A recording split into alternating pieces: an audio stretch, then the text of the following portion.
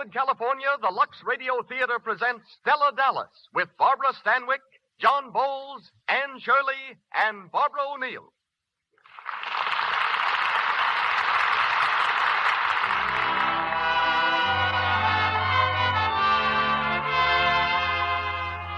Lux presents Hollywood. It is your loyalty to Lux Toilet Soap that makes this program possible, which tonight stars Barbara Stanwyck, John Boles, Anne Shirley, and Barbara O'Neill in Samuel Goldwyn's superlative screen production, Stella Dallas. You will also hear T. Keith Glennon, operations manager of Paramount Studios, and music under the direction of Louis Silvers. And now, the producer of the Lux Radio Theater. Ladies and gentlemen, Mr. Cecil B.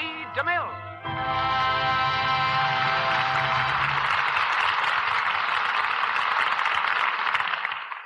Greetings from Hollywood, ladies and gentlemen. With this presentation, the Lux Radio Theater becomes 3 years old. During this week in 1934, we first went on the air, and by coincidence, John Boles was our leading man then, as he is tonight. For our stars, as well as for us, the past year has been an outstanding one. It's been Mr. Boles' busiest and most successful year on the screen. Anne Shirley has acquired stardom and a husband. And Barbara Stanwyck has at last come into her own through her magnificent performance as Stella Dallas, which she repeats tonight. I know of no one in Hollywood who merits success more than Barbara. Born in a poor section of Brooklyn, she lost both parents while still a child. Living with 10 different families, whichever would take her in, she never knew what a home was. At 13, she was earning her own living as a clerk. 2 years later, she was a dancer. And her first glimpse of success came with a stage role from David Belasco, who changed her name from Ruby Stevens to Barbara Stanwyck. Now on top, Barbara can at last indulge a lifelong ambition. She's purchased a farm in the San Fernando Valley and will spend her off-screen life raising horses. Our story was written 15 years ago by Olive Higgins Prouty and was brought to the screen by my partner of 25 years ago, Samuel Goldwyn. As in the film, we hear Mr. Boles as Stella Dallas, as Stephen Dallas, Anne Shirley as Laurel, Barbara O'Neill as Helen Morrison, and, of course, Barbara Stanwyck as Stella Dallas. And now one of the year's greatest pictures comes to the air. The Lux Radio Theater presents Stella Dallas with Barbara Stanwyck, John Boles, and Anne Shirley.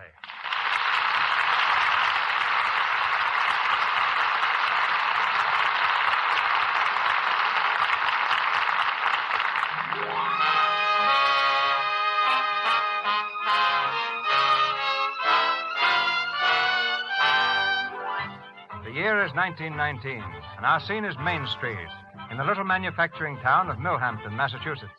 It's 10 o'clock Sunday evening, and the picture at the Bijou Movie Palace has just finished.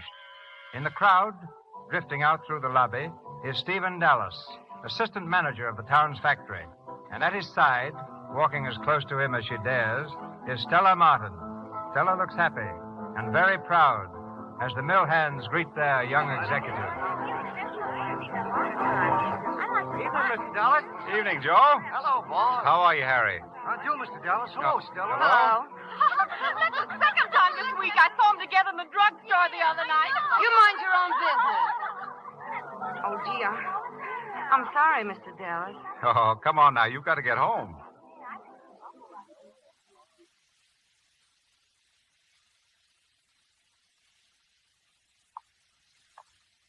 Do you mind our being talked about, Stella? Mind? I mind? Oh, no, it's just that... Well, I can't believe you like seeing me when you could be out with all the swell. Oh, but I want to be with you. I like being with you.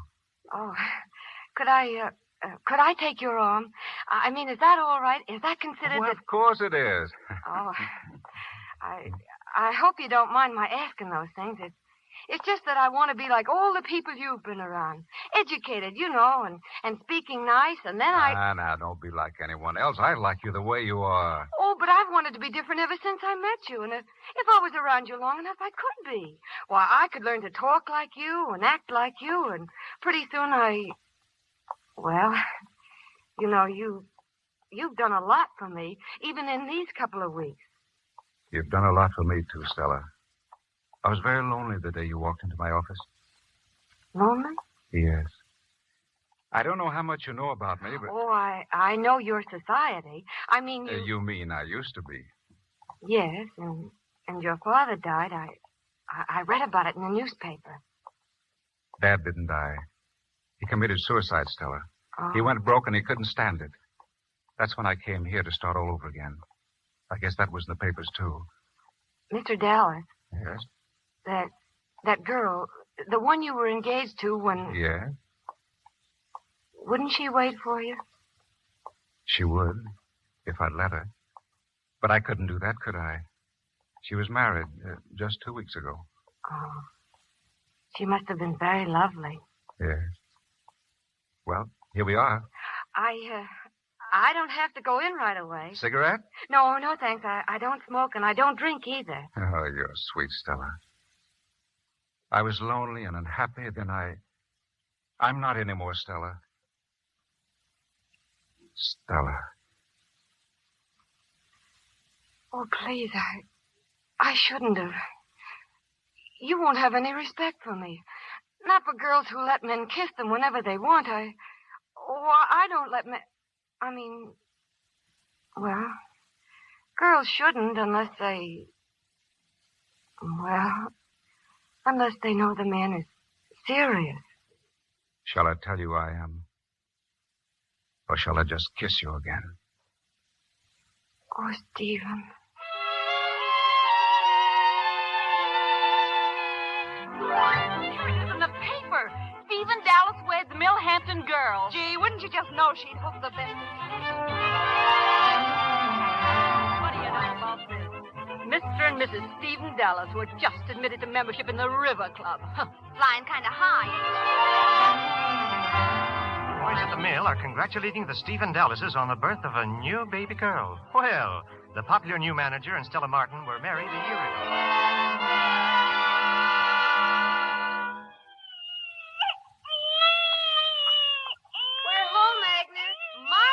You sure is, honey. Who does she look like? Let me see who. Oh, let the nurse take her inside, Agnes. You'll have plenty of time for that later on. Yes'm. This here way, Miss Nurse. Sit down, honey. Oh, gosh. Home never looked so good to me. Oh, poor Stella. Oh, I didn't mind it. It was just the hospital got on my nerves. And that darn doctor trying to make me stay another week. Oh, but Stella, he just thought it would be better if... Better for who? It was just to get your money. Stephen, what's all this on the table? It's mail, honey. You had a lot of friends who wanted to congratulate you. Oh, Stephen, why didn't you bring him to me? The days wouldn't have seemed half so long. Oh, gosh, and I thought everybody had forgotten me. Stephen. Yeah? Look at this, an invitation to a dance at the River Club tomorrow night. I think I can wear my blue dress. I'll let it out a little at the top, now, and then Stella, you don't want to go dancing already? Oh, why not? Before I went to the hospital, I was stuck in this house for 4 solid months without going anywhere. And we just got into the River Club. All my life, I've just about died to go to the real places and get in with the right crowd. And just when I get a chance and get started, I have to give it all up. Oh, we'll go next time. Well, I don't want to go next time. I want to go this time. Oh, Stephen, I won't dance much, I promise. Gee, I just want to get a wave and a manicure and get all dressed up again and go hear some music and forget all about doctors and hospitals and nurses. And babies? No, but... Oh, Stephen, please. Now, Stella. Oh, please.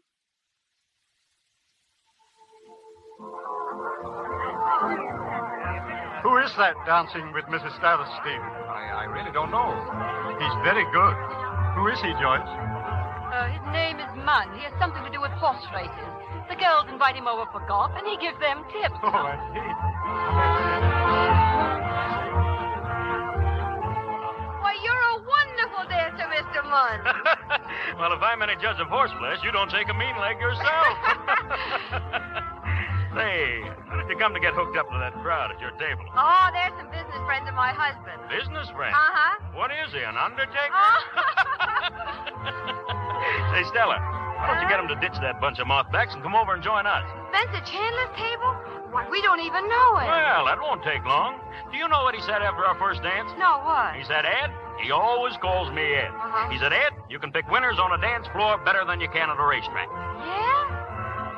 Oh, go on. Don't red apple me. Oh, no. on the level. Come on, I'll prove it to you. Wait, I'd have to ask Stephen first. Oh, forget it. Hey, Spence. Sit down, Mon. Spence, I want you to meet a friend of mine. Stella, Mr. Chandler, Mrs. Dallas. How do you do? How do you do? Say, Spence, I want you to prove something to her for me. Didn't you say I could pick 'em on a dance floor as good as I can on the track? Yes, but I wouldn't feel too flattered, Mrs. Dallas. Mon hasn't given me a winner in over a month. Won't you sit down? Thank you. Or would you rather dance? Why, yes, I guess I would. Fine. Well, Stella. Oh, Stephen, come here. Stephen, this is Mr. Munn. Pleased to meet you. And Mr. Spencer Chandler. How do you do? How do you do? Mr. Chandler just asked me to dance. You don't mind. I'm sorry, Mr. Chandler. My wife's just out of the hospital. She ought to be home in bed. And that's where she's going. Well, we'll hurry then. Come on, Mr. Chandler. Stella. Hey, Dallas, you wouldn't like to sit down and have a little snifter, would you? No, thank you.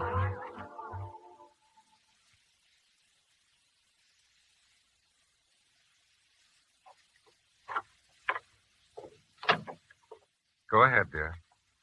Thank you.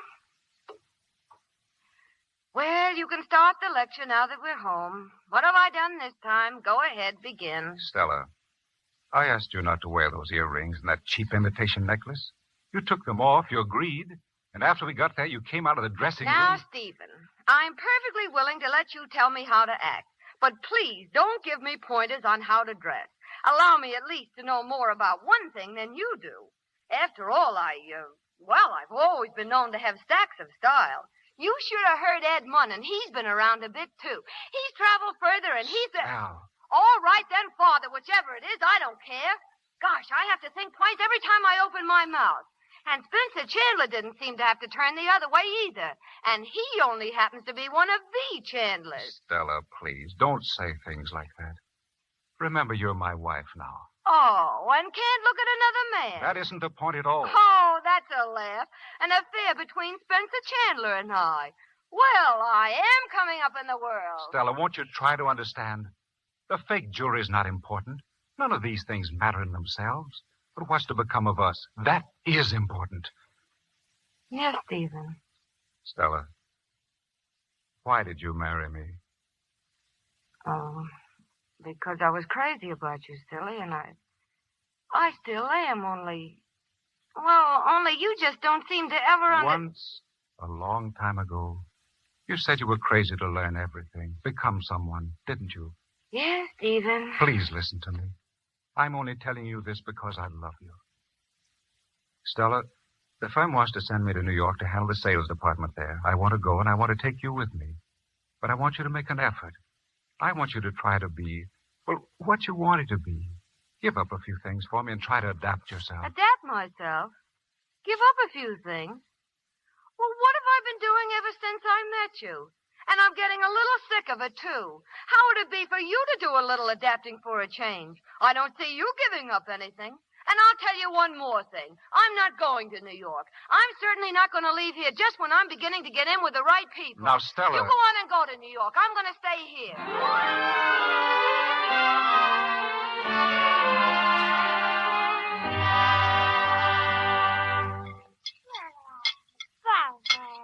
Hey, cut it out.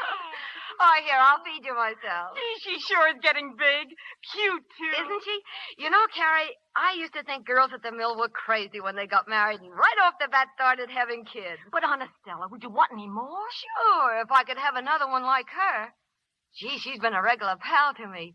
You know, since Stephen's been away in New York so much, I hardly know I have a husband. Why, he's only been home 3 times this summer. And then it was only on account of her. He's crazy about her. And who wouldn't be? Now, who's that? Edna? Oh, where is that girl? All right. Hi! Why, Ed Munn! Well, is that all the welcome I get? Ed, of all people! Oh, gosh, I'm glad to see you. Well, I'm glad to see you. Come on in. Thanks. Stella, this is my friend Charlie. You remember Yeah, Charlie? how are you? Hi. Come on inside. Hey, Carrie, look who's here. Well, for heaven's sake! Hello, Carrie. Hello, Ed. Hello, Charlie. Hi. Well, will you get a load of that kid? Has she grown or am I crazy? Oh, Lolly, darling, you remember Uncle Ed, don't you?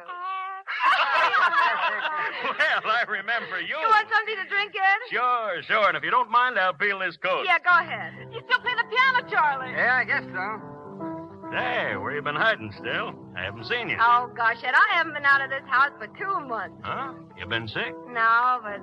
Oh, I don't know. I don't seem to get any fun out of a good time anymore. All the time I'm out, I'm thinking of her and what she's doing and how soon I can get back to her. Well, here's hoping I'll always be around at the right time. Oh. Say, can I pick the kid up? Yeah, go ahead. Ho, ho, ho. Come on, dear Uncle Ed. That's a girl, Laurel. Come on. Well, what's the matter? Ain't you got a great big smile for Oh, Uncle of Ed? course she has. Come on, darling. Smile for Uncle Ed. Yeah, Come on. yeah. Edna. Come on, Lolly, darling. Smile. Look at those noses. Look. Edna, who was it? Edna! It's Mr. Dallas, ma'am. Hello, Stephen. Hello, Stella. Oh, you remember Mr. Munn. How do you do? And Carrie Jenkins? Oh, how do you do? How do you do? Well, I think I'll be getting along. Oh, all right. That's a fine baby you got there, Mr. Dallas. Thank you, I think so. I gotta be going too, Ed. Me too. Just a minute. I'll see you to the door. Forget it. We won't get lost. Well, so long, Stella. Bye. Goodbye, Mr. Dallas. Well, Stephen, sit down. Stella, I can't have our child living this way. Oh, what's wrong this time? It's not just this time. It's every time I come. What do you mean? Because there was a couple of drinks? Well, what's wrong with that? Coming in here with that icebergy way of yours. I'm sorry. I didn't mean to be rude, but she's my child, too, and I won't have this. I haven't wanted to take Laurel away from you, but if Take her away from me? What are you talking about? Here, darling, come to your How daddy. dare you say such a thing? Give it to me. Stella. Give it to me, I say. Stella, please, you Watch mustn't out, do you're this. hurting her. Get out of here. Stella. Get out, I say. Oh, did he frighten Mommy's little girl? Don't you cry. Mommy's right here. Mommy won't let anybody hurt you. There. Oh, darling. You're here with Mommy, and nobody in the whole world is ever going to take you away. Nobody. Nobody.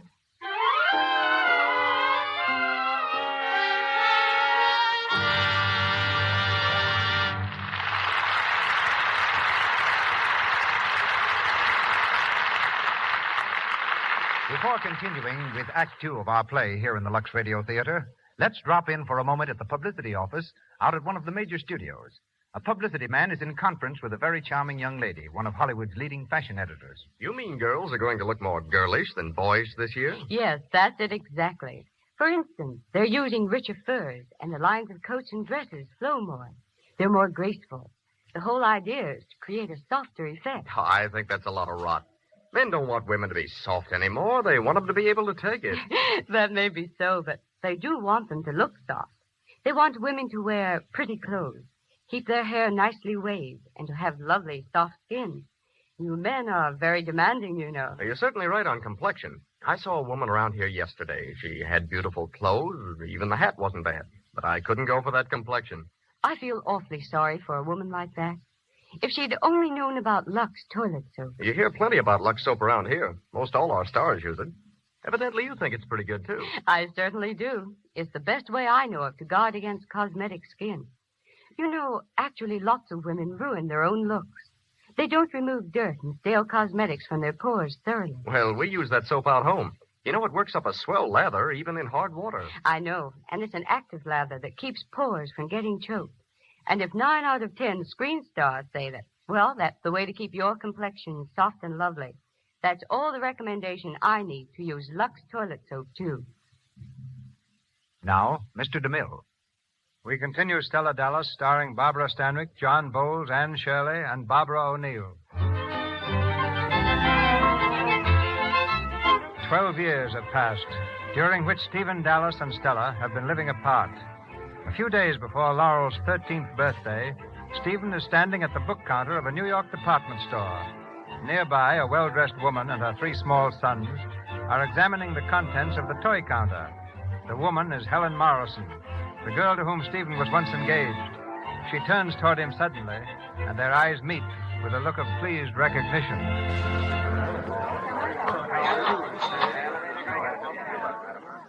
Stephen. Helen. Oh, Stephen. I'm so glad to see you. Oh, and you. Oh, boys, come here. Come, please. Stephen, these are my sons. How do you do, young gentlemen? How do you do? Oh, this is Mr. Dallas, whom your mother has known for such a long time. John. How do you do? Lee. Lee? How do you do? And Cornelius. Cornelius? How do you do? Con. He doesn't like to be called Cornelius. I do, too. It was my father's name. Was? Oh, Con is the man of the family now, and he looks after us all so beautifully. His father would be very proud. That's splendid. Nothing but the finest care in the world would be good enough for your mother. But, Stephen, tell us about you. What are you doing here? Well, if you mean New York, I'm in business here. If you mean this store, I'm here buying birthday presents for my daughter. Your daughter? Mhm. Oh, Stephen. Wait a minute. I have a picture here of her. Here it is. Oh. Oh, she's lovely. When may we meet her and her mother? Well, they're not here. You see, Laurel goes to school up near Boston, and her mother spends all of her time with her. Oh. Oh, well, I have so many things to hear and to tell. Can you have lunch with us? Well, I should be back at the office by now. Oh. We'd be glad to have you, Mr. Dallas, if you don't mind carrying your own tray. John's been saving up for a whole month in order to take us out for lunch. Really? It's his treat. How about it, Mr. Dallas? Yes, Steve. Well, I guess I can't refuse an offer like that. No. Oh, Mr. Dallas. Come on, fellas. If you run short, John, I'll lend you a couple of dollars. Gee, thanks.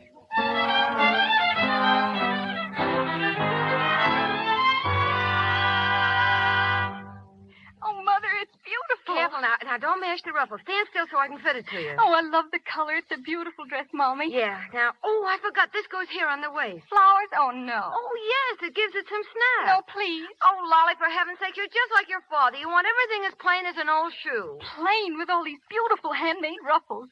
Oh, just you wait till Dad sees them. He always notices my dresses. Yeah? Oh, what did he say in his letter? Anything? Just that he's expecting me during vacation, and we're going to have more fun than last time, he says, because we're going visiting. Where? Oh, I guess you know her, too, an old friend, Mrs. Morrison. Morrison? You do know her. Not me. Take off the dress and let me get to work on it. Watch out for the pin. Come on now. Pull it over your head. Oh, what's going on in there? Come on in, Ed. No, Mother, wait till I get out. Lolly. Say, what is this? A Folly's dressing Mother, room? please. Oh, what's the matter? You shouldn't see me like this. Oh, for heaven's sake, Ed's known you since you were knee-high. Yeah, and even less than that. Now, what have you got to hide from your Uncle Ed? Come on, give us a kiss. Mother, make him stop, Ed, please. stop. Come on now, come on. No, let me alone. Let me Lolly. alone. Oh, Ed, I wish you wouldn't tease her like that. You know she don't like it. Yeah, I know. But I get a kick out of a young one being so finicky. Well, is your car downstairs? Huh? Oh, no, it's in the shop. Why? Oh, I wanted to go to town. I wanted to get the decorations for Laurel's party. Well, why not go in on a train? I'll tell you. We'll take the kids, see a show, and have dinner. No, I don't want her to know what I'm getting. Oh, I see. Well, I guess I could show you a better time without her. Ed.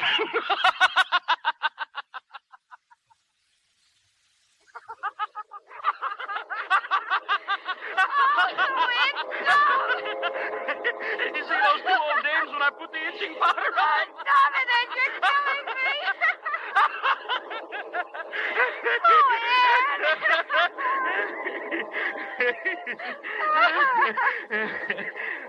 Oh, gosh, Stella. We have a lot of laughs, don't we? I got a pain from it. Say, Stella.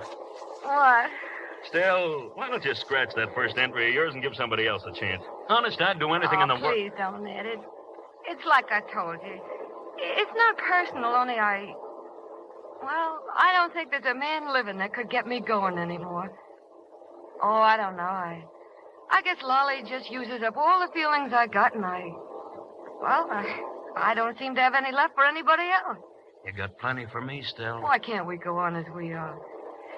Gosh, I don't know what I'd have done without you some of the times when Lolly was back with Stephen. You're such a good sport and such a lot of fun, but I guess you know what you're doing.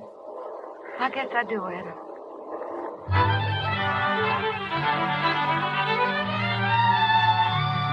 Why do you have to go, Laurel? Laurel, let's go back to school, dear. The car's waiting, Laurel. I'm ready. Let me have Laurel's bag, John. You'll drop it. I will Oh, not. now, don't argue, John. She'll miss her train. Oh, goodbye, Laurel. been fun, hasn't it? Oh, yes, Mrs. Morrison. We'll be looking forward to your next visit. I've had such a lovely time. I don't know how to thank you. Oh, goodbye, dear. Goodbye, Helen. Goodbye, Stephen. Goodbye, boys.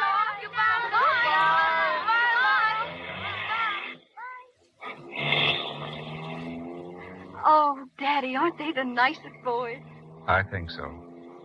How did you like Mrs. Morrison? I think she's the loveliest lady I ever knew. Do you, Laurel? Do you really? Oh, I mean, of course I mean, except my mother.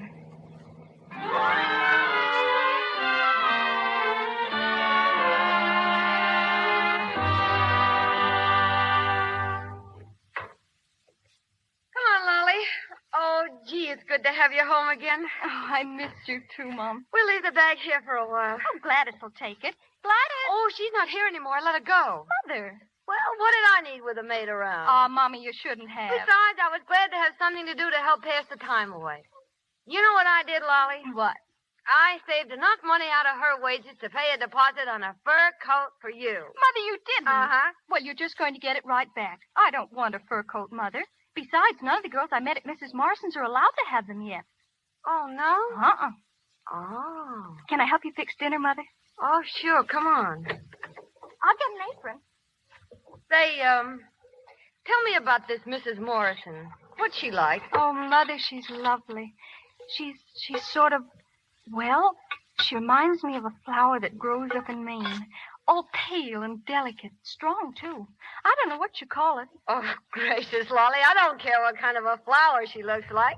Is she tall or short, dark or light, fat or thin? How old is she? Well, she doesn't seem to be any special age. You know, she's like one of those goddesses in my mythology book that way. Oh, come on now. You can tell whether she's 20 or 40. Oh, she's not 40. No. Well, I guess maybe she's about 25. And, how did your father happen to meet this goddess? No, Mother, it's like a story. Con told me all about it. Con? Uh-huh. Is that her husband? Oh, no, he's dead.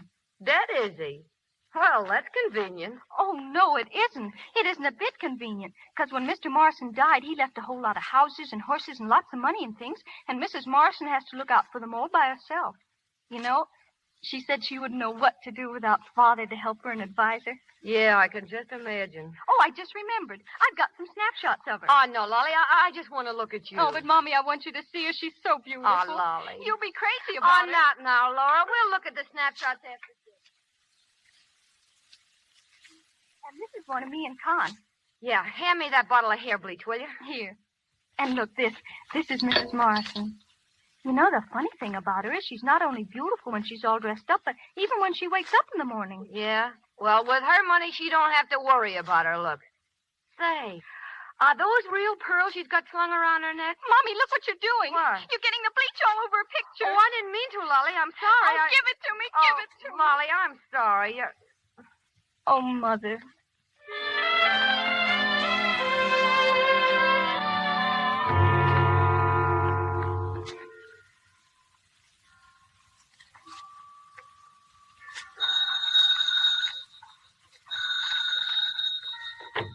Daddy! Merry Christmas! Oh, Daddy, I'm so glad to see you.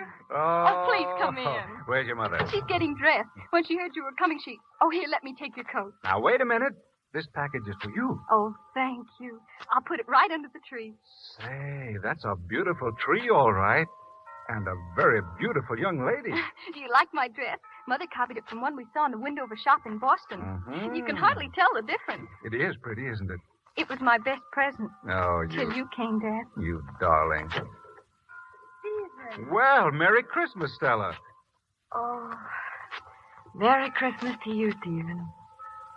Oh, it's good to see you again. It's good to see you. Sit down. Thank you.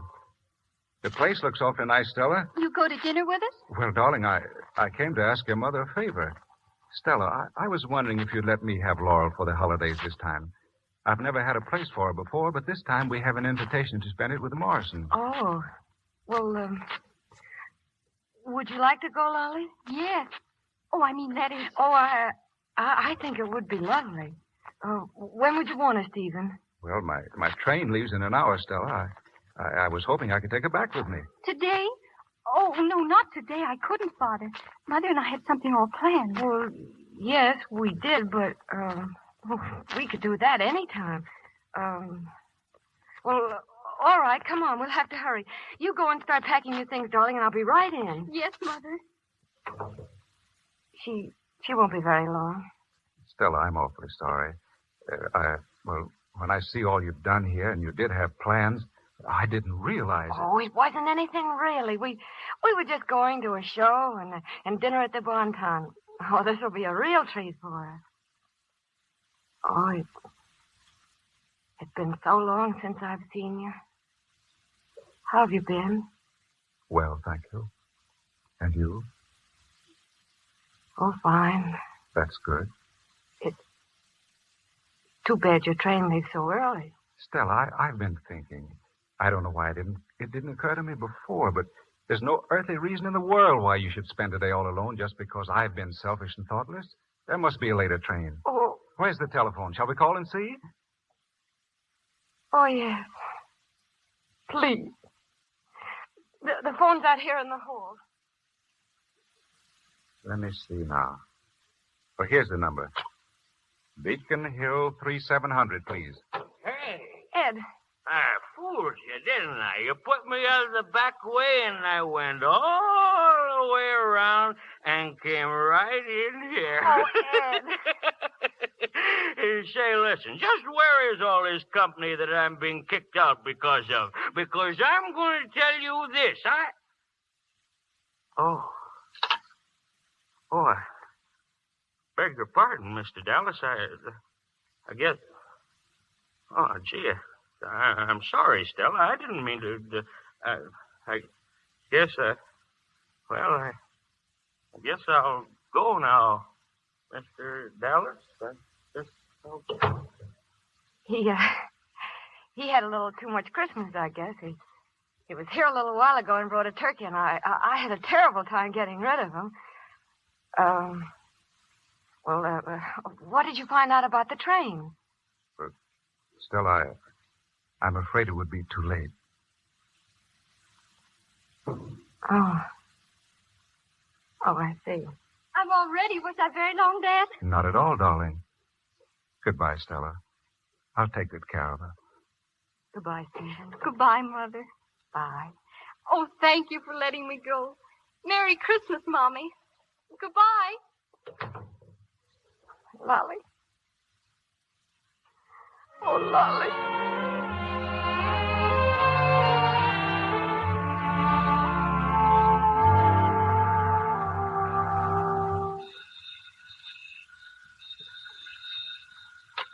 Hello, Morley and Morley.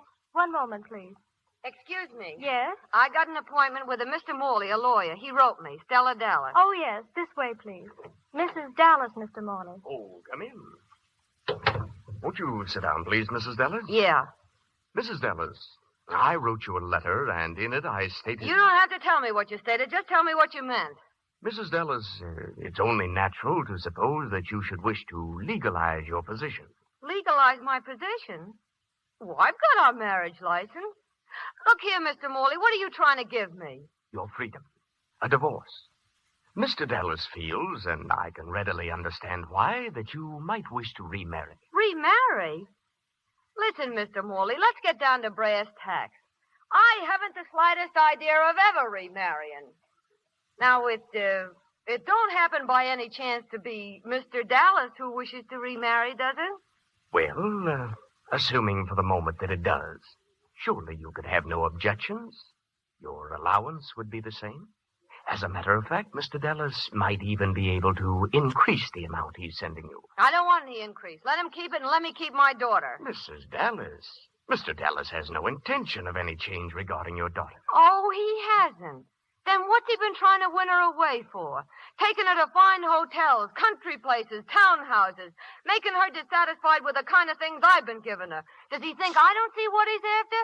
Well, you'll never get away with it, and I'll tell you why. Because I'm going to give her the same things. Everything her heart's been set on. Fine hotels, fancy friends, she's going to have them all. Only I'm going to give them to her, and he's going to pay for them. And if he's got any extra increases, he can just hand them over. And if he don't, maybe I'll get a lawyer and bring in the name of that highfalutin widow. But, Mrs. I Dallas... won't keep you any longer, Mr. Morley. Thank you very much. Just see that the check is mailed to the same place. That's all the benefits I want.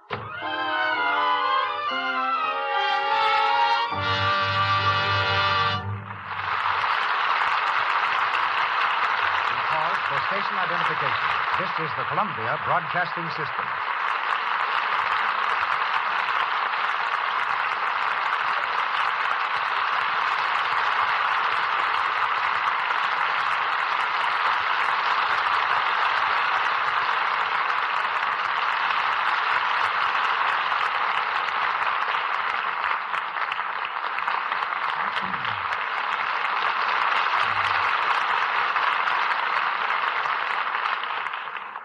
In this pause between the scenes of Stella Dallas, we take our weekly glance into things intimately Hollywood.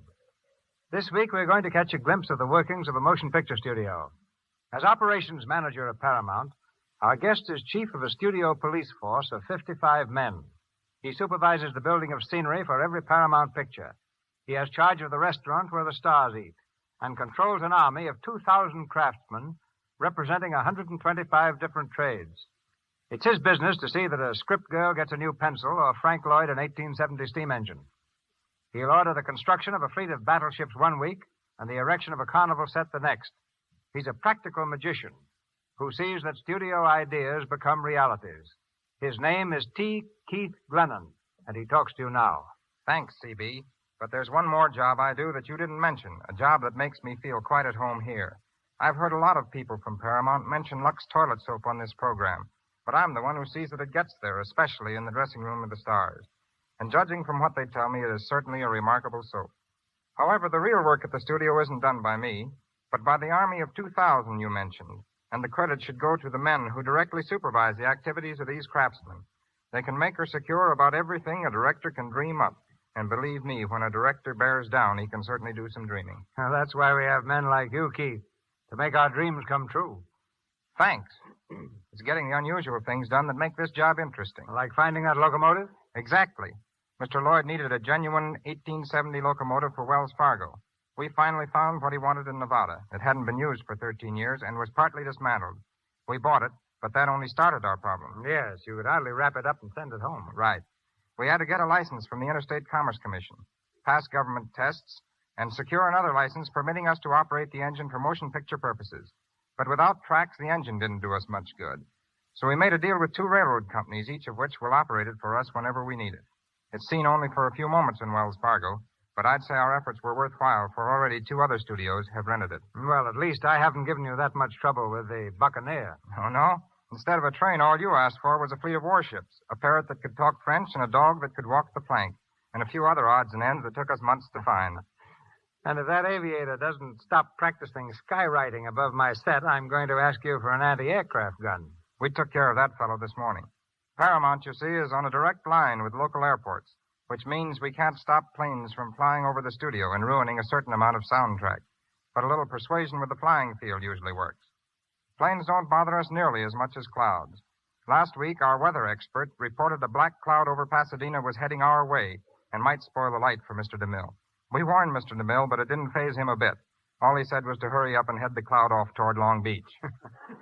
And to my amazement, you did it. Yes, the only request we haven't been able to fill in recent weeks is that of W.C. Fields. We had to supply him with a kiddie car for the big broadcast of 1938, but we couldn't comply with his wish that we carve the wheels out of Charlie McCarthy. Good night, Steve. Good night, thank you. Barbara Stanwyck, John Boles, Anne Shirley, and Barbara O'Neill in Stella Dallas. Determined to give her daughter everything her father could, Stella took Laurel to a fashionable summer hotel. But Stella's gaudy style and her unpolished manner soon became the subject of amused comment. Laurel asked to leave. On the night train bound for Boston, the unsuspecting Stella lies awake in a lower berth, listening to Laurel stirring restlessly above. Some girls from the hotel come in from the adjoining car.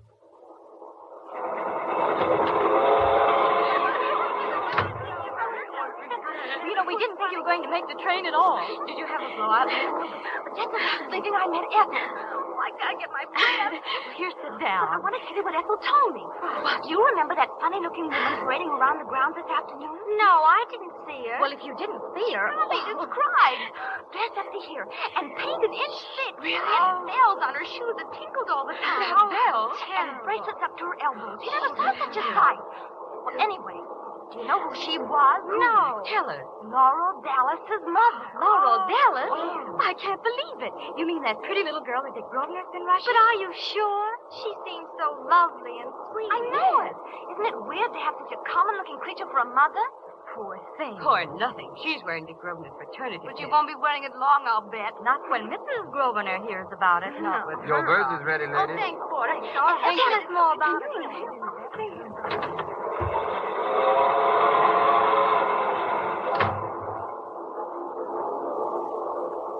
Mother. Mommy. Are you awake, Mother? What? Have you been awake? Me? No. I've been sleeping like a log. Oh, Mommy, it's so lonely up there. I want to come down here and cuddle with you. Sure, honey. Sure, darling.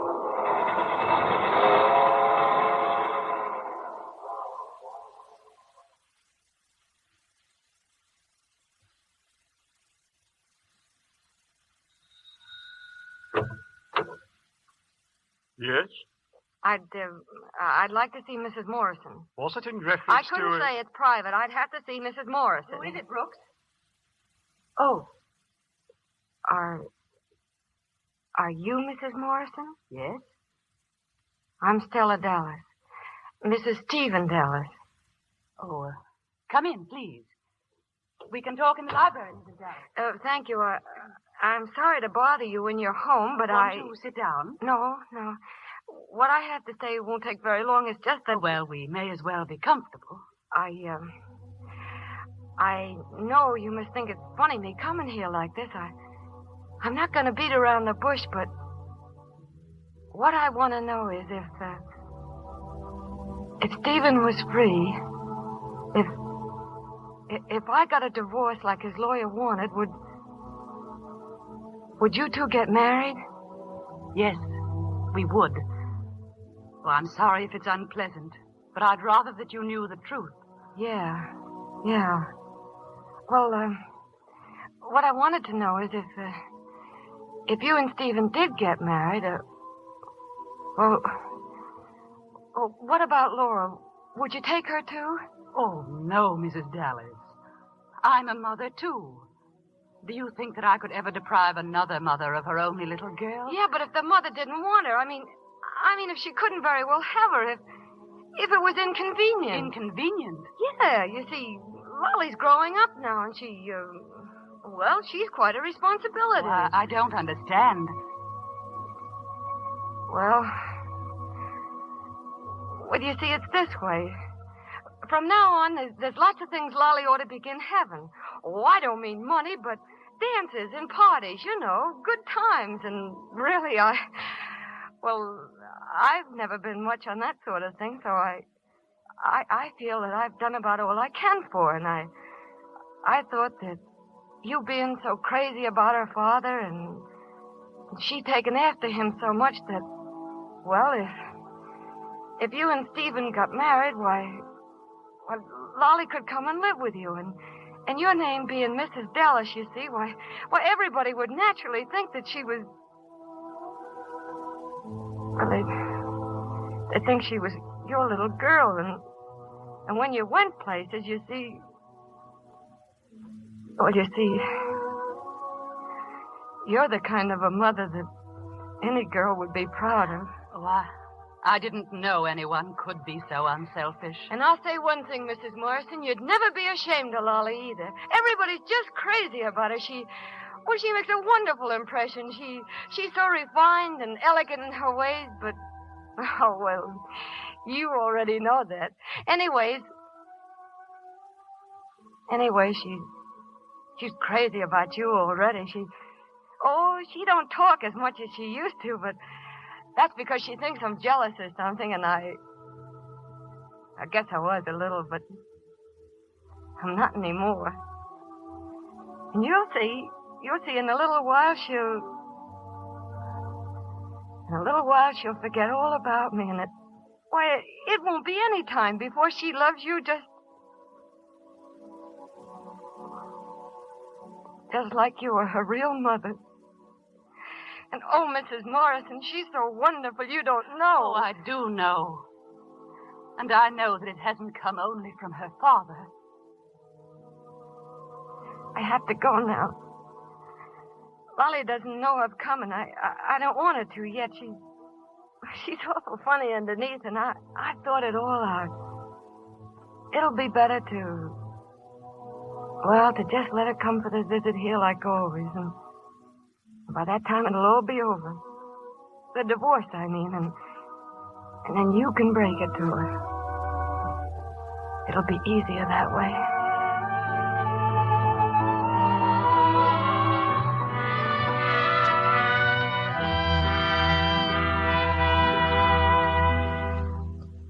For bed, Laurel? Almost. Oh, it's been such a grand evening. I'm so excited. Oh, your father's coming up to kiss you good night. You know, I've never seen Father so happy before. And you, dear, are you happy? So very for you both.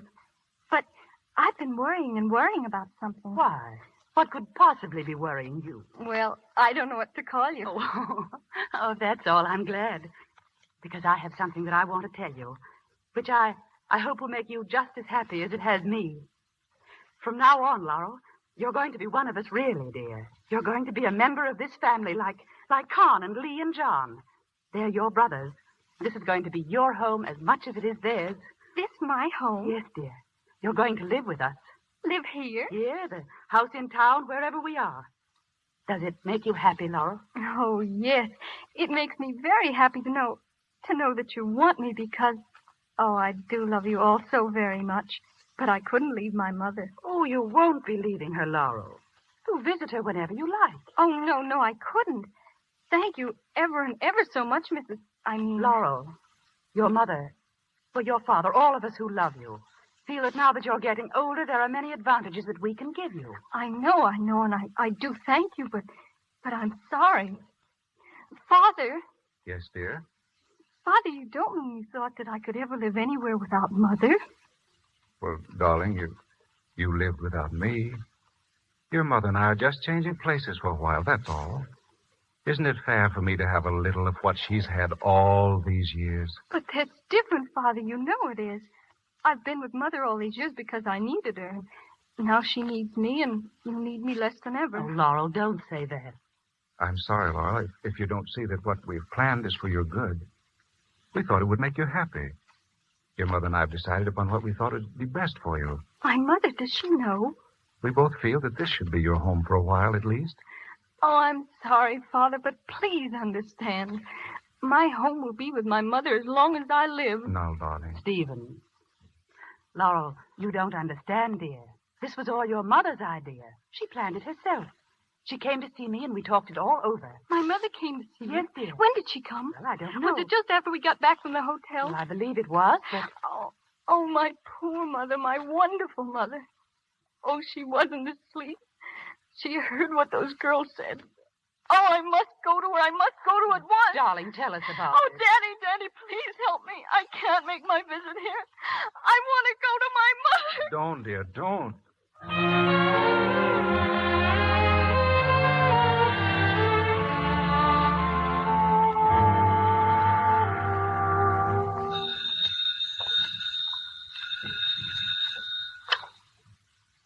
Hello? Mrs. Stella Dallas? Yeah, that's right. We have a telegram for you. Shall I read it to you? Telegram? Yeah, read it, will you? It's from Helen Dallas. It says, Laurel is on her way back to you. When she was told your unselfish plan, she refused to accept it. She loves you very much. Oh. Will there be an answer to that? Huh? No, thanks.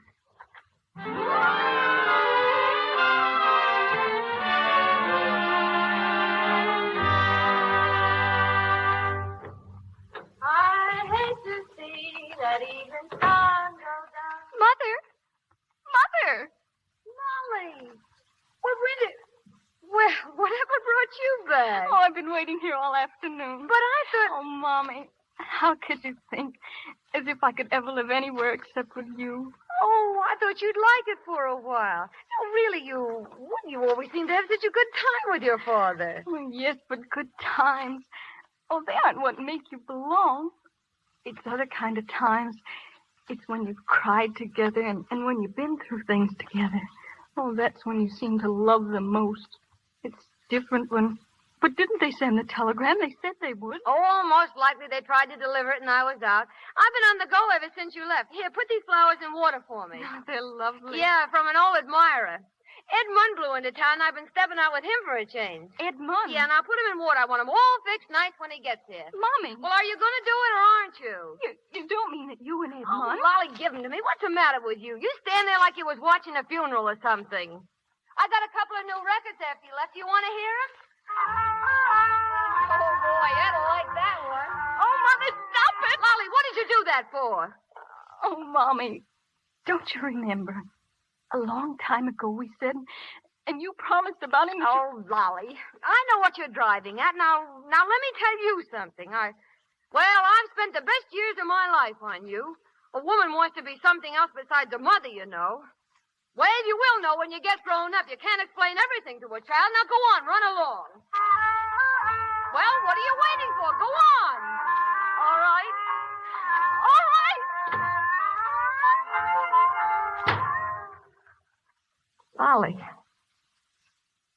Oh, God.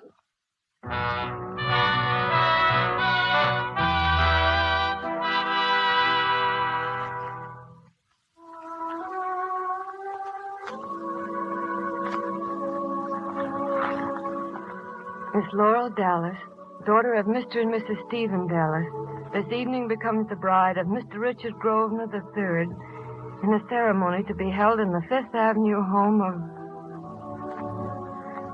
her parents.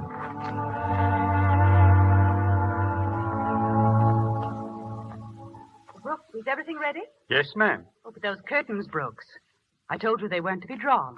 Open them, please. I beg your pardon, ma'am. But if the wedding is to be held in this room... Well? It makes it a bit public, ma'am. Perhaps. But I want those curtains open, please. Very good, ma'am. Helen, Yes, dear? is that for her? Yes. She'll be out there, watching from the street. I know she will. You're sweet, Helen. I've got to go see Laurel.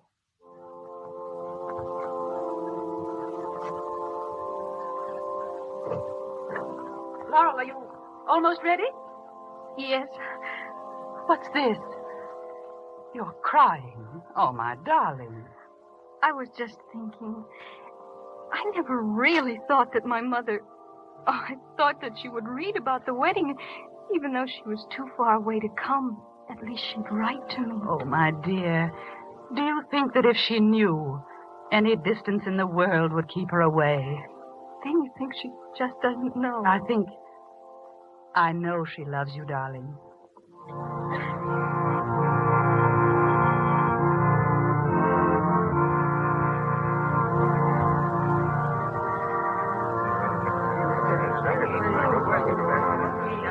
Look, there's a window. You can see the whole thing. Front row seats, huh? All right. Don't shout. Break it up there. Come on. Break it up. You too, lady. Move along now. Oh, please. Please, let me stay a minute. Just let me see her face when he kisses her, please.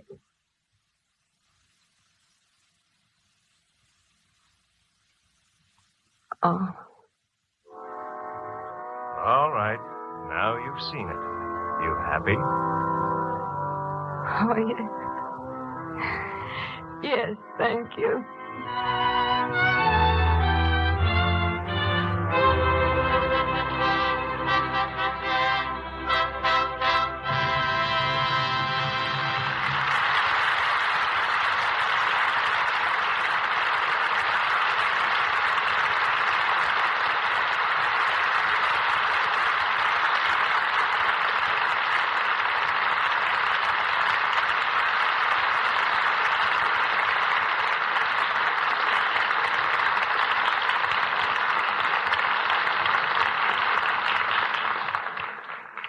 Ladies and gentlemen, our play has ended, but our stars return with Mr. DeMille in just a moment. We just want to mention those who so ably made up tonight's cast. They were Lou Merrill as Ed Munn, Bruce Satterley as Cornelius Morrison, Jack Egger as Leo Morrison, Dickie Jones as John Morrison, Wallace Roberts as Mr. Cooper, Sada Cowan as Mrs. Cooper, Hudson Fawcett as Mr. Chandler, Grace Kern as Carrie, James Eagles as Charlie, Teresa Harris as Edna, Frank Nelson as Mr. Morley, Elia Braca as Secretary, Margaret Brayton as Lynn, Joan Taylor as Doris, Margaret McKay as Telegraph Girl, Mary Lansing as a Mill Girl, Ross Forrester as Pullman Porter, and Alexander Lockwood as a policeman. Miss Stanwyck, whose next picture is Breakfast for Two, appeared through courtesy of RKO Studios, as did Miss Shirley. Another hit film from this studio is Stage Door, starring Ginger Rogers, Katharine Hepburn, and Adolphe Menjou. Mr. DeMille is from Paramount, where John Boles is now filming The Yellow Nightingale. Louis Silver's 20th Century Fox, where he was in charge of music for Lancer Spy. Stella Dallas will soon be heard on the air in serial form. Back now to Mr. DeMille. Once again, the curtains part for our stars, Barbara Stanwyck, John Boles, and Anne Shirley.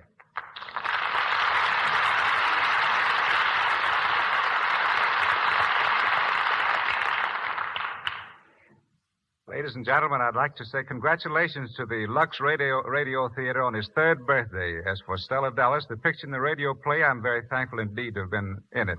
But the real honors belong to Barbara and Anne. Barbara had to grow 20 years older and really look it. And Anne had the job of appearing as a 13-year-old girl.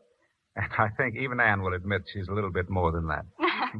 Well, I didn't have to use much makeup to look 13, but poor Barbara had to go around loaded down like a moving van. But I loved it. Chiefly, I suppose, because it was such a fine character part. While I've changed, I've been accused of aging players without resorting to makeup. I think our listeners would like to know, Barbara, just what we do to add 15 or 20 years to a player's appearance. Well, it's all a matter of upholstering the hips, stomachs, and ankles. It's done with cotton padding, and it makes you feel a bit like a football player. The pouches I had under my eyes, the lines and wrinkles on my face were done with paint and brush, and so were my hands. I put sags in my cheeks by stuffing my mouth with rolls of cotton, just like the dentist uses when he says, "This is going to hurt us just a little." Yes, if you happened to see me in the picture, you'd swear I never was near a cake of Lux toilet soap in my life. I certainly looked awful. But don't you worry, Mr. DeMille. Barbara wouldn't be without Lux soap for anything, judging from the way I saw her use it in her dressing room.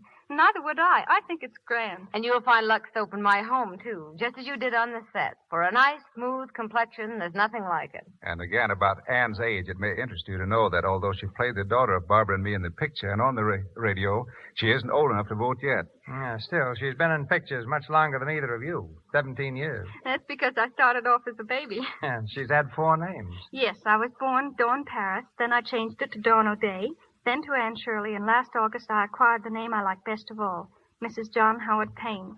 Thank you all, and good night. Good night. Good night.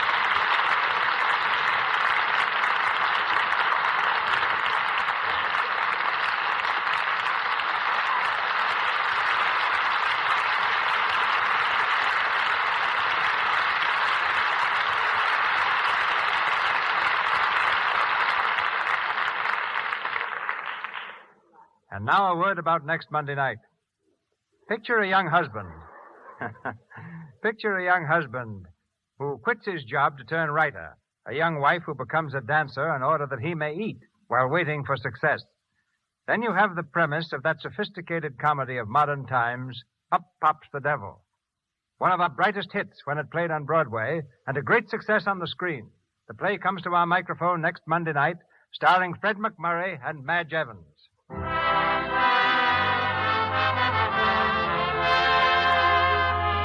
Our sponsors, the makers of Lux Toilet Soap, join me in inviting you to be with us again next Monday night when the Lux Radio Theater presents Fred McMurray and Madge Evans in Up Pops the Devil.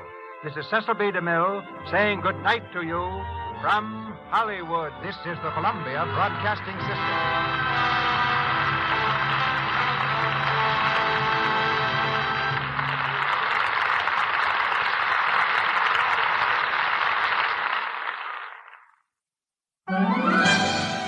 This is Jeffrey Lyons, hoping you enjoyed AMC's Lux Radio Theater presentation of Stella Dallas, starring Barbara Stanwyck in her Lux Radio debut with John Boles and Anne Shirley, as originally broadcast over CBS Radio October 11th, 1937.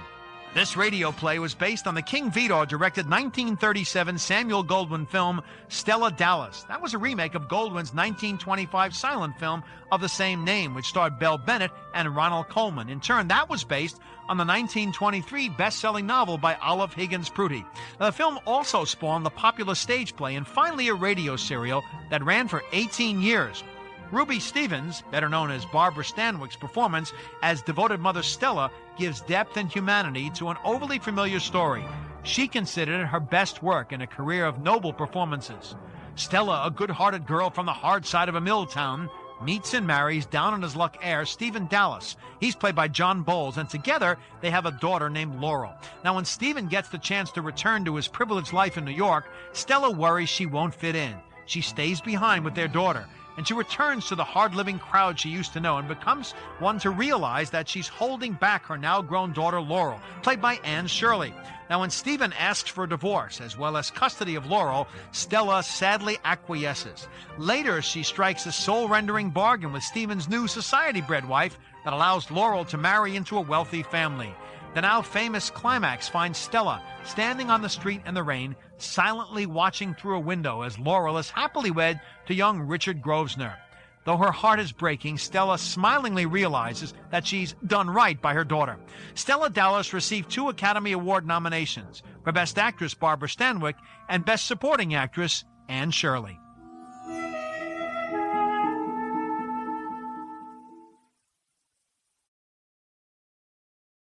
Lux presents Hollywood.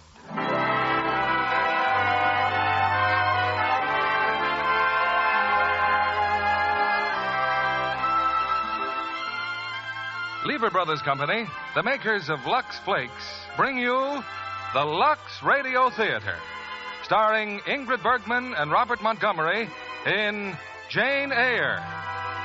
Ladies and gentlemen, your producer, Mr. William Keighley.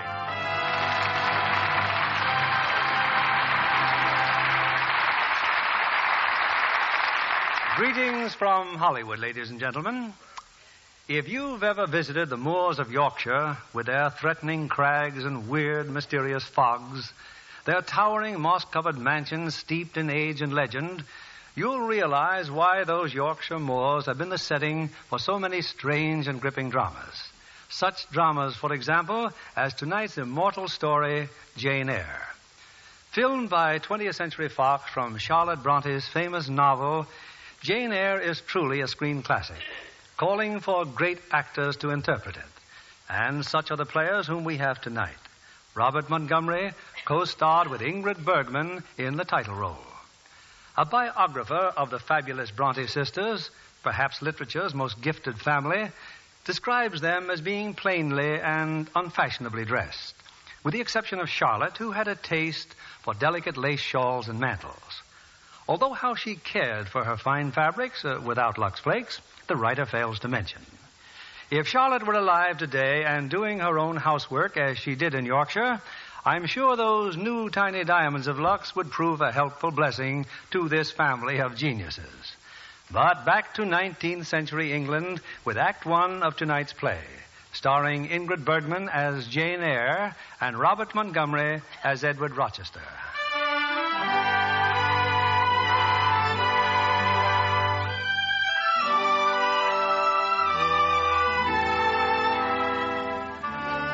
My name is Jane Eyre. I was born in 1820, a time of harsh changes in England. Money and position were all that mattered. Charity was a cold and disagreeable word, and religion too often merely a mask to cover bigotry and meanness. As a child, I had no one, only an aunt. I cannot remember that even once did she speak a single word of kindness to me. When I was 10, she sent me away to school to a place called Lowood. What do you want? I am the new girl, sir. Jane Eyre. You are aware of my identity, Eyre? They told me you are Mr. Brocklehurst, sir. That is correct. I am the supervisor of this institution. Institution, sir? Did I give you leave to question me? No, sir. Perhaps the word institution annoys you. Excuse me, sir. I thought this was a school. Lowood is a refuge, Eyre. A refuge for paupers and orphans, who, but for these portals, are without homes. Here we give everything. In return, we demand nothing short of absolute obedience and humility. I have tried to be a good girl, sir. You have tried only to torment your poor aunt. From what she told, and from what is readily observed, you're a wicked and worthless child. That isn't so. In all the earth, there is no sight so terrible as a wicked child. But I promise, all wickedness will be driven from you here. Yeah. Yes, sir. Get to your knees. We shall pray together for the salvation of your soul.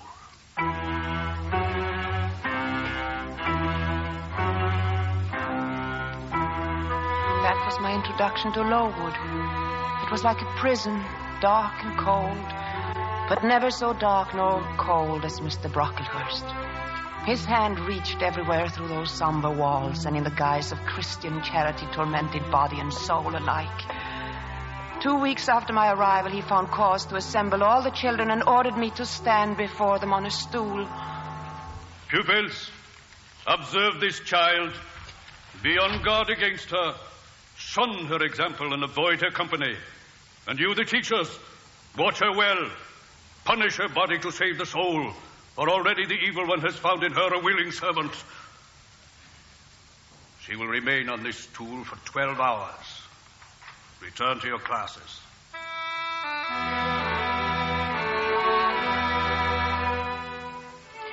If we who were children at Lowood did not flourish, at least we survived. True, we had nothing to cling to, save each other. But the very anguish that was Lowood bound us together still more closely. Life was bearable. I know because I was there for 10 years. Shortly after my 20th birthday, Mr. Brocklehurst sent for me. This is a solemn moment, Eyre. Little did I imagine that the unregenerate child I received unto this institution would in 10 short years become one of its teachers. A teacher, sir? The trustees have seen fit to bestow that honor upon you. But I cannot accept the offer, sir. And why not, pray? I do not wish to stay at Lowood. This is unheard of. The ingratitude. I've had 10 years of harshness and drudgery, sir. For that I can have no gratitude. Willful. Stiff-necked as ever. I see we've been sadly deceived in you. And where do you intend to go?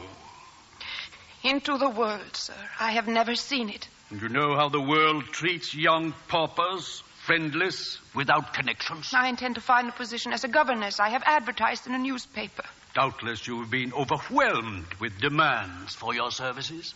No, sir. This is ridiculous. You have no talents. Your appearance is insignificant. I warn you, Eyre, if you persist in this folly, this haven will never again be open to you.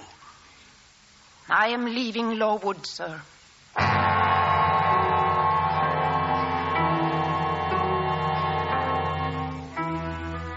My advertisement brought me a solitary answer, a letter signed by a Mrs. Fairfax.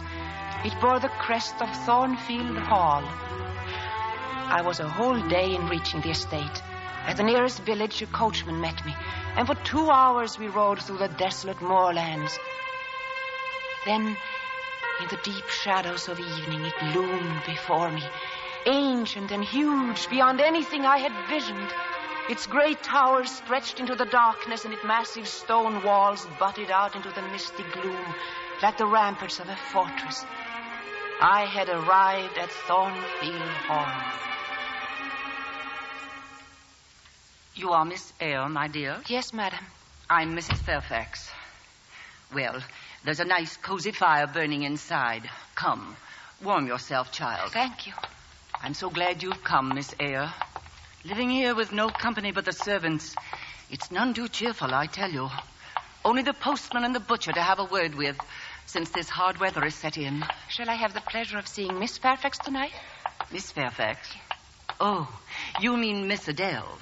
Is it not your daughter to whom I shall be governess? Oh, gracious, no. Adele is French. You will see her in the morning. She's Mr. Edward's ward. Mr. Edward? Mr. Edward Rochester, the owner of Thornfield. Oh. I'm only the housekeeper. Will he wish to see me this evening? No, he is not here. He's very seldom at Thornfield. And then his visits are always sudden and unexpected and brief. Oh, but this is such a beautiful home, Mrs. Fairfax. I mean, it is hard to understand why Mr. Rochester would choose to remain away. It is strange. But then, Miss Eyre, Mr. Rochester is a strange man in many ways. Let me show you to your room. Thank you.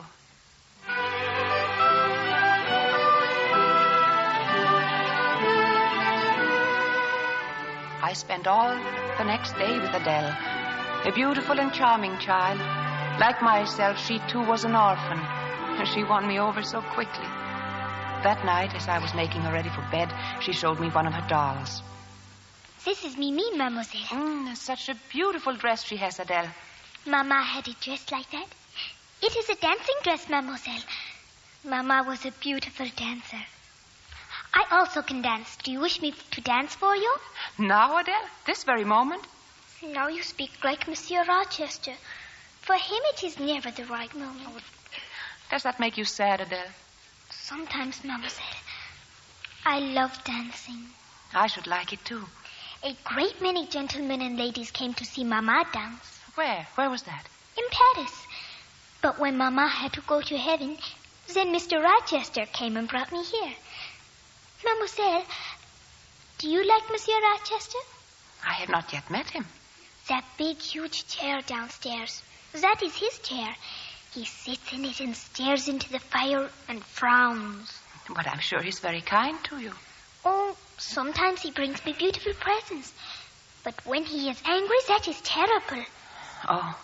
But do not be concerned, mademoiselle.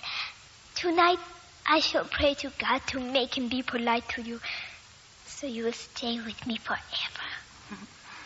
Thank you, Adele. Thank you.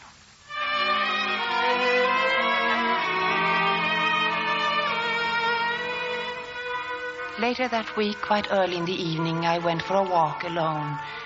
It was cold and huge clouds of mist clung to the ground.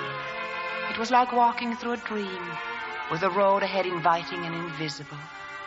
There must have been a turn in the road, for I saw nothing and heard nothing until it was upon me. And then out of nowhere there was a fearful clatter of hoofs and a man frantically shouting. Out of the way! And then both, horse and rider, crashed to the ground. Oh!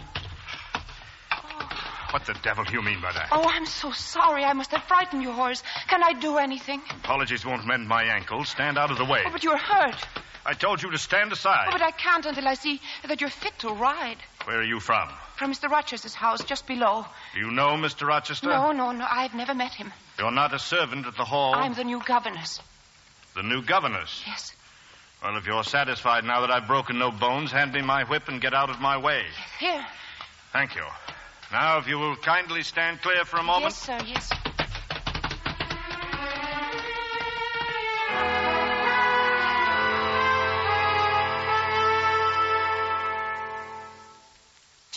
Jane. Yes, Mrs. Fairfax? Quickly, dear. He's been asking to see the new governess. Who? Mr. Rochester, of course. Oh. Rode in on us without warning and in such vile humor. Where is he? Inside before the fire. In his chair. Thank you.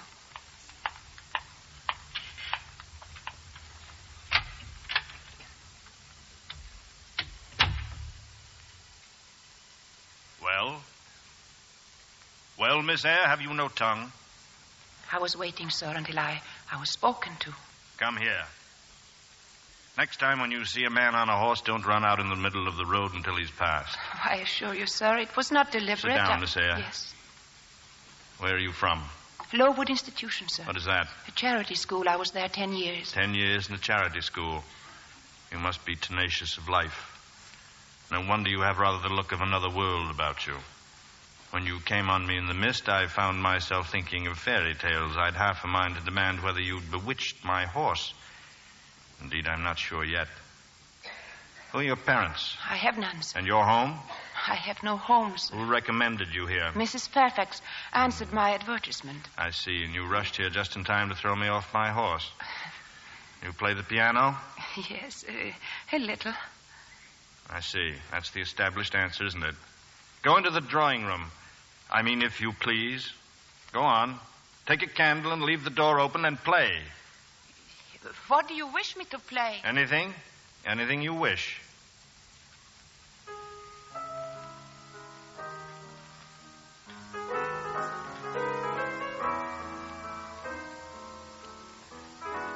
That's enough. That's enough. You play a little, I see, like any other girl. Perhaps better than some, but not well. Good night, Miss Eyre. Good night, sir. What sort of man was this master of Thornfield? So proud, so cynical, so unmannerly. Instinctively, I felt that his harsh mood had its source in some cruel cross of fate. I was soon to learn that this indeed was true. After he said good night, I went to my room. I had scarcely fallen asleep when I heard it. Like a voice in a nightmare. A wild, insane laughter, a woman's laughter that seemed to come from somewhere in the tower of Thornfield Hall. I opened my door. At the end of the long hall, in front of the stone steps leading to the tower, I saw Mrs. Fairfax. She was talking to someone. You must be careful. I've told you time and time again. It can be heard all over the house. I know. Yes. Good night.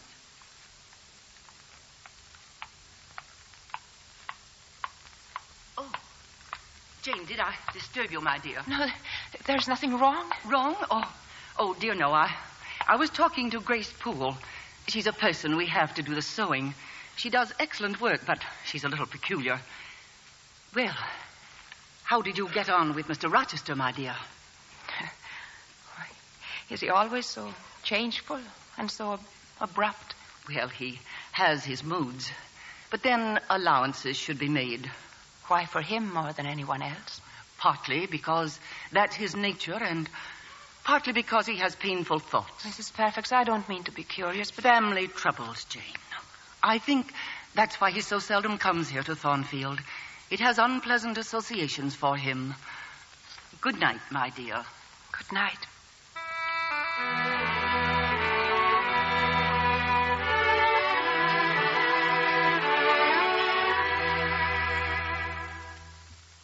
Sit down, Miss Eyre. Tell me, you have been here now... How long is it? 8 days, sir. 8 days. You puzzle me a great deal, and from the way you stare at me, it's apparent that I also am something of a puzzle to you.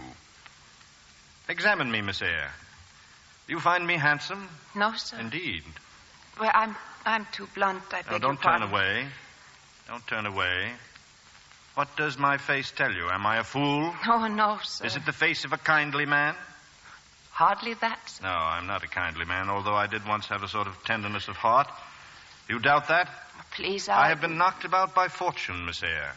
She has kneaded me with her knuckles, till now I flatter myself I am as hard and as tough as an India rubber ball, with perhaps one small sensitive point in the middle of the lump.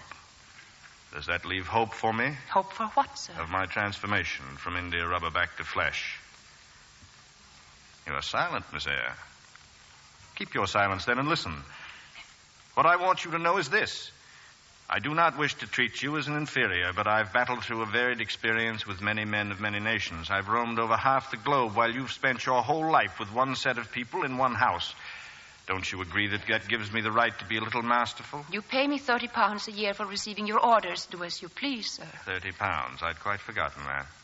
Yes, well, on that mercenary ground, won't you agree to let me bully you a little? No, sir. Only on the ground that you inquired of my feelings as your equal. Good. And you'll not think me insolent. I should never mistake informality for insolence, sir. Now, where are you going? It's time for Adele's lessons. You're afraid of me. You want to escape me. You look at me and you hesitate to smile, even to speak. Admit it. You're afraid. I am bewildered, sir. I'm certainly not afraid.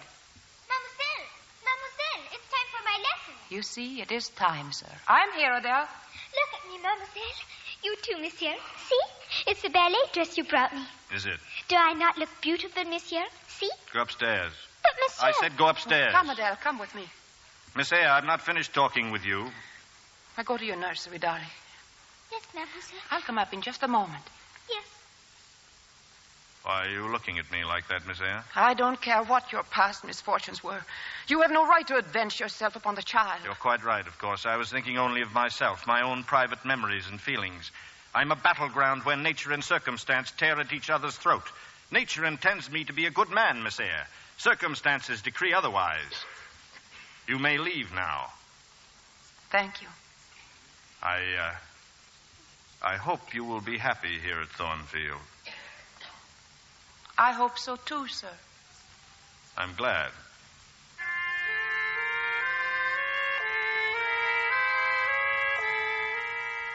Three nights later, I was again awakened by that awful laughter and a noise in the hall like the padding of running feet.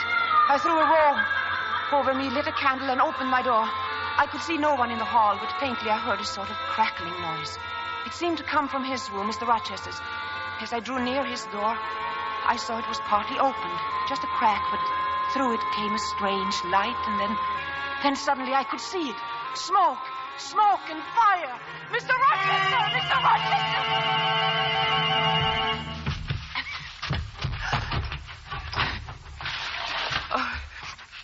It's out, Miss Eyre. The fire is out. Please open the window.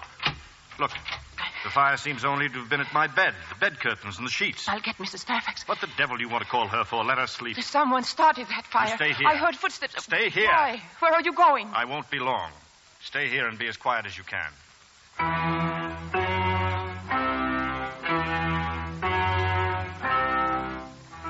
He took a candle and walked quickly down the hall. The window of his room looked out upon the tower, and through the vents in the tower hall I could see now and then a flicker of the candle as it mounted higher and higher up the winding stairs. There was something in the tower that had to do with the fire. The light from the candle seemed to cling to the top of the tower. And then, I don't know how long later, it glimmered its way down again. There were footsteps in the hall, and Mr. Rochester returned to his room. He closed the door and looked at me. When you came out of your room tonight, when you saw the fire and awakened me, had you seen anything else, Miss Eyre? No. Did you hear anything? Yes, a kind of laugh. Kind of laugh. Had you heard it before? Yes, once before. There's a strange woman living here, Grace Poole. Grace Poole, yes, Grace Poole. Well, I can see what must be done. Meanwhile, say nothing about this to anyone. Oh, Adele. You need not be alarmed about Adele. I looked in the nursery just now. Adele is all right. Oh, thank heaven. She's asleep. Next to her head on the pillow, her dancing slippers, trying to console herself for my unkindness to her. The child has dancing in her blood and coquetry in the very marrow of her bones. She has shown you her doll, Miss Eyre? Her dancing doll? With a dress like her mother's? Her mother was a dancer in the ballet at the Paris Opera. Adele is the image of her. But she's dead. Adele's mother is dead. That is what we tell her. The truth is not quite so touching. Oh. She has had so little to love. I shall try to make up for that. Are you always drawn to the loveless and unfriended? When it is deserved. Would you say that my life deserves saving? I should be distressed if harm came to you, sir. You should be distressed. What puny sort of sentiment is that? You saved my life tonight, Miss Eyre. I knew you would do me good in some way at some time. If I did, I'm very happy. Good night, Jane. Good night, sir.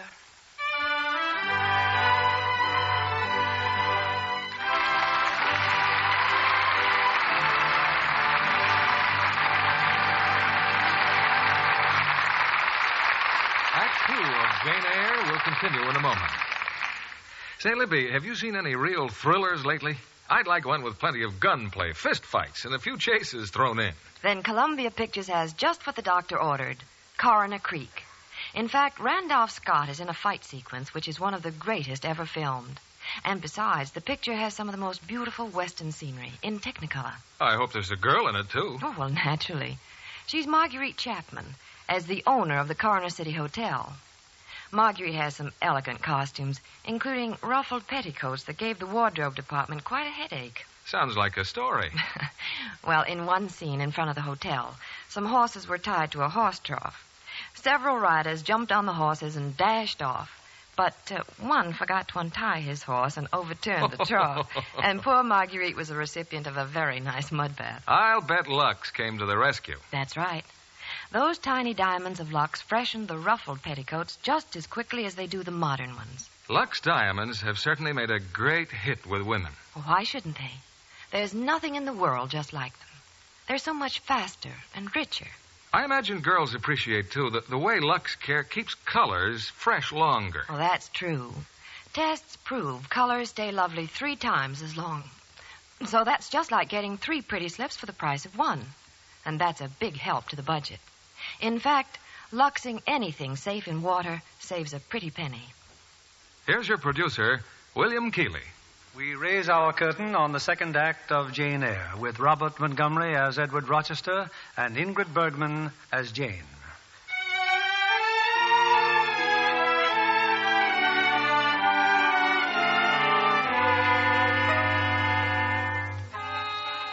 There was no sleep for me the balance of that night. The insane laughter, the fire, the story of poor little Adele. Each was a fragment of a tormenting and frightening puzzle. But most bewildering of all was the master of Thornfield Hall. This brooding, melancholy man, bitter and unpredictable, as the winds that raced across the neighboring moors. And, like the winds, searching and longing endlessly. I was up early the next morning, but not early enough. Mr. Rochester was gone. At breakfast, Mrs. Fairfax told me where. He said something about Millcote. Perhaps he's bound there. Perhaps not. Millcote? Lady Ingram's estate, the other end of the county. She has a daughter. Blanche Ingram and Mr. Rochester are old friends. Oh. Jane, you heard what happened during the night? Yes, I was awake. Oh, it was just terrible. We might all have been burnt in our beds. Did Mr. Rochester tell you how the fire started? He said he was reading in bed and fell asleep. The wind blew the candle onto the bed curtain. I see. If you'll excuse me, Mrs. Fairfax, I'll go up to Adele. But Adele was still sleeping. As I left her room, my eyes turned toward the tower staircase. Almost against my will, I walked to the ancient stone steps and started to climb. Halfway up, a great door barred the way, but it was open and I slipped past. At the top of the stairs was another door. But before I reached it, there came a sudden screaming and snarling, half human, half animal, and a thudding sound as if a beast were tearing at the bars of its cage. I reeled on the stairs and started to descend, but the door behind me swung open and a voice rooted me to where I stood. What are you doing here? Who are you? They've told you who I am. Grace Poole. Never come up here. Never. Why? What is there? What are you hiding? No one's allowed up here. Do you understand? No one. Now go down. Go down.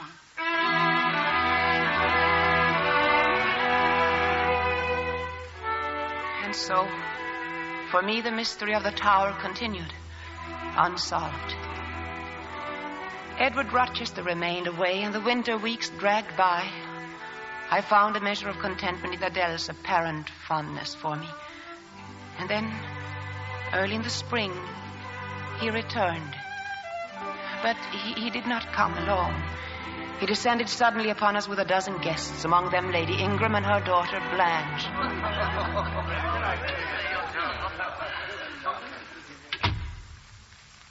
Well, come in, Jane. Let me look at you.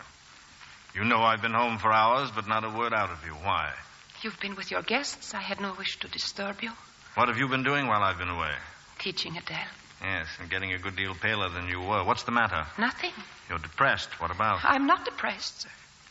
So depressed that a few words more and there will be tears in your eyes. No, they're there already. Shining and swimming. Jane, you must tell me. What is it? Mr. Rochester. Now, what the devil? There's a gentleman to see you, sir. Who is he? Mr. Mason, sir. Mr. Mason, he said of Spanish Town, Jamaica. Mason, Spanish. Take him to my study, Mrs. Fairfax. Yes, sir. Jane, I wish I were on a quiet island with only you. Trouble and danger and hideous recollection far away. Can I help you, sir? If help is needed, I'll seek it at your hands. I promise you that. Jane. Yes. If all the people gathered in that other room and came and spat on me, what would you do? I'd turn them away if I could. Or if I were to go to them and they turned away and left me alone, what then? Would you go with them? I would stay with you, sir. To comfort me? As well as I could. Thank you, Jane.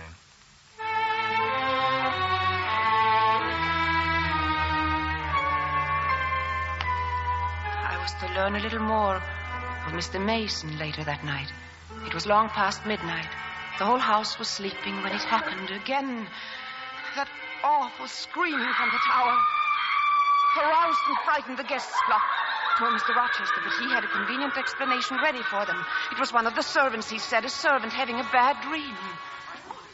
That's all it was, a bad dream. And now, since these halls are inclined to be draughty, I suggest you all return to your rooms. Lady Ingram, you set the good example. Good night to you all again. Come, Blanche. Oh, but I'm quite disappointed in you, Edward. I was so looking forward to seeing you shoot a robber. Weren't you, Mother? Oh, less of your levity, Blanche, and get back to bed. Goodness, it's almost morning. Good night, Edward. And good morning. Sweet dreams, my courageous Blanche. There will be no more disturbances, I promise you.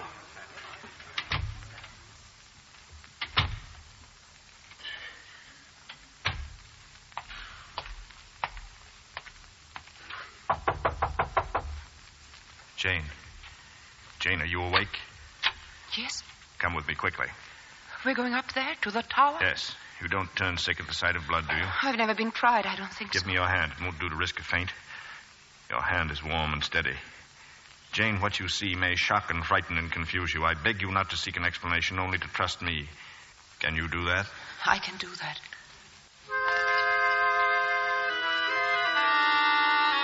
In the tower room was a bed. On it, bloody and unconscious, was a man. There was a door on the other side of the small room. It was secured with a heavy chain. From beyond it came a horrible sound of sobbing and scratching, and now and then the voice of Grace Poole. But I had time neither of those things nor become frightened.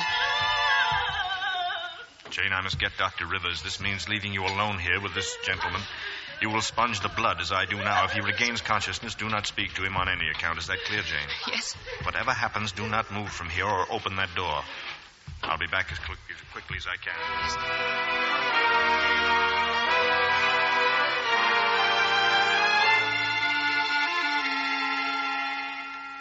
There's your patient, Dr. Rivers. Jane, are you all right? I'm all right. He has regained consciousness. You have 20 minutes, Doctor, for dressing the wound and getting the patient out of here. Yes, so you told me. Wait a minute. Mason.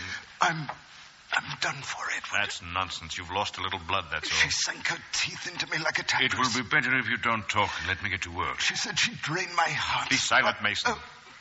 Jane. Yes? Go downstairs quietly, unbolt the side passage door. You'll find Dr. Rivers' carriage down there. See that the driver is ready to leave the moment we come down. Yes, sir. Can I help you, Doctor? No. This will be painful, Mason. It can't be helped. I told you not to come here, Mason. I thought I could do some good. You thought. Lie still, please. I tried so long to avoid exposure. I shall make very certain it doesn't come now. Dr. Rivers will take you to his home. You'll remain there until you're well. Edward. Yes? Let her be taken care of. Please let her be treated as tenderly as may be. I'll do my best. And I have done it and will do it. Yet would to God there were an end to all this.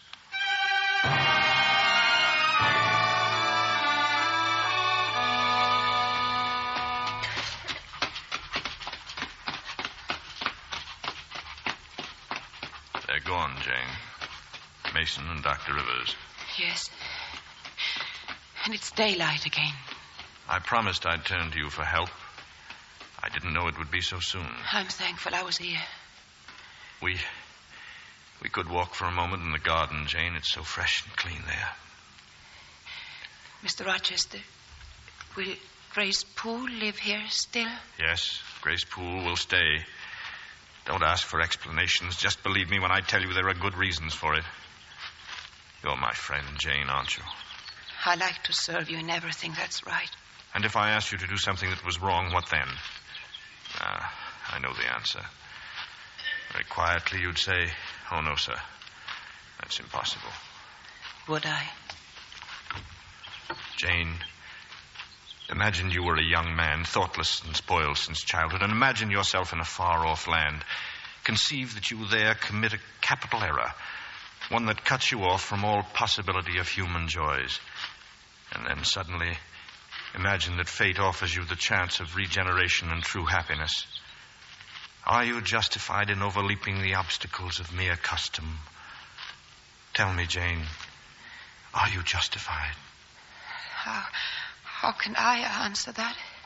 Every conscience must come to its own decision. But if one can't come to a decision, if you're afraid that you may bring shame to what you most cherish or destroy what you most desire to protect...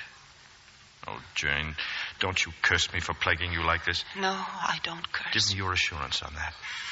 Your hand. Your fingers are cold. They were warmer last night. Jane, will you watch with me again another night? Whenever I can be useful. For instance, the night before I'm married, will you sit with me then? You're going to be married? Sometime. Why not? But what makes you think he's in the States? Monsieur Rochester often went before breakfast. Oh, what a place to be looking That's for. Adele.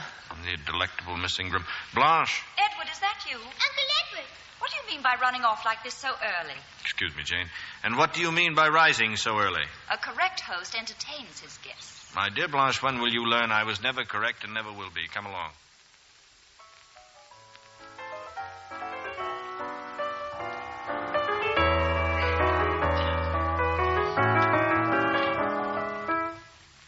Well, why do you stop, Blanche? Or don't you know the rest of it? Edward, does that person wish to see you? Person? Oh. Come in, Miss Eyre. I'm sorry, sir. I did not know you were occupied. I'm sure Miss Ingram will excuse me for a moment. Certainly. But don't forget, Edward, you promised to show me the estate. Well, Jane? I overheard some of the guests after luncheon. They mentioned you were leaving with them in the morning. I wish to ask for a reference, sir. Reference? What the deuce do you want a reference for? So I might look for a new place. You as much as told me you are going to be married. Well? In which case Adele would likely go off somewhere to school. I see. Adele must go off to school and you must go to the devil. Is that it? I hope not, sir. When the time comes for you to get a new situation, I'll get one for you. Do you hear? Very well. I may not see you again before you leave. Goodbye, Mr. Rochester. Goodbye, Miss Eyre. Jane. Jane, is that all? It seems so dry and stingy. Won't you do more than say goodbye? Oh, your hand. You'll shake my hand. Goodbye, Jane.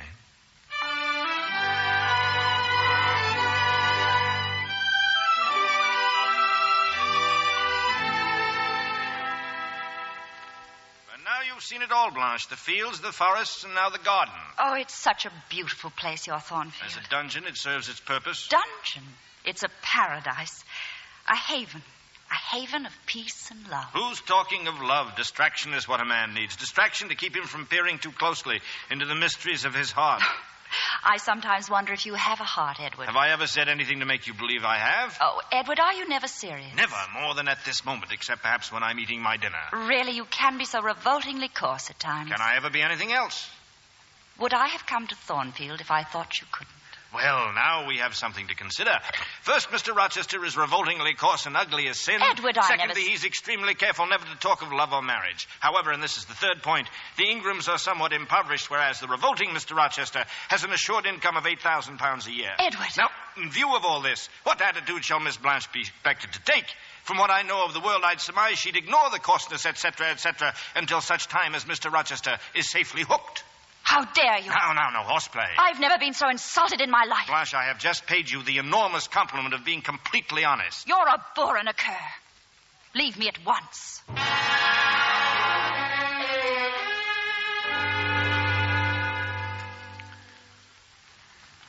My guests have gone, Jane. All gone. And we are alone again. I will be leaving too, Mr. Rochester. Soon to forget me. I will never forget you. You know that. But I see the necessity of going. It's like looking on the necessity of death. Where do you see that necessity? In your bride. My bride? I have no bride. But you will have. Yes, I will. I will. So you think I could stay here to become nothing to you? Do you think because I'm poor and obscure and plain that I'm soulless and heartless? I have as much soul as you and fully as much heart. And if God had gifted me with wealth and beauty, I shouldn't have made it as difficult for you to leave me as it is now for me to leave you. Oh, there. I've spoken my heart. Now let me go. Jane, you strange, you almost unearthly thing. You that I love as my own flesh. Don't mock. I have no love for Blanche. It's you I want. Answer me, Jane, quickly. Say, Edward, I'll marry you. Say it. Say it, Jane. Say, Edward, I'll marry you. Edward, I'll marry you. God forgive me. Edward. God forgive me.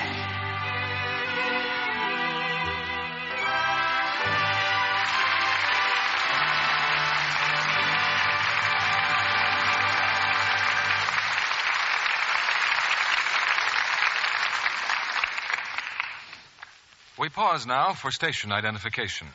This is CBS, the Columbia Broadcasting System.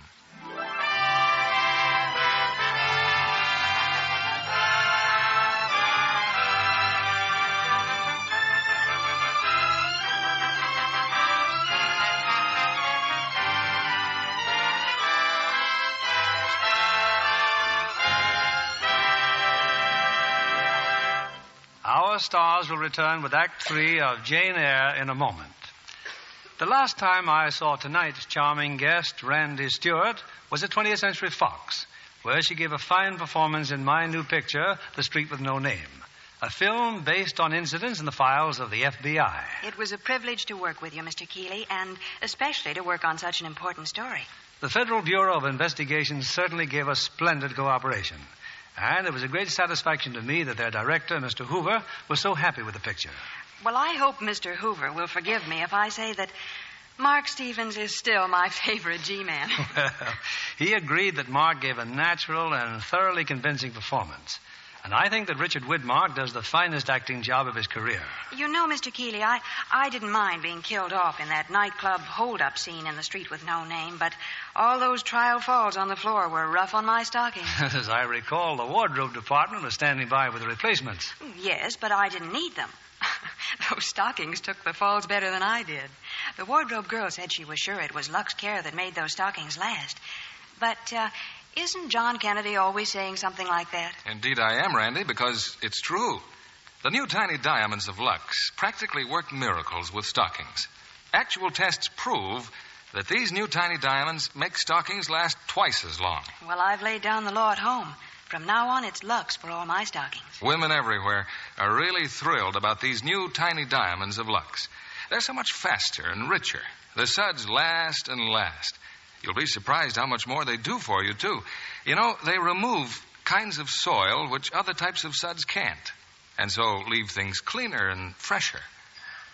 Thanks for coming tonight, Randy Stewart. Back now to Mr. William Keeley.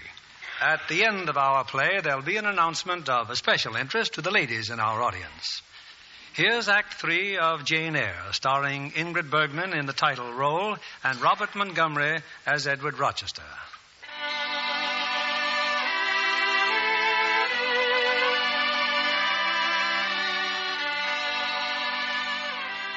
All my doubts, all the grim shadows that hung over Thornfield Hall were shattered and gone. I loved and I was loved. Spring had come to the earth and spring had come to my heart. 2 weeks later, Edward and I were in the little church in the village, my hand in his, as now it would be forever. The minister had started the marriage ceremony. Be assured that if any persons are joined together otherwise than as the word of God allows, then are they not joined by God. Therefore, Edward Rochester and you, Jane Eyre, If either of you know any impediment why you may not lawfully be joined in matrimony, you do now confess it. Edward Rochester, wilt thou have this woman to be thy wedded wife? Wait! I declare the existence of an impediment. Proceed with the ceremony. You cannot proceed. Mr. Rochester has a wife now living. Who are you? My name is Mason. On the 20th of October, 1824, Edward Rochester was married to my sister, Bertha Mason, at St. Mary's Church, Spanish Town, Jamaica. The record of the marriage will be found in the register of that church. You swear you're speaking the truth? I swear it. My sister's living now at Thornfield Hall. I've seen her there myself. Parson, close your book. There will be no wedding today. Instead, I invite you to my house to meet Grace Poole's patient, my wife.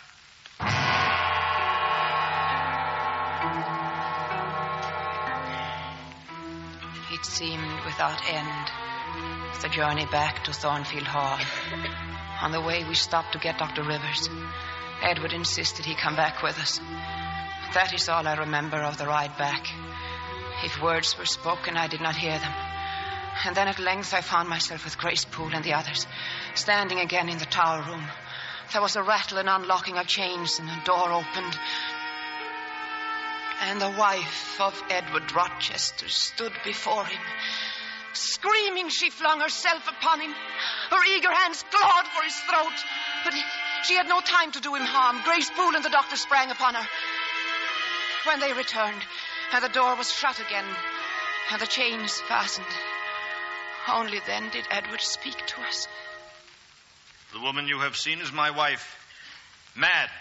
The mad offspring of a mad family to whom the church and law bind me forever without hope of divorce. And this is what I wish to have. This young girl who stands among you now, so grave and quiet at the mouth of hell. Look at the difference and then judge me.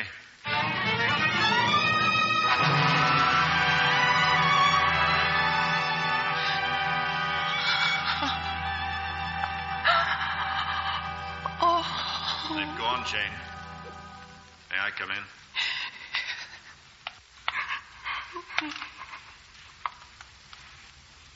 Jane, I did not even know her. I was married at 19 in Spanish Town to a bride already courted for me. But I married her gross, groveling, mole-eyed blockhead that I was. Jane, do you hear me? I suffered all the agonies of a man bound to a wife at once intemperate and unchaste. I watched her excesses drive her at last into madness. Then I brought her back to England, Thornfield. Jane, I did everything that God and humanity demanded. Then I fled from this place. My fixed desire was to find a woman I could love. A contrast to the fury I had left here. And what did I find? An actress in Vienna, a milliner in Naples, a countess in Warsaw. Back in England, I rode again in sight of Thornfield.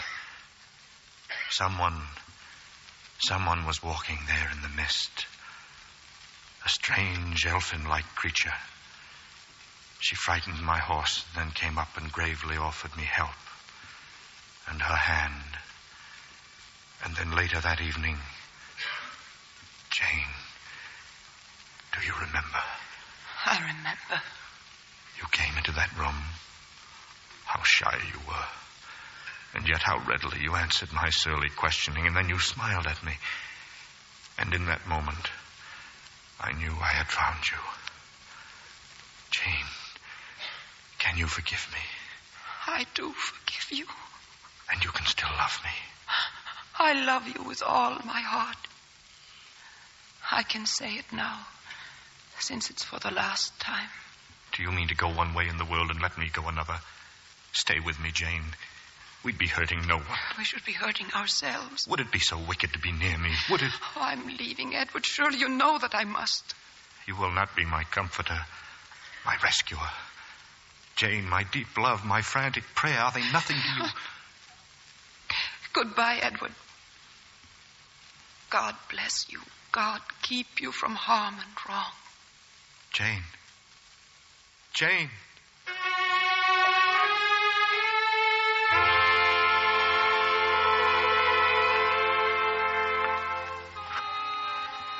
I had only one place to go. Away from him. Anywhere that would be away from him. But without references, it was impossible to find employment. I soon intimately knew hunger and unsheltered nights. At last, without help or hope, I turned like a beaten dog back to Lowood. Mr. Brocklehurst forgot his word never to open its doors to me again. So you're back, Eyre. Penitent and humble, I suppose. Pleading for mercy and prepared as ever, I dare say, to return our favors with your accustomed deceit. If there's a place for me here, I'm ready to beg for it. You would like to become a teacher, Eyre? Yes, sir. We need no teachers. We have need of a girl in the scullery. Do you want it or not? Yes, I'll stay. Get in the kitchen, then. Yes, sir. Wait. Some months ago, I had repeated inquiries as to your whereabouts from a Mr. Edward Rochester. Obviously, I was unable to assist him.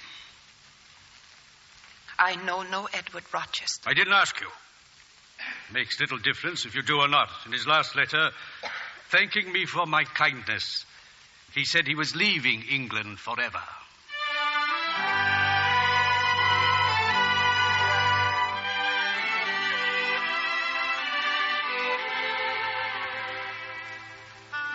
The summer passed. It was fall again, and then one day the watchman's wife came looking for me. Jane, there's a gentleman to see you outside in the court. I don't want to see him. I don't want to see anyone. I told him you'd come right out. I tell him you were mistaken. Oh, girl, living all to yourself, killing yourself in this cheerless place. Send him away if you want, but at least see him. Who is he? Dr. Rivers. Thank you.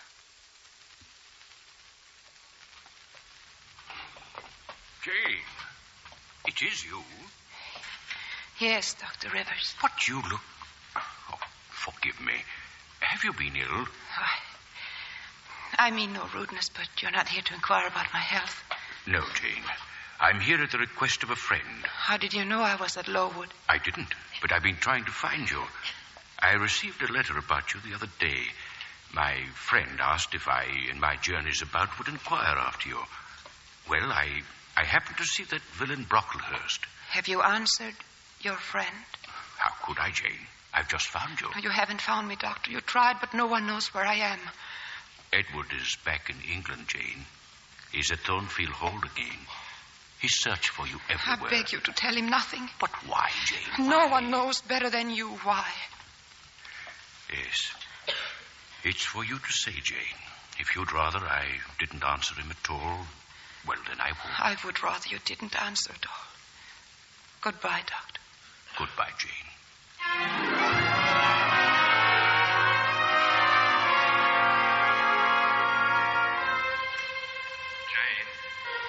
Jane. Oh, his voice. Night after night, I started to hear it. Jane.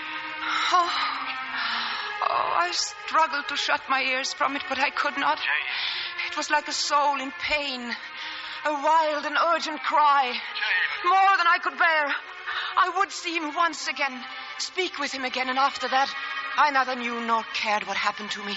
All I knew was that I must go, and go quickly.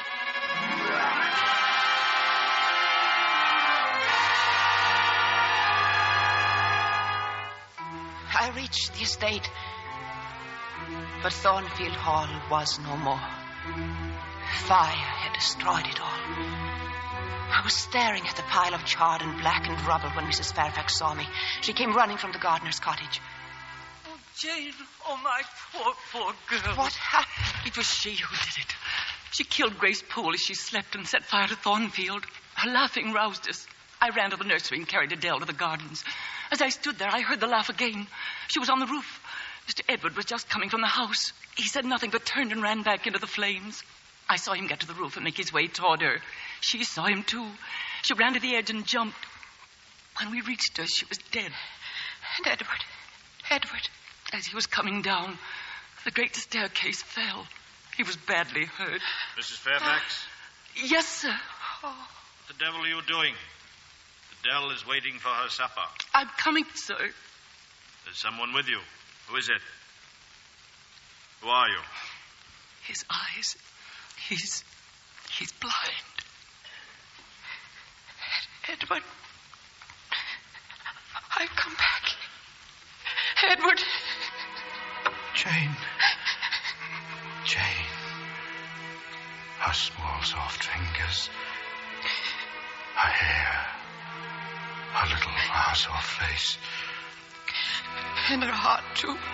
Jane, all you can feel now is pity. I won't have your pity. Oh, Edward. You can't spend your life with the ruins of a man. You're young, so fresh. Don't send me away. Please, don't send me away. You think I want to let you go? Oh, my darling.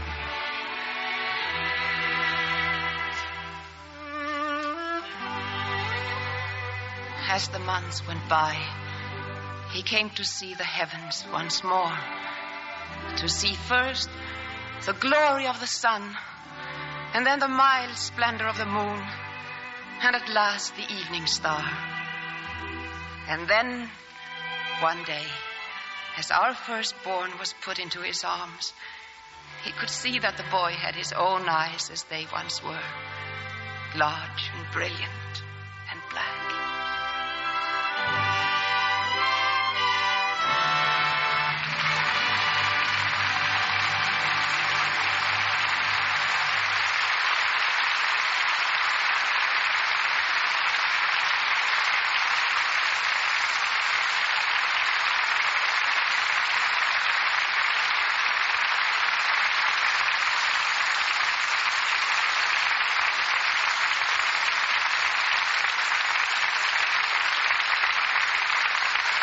Before our stars return for their curtain calls, here's Libby Collins with news for the ladies. Here's your chance to get more of the handsome silver-plated teaspoons Lux offered before the war.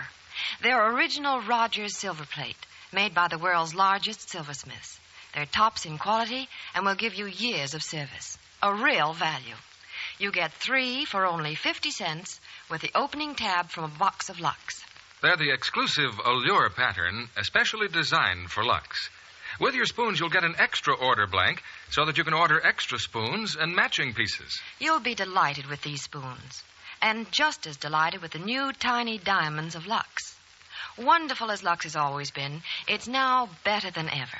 Richer, faster, perfect for stockings, lingerie, all nice washables. Your Lux dealer has order blanks and complete details for getting these spoons.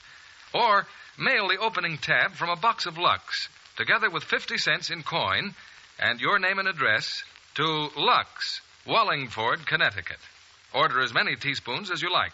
Just send 50 cents and the opening tab from a box of Lux for every set of 3.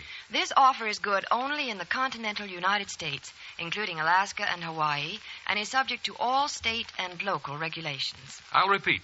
Send 50 cents and the opening tab from a Lux box for each set of 3 spoons to Lux, Wallingford, Connecticut. Send for them tomorrow, sure. Here's your producer, William Keeley. It's always a producer's dream to combine a great play with 2 such stars as Ingrid Bergman and Robert Montgomery, whom we bring back to the footlights for a curtain call.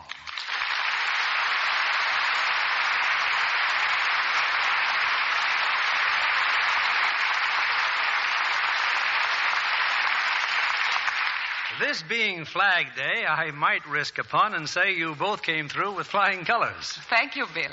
And this being Flag Day throughout America, I'd like to remind you listeners of an important work that's being done to defend the principles for which that flag stands. You mean the International Rescue and Relief Committee, of which you and Bob are National Committee members. That's right, Bill.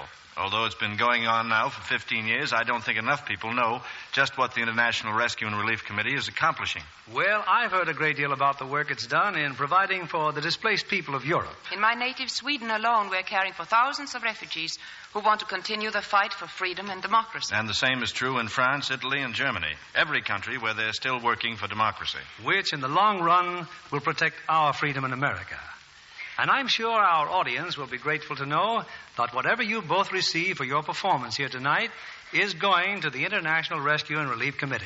Well, it's sort of our way of showing our gratitude for living in a country where they still hold free elections and political conventions. Such as are starting to take place in Philadelphia next week with the Republican convention. Incidentally, what does that do to your next Monday evening broadcast, Bill?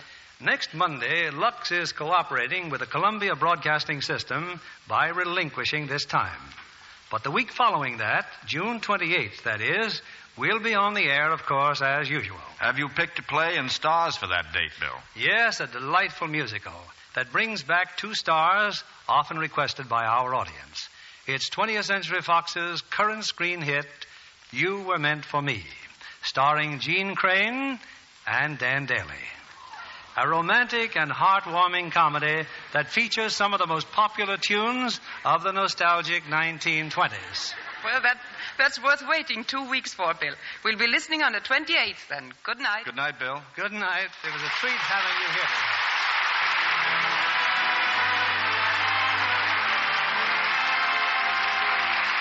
Viva Brothers Company, the makers of Lux Flakes, join me in inviting you to be with us again June the 28th, when the Lux Radio Theater presents Dan Daly and Jean Crane in You Were Meant for Me. This is William Keeley saying good night to you from Hollywood.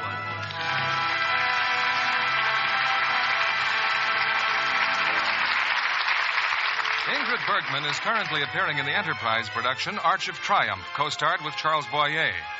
Robert Montgomery will soon be seen co-starred with Betty Davis in the Warner Brothers production June Bride.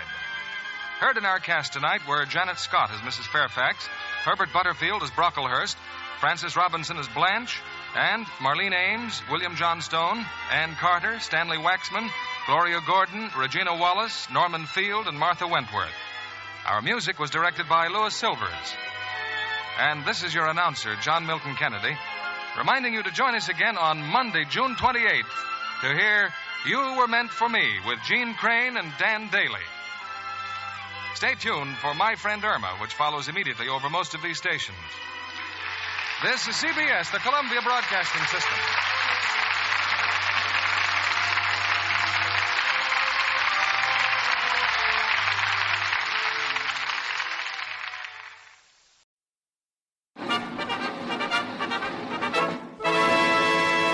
From Hollywood, California, the Lux Radio Theater presents James Cagney, Ralph Bellamy, and Stuart Irwin in Ceiling Zero.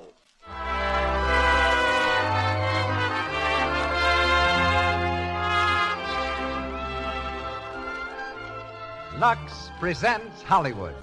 It's a romance of the skies we bring you tonight, a thrilling drama of the early days of transport aviation, of the men who made it possible, of the women who loved them. Ceiling Zero stars James Cagney, Ralph Bellamy, and Stuart Irwin, with Boots Mallory and Jean Cagney. Our orchestra is conducted by Louis Silvers, and tonight's special guest is Major Carl A. Culver, Senior Vice President and General Manager of the Douglas Aircraft Company, who will speak on air transportation as it is today.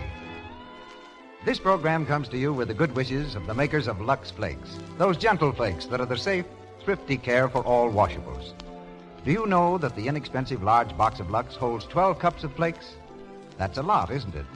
And a few flakes go so far, just one big box of Lux will take care of many, many nice things for you. Use Lux for everything safe in water alone. Not only for your stockings and underthings, but for your dresses, sweaters, and all the other washables you and the children wear. You'll do that, won't you? Remember, Lux is thrifty. And now, the producer of the Lux Radio Theater. Ladies and gentlemen, Mr. Cecil B. DeMille.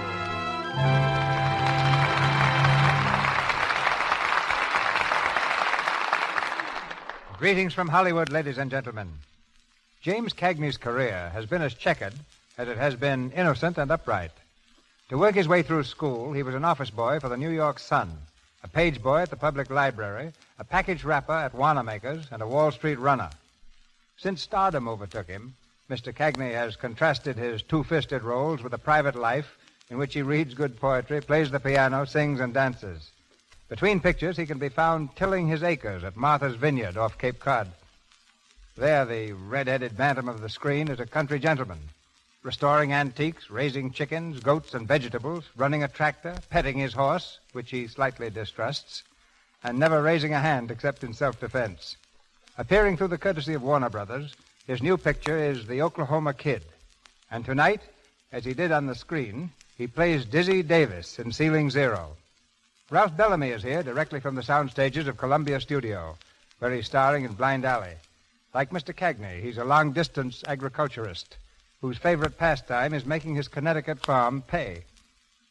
He's one of the best-known actors in America, where he spent 9 years touring with 15 different stock companies, playing a total of 375 characters. We hear him shortly as Jake Lee. Also from the screencast comes Stuart Irwin in the part of Tex Clark, and Boots Mallory plays Tommy Thomas. New to Hollywood is James Cagney's sister, Jean, who makes her radio bow tonight as Lou Clark. We're ready now for the takeoff, as the Lux Radio Theater presents James Cagney, Ralph Bellamy, and Stuart Irwin in Ceiling Zero.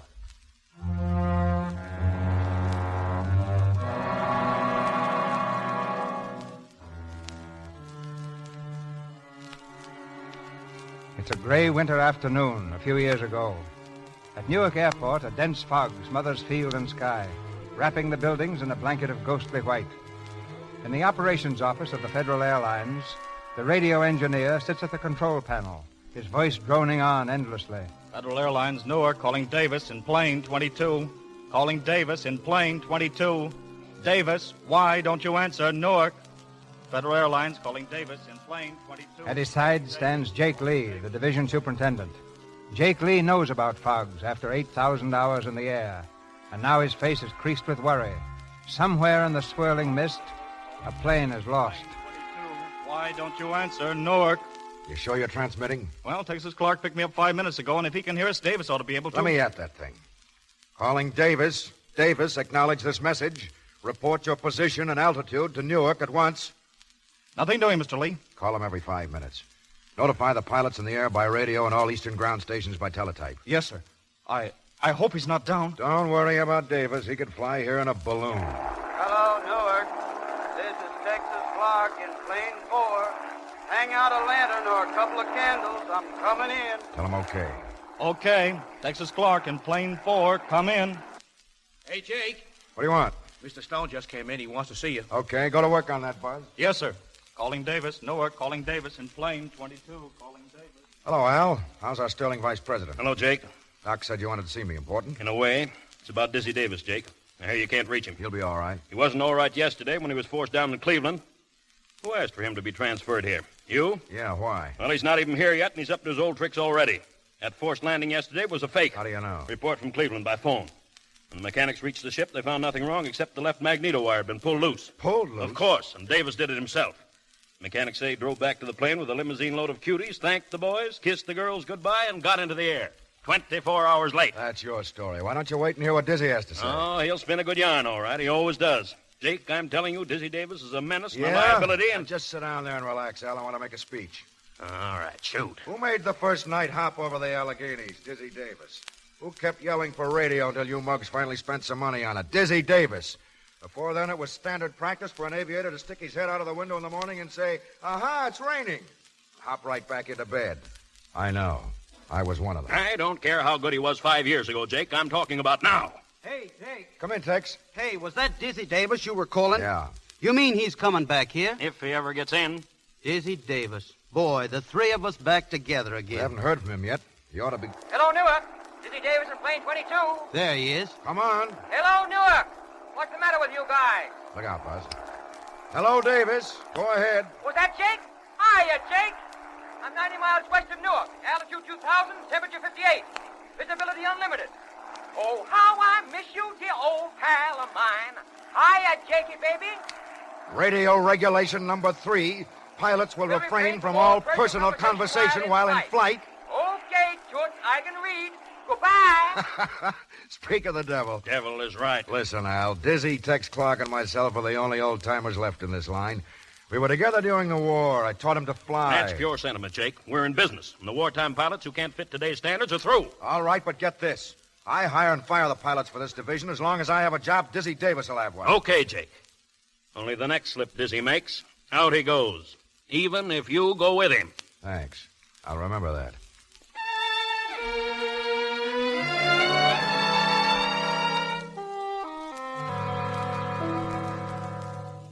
Okay, 19.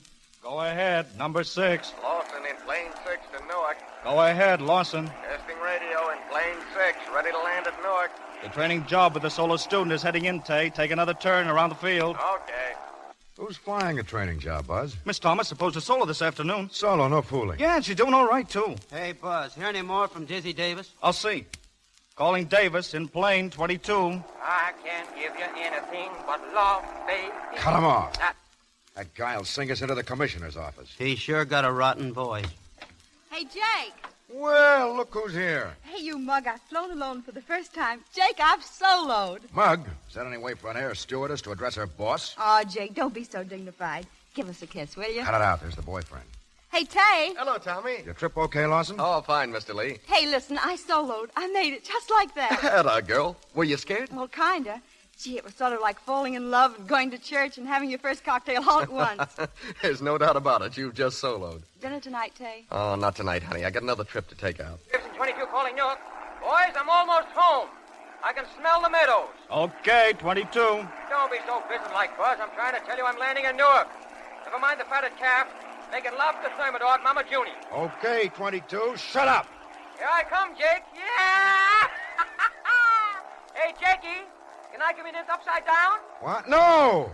Oh, come on, Jakey, be a sport. Let me come in upside down. Now, listen, Dizzy, I said no. I don't want any fooling around. Here I come. Look at me, Jakey. How's it? He's doing it, Jake. He's going into a roll. Dizzy, cut it. Straighten out, you hear? I can't give you anything but love, baby. Dizzy, cut it out. I can smell the dandelions on the field, Jakey. Don't worry, here I go. If I don't come out of this roll, I'll... Dizzy, listen, Dizzy. There he goes. Oh, he's okay, Jake. I ought to break his neck. Boy, can that man fly. Those sparrows just tucked their heads under their wings and fell right off the telephone Check wire. him in, Buzz. I'll go out and say hello. Come on. Hey, you egg. America, I love you. Dizzy. You old... Tex. Hey, cut it Jake, out. you old sweetheart. Look, Jake, he's got a new dimple. Been having a facelift, Dizzy? Sure, that's better than going up paunch like Tex. Oh, now lay off. I'm building that up for a rainy day. Looks like Noah's Ark already. Well, same old joint. Come on, I'm starved. Wait a minute, fella. Are you Dizzy Davis? In person, why? I'm Joe Allen, Inspector, Bureau of Air Commerce. Oh, well. How are you, Joe? That was a very fancy landing, Davis. The next one like it'll draw you a suspension. You government guys are always wrong. There isn't going to be any next time. Cut it out, Dizzy. This is serious. Let's see your pilot's license. There you are, brother. You'll note my application for renewal has gone in. I see you've applied for a waiver for physical defect. What is it? Skippy Pump, 6 years old. How is Washington on us old cripples these days? Tough. You write a nice hand, Joe. I suppose you're going to put in a rap. I've got my job to do, but I'm no stool pigeon. You get my notice about inspecting, Jake? We're all ready for you, Joe. Good. See you later. As lucky as ever, Diz. Say, let's go over to the office. Come on. Well, Jake, how's Mary? Fine. She'll be over to pick me up pretty soon. Swell. And how's your matrimony, Texas? Still moaning along? Yep. On a clear day, I can hear her in Cleveland. Go on in, Dizzy. Hello, Dizzy. Hiya, Buzz. Hey, Tommy, come here. You want to meet a real pilot? Around here? I'd be delighted. This is Dizzy Davis. How are you? And Dizzy, this is Tommy Thomas. Well. How are you? What was that name again? Tommy Thomas. Well, I'm certainly glad to meet you. You an aviator, Tommy? No, not yet. I'm just a stewardess. Tex is teaching me to fly, though. Yep, I'm her daddy. Gee, your landing was a honey, Davis. I wish I could fly like that. Well, maybe I could give you a lesson or two. Would you really? Right now, I can't think of anything I'd rather do. Oh, Mr. Lee. Yeah, Tay? Number 11's inspected. I'm ready to take off. Right. Oh, here, I want you to meet somebody. Pilot Davis, Pilot Lawson. All right. Oh, welcome back to Newark. Lawson's my right-hand man. Been developing this new de-icer to keep ice from forming on the ships. Go over the records with him when you get a chance. Yeah, sure. How about tomorrow? Tomorrow? Well, now, wait a minute. I've got to see what my engagements are. Tommy, what are we doing tomorrow? I mean, what are you doing tomorrow? I don't know yet. Why not ask me the day after tomorrow, and I'll tell you all about it. Come along, Terry. I'll walk down the ship with you. Thanks, honey. Oh! Hey! Did I get the brush, or is she always like that? I never thought I'd live to see the day. Dizzy was a good guy when he had it, huh, Jake? Well, the old meister isn't licked yet. That was routine number 1. Wait till you hear routine number 2. It's never failed yet. Well, now that you're here, where are you going to stay, Dizzy? Oh, Tex asked me to stay at his place. Huh? Well, didn't you? Yeah, I mean, yeah, sure, but, Well, what? I guess I better phone Lou. Excuse me. Uh-huh.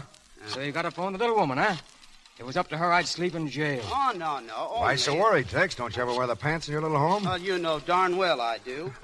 Tell her I won't be there much. I've got that roving insomnia. Hello, Lou. This is Tex, your husband. Now, listen, honey. Dizzy's here. Yeah.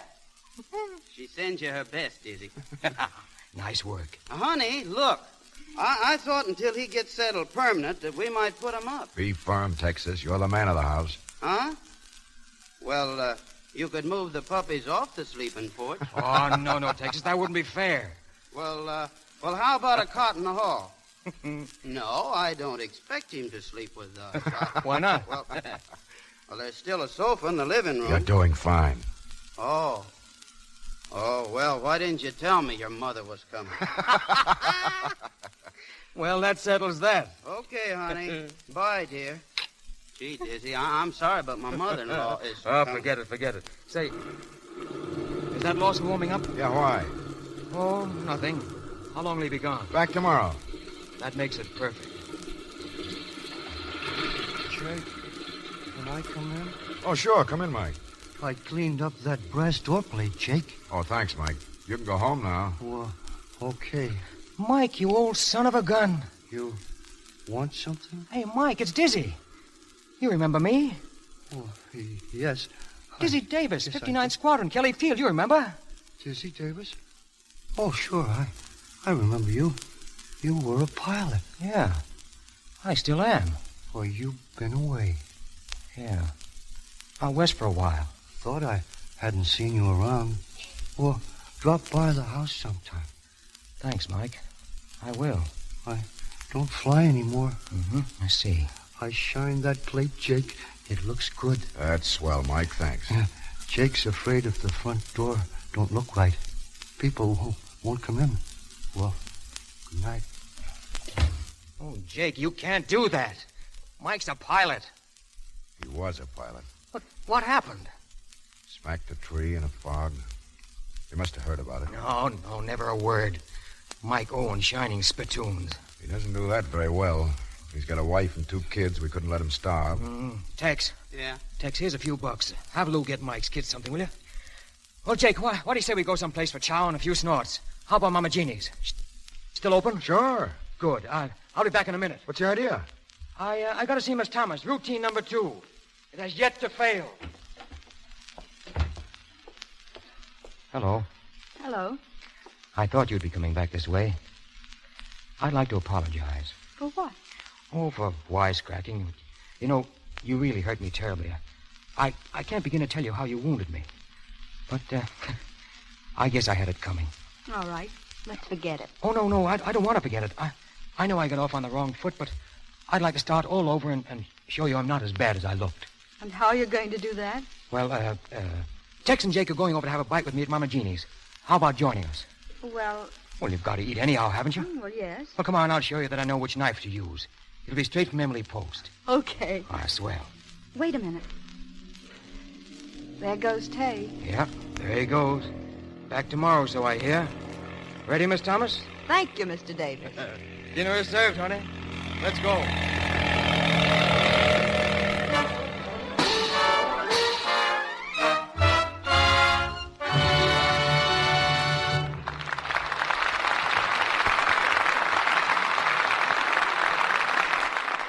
The curtain falls on the first act of Ceiling Zero, starring James Cagney, Ralph Bellamy, and Stuart Irwin.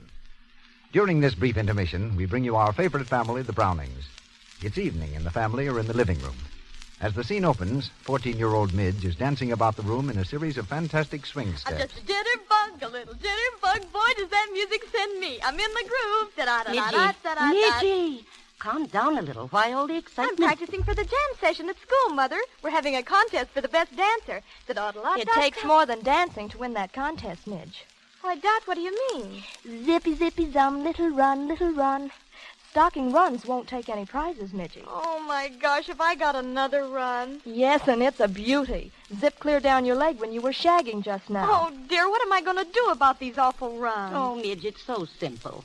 If you'll only remember to lux your stockings every night, that'll cut down on those runs. Look, Midge, why don't you make a little sign, Lux Stockings Tonight, and put it up on the bathroom mirror. Then you'll be sure to remember. Dot, that's a grand idea. I'll do it right now. Smooth-fitting stockings without a sign of a run. They help any girl to be a winner.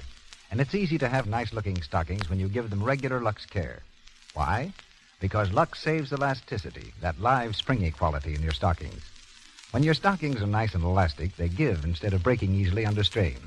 And that's exactly what you want, isn't it? So Lux your stockings every night. It takes only a moment. Do your under-things at the same time. Regular Lux care keeps them fresh and dainty, new-looking longer. Buy the generous large-size box of Lux Flakes. And now, Mr. DeMille. Ceiling Zero, starring James Cagney, Ralph Bellamy, and Stuart Irwin, with Boots Mallory and Gene Cagney.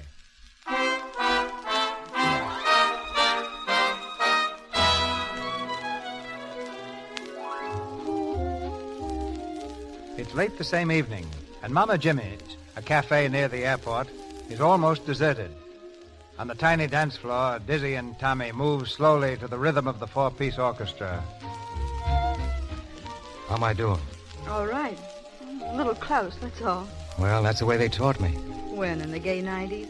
Say, how old do you think I am? I'm only 34. That's an awful lot when you're only 19. But when you're 34, it's nothing. Say, you realize when you're 34, I'll only be 49? What of it? Well, if you think when I'm 49, I'm going to dance with an old hag of 34, you're crazy. Better enjoy yourself while you can. Look up here a second, will you? What's the idea? I'll show you. You're not going to kiss me in public, I hope. Sure. How was that? Not bad. Have another? Oh, I don't think I'd better, thanks. Oh, come on, just one more. Can't hurt you. 1, 2, 3, 4. What's that? My mother always told me to count 10 if I was tempted with something. Can you wait? Sure, if you can. Come on, let's count together. 1, 2, 3, 4. Hey, 5. how about dancing this one with your boss? Okay, Jake. Beat it, Dizzy. You can keep Mary company. Yeah, sure. You got up at the count of 5, Tommy. That means there was no knockout. Well, stay on your feet. You may get a draw. Hiya, Mary. Sit down. Say, you better watch that husband of yours, Mary.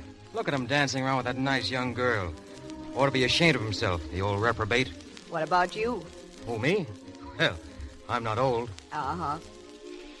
Look, Dizzy, I don't want to preach, but Tommy's only 19. Well, what of it? Nothing.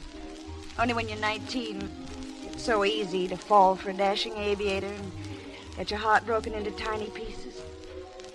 I remember reading about a case like that. Oh, you do, huh? But she turned out all right, didn't she? I mean, the girl you were reading about? She turned out fine. Because right after that, she met a swell guy named Jake Lee. And she married him. She's had 4 of the happiest years in her life. You see, her husband didn't ask her any questions about what happened before. Mm-hmm.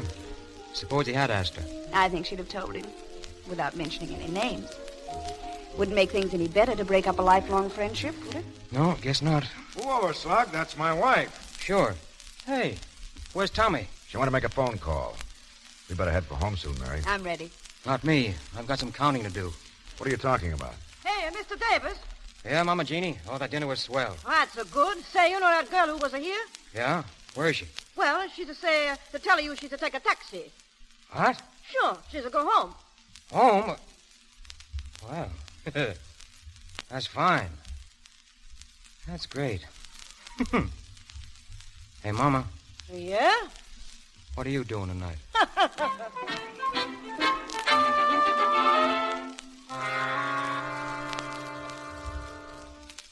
Calling all Federal Airlines stations. Business dispatch. Bad weather ahead beginning this afternoon, affecting Eastern Division only. Passenger runs may be canceled on short notice. Male pilots will punch in regardless of weather until further orders. WWGR, Newark. Here you are, Tommy. Catch. Hey, watch where you throw things. That's not a thing. It's a book. A little present. What is it? Poetry? No, it's a little arithmetic book I picked up. Got all the numbers from 1 to 10 inclusive. Oh, thanks. Just what I wanted. And after you get those down, I'm going to buy you a little book on etiquette. And do I need that, too? Well, you certainly don't know how to act toward a gentleman. What did you run out like that for? Think I was going to stick you with a check? Well, I'll tell you. You see, you began to look so attractive to me last night. You know the way those soft lights flatter you when you're 35? 34. All right, 34. Anyhow, you look so attractive that my heart kept going pit-a-pat. I finally got hold of myself and said, but Tommy, how does he look in the morning? So I thought I'd wait until morning. And now? And now I know. Yeah. Will you let me in on it? How do I look in the morning? Not a very good shave. Oh, the quiet, rooty toot and the razzmatazz. Well, how about teaching you some stunts this afternoon? Oh, gee, that'd be swell. Only one thing would be sweeter. Tonight you have dinner with me. But you're scheduled to go to Cleveland this afternoon. I can fix that. I'll get Tex to take my run. Jake won't stand for that. Now, you just leave that to me. I'll see Tex now. It's in the bag, honey.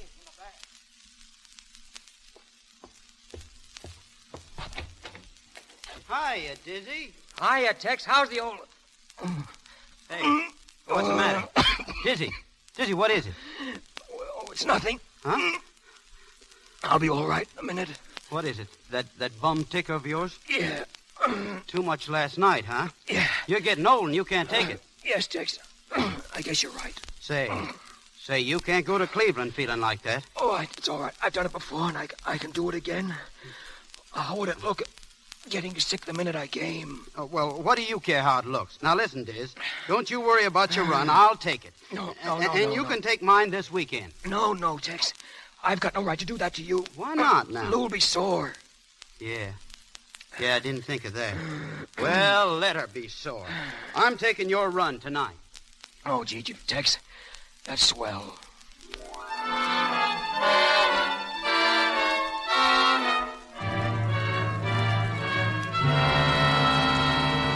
Bureau of Air Commerce, Washington, to all planes and stations, 8 o'clock weather.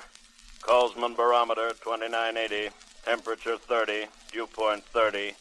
Surface wind calm. Heavy fog. Visibility 0. Ceiling 0. Hand me that last report from Belfont. Here you are. This fog is thick enough to cut in chunks. Look at those seagulls are walking around. Texas Clark in plane 9, calling Newark. Go ahead, Texas. Texas Clark to Newark, eastbound, 10 miles west of Bethlehem. Flying blind on instruments on Newark beam. Altitude 10,000. Visibility 0. What's the ceiling at Newark? Ceiling here, still 0, Texas. Getting no better. Keep in touch. Okay. Boy, Dizzy should be happy he's on the sick list. He sure handed Tex a sweet run. Dizzy recovered fast. I saw him at Mama Jeannie's having dinner with Tommy. What's that? Is Dizzy at Jeannie's? Yeah. Well, at least he It was grand this afternoon. I didn't know anyone could handle a plane so smoothly. You know, for a student, you're doing all right yourself. Dizzy, what is it that makes flying so worth loving? You're the first girl I ever heard talk like that. Well, I don't know. When you're up there, it's a one-man show, and the whole world slides under your wings. There's danger and thrills and progress. And what the heck am I doing? Making a speech? Oh, I don't know what it is. All I know is I'd rather be a male pilot than king. But no passengers for mine. You should complain. We stewardesses get the grief. Hey, look at that fog out there. Yeah, it is pretty low. No more ceiling than a dugout. I didn't know Tex was going to be up against that when I asked him to take my run. Tommy, come on, let's hit the office and see how he's making out. Flying blind on instruments on Newark beam. Altitude 10,000. Visibility 0. What's the ceiling at Newark? Ceiling here, still 0, Texas. Getting no better. Okay, as long as the beam's okay. Hey, Dizzy, Texas radio sounds kind of sour. What do you think, he's a mind reader? Tell him about it. Newark to Texas Clark. Check the connections and tubes on your radio set, Texas. Your transmission is blurred. Okay, Newark. You know, Tex would be in a bad spot tonight if his radio went dead. Oh, Tex is an old hand. He'd figure out some way out of any jam. Oh, sure. You know, I've been thinking, Dizzy. I still can't figure out how you did that barrel roll this afternoon. Say, can't you think about anything but flying? When did the bug bite you, anyway? Do you remember the day Lynn came back from Paris? Yeah, I do, but you don't. You were in your cradle. I was only a kid. But I'll never forget it. You know, they wrote Welcome Home in smoke across the sky and signed it QB. Yeah, you were there, all right. I didn't even know what QB meant. Then someone told me about the quiet birdmen, old pilots joining together to help the flying game. Gee, I love that. You know, they seemed apart from ordinary people. They were. That first QB hangar was a great spot. Each QB had his own drinking mug. If he got bumped off, the mug was put on a shelf over the bar, bottom up. Your first drink was always a silent toast to the shelf. How swell. You know, you ought to be proud of the way you feel and all the flying you've done. You're a grand kid. You're sort of goofy and tough and sweet all at once, aren't you? How's your counting? Cut it out, Dizzy. Oh, come on. No, Dizzy, you spoil everything. Oh, now, don't be silly, baby. All right, Big Shot. Now that you've taken one from her, maybe you'd like one from me, too. No, Tay, listen, it's quite all right. It's Please. not all right. What do you think you're doing, Davis? What's that to you? I'll show you. Oh. Never lead with your right, Lawson. Cut it out. Cut it out! Cut it out! What's wrong with you guys? If I catch you pulling this stuff again, you'll both get fired. The least you can do is settle your snarls away from here. I'm at your service anytime, Davis. That's fine. Remember to have my suit pressed in the morning. Go on, Tay. Tommy, you go with him. Why don't you grow up, Dizzy, and let those kids alone? Got a cigarette? She's not your kind. She's not for you. Why don't you let her decide that for herself? Newark, calling Texas Clark and number 9. We're ready to check your transmitter. Go ahead, Texas. Newark, calling Texas Clark and number 9. Go ahead, Texas. Doesn't he answer? No, sir. His last report came in garbled. I told him to check his set. Try him every couple of minutes. Notify all stations by teletype number 9 not reporting. Yes, sir. Radio must be dead. Jake, I want you to know that I didn't swap with Tex just to hand him a tough one. Forget it. Jake, is Tex in the air? And this? Yep. On his way home, Mike. It was a night like this. I was coming home. I couldn't see the ground, or the trees, or the houses, or anything. Then I hit. I stopped like a train hitting a wall. Then I hurt all over. Take it easy, fella. Yes. Take it easy. I'm all right. I shined that brass plate, Jake. It looks real pretty. Forget it, Mike. Run along home. I guess I'd better. The wife might be worrying. She still thinks I'm flying. Buzz, put that outside radio transmitter on the window ledge. Yes, sir. Tex will never get in here without radio unless he finds a hole. A hole? In that mud? Solid overcast, 15,000 feet thick. No use worrying till he begins to look for the field. Yeah, then we'll pray him down. Hiya, Jake. Oh, hello, Smiley. Well, Dizzy, I heard you were back. Hiya, Smiley. What are you doing over here among us common people? I thought you'd quit the racket. Believe it or not, I'm looking for a job. Can you use a good aviator, Jake? You wouldn't want to work for us. Why not? Have to spend at least a year learning the ropes as co-pilot. Co-pilot? I'd hit the bread line before I'd start riding with some other guy at the controls. Newark, calling Texas Clark and number 9. Newark, calling Texas Clark and number 9.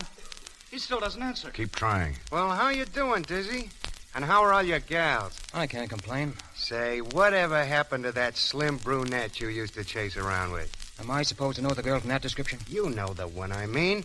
You were going with her when I was testing those new transports. Oh, yeah. You mean, I know. You mean Eileen? Not that one. What was her name? Oh, stop it, will you? I've got it. Mary something. Oh, cut it out. She wasn't my girl. You remember she lived in a little white house over in East Orange. Mary... Shut up. Was it Mary Miller? Yeah, that was it. Mary Miller. You know her, Jake? Yeah, I know her. I married her. No, not Miller. This was, Mary Dillon. That was it, Dillon. Oh, then I wouldn't know her. No, you never met this girl. Well, if there's nothing here, I might as well be going. So long. Was Mary really under your skin? Oh, now, Jake, you know the way I was, how I used to talk. It was just part of the act. Mary and I just clowned around, and then you came along and she found out what a foul ball I was. If your reputation wasn't so cockeyed, you'd be easier to believe. Oh, when Tex gets in here, he and I were living together, and he knows everybody I went around with. He'll smooth this out in no time. Yeah? Try Tex, Buzz. Newark, calling Texas Clark and number 9. No, he still doesn't answer. Say, he ought to be here any second. If he's on time. Doc, field lights. Yes, sir. Texas Clark and number 9 to Newark. There he is. Still flying blind on the Newark beam near in the field. Give me the surface wind and the Colesman barometer reading. I'm coming in. Surface wind calm, Colesman barometer 2988, ceiling 0. Newark, answer 9. I want to set my altimeter. I can't land without it. When I get on the ground, I'm going to wrap this radio around Buzz's neck. The beam's fading out. I can't hear... Newark to Texas Clark, come in. Sounded like he's sending some quit on him. I wish it was me coming here instead of Tex. Bad enough to have Tex up there. If it was you, we'd have an argument about how to get you down. All lights okay, Mr. Lee?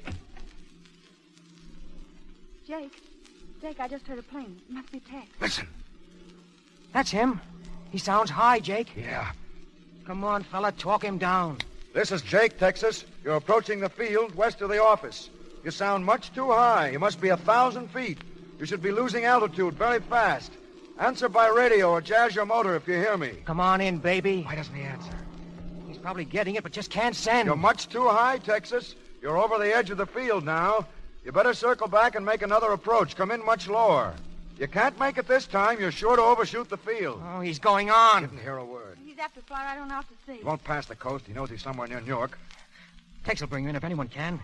He isn't one of these kid pilots. Hey, Jake, sounds like he's coming back. Here he comes. Give me that mic. Hello? Newark calling Texas Clark. Newark calling Texas Clark. Go ahead, Texas. He's lower this time. You won't land on that course. Keep trying. Newark calling Texas Clark. Newark calling Texas Clark. Newark calling Texas Clark. He's passing again. You'll never get in. Tell him to climb for altitude and use his chute. Newark to Tex Clark in plane 9. Do not attempt to land. Climb for altitude and go over the side. That's orders. Acknowledge. Hey, Mr. Lee, here comes Newark Tex's wife. to Tex Clark. Climb for altitude and hit the silk. Acknowledge. Here comes Tex's wife. How did she... Jake, Come in, Lou. Jake, what is it? What's wrong? I've been at home listening in. What is it? Texas radio's dead. Don't worry. He'll get down all right. Come on, Lou. You don't want to stay here. Let's go home. Home? I've just been there. Not just tonight, but one night after another. Sitting over the radio, alone, wondering whether Tex will ever come home or not. I know, darling, but please, come along. Oh, I've been through it so often. Sitting there, going crazy, waiting for the telephone to ring. Jake, what are you going to do? Can't you do something? We tried to tell him to use his chute, Lou. Tex ought not to be flying. You'll make it all right, Lou. Don't worry. Don't touch me. I know why you got Tex to take your place. Because you had a date with Tommy, the great Dizzy Davis, out after another girl. Is that why you switched your run? Jake, listen. He's turned back for the field. You hear that? He's picked up the field lights. Newark calling Texas Clark. Newark calling Texas Clark. Jake, I'm heading in. At least I think I am. My radio sure is sick. Haven't heard a word for an hour. You're coming into the field, Tex, toward number 1 hangar. You sound just about right. Keep her straight and settle in slow. Why don't you answer me? Are you guys shooting crap or something? You haven't reached the edge of the field yet, Tex. Your altimeter should read about 200 feet. You're headed over the hangars for the middle of the landing area. Keep her straight and steady. Here I come, feeling for the ground. Why don't you answer? It's a wonder you wouldn't help a fella. He can't hear us. He's coming in blind. You ought to be up there. You're a murderer. That's what you are. You're a murderer. You sound a little low, Tex. Let's lift her up about 50 feet. He's too close, Jake. Too low. He's coming right toward us. Pull her up a little, Tex. Pull her up. You sound low. You're still outside the field, heading for the hangars. Watch it. Pull her up, Tex. Pull up, Tex. Pull up. You're too low. You're right on top of the hangar. Watch it. Pull up, Tex. Pull up.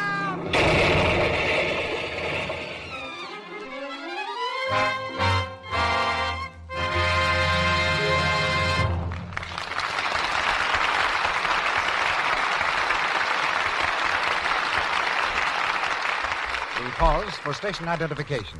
This is the Columbia Broadcasting System.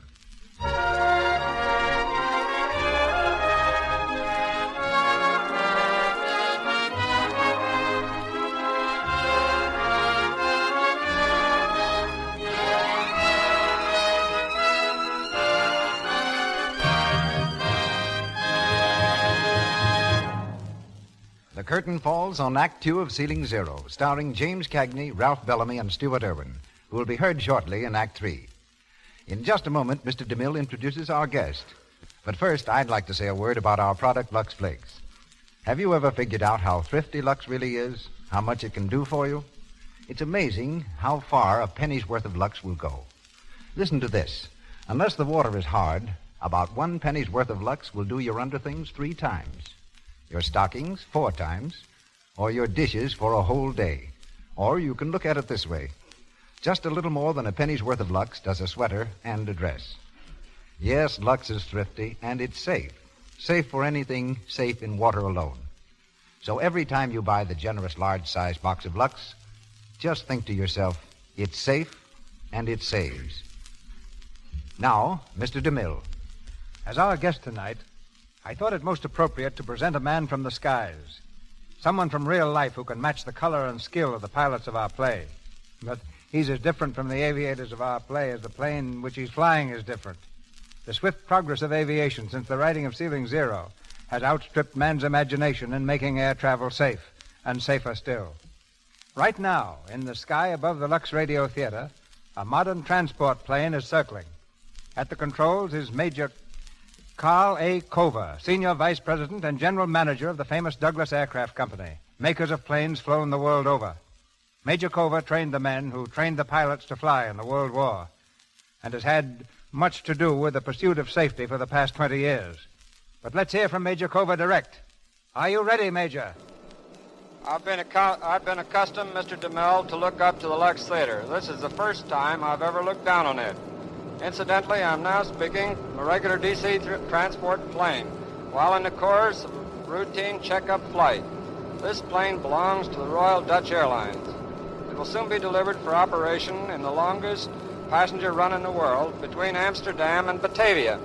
As you fly around up there, Major, what picture do you get of aviation today and in the future? Well, I believe aviation has traveled farther in less time than any invention in the world. I think you'll agree that it has made as vast strides in the brief years since the period of Ceiling Zero as it did between its inception and the first showing of tonight's play.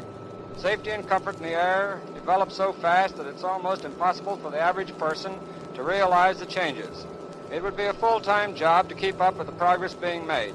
As a result, only a few technically minded people can appreciate just where we stand today. But doesn't such progress take all the romance and daring out of flying?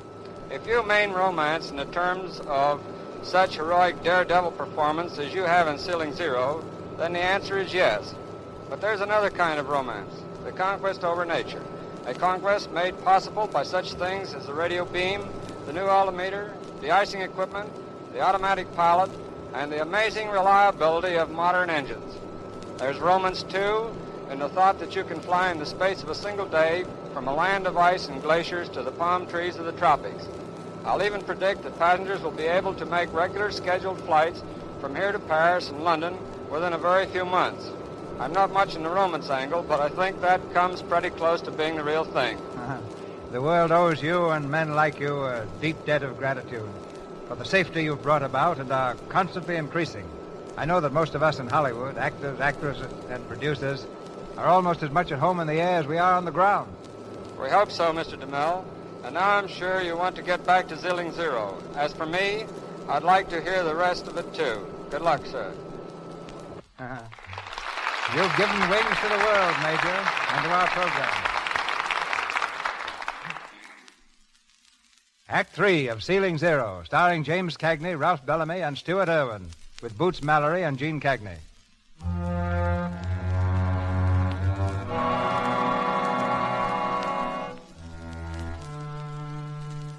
Pulled from the wreckage of the mail plane, Texas Clark was rushed to the hospital to linger for hours between life and death.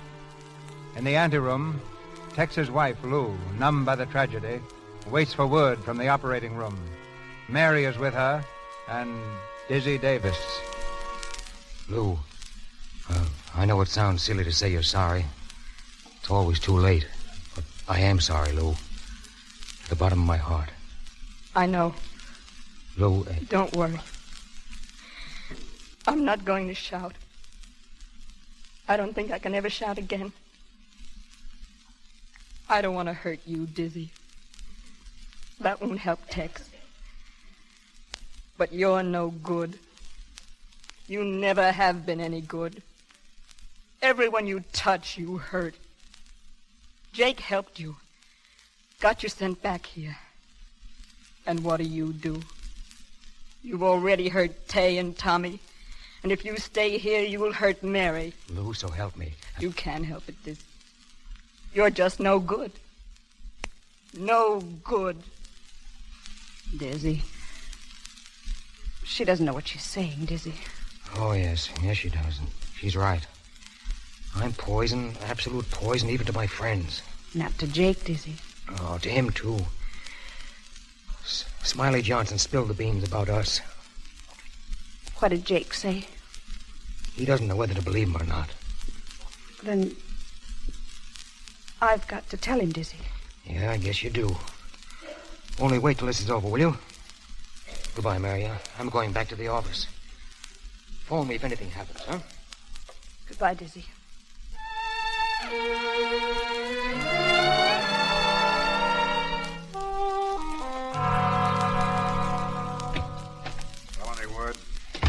still unconscious, Jake, but a little stronger. Swell. Jake, suppose Tex should die.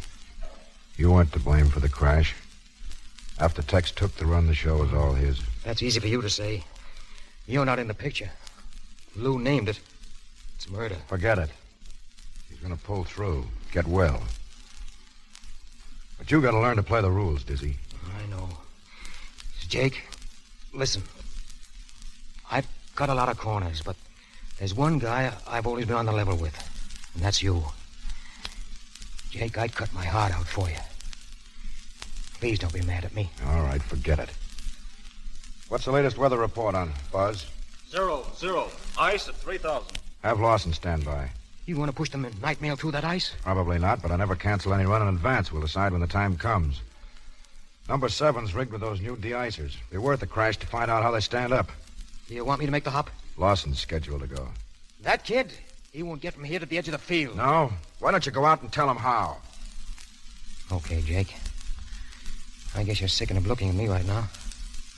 I'll see you later. Dizzy. How are you, Half-Pint? I'm pretty low. Dizzy, I feel so guilty about Tex. Only we hadn't made that silly date. Oh, don't blame yourself. It was my bright idea. Everybody knows that. Dizzy, you mustn't worry about what Lou said. Tex wouldn't want you to do that. He'd understand. Tommy, you're the only nice thing that's happened to me since I got back here. The rest has been bad news. Why don't you go home? It doesn't do any good staying here, making yourself unhappy. I don't want to be alone. I'd go screwy over there by myself. I wish I could help. You could. Could help a lot. How? Staying close and being near me. Till it goes away. Will you? Of course. Sweet. Here's the key to my apartment. 1211 Wellington Road, number 14. You go down there and wait, and I'll be along in a little while. We'll have some drinks and try to drown all this, huh? All right. If you see Tay, will you tell him goodbye for me? Please. I'll tell him with pleasure. Hey, Dizzy. Jake wants you. Right there. Go ahead, kid. Well, Jake? I got a rap for you, Dizzy. Yeah, what? Read this. It just came from Washington. Washington? For me? They turned down your physical waiver, Dizzy. They won't renew your pilot's license. They won't? Say, what is this, a gag? No, Dizzy, it's straight. Well, then I'm finished. Washed up. Take it easy. We'll find some way out. Yeah, maybe I could get a job like Mike Owens. Don't be a fool. What do I know except to push a plane around? You could hold down this sort of a job. I can fix it. Fix it? To sit around at a desk watching the other guys fly?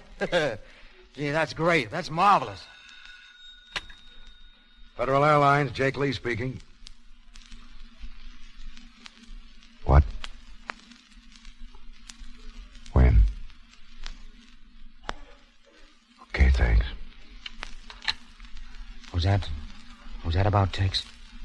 Yeah. He's gone. Oh. Gone. Don't let it throw you. You've seen hundreds of crashes. And a lot of swell guys go west. It's all part of the game. Dizzy, pull out of it. Oh, don't worry about me. What about Lou? I better go see her. Take over the duty watch, will you? Sure. Hold the night mail. We're sure to cancel. Okay. Dizzy. Listen, Diz. Sometimes a guy gets to thinking he's fair and big. When he's in love with a woman, he can be pretty small. I don't know what got into me. I was jealous, I guess. Forget I ever said anything about you and Mary, will you? I never heard a word of it. Swell. So long, Diz. So long, Jake. Tex. Oh, my God. I killed him. I shoot it. Hey, Dizzy. Yeah? That kid Lawson's getting ready to leave. Is the trip canceled? Canceled? Yeah, it's awful bad up there. Ice all over the place. I guess the trip's out, huh? Yeah. No, wait. Where's Lawson? He's down by the hangar. I'll go down there and see him. Hold everything. Hey, Lawson! Lawson, you seen the weather map? Yes? I'll take another look before I shove off. From here to Cleveland, it's bird walking weather. These days, planes fly when birds only sing. Yeah. Hey, look. You really love that Tommy kid? What's it to you? Nothing much. You want to marry her? Yes, I expect to marry her. You know where she is now? Well, I guess she's home. Yeah. Now, what's the dope on these new de-icers? An old hand like you should know all about that. Answer my question. I'm in charge here. Well, you know how they work. We've been running wind tunnel tests. Now they're installed on 7 here, ready to try out. Suppose they don't click? If it gets too bad, I'll go over the side. Lawson, come on. Let's cut the squabbling. You're right. Tommy is swell. Too swell for me. You mean that? Yeah, sure. You kids are just getting started. Here you are. Here's all the happiness on earth. Well, thanks, Dizzy. That's darn swell of you. So long, kid. Have a good hop. Thanks. Nope. Now, stay asleep until I get back. Hey, Doc. Yep. This kid Lawson is sick. What? Yeah, he just fainted. Come on, pick him up and take him inside, will you? Gee. Hey, Baldy, put that ship up. Oh, no, you don't. The ship stays. I'm taking the kid's trip. You can't, Dizzy, not in this weather. I'm giving orders here, and I'm taking that trip. Yeah, but... Now, go on. Do as you're told.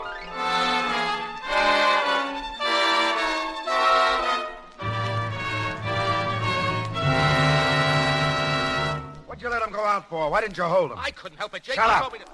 Dizzy Davis and 7 to Newark. Altitude 3,000 feet. Flying blind on the Newark beam for Cleveland. Light ice forming on wings and tails. These new de-ices don't quite break it up. Tell him to turn back and land at once. Newark calling Davis and 7. Go ahead, Newark. Davis and 7 return to Newark and land at once. Division Superintendent's orders. Tell Jake to come to the mic. Dizzy, this is Jake. Here. Here's the dope on these new de-ices, Jake. Never mind the de-icers. You know you can't fly through that stuff. Get on the ground. Come on, get this. Take this down, Buzz. The pressure has got to be doubled. The rear tube should be moved back 8 inches so the ice won't form behind it. And you need tubes on the tail, too. 1 on each leading edge. It'll work then like $1 million. Right now, the tubes are frozen flat. That's all, Jacob. Okay, Dizzy. Now get back to Newark. There's not much chance of that. Unless you send me up a skyhook. Ship's getting heavy. Losing altitude now. Dizzy, leave the ship. Don't wait until she begins to spin. Drop your flares and go over the side. Bail out. Hit the silk. No can do, baby. He's got ice all over her. Sure builds up in a hurry. Jake, when Dizzy got into that ship, he didn't wear a chute. What? He didn't. He wouldn't wait. Dizzy, isn't there some way? Can't you nurse her down? Slide in on a wing so it'll be an easy crack up? Do something, Dizzy, anything. She's falling pretty fast, Jake. The ice looks a foot thick on the leading edges. I'm down to 1,500 feet on the beam. Don't look for the crash tonight. Dizzy, listen! She's getting wishy now. I'm going to put her into a spin to see how that affects the ice. The ice still ticks to the ship, Jake. She won't answer the controls. Here she goes. So long, Jake. Don't be mad at me. Newark to Davis and 7. Newark to Davis and 7. Answer 7. Answer 7. Davis! Dizzy! He's crashed.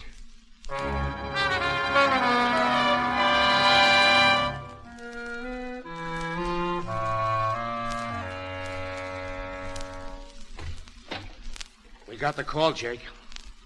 They find the ship? Yeah, pretty bad. Dizzy. He's gone, huh? Uh-huh. In the seat. Sure. He would stick it. You want to speak to the boys? No. Not now. Beat it. Okay. Jake. Yeah. What, Mary? Jake, I've got something to tell you.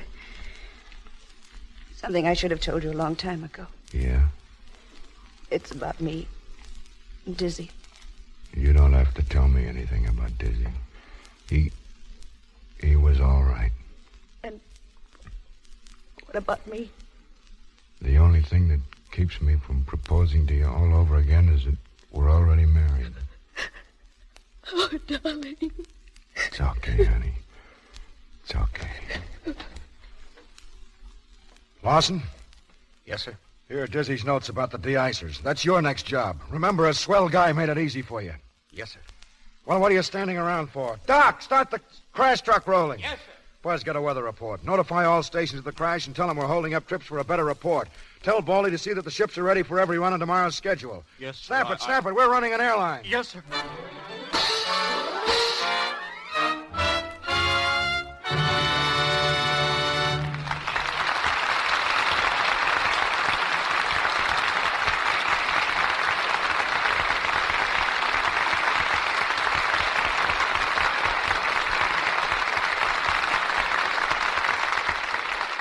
Ring down the curtain on Act 3 of Ceiling Zero, starring James Cagney, Ralph Bellamy, and Stuart Irwin. In just a moment, Mr. DeMille will bring back our stars to talk to you personally. But first, here's a bit of news for housewives. I read in the paper the other day that a housewife washes about an acre of dishes every year.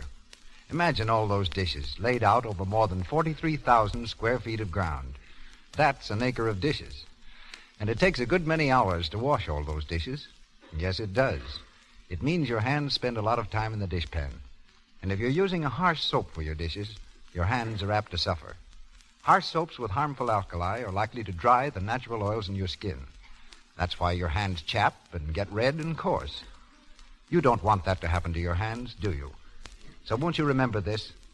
Lux Flakes are kind to your hands. They're mild. They have no harmful alkali, nothing to dry your skin and roughen your hands. No, indeed. Lux helps your hands stay smooth and young-looking. And that's pretty nice, isn't it? Having hands that are lovely to look at and thrilling to hold. Every woman wants them.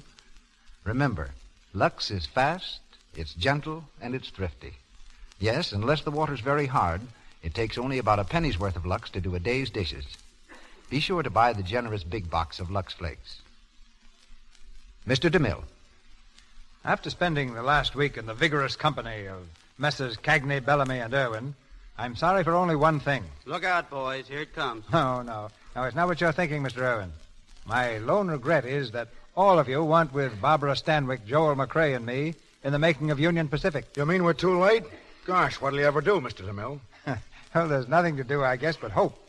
Hope that when the next one comes along, you'll be in the cast. Yeah, I'd like to cast it for you right now, if I might. Of course, the first thing you'll need is a leading man, a hero.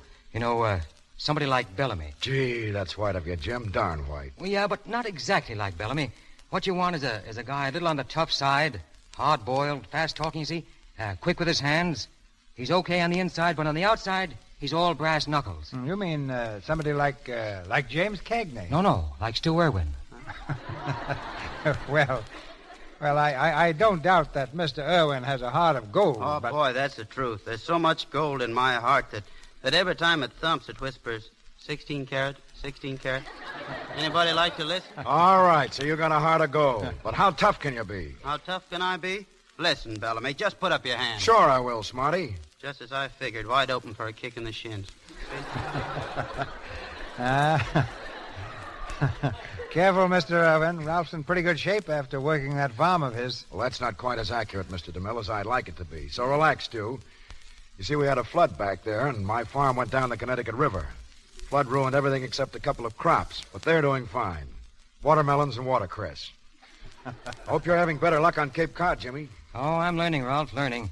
I don't think I'll ever be a menace to the landed gentry, but come a few years, and I think I'd be able to live off the place if I had to. Of course, I might get a little tired of eating kohlrabi and rutabaga 3 times a day, but then I'm learning. Mr. DeMille, I got a great kick out of doing Ceiling Zero, and I hope we can all get together again sometime. Many thanks. Good night. Good night. Good night and happy landing.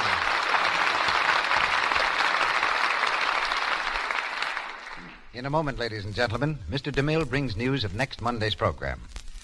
Be sure to listen to the new Lux daytime radio program, The Life and Love of Dr. Susan, the story of a courageous woman in search of her destiny. You can hear it over most of these stations in the United States every afternoon, Monday through Friday, at 2:15 Eastern Time, 1:15 Central Time, 3:15 Mountain Time, and 2:15 Pacific Time. This new daytime program, The Life and Love of Dr. Susan, comes to you in addition to the Lux Radio Theater. Assisting in Ceiling Zero were James Bush as Buzz Gordon, Mary Lansing as Mary Lee, Martha Wentworth as Mama Jeannie, Edward Marr as Doc Wilson, Lou Merrill as Alan Jones, Joseph Duvall as Joe Allen, Frank Nelson as Tay Lawson, Ross Forrester as Mike Owen, and John Gibson as Smiley Johnson. Ralph Bellamy appeared through courtesy of Harry Cohen. Louis Silvers is from 20th Century Fox Studios, where he directed music for Wife, Husband, and Friend. Now, your producer. The program planned for you next Monday night, like all programs in the Lux Radio Theater, is one in which you, too, play a major part. Just as we are occupied every day in the week preparing these productions, you are making them possible by bringing Lux Flakes and Lux Toilet Soap into your homes each day. This cooperation enables us to present plays and stars of the caliber in store for you a week from tonight, when you'll hear Norma Shearer and William Powell.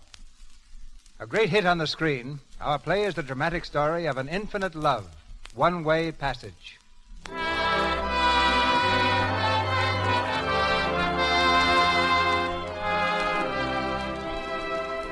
Our sponsors, the makers of Lux Flakes, join me in inviting you to be with us again next Monday night when the Lux Radio Theater presents Norma Shearer and William Powell in One-Way Passage. This is Cecil B. DeMille saying good night to you from Hollywood.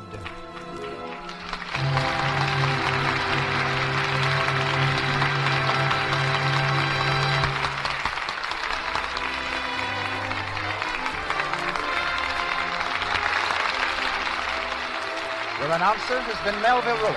This is the Columbia Broadcasting System.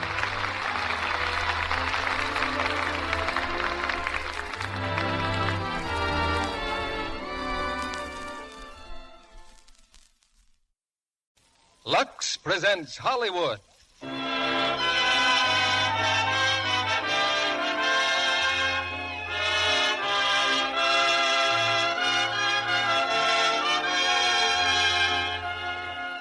The Lux Radio Theater brings you Laura, starring Dana Andrews, Gene Tierney, Vincent Price, and Otto Kruger. Ladies and gentlemen, your guest producer, Mr. Lionel Barrymore.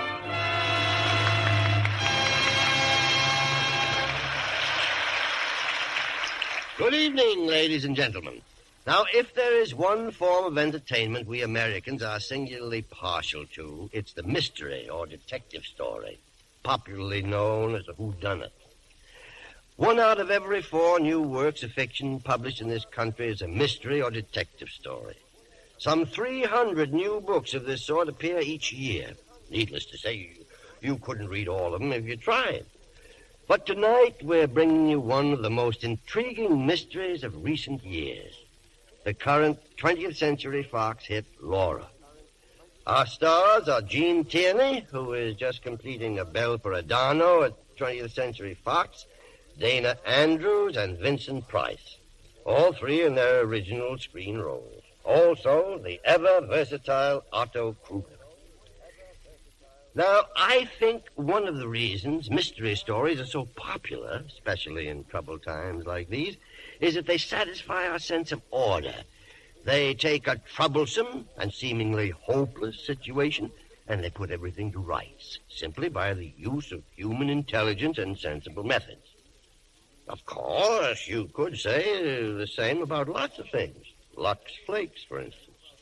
They take those troublesome problems of how to wash fine fabric safely so they'll wear longer and look better, and they give a quick and very satisfactory solution, especially in these difficult times when it's important to take care of what we have. It's little wonder Lux Flakes are so popular. Well, now it's curtain time. And here's Act 1 of Laura, starring Dana Andrews as Mark McPherson, Gene Tierney as Laura, Vincent Price as Shelby Carpenter, and Otto Kruger as Paul Lydecker.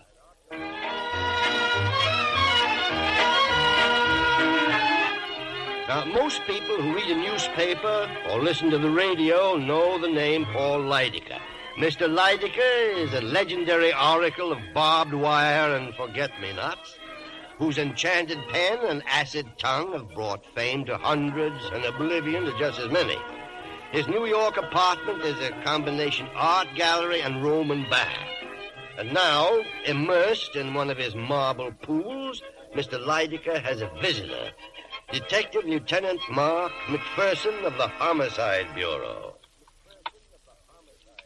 will you? That stuff is priceless. Oh. Mr. Lydecker? Quite an art collection in there. Those pieces you are pawing over are irreplaceable. Nice little place you have. It's lavish. I call it home. You'll hear about the murder of Laura Hunt. I made my statement yesterday to Sergeant Detective Crane. I know. Told him what I know. Now suppose you tell me what you know. Why not? Hand me that washcloth, Mr. McPherson? How good a detective are you? I've picked up a few facts. Laura Hunt was killed the night before last. A bell rang. She opened the door, and someone pulled the trigger of a shotgun. It wasn't nice. The range was close. Have you found the shotgun? No. What else? The thought comes to me, Mr. Lydecker, who's questioning who? May I remind you that you're a guest in my home? Yeah, that's right. What else, huh? Well, Miss Hunt was a very good-looking girl, probably. About 25, lived in a swell apartment, had a maid named Bessie. And where did she get the wherewithal to support such a menage? Bullet Company, advertising agency. She had a good job, art director or something. Not or something. She has a lady cousin in town and a couple of boyfriends. One named Shelby Carpenter, and the other is Paul Lydecker. Today is Sunday. Why haven't you tried to see me? Because it's a peculiar case, and I wanted to think. If you'll wait, I'll go with you when you leave. Why? Murder's my favorite crime. My radio audience loves it. I know you'll visit all your suspects, and I'd like to study their reactions. You're on the list yourself, you know. Be insulted if I weren't. Were you in love with Laura Hunt, Mr. Lydecker? Was she in love with you? Laura considered me the wisest, the wittiest, the most interesting man she'd ever met. I was in complete accord with her on that point. Now, if you'll excuse me, I'll get dressed. Where shall we be stopping first, Lieutenant? I'd like to see Laura Hunt's cousin. Mrs. Ann Treadwell, yes, of course. I'd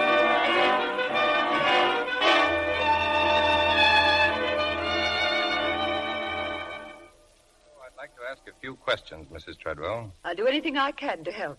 Oh, good morning, Paul. Good morning, Ann. You were fond of your cousin, Mrs. Treadwell? I adored Laura. Paul can tell you. Yeah, I can tell you considerable. Did you approve of Miss Hunt's coming marriage to Mr. Carpenter? Why shouldn't I approve? I don't know. Just what does Shelby Carpenter mean to you, Mrs. Treadwell? To me? Well, he comes here regularly. Is he a friend, acquaintance? Or are you in love with him? Well, this is beginning to assume fabulous aspects. What are you driving at? The truth. Are you in love with him? Why, no. I'm very fond of Shelby, of course. Everybody is. I despise him. You've been withdrawing a lot of cash from your bank, Mrs. Treadwell. $1,500 at a clip. $1,700. I needed that money. The day you took out $1,500, Carpenter deposited $1,350. When you withdrew $17, he deposited $15. You shooting craps, Ann? Oh, must I be insulted like this? Shelby needed some money. I lent it to him. I supposed I could do with it as I pleased. Sure. Now, on Friday night, you were home alone. Why didn't you go to the concert with Mr. Carpenter? Concert? Why, I didn't go because he didn't ask me. Well, hello. Oh, just talking about you, Carpenter. What a coincidence to find you here. This is Lieutenant McPherson. Yes, we've met. I didn't know you were here, Mr. Carpenter. I've been lying down. My hotel room is so hot, and then all the reporters and the telephone. You know how it is, Lieutenant. I've hardly slept a wink since it happened. Is that a sign of guilt or innocence, McPherson? I'm as eager to find the murderer as you are, Lieutenant. Laura and I were going to be married this week, you know. No, he doesn't know, and neither do I, nor you, nor anyone else. Oh? Laura had not definitely made up her mind to marry him. She told me so herself. She was going to the country to think it over. Laura was extremely kind, but she'd never have thrown her life away on a male beauty in distress. I suppose you've heard losers whine before, eh, Lieutenant? Yesterday, you said you went to that concert Friday night, Mr. Carpenter. What did they play? Oh, some Brahms and Beethoven's Ninth. Well, this place Miss Hunt had in the country. Have you got a key to it? No, but I think there's one in her apartment. Well, I'll have a look. And perhaps I could help you? Okay, come along. Goodbye, Mrs. Treadwell.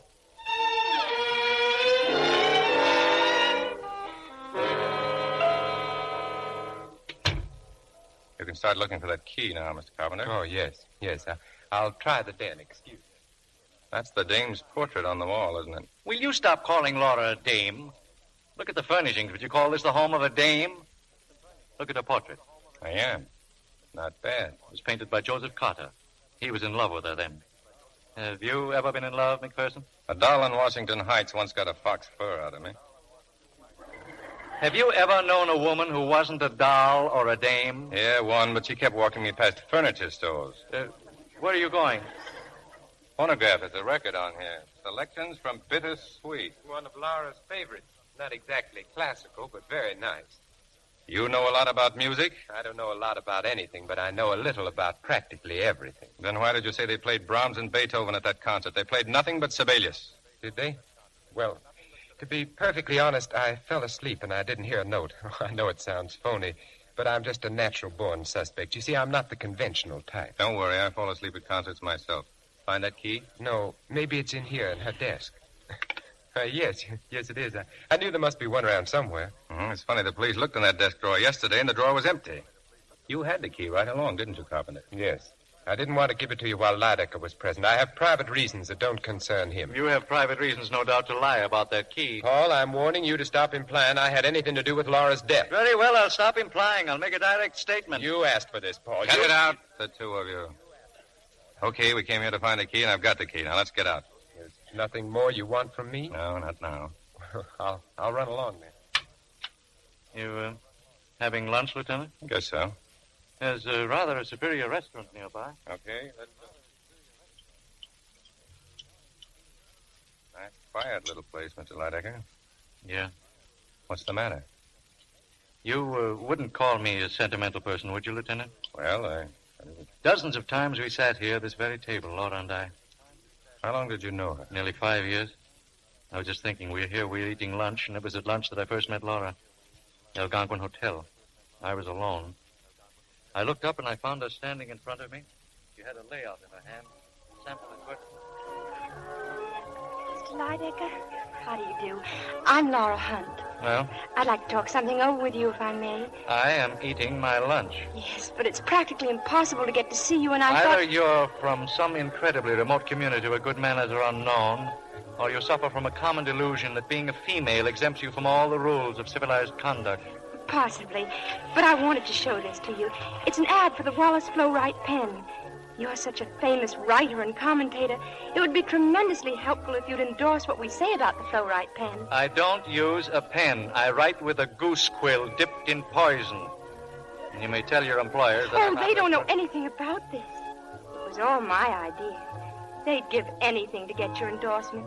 And if I were the person getting it, why... You disregard completely something far more important to me than your career. Oh? My food. You mean that, don't you? Well, of course I mean. I never heard of anything so selfish. In my case, self-absorption is completely justified. I have never discovered any subject quite so worthy of my attention. But in your column, on the radio, the things you say, they're filled with such understanding, such sentiment. Miss Hunt, you are beginning to bore me. You're a poor man, Mr. Lydecker. I feel very sorry for you. Goodbye. Laura Hunt occurred about 2 hours later. Kept after you, did she? No, I went to her because I couldn't stop thinking about her. I was more than slightly annoyed, but she had something, that girl. Something far deeper than good looks. I went to Bulletin Company, proceeded to do something I have carefully avoided since the age of 2. I apologized. Laura looked at me, smiled. Your apology is accepted, Mr. Lydecker. It was very nice of you to go to all this trouble.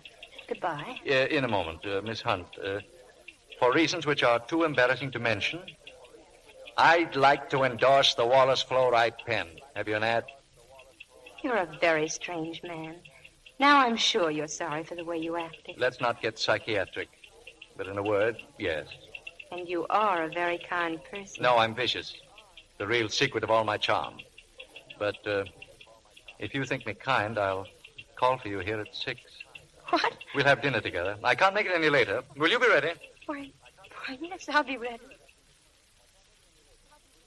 Coffee, Mr. Lydecker? Thanks. I started then to help Laura. I did everything in the world for her. I am a man reputedly of overwhelming ego, but this I admit without reserve. It was Laura's own talent, her own incredible charm that enabled her to rise to the top of her profession. Through me, Laura met everyone, famous and the infamous. And deferring always to my taste and judgment, she captivated them all. She became as well known as my walking stick in white carnation. And like them, she was always with me. When does Carpenter enter the picture? Well, men couldn't keep away from Laura, but she never regarded them seriously, but me. Her own discrimination ruled them out, and I never had to intercede. She met Carpenter one night at a party at Ann Treadwell's. She became attracted to him instantly. I was shocked. As a fellow completely without talent, with as much depth of character as a saucer of stale gin. Shortly before I took Laura home, I overheard her talking with Carpenter on the terrace. And so I spend my time doing what I've always done, nothing. Then tell me, what does it feel like living on the income from an estate? Oh, I once knew what it felt like, but the sheriff interfered with that over 10 years ago. Then why don't you work for a living? Oh, I did ask a friend for a job once. All he did was laugh. He thought I was joking. Weren't you? No, when he saw I was sincere, he just got embarrassed. He said he'd phoned me. That was months ago. Do you really want a job? Yes, I do. Then you've got one. What? Now you think I'm joking. Well, I'm not. You just be at Bulletin Company tomorrow morning. You're going to work, Mr. Carpenter. So in time, they got engaged, huh? They became attached to each other very quickly. I concealed my annoyance with masterly self-control, but here was a situation, however ridiculous, that required my attention. As you will see, it was for Laura's own good. Well, I followed them one night to this very restaurant. They had been working late on some advertising campaign. Tell me the truth, Laura. Really make people brush their teeth more often? The idea's wonderful, Shelby. And so are the layouts. By the way, who's the model you used? You don't remember? Well, you hired her yourself, Diana Redfern. Oh, of course. Laura, you look wonderful. Well, that's a quick switch of subject. Oh, I like this one much better than toothpaste. Good. Could you have dinner with me tomorrow night just like this? Maybe. And what about the night after that? Well, Shelby, I can't just... What about 3 weeks from tonight and all the nights in between? Don't you think I have any other engagement? What about 2 months from now and the month after that? And what about next year? Then it's all settled. What about breakfast? What about lunch? Beautiful lunches, day after day. And what about beautiful work? Day after day. Why, Miss Hunt, the way you talk, you'd think I was in love with you. Sparkling bit of dialogue, wasn't it, Lieutenant McPherson? If they'd known you were listening, they might have snapped it up a bit. Laura knew that I had overheard them because I told her so the following evening. By then, I had some other information to tell her also. I don't care what you found out about Shelby. It's the snooping about Paul. It's degrading. Of course, but I thought you'd want to know. That sterling character almost went to jail last year for passing rubber checks. And after that, in Virginia, he was suspected of stealing his hostess's jewelry. Those are only insinuations. I know his faults. But a man can change, can't he? Oh, Laura, for heaven's sake, open your eyes. So Carpenter has changed. Yes, he's changed from you to Diana Redfern. Running around with her now. A model from your own office. Paul, how can you be so despicable? You know what you mean to me. How can you try so deliberately to hurt me? Hurt you? Paul, Shelby and I are going to be married next week. Ah. You gave him a cigarette case on his birthday, didn't you? A valuable case? Where did you get it? From the pawn shop where Diana Redfern took it after he gave it to her. I don't believe it. He probably needed money and was too proud to borrow. Perhaps that's why this pawn ticket is in her name. I won't let this go any further. I'm going to telephone him. You won't find him at his hotel. Tonight, Carpenter's deserted both you and Miss Redfern. He's dining with a young and wealthy widow. Someone you know. Your cousin. He's been treating her rather badly these days. I'll phone Anne at once. Really, my dear, you don't think that Anne would give him away, do you? Oh, it's nasty, I know it, but I must make you realize. Now, suppose we visit Cousin Anne, He won't be there. I know he won't.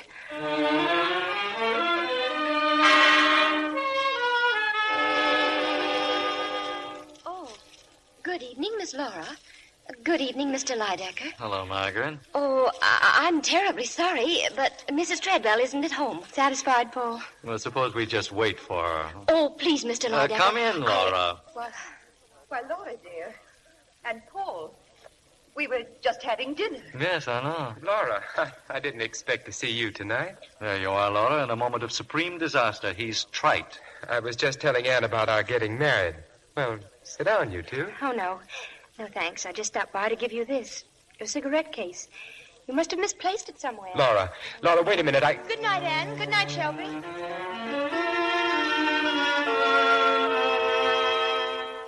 was this episode of the cigarette case, Mr. Lydecker? Last Wednesday night. On Friday, Laura had lunch with a Redfern girl. I wish I'd been there. And as I said in my statement, Laura and I were to have had dinner that night. At 7 o'clock, my phone rang. I had a sudden sensation of depression, a foreboding of disaster. Hello? Paul, I'm frightfully sorry, but I just can't meet you. Well, there's nothing wrong, Laura. I mean, you're not ill. Oh, no. I've just decided to go to the country for a few days. What, in this storm? Why, it's pouring. It won't last, Paul. It will do me a lot of good to be alone. Oh, you're thinking about Carpenter, huh? Of course. Please, I simply must have time to think this out for myself. When will you be back, dear? I don't know. I'll call before I leave. Maybe you could meet me. Well, of course I will. Thank you, Paul. Goodbye. Goodbye, my dear. That was the last time I ever heard her voice. This Redfern girl, where does she live? In Newark. She's in the phone book. I will never forgive myself for allowing Laura to become involved with Carpenter. That was my fault. I should have stopped it long ago, somehow. And she's dead now. It's too late even to think about it. Well, so long. Yeah, too late even to think about it. Goodbye, Lieutenant.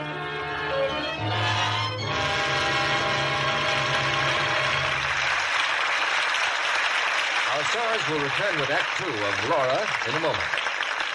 Now, here's what a young girl said to me the other day. Mr. Kennedy, why do you always talk as if only housewives wash dishes?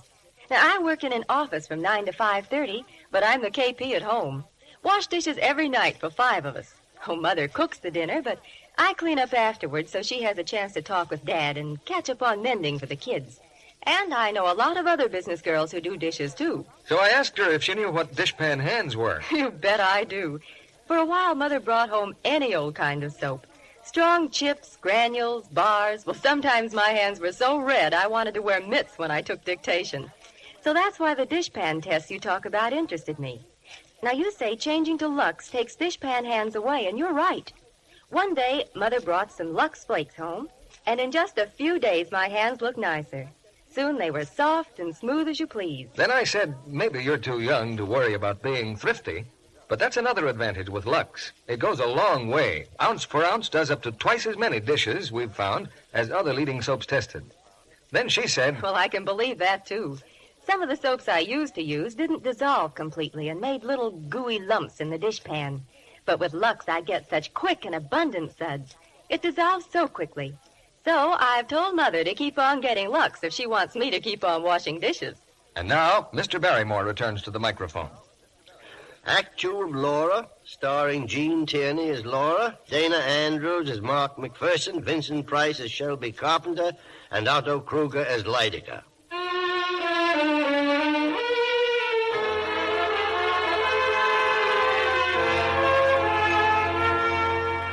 It's an hour later.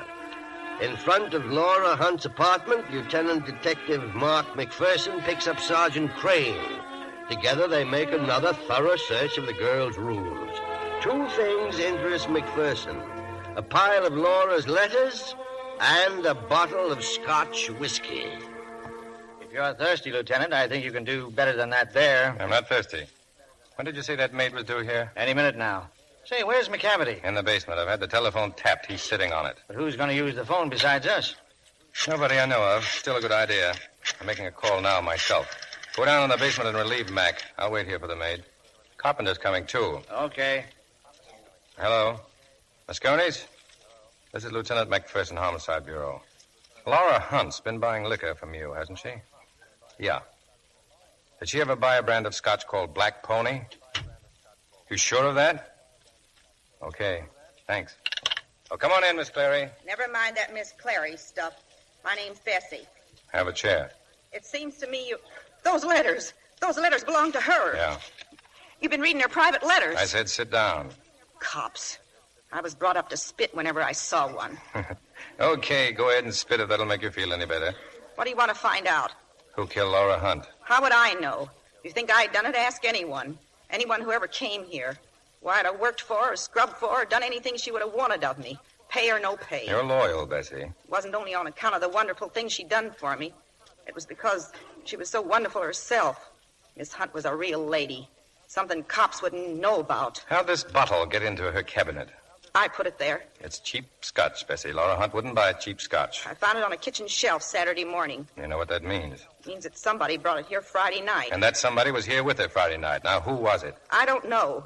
But I didn't want anybody to get any wrong idea about her. God rest her soul. That's why I put the bottle in the liquor cabinet. I done more than that. There were 2 glasses. I washed them out and cleaned off the bottle, too. Destroying evidence, Bessie. I don't care. I'll do anything to keep her name from being dragged through the mud. Relax. Bessie, I'd like some ice in the setup. You mind? I'll get it. A couple of highball glasses. I'm expecting somebody. More cops. No, Shelby Carpenter. Let him in and then get the glasses. The door's open, Lieutenant. Come in. I didn't expect you, Mrs. Treadwell. Oh, you either, Mr. Lydecker. Shelby's dropping me at the hairdresser later. I only sent for you, Carpenter. I know. So I thought I might as well come along. Yes, my excuse is equally feeble. I just dropped in to inquire as to the state of your health, Lieutenant. Insipid, I trust? He's about to have a drink. Oh, Bessie, 2 more glasses. Yes, sir. Hello, Bessie. What are you doing here? I'm paid up for the week, and I'm working regardless. Scotch, Lydecker? Excellent. Will this do? It's Black Pony. I'm a guest here. It'll have to do. Here's the ice and the glasses. You can skip mine, Lieutenant. I'm not much of a daytime drinker. Oh? Well, that'll be all, Bessie. You can go home now. But Yes, sir. I'll go. Thank you. I remember when Laura bought these glasses. She loved them. She loved all her things so. What are you going to do, sell them? I suppose so, if I'm appointed administrator. I'll probably call in Corey. Corey, the art dealer? Yes, he can dispose of everything.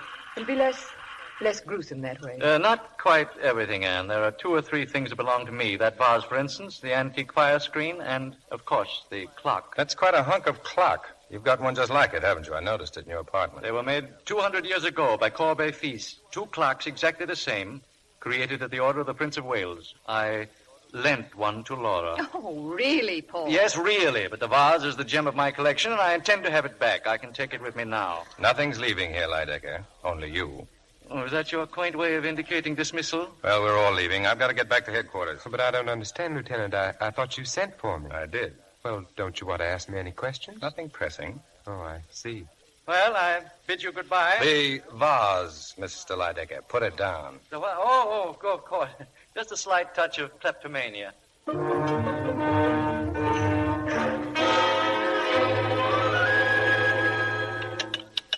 Crane? Yeah? McPherson, I'm back. Upstairs in their apartment. How you doing in the basement? Any calls come in this afternoon? Not a thing. I've just been looking the place over. I've only done it 40 times. Anything interesting? Everything's interesting. Especially that portrait. A really beautiful doll, Lieutenant. Yeah. I've read her letters, smelled her perfume, drank her scotch, gone through her wardrobe. Wait a minute. Yeah? Someone in the hall. Look, it's 7 o'clock. Alford will be along to relieve you. Make sure Alford keeps his ear on that phone. Right. Who is it? Yes. Coming, Lydecker. You just happened to be passing by. And I noticed the lights on. By the way, have you sublet this apartment, McPherson? You're here often enough to pay rent. Any objection? Yes. Especially to your prying into Laura's letters. That bundle in your pocket, for instance. No, these. They're yours. The best of the bunch. That's the trouble with getting murdered, Lydecker. It ruins your privacy. And have detectives who buy portraits of murdered victims a claim to privacy? Lancaster Corey tells me you already put in a bid for Laura's portrait. That's none of your business. McPherson, did it ever strike you that you're acting very strangely?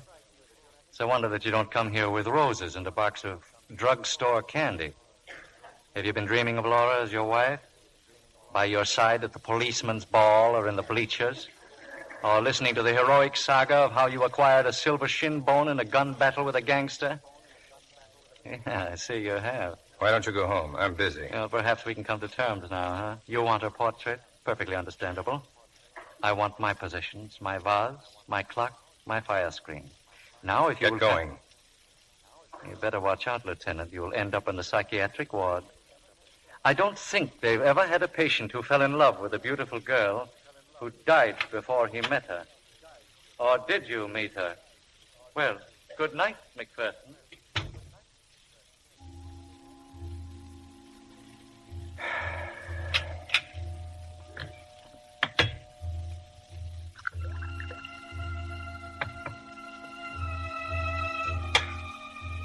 Roses and a box of drugstore candy.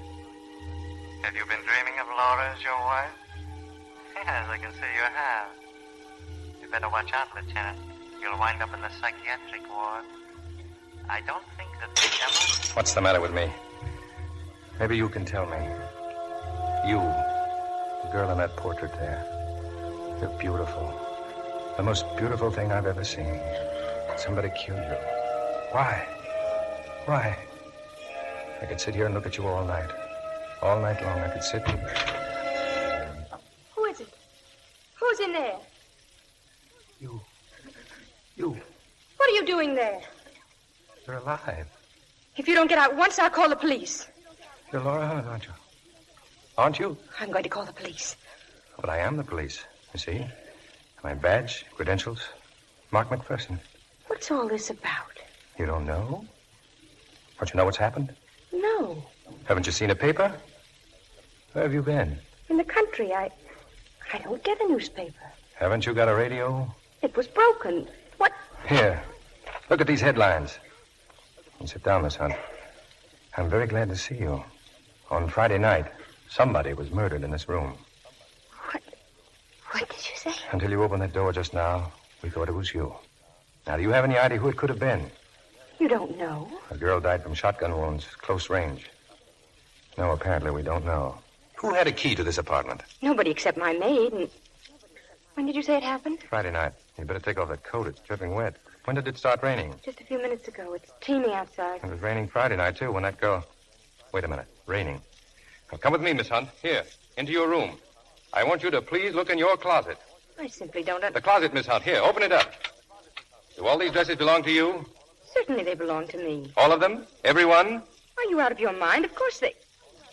What's this one? I don't know. You tell me. Why, this dress isn't mine. It's hers. Diana Redfern's. She had it on when she came for lunch on Friday. Well...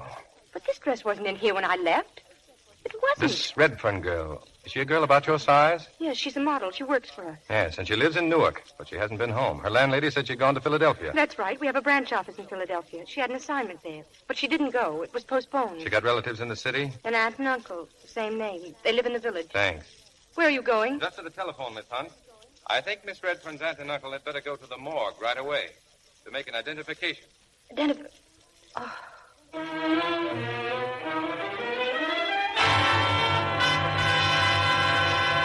Right.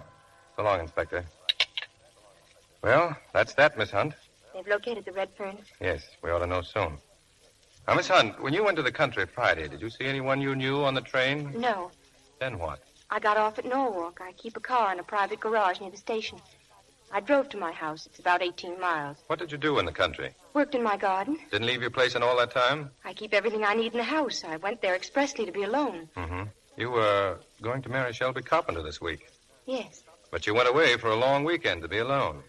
You know Shelby Carpenter has a key to this apartment. Why didn't you tell me? Because I know nothing of the sort. He hasn't. How else did the Redfern girl get into the apartment? You knew she was in love with Carpenter. I knew she was in love with him. She told me so herself. But I also know that she meant nothing to Shelby. I understand him better than you do. She was found, and I'm convinced now it was Miss Redfern. She was found in your dressing gown. What of it? You yourselves told me it was raining Friday night. You yourself just saw her dress. It's full of wrinkles and rain spots. How did she get in here? Why? Who brought her here? I haven't the slightest idea. Now, look, Miss Hunt, do you love this Carpenter fellow so much you'd risk your own safety to protect him? He must have brought her here. You suspect me. You think I killed somebody in jealousy. I'm trying to get at the truth. I'm sorry. Strictly routine.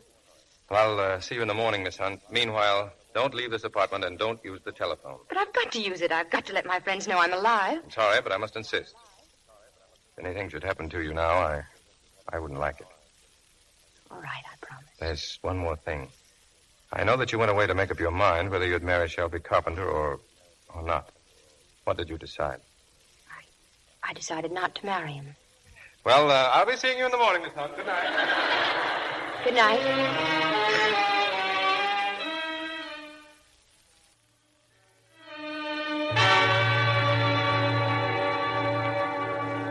Alford?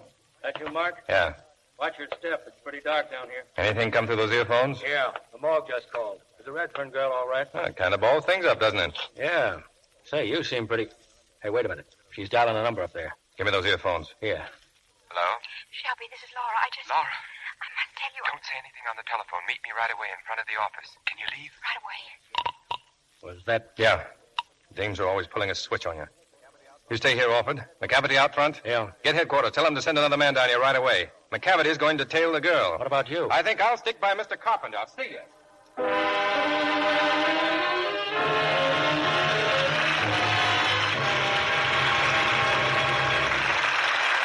We pause now for station identification. This is CBS, the Columbia Broadcasting System.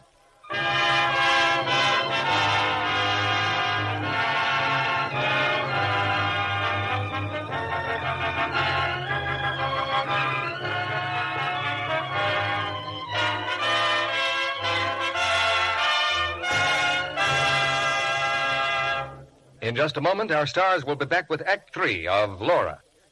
Now, here's our Libby with her head in a turban, looking like a fortune teller. I see the future of your stockings. Well, here's a lady who would like to know how long her stockings will last. Suppose you tell her. How long have you had them now? They're new. I've worn them twice. You will wear these stockings for 3 weeks more, until Monday, February 26th. Why, how wonderful. How can you tell? It's simple. According to a washing expert, 23 days is the average wearing cycle of rayon stockings. So if you've worn these 2 days already, you've still got 21 days or 3 weeks to go. But my stockings never last that long. I must be way under average. Oh, that's too bad. Perhaps I can help you. I see you in the evening washing stockings. I see cake soap and rubbing. That's right. In this weather, stockings get all splattered up the back, and I have to rub to get the spots out. Well, I think that's your trouble then. You see, stockings are delicate. They just can't take harsh treatment like that. They need gentle care, lukewarm water and gentle Lux, and no rubbing. If they are spotted, just take a few Lux flakes in your moistened fingers and work them in gently. Then squeeze the suds through the stocking, rinse well, and dry rayons for at least 24 hours.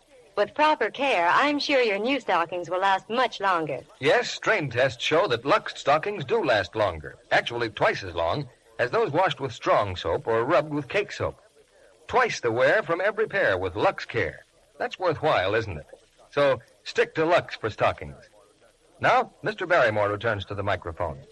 Now, after the play, you're invited to join us for a brief chat with our stars. Now, here's Act 3 of Laura, starring Dana Andrews as Mark, Jean Tierney as Laura, Vincent Price as Shelby Carpenter, and Otto Kruger as Lydica.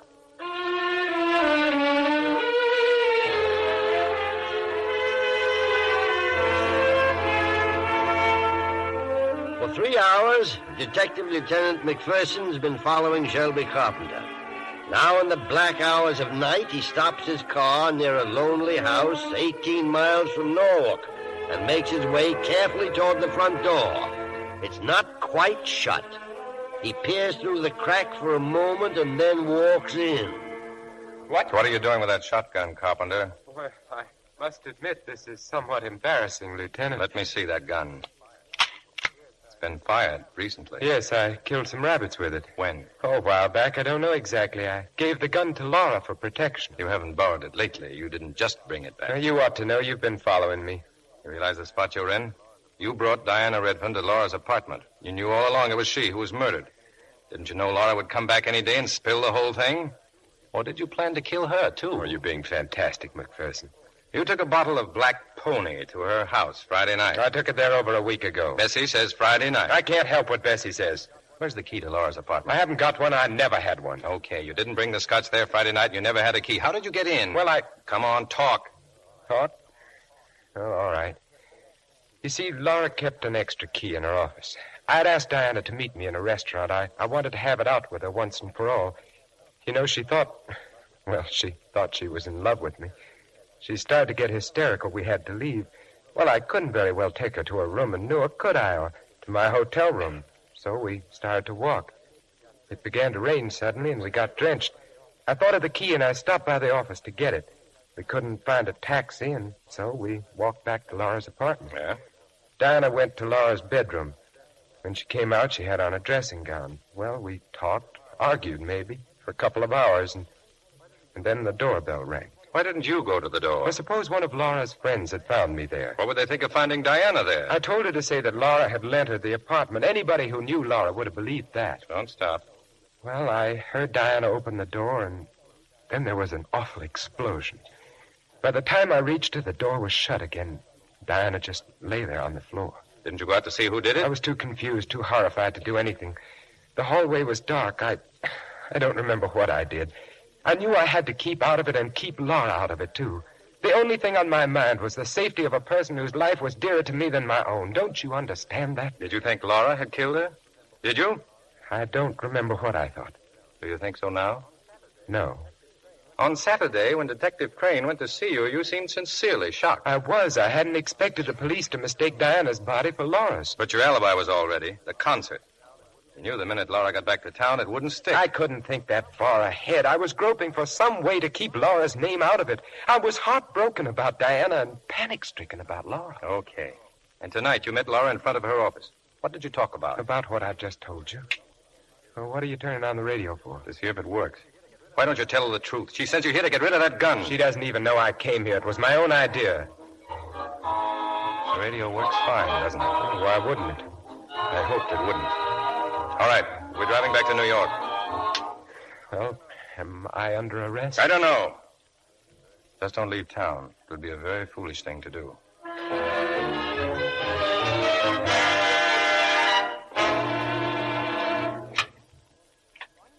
Oh, good morning, Lieutenant. Good morning. You know, I have a terrific yen to call you Laura. Why don't you forget that lieutenant business and just call me Mark? Because Especially since I brought you all these groceries. Breakfast. You didn't buy any food when you went out last night. So you know. Yeah.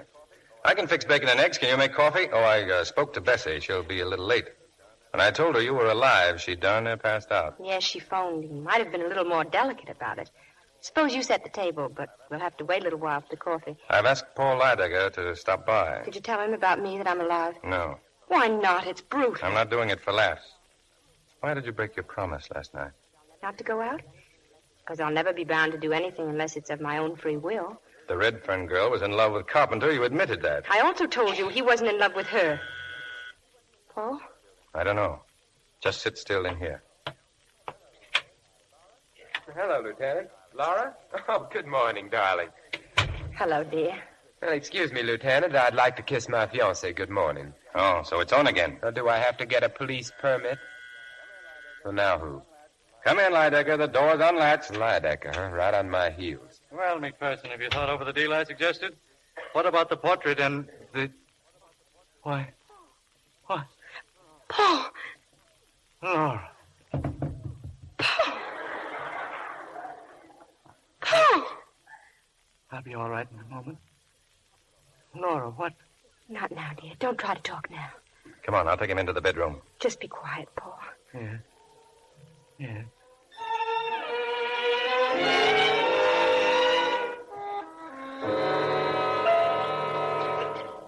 How is he? He'll be all right. He's lying down. This is going just a little too far, McPherson. Your methods are vicious. Must have been a terrible shock to him, seeing me. Poor darling. Don't tell me you're in love with Lydecker, too. Stop talking that way to Miss Hunt. Laura, why do you cover up for a guy like Carpenter? What story did he tell you when you met him last night? Don't answer him, darling. Shut up. I've got enough on you, Carpenter, to arrest you right now. Break McPherson the handcuffs. Trundle him off to the hoosegow. Paul. I hope you'll forget my weak touch of angina, my dear. It's an old family custom. Did I interrupt a pinch, McPherson? I've changed my mind for the moment. Well, in that case, better order some food and liquor, Laura. People are coming to celebrate your return this afternoon. A cocktail party. Who asked them? I did. In the quiet of your boudoir just now. I called my man, and he's calling all our dear friends. Why did you do that? Well, perhaps our friends can weave all the loose ends into a noose.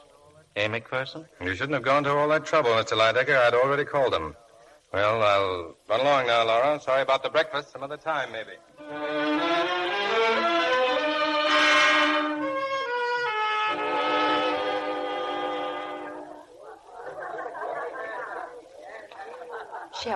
Shelby, come here. What's the matter, darling? Your party's a huge success. Shelby, tell me, I must know. Why did you go to the country last night? Laura. Well? You don't know? I was afraid you wouldn't think of hiding that shotgun. What shotgun? The one I gave you. Oh, darling, you don't have to lie to me. Well, what's going on here? Oh, nothing at all, Anne. In case you don't know it, that McPherson man hasn't taken his eyes off you. I know. Maybe it would be better if I, mingled with our guests. Laura, McPherson suspects him. Shelby. He suspects me, too. Oh, don't be absurd. You could never have done a thing like that. Darling. Yes. Are you as interested in Lieutenant McPherson as he is in you? Anne, I only met him last night. Sometimes that's more than long enough. Anyway, he's better for you than Shelby. Anybody is. Shelby's better for me. Why? Because I can afford him. He's no good, but he's what I... Wait a minute. He's coming. Mark. Oh, Mark, is it? I'm sorry to break up your party, Laura. But you haven't. You've been a model guest so far. I'm not joking. Get on your things. I'm taking you to headquarters. I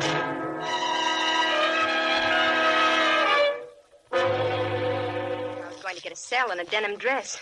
Is this your office? Before they trot out that denim dress, I want to know why you've been holding out on me. Have I been? You told me the radio at your country place was broken. It was. Not last night. I stopped in the village on my way back. I asked the local handyman to fix it. And how did he get in? With a key. The key I always leave under the flower pot on the porch. All right, I'll accept that. Why? Because you're too intelligent to make up a story I could check so easily. The main thing I want to know is why you pulled that switch about Shelby Carpenter. You told me last night you decided not to marry him. But today it was on again. Why?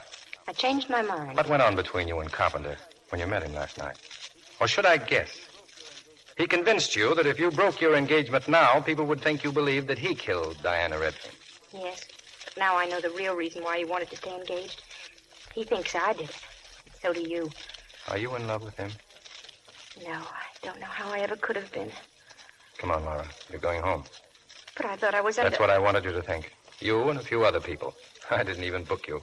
And all this was just some sort of a game. I was 99% certain about you, but I just had to make sure of that 1% doubt. Wasn't there an easier way to make sure? You're smiling. You're not sore? No, Mark. I'm not sore. Go back to your party, if there's anything left of it. And you? I'm going to Lydecker's apartment. I'll drop by later on.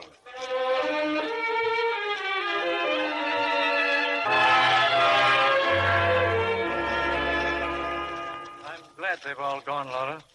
It's been a long time since we've been together. Well, darling, what's the matter? Nothing, Paul. You're worried. Yes, McPherson. He's using you for something. I don't think so. I don't deny he's infatuated with you in some warped fashion, but he's incapable of any normal human relationship. He's been dealing too long with criminals. When you were unattainable, and he thought you were dead, that's when he wanted you most. Fell in love with your portrait. He was glad when I came back, as if he were waiting for me. You know what he calls women? Dames. A dame in Washington Heights once got a frock's fur coat out of it. That's his very word. That doesn't mean anything, Paul. He isn't like that. Laura, my dear, you have one glaring weakness. With you, a lean, strong body is always the measure of a man, and you always get hurt.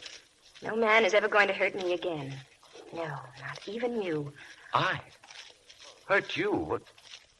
Laura, look at me. You were a long time finding out about Shelby, but that's all over now. We'll be together again. Wait, the door just opened. Don't get up. Don't let me. Oh, haven't you heard of science's latest triumph, the doorbell? I'm glad you're here, Lydecker. I've just been to your apartment. Do you mind if I search your pockets? I found a shotgun. Oh. But I wasted my time. It wasn't the gun that killed Diana Redfern. First he tells you he thinks you're innocent, and then he proceeds to check up on you. I never said you're innocent. Me? I'm talking about Laura. My dear, this entire maneuver could be a trick to throw you off guard. It could be, but it isn't. I know. I believe you, Mark. See, I'm beginning to get annoyed. Laura, it's the same obvious pattern. If McPherson weren't full of muscles and good looks, in a cheap sort of way, you'd see through him in a second. Paul, I mean to be as kind about this as I know how. But you're the one following the same obvious pattern. First with that painter you thought was in love with me. Then with Shelby, and now I suppose... Laura, what are you saying? That I don't think we should see each other again. But, darling, you're not yourself. Yes, I am. For the first time in ages, I know what I'm doing. Very well. I hope you'll never regret what promises to be a disgustingly earthy relationship. Oh, listen to my broadcast in 10 minutes. I'm discussing the other great loves of history.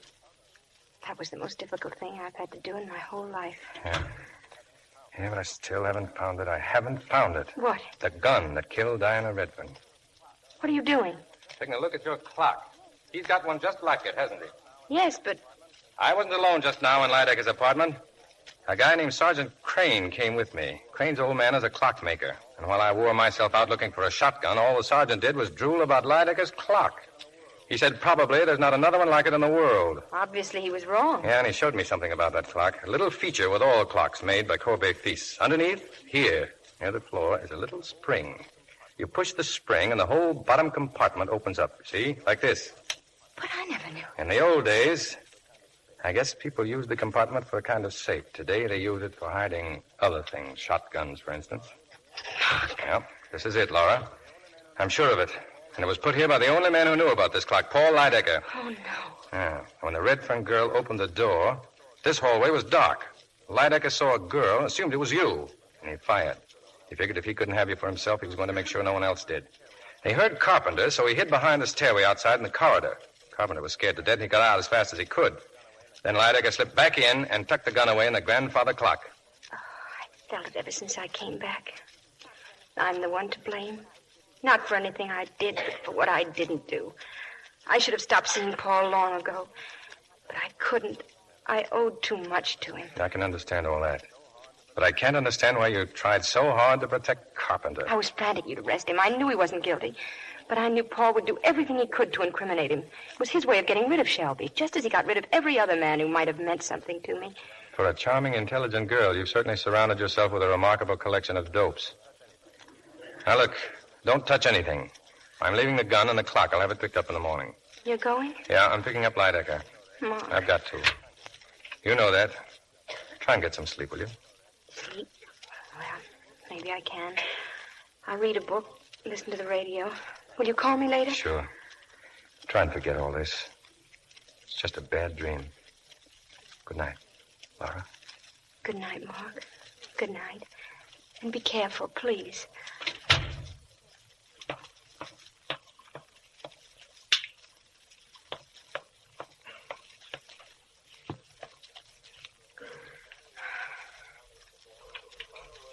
And now, ladies and gentlemen, with his final word for this evening, Mr. Paul Lydecker. As history has proved, love is eternal. The strongest motivation for man's actions throughout centuries. Love is stronger than life. It reaches beyond the dark shadows of death. May I remind you of some favorite lines of mine from Dowson's poem? They are not long, the weeping and the laughter, love and desire and hate. I think they have no portion in us after we pass the gate. They are not long, days of wine and roses. Out of a misty dream, our path emerges for a while, then closes within a dream. That's the way it You've is, heard the isn't voice it, Laura? of Paul Lydecker by electrical transcription. This is the... There's the final irony to all of this, Laura.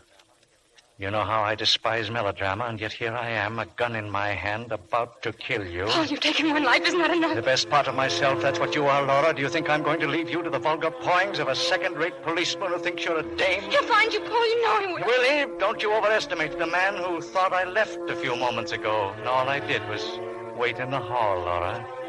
And then I let myself in again with a key I've always had.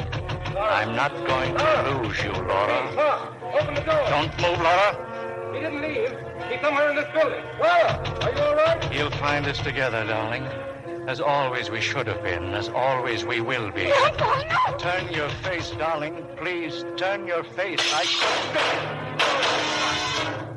Sorry, Vincent, but I had to do it. I better let the boss in before he busts down your door. Laura. It's all right, Mark. Get him through the window, Lieutenant, from the fire escape. I'll call headquarters. Fine detective. A fine detective I am. Laura. Goodbye. Goodbye, my love. It's all right, darling. It's all right. The bad dream is over.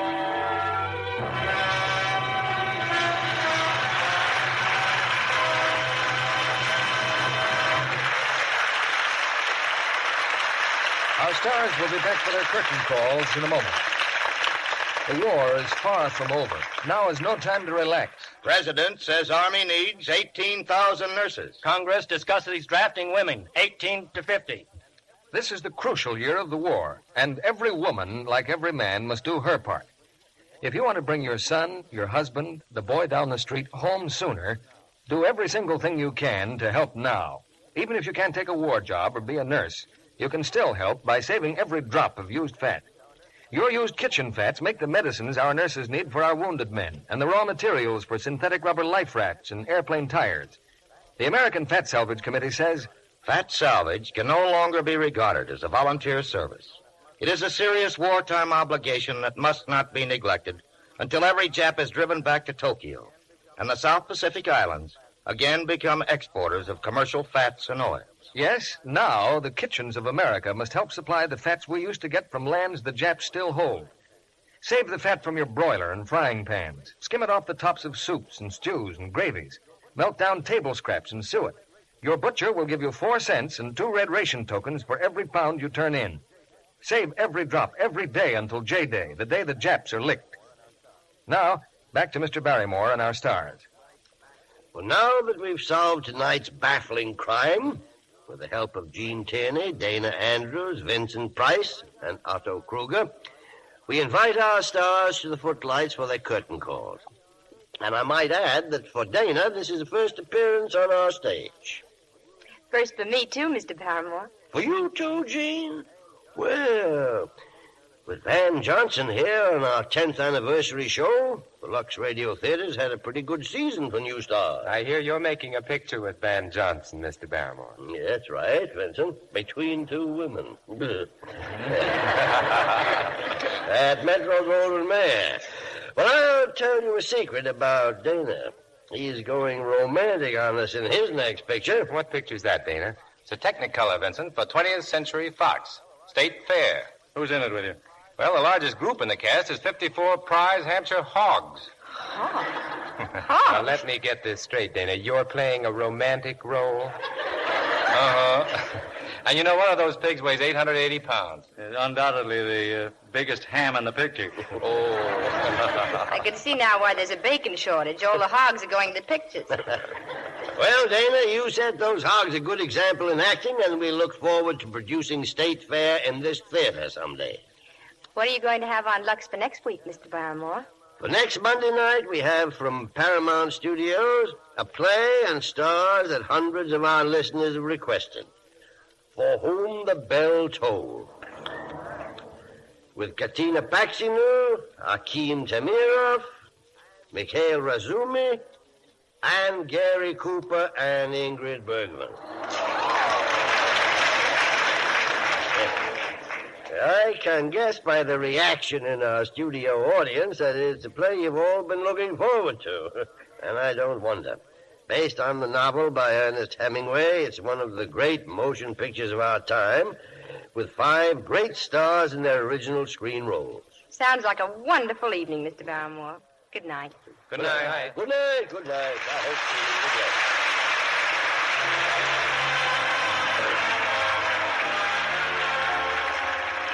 Our sponsors, the makers of Lux Flakes, join me in inviting you to be with us again next Monday night when the Lux Radio Theater presents Ingrid Bergman, Gary Cooper, Katina Paxinu, Akim Tamirov, and Mikhail Razumi in For Whom the Bell Tolls.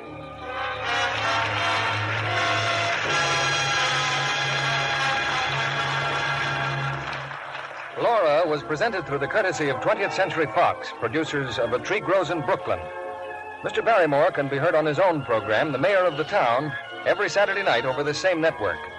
Vincent Price is currently working on the 20th Century Fox production, Dragonwyck. Otto Kruger will soon be seen in Samuel Goldwyn's Technicolor picture, Wonder Man. Heard in tonight's play were Lois Corbett, Leo Cleary, Noreen Gamil, Dwayne Thompson, Charles Seal, and Howard McNear. Our music was directed by Louis Silvers. This program is broadcast to our fighting forces overseas through cooperation with the Armed Forces Radio Service. Our Lux Radio Theater production of Laura, starring Dana Andrews, Jean Tierney, Vincent Price, and Otto Kruger, has come to you with the good wishes of the makers of Lux Flakes, the tissue-thin soap used by smart housewives everywhere. This is your announcer, John M. Kennedy, reminding you to tune in again next Monday night to hear For Whom the Bell Tolls with Gary Cooper and Ingrid Bergman, Katina Paxinu, Akim Tamirov, and Mikhail Rasumny. There's less work in my cooking. No guesswork in my cooking. My best work is my cooking, since I have switched to Spry. Let new Easy Bake Spry and Spry's amazing shortcut recipes help you serve more delicious meals with far less work. For lighter, better-tasting cakes, tender, flaky pastry, crispy, digestible fried foods, get S-P-R-Y Spry. And be sure to listen in next Monday night to the Lux Radio Theater presentation of For Whom the Bell Tolls, with Gary Cooper, Ingrid Bergman, Katina Paxinu, Akim Tamirov, and Mikhail Rasumi, This is CBS, the Columbia Broadcasting System. Lux presents Hollywood.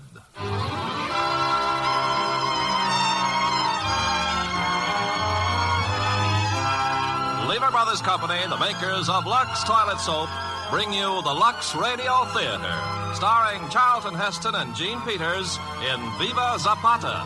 Ladies and gentlemen, your producer, Mr. Irving Cummings.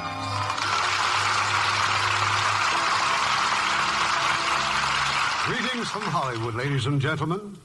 Tonight we are presenting two new faces in motion pictures.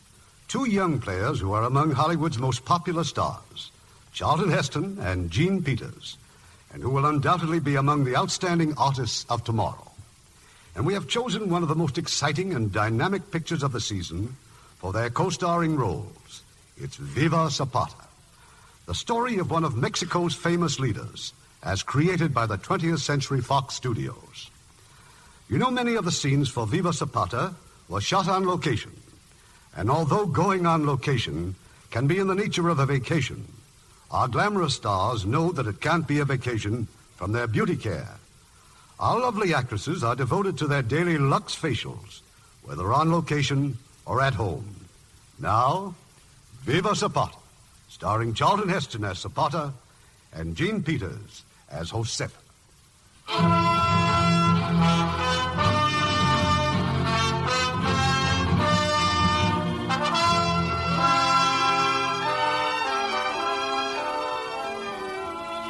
In the year 1909, a delegation of peons journeyed to the presidential palace in Mexico City. A ragged group of Indians, they'd been granted an audience with Porfirio Diaz. Well, my children, you must have had some reason for coming here. Surely there's something you want to tell me? They have taken our lands away, my president. You can talk. Now, who took your land away? Who?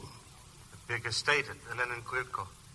They have taken our green valleys, my president. They leave only the rocky hillsides. They build fences with barbed wire. They plant sugarcane in our cornland. You can prove that you own those lands? I must have facts as well as accusations. We have a paper from the Spanish crown, my president, and another paper from the Mexican Republic. Well, if this is true, you have no problem. The law will settle it, my children.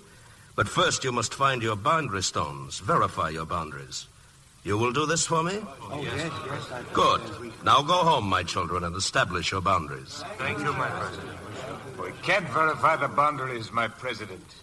There are guards at the fence with rifles. Well, the courts will settle everything. With your permission, do you know of any land suit that was ever won by country people? My children, I am your father, your protector. But you must be patient. With your permission, we make our tortillas out of corn, not patience. And patience will not cross an armed and guarded fence. To do as you suggest, we need your authority to cross the barbed wire. I cannot possibly exercise such authority. But you advised it, my president. What is your name? Zapata. Emiliano Zapata.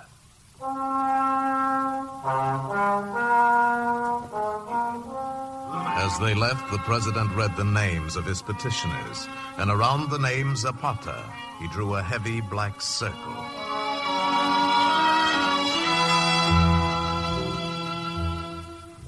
The Indians went home. They cut the barbed wire and swarmed over the newly planted sugar cane, searching for their boundary stones. But the guards, the rurales, were waiting for them.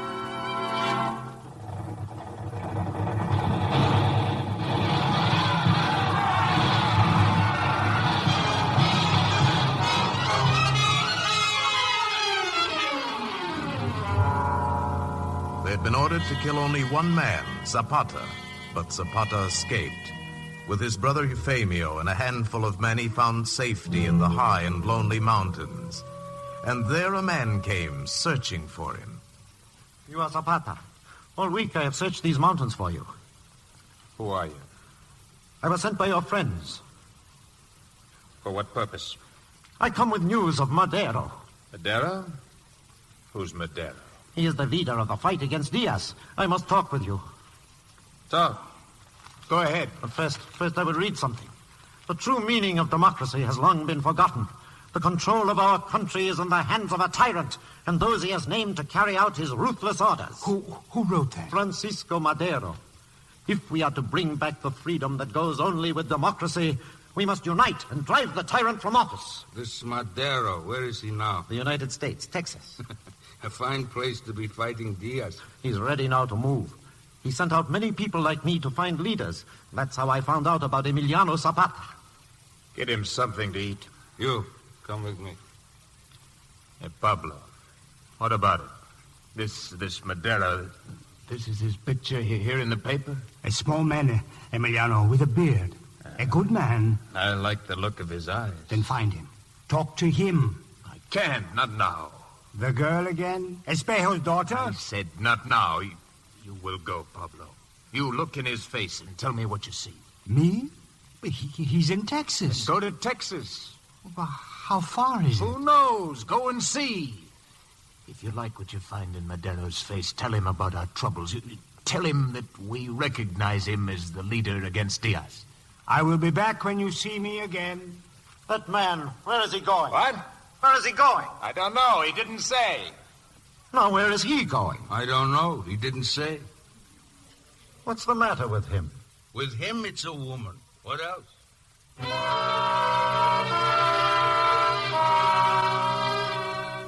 Yes, with Zapata it was a woman. And that night he went down to her house in the village and hid in the shadow of her window and called to her. Emiliano. Be quiet. I must speak to you, Josefa. The rallies are after I you. know. When may I speak with your father? No. Never. Why not? What's wrong with me? It's what would be wrong with me if I married you. What does that mean? It means that I have no intention of ending up washing clothes in a ditch and patting tortillas like an Indian. My mother was a Salazar. Zapatas were chieftains when your grandfather lived in a cave. Just remember that. Well, you're not chieftains now. You have no land, no money. Without luck, you'll be in jail by tomorrow. And after that, let go. You're hurting me. You listen to me. I've been offered an important position, Donazio Relatore. Donazio doesn't hire a fugitive from the law. If I accept, he'll have me pardoned. Pardoned? Why? Why would he want you? Apparently you don't know that I am the best judge of horses in the country. You're the only one who doesn't know this. The answer is still no. I could take you away with me right now. I could not prevent you, could I? But sooner or later you would go to sleep. And then you would kill me? No. You're too respectable. I would do it because I am respectable. I want to live a safe life without surprises, and preferably with a rich man. You don't mean that. I mean exactly that. Come back when you can offer me something. And Zapata took her arm. He touched it gently with his fingers, as a blind man touches to recognize and to remember. And he left without looking at her face. Zapata became a horse buyer, and his patron, Donazio, secured his pardon. In his love for Josefa, Zapata struggled to shut his eyes to the misery of his people. When he had saved a little money and owned a good suit of clothes, he made up his mind to see Josefa's father. But on that very day, a traveler returned from Texas. We can talk here, Emiliano. Now tell him, Pablo, tell him. We spoke of you much in Texas, Emiliano. One strong push and Diaz is finished. Now, wait. Madero promises. Wait a minute. You, Fernando, how are you in all of this? Madero sent him with me. He wants a message from you. Tell him to get another leader. You don't believe in him? Yes. So? Tell him to get someone else. I have private affairs. I don't want to be the conscience of the world. I don't want to be the conscience of anybody. That is all you have to say? It's enough for me. Come on, let's get out of here.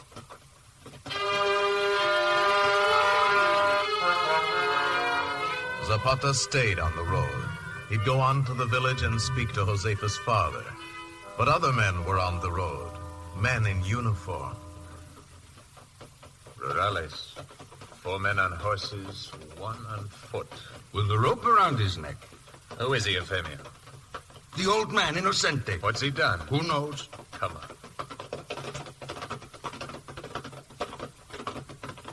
Innocente! What's the matter? Get away from the prisoner. What have you done? What are they taking you for? The rope's too tight. He can't talk. Give him some water. What did he do? They're all crazy, these Indians. The craziest people I ever saw. What did he do? The captain tells me to bring them in. They're always doing something. I think you'd better let him go. Your machete. Put it away. Let him go. Get to the village. The rope. Cut the rope. Cut the rope.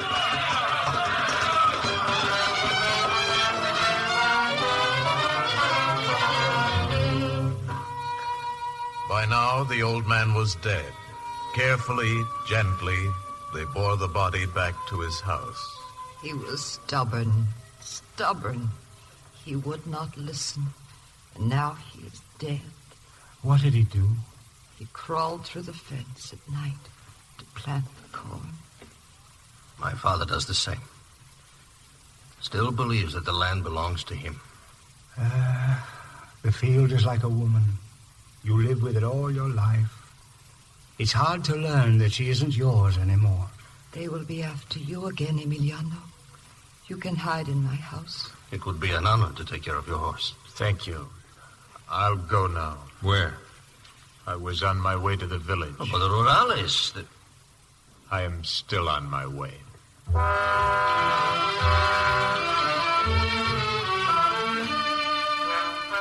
He was captured at the door of Josefa's house. They put a rope around his neck and set out for their headquarters. And as they rode, men appeared from out of nowhere. They emerged from either side of the road, quietly and in order, but with rifles and machetes. Side by side, they rode with the Rurales. But the captain said nothing, until still another band appeared and blocked the way. What are you trying to do? This man is a criminal. With your permission, we are here to see that the prisoner does not escape. You're breaking the law. Helping the law. With your permission, we are guarding the prisoner. Cut the rope. Let him go. Cut the rope? Give me your knife. I'll do it myself. The captain is letting him go. What a kindness. Emiliano, we have brought your horse. Thank you. What about the Rurales? Let them go. Let them go? And what about the wire? What wire? The telegraph wire. Cut the wire before they use it. No. It belongs to the government. If you touch that wire, you've rebelled against the government. Euphemio. Well? Cut the wire.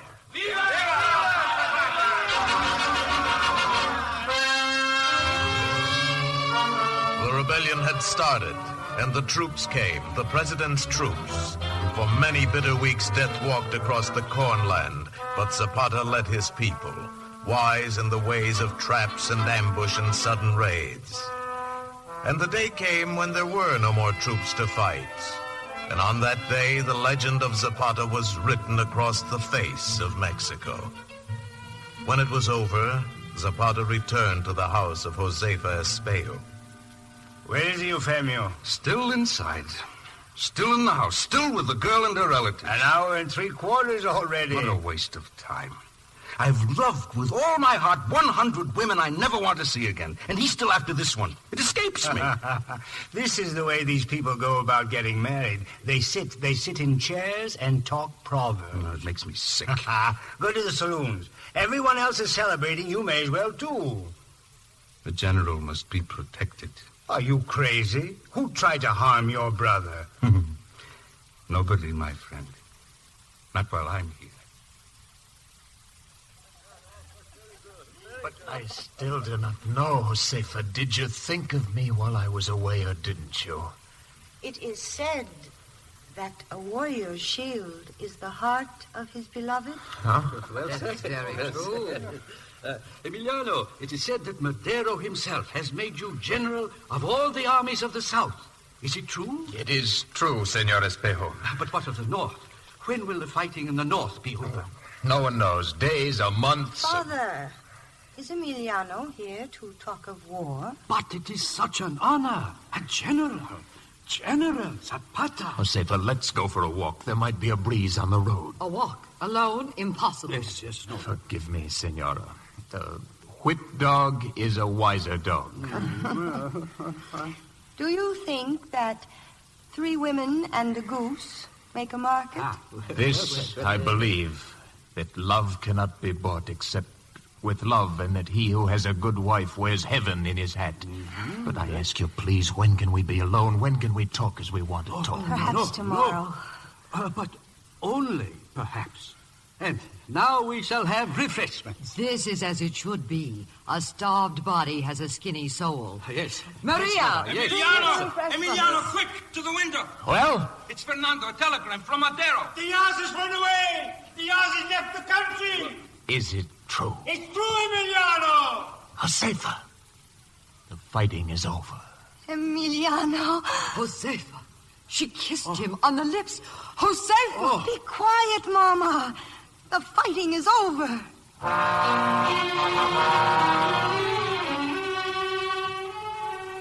They were married that afternoon, and all night long the town celebrated the victory and the wedding, with wine and singing and the playing of music. Finally, it's happened. I have a sister now, Fernando. You're drunk. Ooh, very drunk. And you are very sober. I know what's the matter with you, Fernando. What? You have heavy blood. You're unhappy because the fighting is over. I am unhappy with half victories. I love you, Fernando, but I don't like you. I never liked you, my darling friend. There will be more bloodshed. All right, more, but not tonight. Here, take the bottle. Be human. Enjoy yourself. A lot more blood. Emiliano, can't you sleep? How long have you sat here by the window? I don't know. Pretty soon I'll go to sleep. What are you thinking? Nothing. But you are. No. What are you worried about? We'll find a good piece of land someplace and we'll settle down. I'll go to sleep. I don't want to sleep. Emiliano, the fighting is over. Madero's in the capital. Tomorrow, I will leave and go to talk to him. Can I go with you? No. Oh. Do you think we'll have children? Yes. We'll name them all Francisco, after Madero, because he brought peace. Emiliano, please, tell me, is it something about me? You must never think that, Josefa. I love you. And you will tell me. Madero will have men around him, men from schools, lawyers, educated men. My horse and my rifle won't help me there. I can't read, Josefa. I can't even read. Oh. When they asked you to win battles, did they say, can you read, Zapata? Teach me. Teach me to read. Of course. Well, teach me now. Get a book. Here's a book. The Bible? Well, open it. Any page, it doesn't matter. In the beginning, God created the heavens and the earth. Which word is God? Which is heavens? Now watch. In. The. Beginning. In the beginning. In the beginning.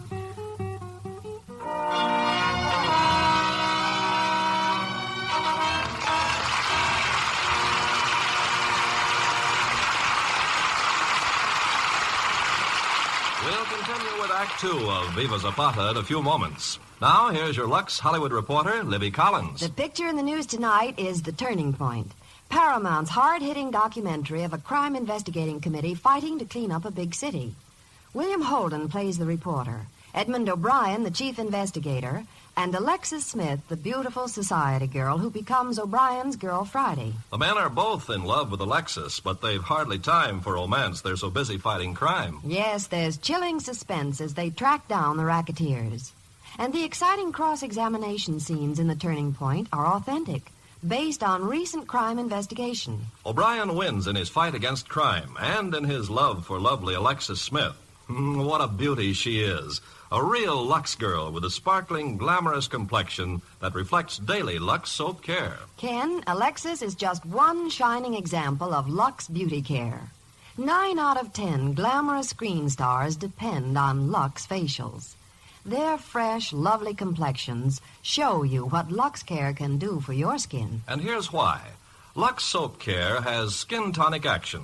Yes, a beautifying tonic action that brings your skin luscious new smoothness, freshness. You see, skin tonic action helps your skin retain natural moisture. And that's a must for radiant, young-looking skin. It's wonderful how quickly your skin responds to this stimulating care. You just cream in rich Lux lather. Then, after you rinse warm, splash cold, you'll see your skin looks clearer, feels more satiny. Tomorrow, try Hollywood's Lux Soap Facials. Beauty care that helps any normal skin, even dry skin, bloom with softer beauty. Yes, Lever Brothers Company guarantees Lux Toilet Soap Care with skin tonic action will make your skin definitely smoother, definitely fresher. Now our producer, Mr. Irving Cummings. Act 2 of Viva Zapata, starring Charlton Heston as Zapata and Jean Peters as Josefa.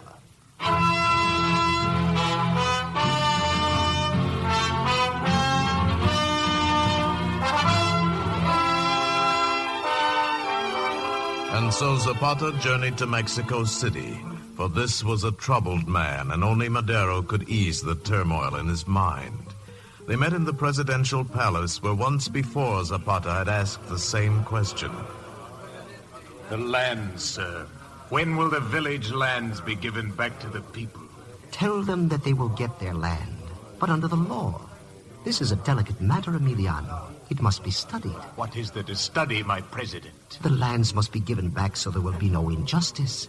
And speaking of lands, close the doors, please. Let me show you this map. You see here, where these two streams meet? The land here is very rich and well-watered. It has a good house on it. You know what this is, General? Oh, it is a ranch. It is your ranch. Mine. It is the custom to reward victorious generals, and no one deserves it more than you. I did not fight for a ranch. I don't think you know what I mean. I know what you mean. The land I fought for was not for myself. Now, what are you going to do about the land I did fight for? Believe me, it will all be taken care of in good time. Now is a good time, sir. No, there is only one way to do these things. Oh, this noise is confusion. I can't think. Get out, please. Everybody, please, get out. There are papers to be signed, sir. Let them wait. Let them wait till General, would you excuse me? You will return? Immediately. Femio, come here. Fernando, Pablo. This Madero. He's a very busy man. He has things to do every minute, night and day. He is a mouse in a black suit. He talks too much like Diaz. No, Madero is right. This is peace, Emiliano. It takes time. We must work by laws. But first, the land must be given back. And if Madero doesn't do it? Well, Fernando? Then he is an enemy, too. You're his emissary, his officer. I'm a friend to no one and to nothing, Pablo, except logic and reality. Peace is very difficult. Euphemio, what do you think? That's a nice piece of land he offered. No! What's the harm? You've never taken anything. The result, we have nothing. A ranch like that You see, I have kept my word. I am back. Emiliano, I promise you that my first thought is of the land, but in a way that is permanent. Before you can do anything by law, you must have law. We cannot have an armed and angry nation. Then what do we do? Stack your arms. That is my first request. Stack your arms and disband your army. Who will enforce the laws once we have them? The regular army. General Huerto, the police, the Rurales. They are the ones we just fought and beat. Hey, give me your watch. My watch? Give it to me. My rifle's loaded and it points at your heart. Here, take it. It's a beautiful watch. Very expensive. Here, now take my rifle. Take your rifle? I don't understand. Hey, take my rifle. Now, everything is different. This time you have the rifle, so I give you back your watch. But without the rifle, never. You draw a strong moral. You ask us to disarm. How could we keep our land if we disarm? But it is not that simple. There's a matter of time. Time is one thing to a lawmaker, but to a farmer there is a time to plant and a time to harvest, and you cannot plant in harvest time. General Zapata, do you trust me? I trust you the way my people trust me, and they trust me as long as I keep my promises and not 1 minute longer. Where are you going? I'm going home. I will wait, but not for long.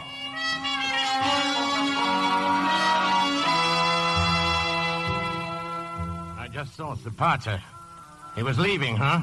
You are listening to us, General Huerta? A little, perhaps. Kill that Zapata now. Kill him and you save time and lives. Your own, maybe. I do not shoot my own people. He's a fine man, an honest man. What's that got to do with it? A man can be honest and completely wrong. I trust him. Good. Meanwhile, I'll take my troops down to Morelos and help him to decide to disarm. No. I must have time to think. Sir, forgive me. Pablo, come in. There is something I had hoped to say. All right, my friend, you can speak freely. Oh, I'm so glad you came back. I want you to speak to General Zapata again, for me. He won't come back, my president. He's stubborn. But if you would come down to Morelos, he's different there. He needs you, sir, to help him. And if you will excuse me, you need him too? I will come. Thank you. Thank you.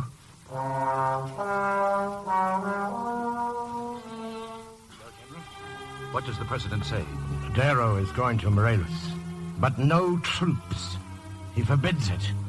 Oh, the odor of goodness. No troops? We'll never get anywhere as long as Zapata's alive. He believes in what he's fighting for. So does Madero. Madero's a mouse. He can be handled. But Zapata's a tiger. You'll have to kill a tiger.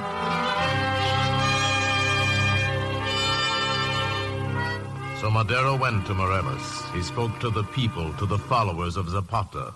Then the people assembled in the public square and surrendered their arms. Madero watched them with a look of great happiness on his face. And Zapata also watched. But who could tell what he thought? You see, my friend, your people give up their weapons gladly. We are a nation at peace. He explained it very well, didn't he, Emiliano? They believe me, Pablo. Do you, General? I've been fighting so long I don't understand peace. Peace is a problem. Many men have been honest in war, but I often wonder how long a man can stay honest under the pressure of peace. This is a man I can love, Emiliano. Emiliano! Not on your brother. What is it? Ask him. Ask Madero. What is it? Huerta's troops are coming through the pass. Pretend you didn't know it. No, I can't. How many?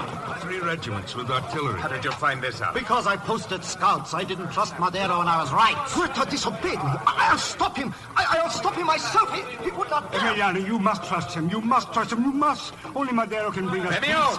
The buglers, rifles and ammunition. No, listen to me. Now get up the snipers and flank the road.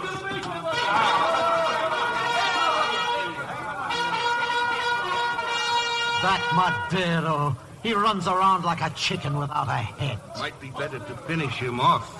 What do you say, Emiliano? There must be no fighting. I give you my word, I will stop the troops. I hope so. But if you don't, I will. My president. Huerta must have misunderstood. He, too, has good qualities. Believe me, Pablo. I know. And I'll talk to Emiliano. I'll bring you two together again.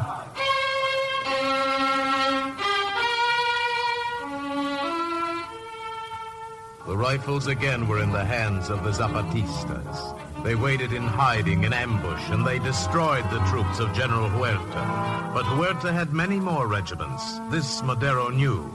So he went to Huerta to plead for peace. But where is he?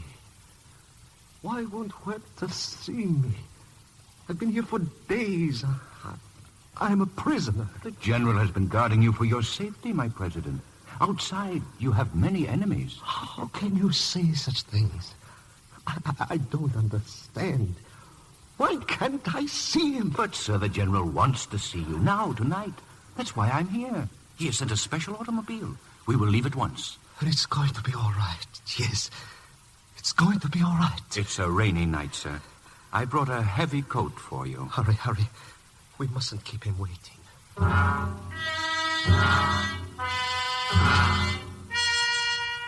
On the road, some distance away, Huerta had instructed his soldiers.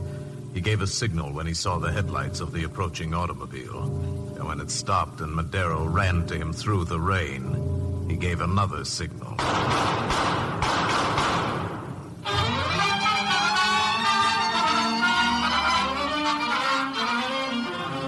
And the fighting resumed, Huerta against Zapata and Pancho Villa. In his village, Zapata had a prisoner, his friend of a lifetime, Pablo. You look at me, Emiliano, and you say nothing. Not even a word. You were his friend, Pablo, and you betrayed him. Let him tell me that himself. I have nothing to say. The squad is waiting, Emiliano. Let it wait. I'm going home. I'll be back tomorrow. I sent a message to Josefa. I promised her that... Are you putting this off? No. Pablo met with the enemy. I have witnesses. You don't need witnesses. Just ask me. It's true, Emiliano. I met with Madero before he was taken away and killed. You met him many times? Many times, Fernando. He tried to hold back Huerta, and Huerta killed him. When you went to Madero, you deserted our cause. He was a good man. He wanted to build houses, plant fields. If we could begin to build, even while we're burning. If we could plant while we destroy. Our cause is the land, not thoughts or ideas or laws. Corn planted earth to feed the family. But can a good thing come from a bad act? The question beats in my head. Can peace ever come from so much killing? Can a man whose thoughts are born in anger and hatred, can such a man lead to peace and govern in peace?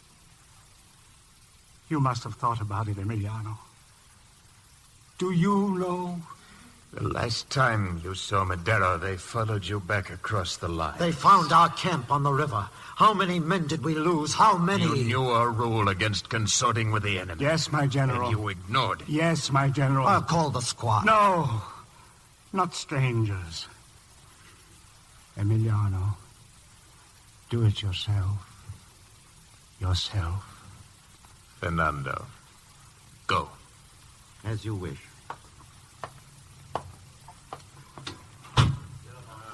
Where is he, Fernando? He's busy. There's a messenger just come from Pancho Villa. Tell him to wait, Lazaro. The general's busy. But he says it's important. I think it's good news, Fernando. I think he... Get the messenger. Zapata will see him now.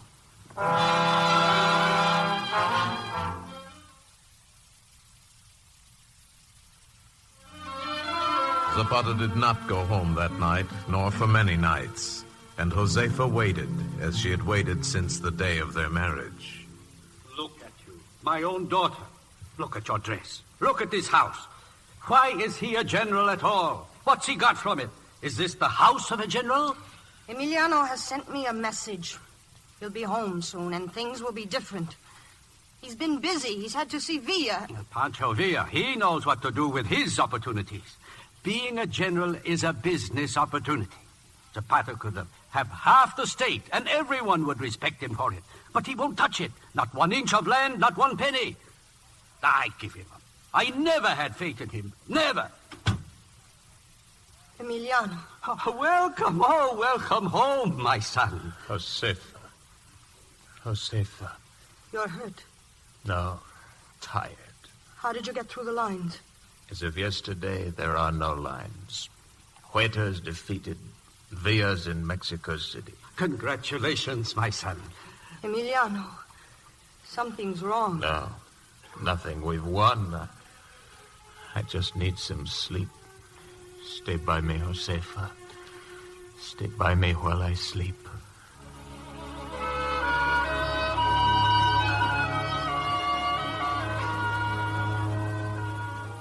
Once again, Zapata went to Mexico City, and where it was first Diaz and then Madero, now it was Pancho Villa. But the meeting with Villa was not in a palace. It was in a wood near the military encampment, and the two generals lay on the ground, leaning against trees. They ate fruit and they talked. Forgive me, gentlemen, but it's past 3 o'clock. Go to bed, Fernando. But, General, there is so much to discuss. What do you think we have been doing? I mean political matters, sir. Me? I have made up my mind. I'm going home. I have a nice ranch now, Emiliano. So? I'm going to be president of a ranch. In the morning, no bugles, only roosters.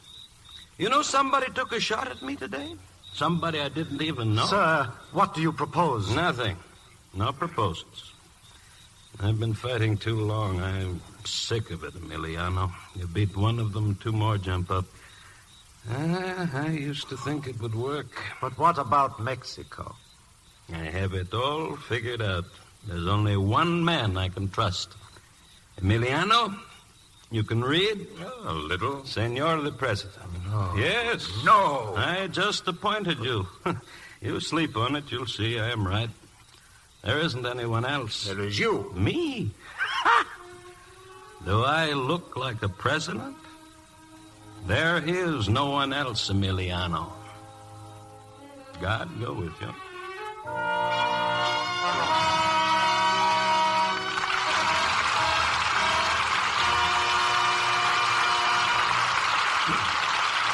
Before we continue with Act 3 of Viva Zapata, meet Lux Lovely, Helene Stanley, whom you'll see in 20th Century Fox's great Technicolor saga, The Snows of Kilimanjaro. Mr. Cummings, this picture is my big break.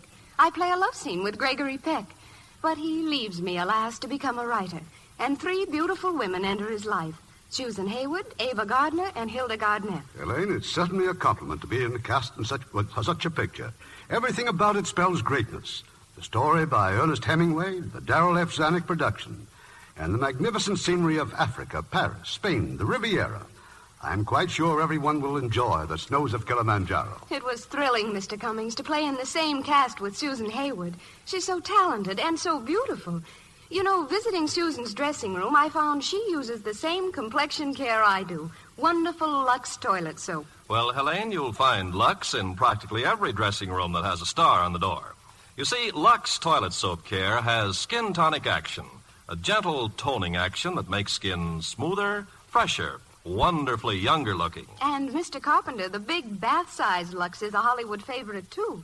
We all know Lux beauty baths are the way to all-over loveliness. Yes, a Lux beauty bath really gives all your skin new satin smoothness. And it's a real beauty treatment. You'll delight in the creamy richness of Lux lather. It's so abundant, even in hard water. And what a heavenly fragrance Lux has. It's so flower fresh. Lux perfume really clings, too. Why don't you try Hollywood's favorite beauty pickup? Get the big bath-size Lux toilet soap tomorrow. You'll find life's lovely when you're Lux lovely. We pause now for station identification. This is the CBS Radio Network.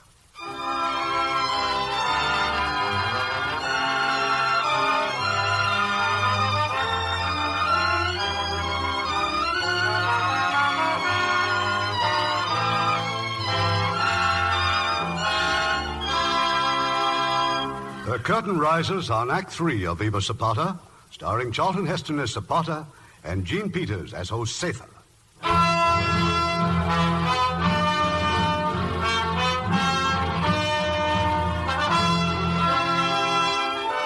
Zapata remained in Mexico City. He sat in a great office and struggled with the endless problems of people and government. No longer was Pablo at his side, nor even his brother Euphemio. But Fernando, yes. Fernando always. Who's next? There's a delegation from Morelos, but I'll tell them to come back in the morning. There are more pressing matters. From Morelos, tell them to come in now. Yes, my president. General, not president, general. Yes, sir. Tell the delegation to come in. I know these men.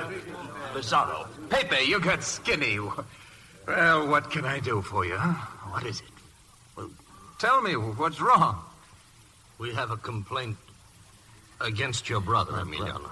Your brother has moved into the hacienda at Ayala. And? He took the land that you just distributed. He put us out. He killed a man who wouldn't go. Lazaro, is this true? Yes, it is true. All right. All right. When I get some time, I'll look into it. These men haven't got time. They've plowed the land. They've got it half-seeded. They haven't got time. When we went to your brother, he said My that... brother's a general. He became a general fighting your enemies or winning your battles. And I'm one of you. You can trust me. Then you know the land can't wait. Empty stomachs can't wait either. What's your name? Hernandez, my general. Fernando, give me the list of their names. Hernandez. H-E-R-N... Give me a pencil. We'll take care of this one. I'll speak to Bianco. I'll see No. to it.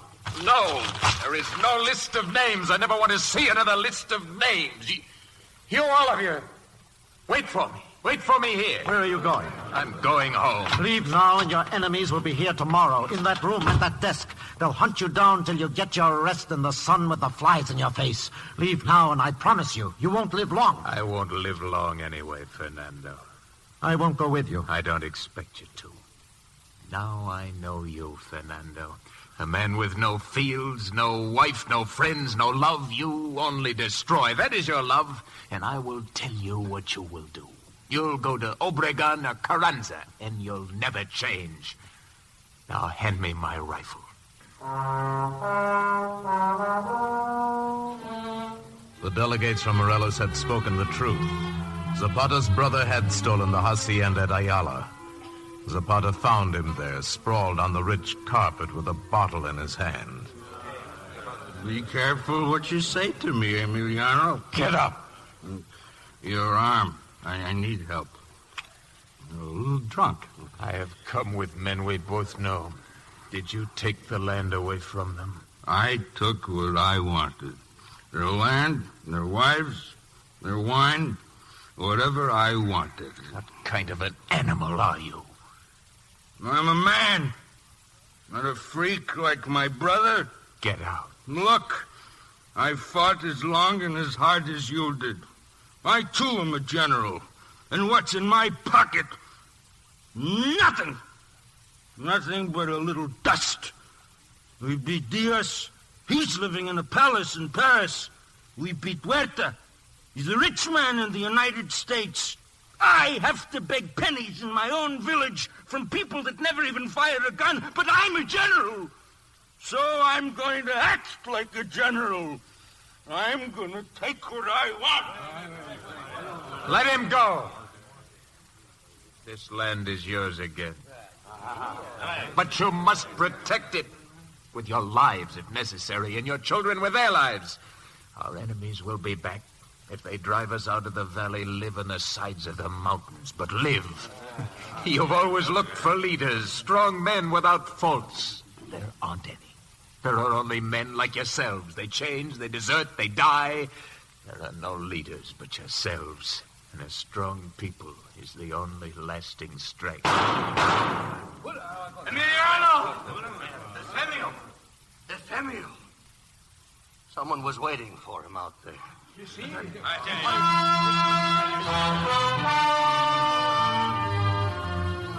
held him in his arms, his dead brother, and he kissed his face and wept. He was a general. We will bury him as a general. No, he didn't die in battle, Lizardo. I'll take him home with me. We will help you. No, alone. Alone.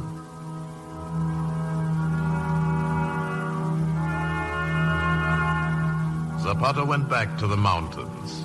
But because he still was a power, the new leaders, the new generals, sent their armies against him. Can't find him.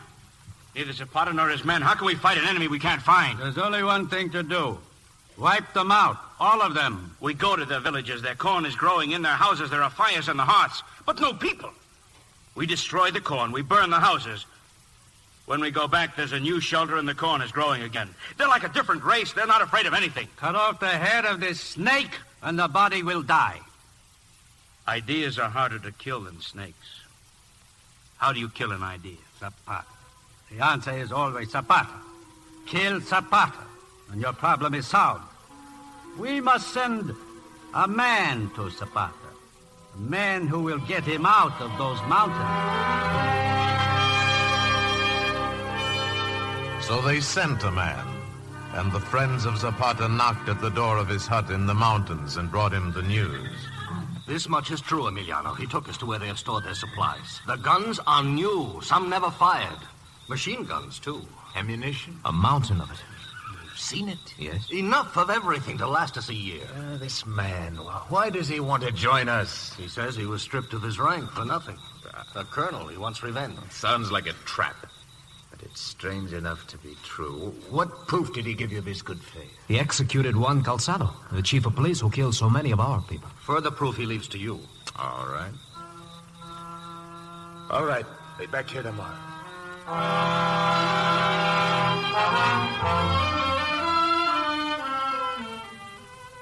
What has happened, Emiliano? What did the men want? Nothing, Josefa, nothing. I want to know, Emiliano, what is happening? Are the hens beginning to crow? Every night I have the same thought. My heart says to me, now for the first time you have your husband alone sometimes, without fighting, running, hiding. But it also says that soon you will be dead, and I have never known you in peace. Josefa, I am trying to make a plan. My father told me. You'll squat over the grinding stone, he said. You'll beat your clothes clean on a river's bank. You'll walk behind him on the trail, and he will only speak to give you orders. And I said I love him, and I will have him. Josefa, we're getting all the ammunition we need. No, I don't want to hear. Soon you will be gone, and one day a charo will come to the door and tell me that you're dead.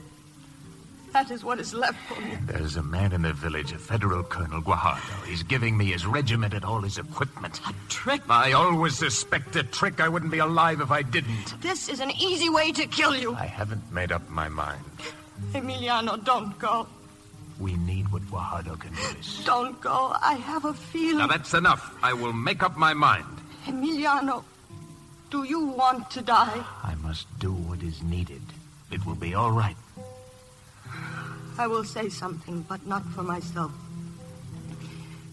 If anything happens to you, what would become of the people? What would they have left? Themselves. With all the fighting and the death, what has really changed? They have changed. That's how things really change. Slowly, through people. They don't need me anymore. They have to be led? Yes, but by each other. A strong man makes a weak people. Strong people don't need a strong man. You're right or you're wrong. It doesn't matter. All I really know is that I love you. Look, the little clouds across the moon. It's a good sign. The clouds are racing. Time is racing, too. The next day, Zapata's lieutenants had more news to tell him. Guajardo can be trusted, Emiliano. He told us a troop train was coming. We put dynamite on the tracks. The train came, as he said. It was destroyed. And the supplies? I saw them again, stacked and waiting, Emiliano. What do you think? What do you think, huh? He's passed every test. Tonight. We'll ride down to the town tonight. There is just one thing I would like to know. Suppose that something happens to me. We will get along. And someday we'll go down into the valleys again. Until then, Emiliano, you have taught us how to survive. Tonight.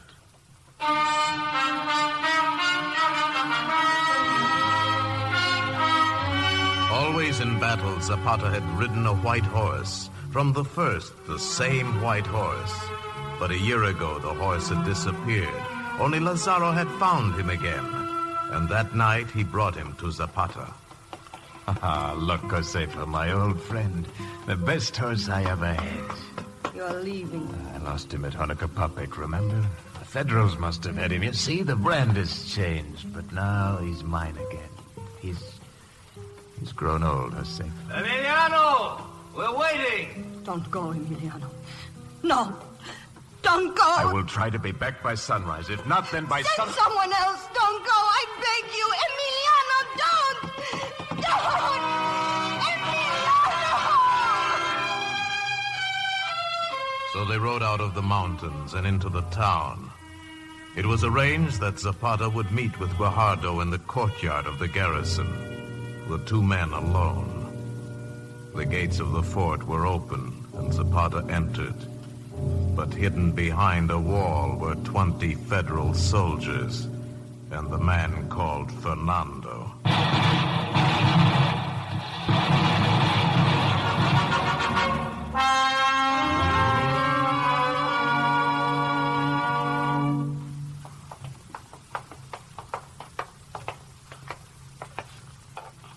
Cut to ribbons.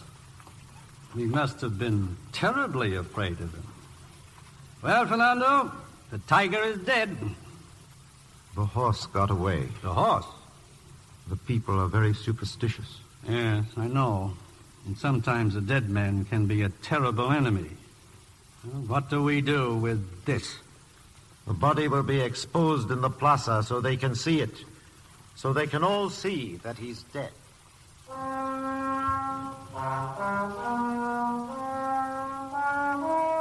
Yes, the people saw the body, and some said it was Zapata, and others in the mountains said it was not. But I saw him. It must be. Who do those Federals think they're fooling? Shot up that way, it could have been anybody. He's fooled them again. Are you sure, Lazaro? I rode with him. I fought with him all these years. They think they can fool me. They can't kill him. They'll never get him. Can you capture a river? Can you kill the wind? No, he's not a river and he's not the wind. Zapata is a man, and still they can't kill him. Then where is he? He's here, in these mountains. Look, his horse, the white horse. We couldn't find Zapata now. But if we ever need him again, he'll be back. Yes. Yes, he's in the mountains.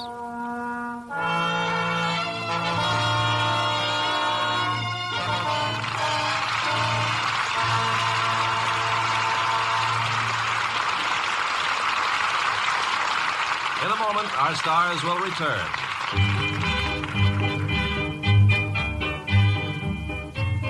Here's a special Merry Christmas money-saving offer from Lux Flakes. This Christmas, Lux Flakes offers you a complete 127-piece Christmas gift wrapping kit for one Lux box top and 50 cents. It includes yards of shining red satin ribbon, 10 big sheets of beautiful gift wrapping paper, 80 glossy Christmas seals, exquisite French fold gift cards, and many more glorious gift wrappings to transform up to 18 medium-sized packages into rare and exciting Christmas gifts. This 127-piece gift wrapping kit is a regular $1.50 value, but you can have it for only one Lux Flakes box top and 50 cents.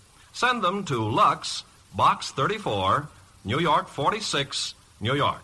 Remember, send one Lux box top and 50 cents for each kit. That's Lux, Box 34, New York 46, New York. Offer closes November 30th. Good only in United States, Alaska, and Hawaii. Safe Lux Flakes are guaranteed by Lever Brothers Company. Now, here's Mr. Cummings with our stars. And here they are at the footlights, Charlton Heston and Jean Peters.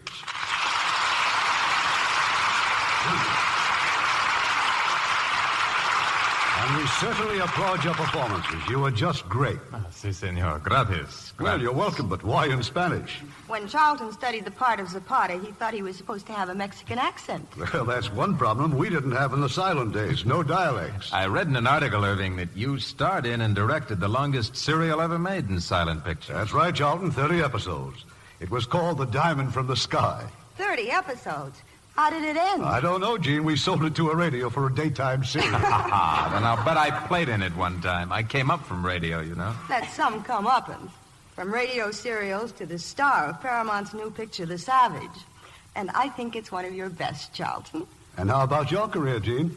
Well, let's just say that I started as a Lux girl, and I shall go right on being devoted to Lux soap complexion care. But speaking of careers, watch for Mitzi Gaynor and Scott Brady's careers to zoom in their new picture for 20th Century Fox, The Bloodhounds of Broadway. We will, Gene, if you be sure to listen next week, because we don't want you to miss a delightful romantic comedy.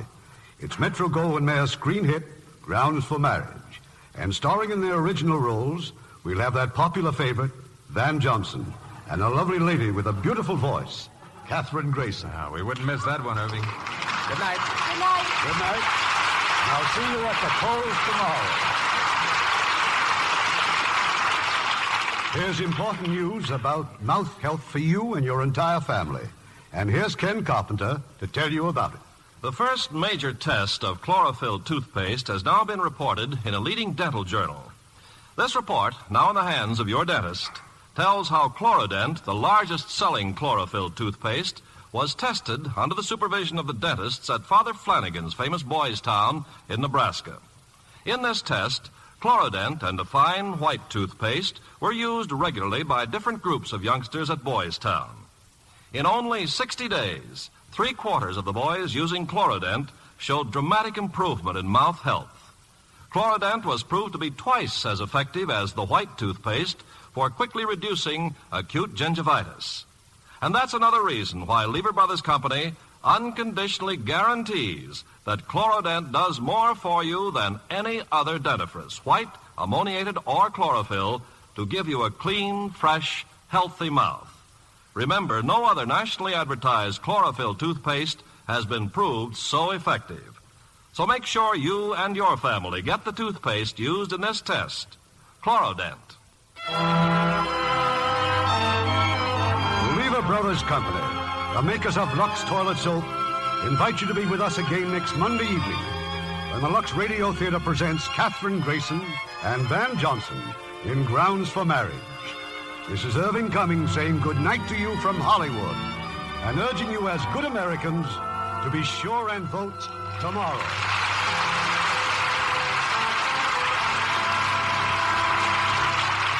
Heard in our cast tonight were Paul Frees as the narrator, Jay Novello as Pablo, Edgar Barrier as Fernando, Larry Dodkin as Lazaro, Chet Mencken as Eufemio, Lou Krugman as Madero, William Conrad as Diaz, and William Johnstone, Herb Butterfield, Yvonne Patey, Jack Crucian, Charlie Lung, Lou Merrill, Tony Barrett, Jim Bannon, and Eddie Marr.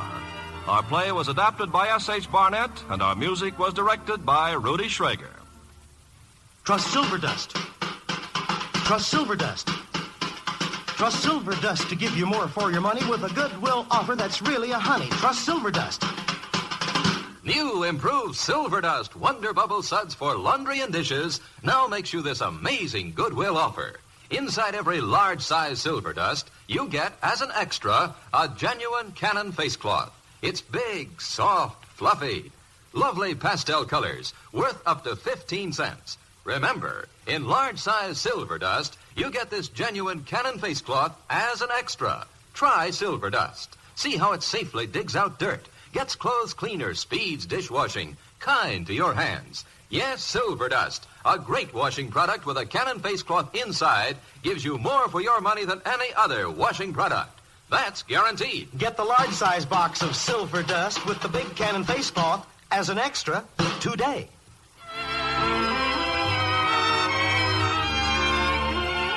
Gene Peters appeared through the courtesy of 20th Century Fox, whose next production will be The Way of a Gaucho, co-starring Gene Tierney and Rory Calhoun. Lever Brothers Company unconditionally guarantees the quality and performance of Lux Toilet Soap, Lux Flakes, Chlorodent Toothpaste, and Silver Dust, or your money refunded. This is your announcer, Ken Carpenter, reminding you to join us again next Monday night to hear Grounds for Marriage, starring Van Johnson and Katherine Grayson.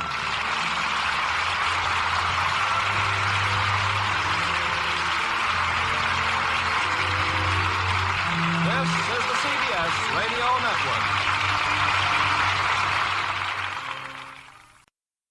Hollywood, California, Monday, March 22nd.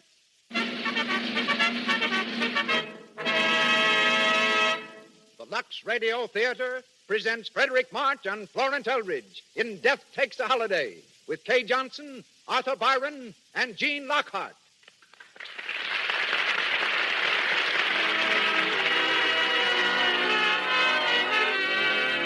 Lux presents Hollywood. Our stars, Frederick March, Florence Eldridge, Kay Johnson, Arthur Byron, Gene Lockhart, and Howard Phillips. Our producer, Cecil B. DeMille. Our guests, the celebrated screenwriter and adapter of Death Takes a Holiday, Mr. Walter Ferris, and the famous star of silent pictures, Miss Blanche Sweet. Our conductor, Louis Silvers. So do the makers of Lux Toilet Soap welcome you to another hour in Hollywood and to the 125th production of the Lux Radio Theater.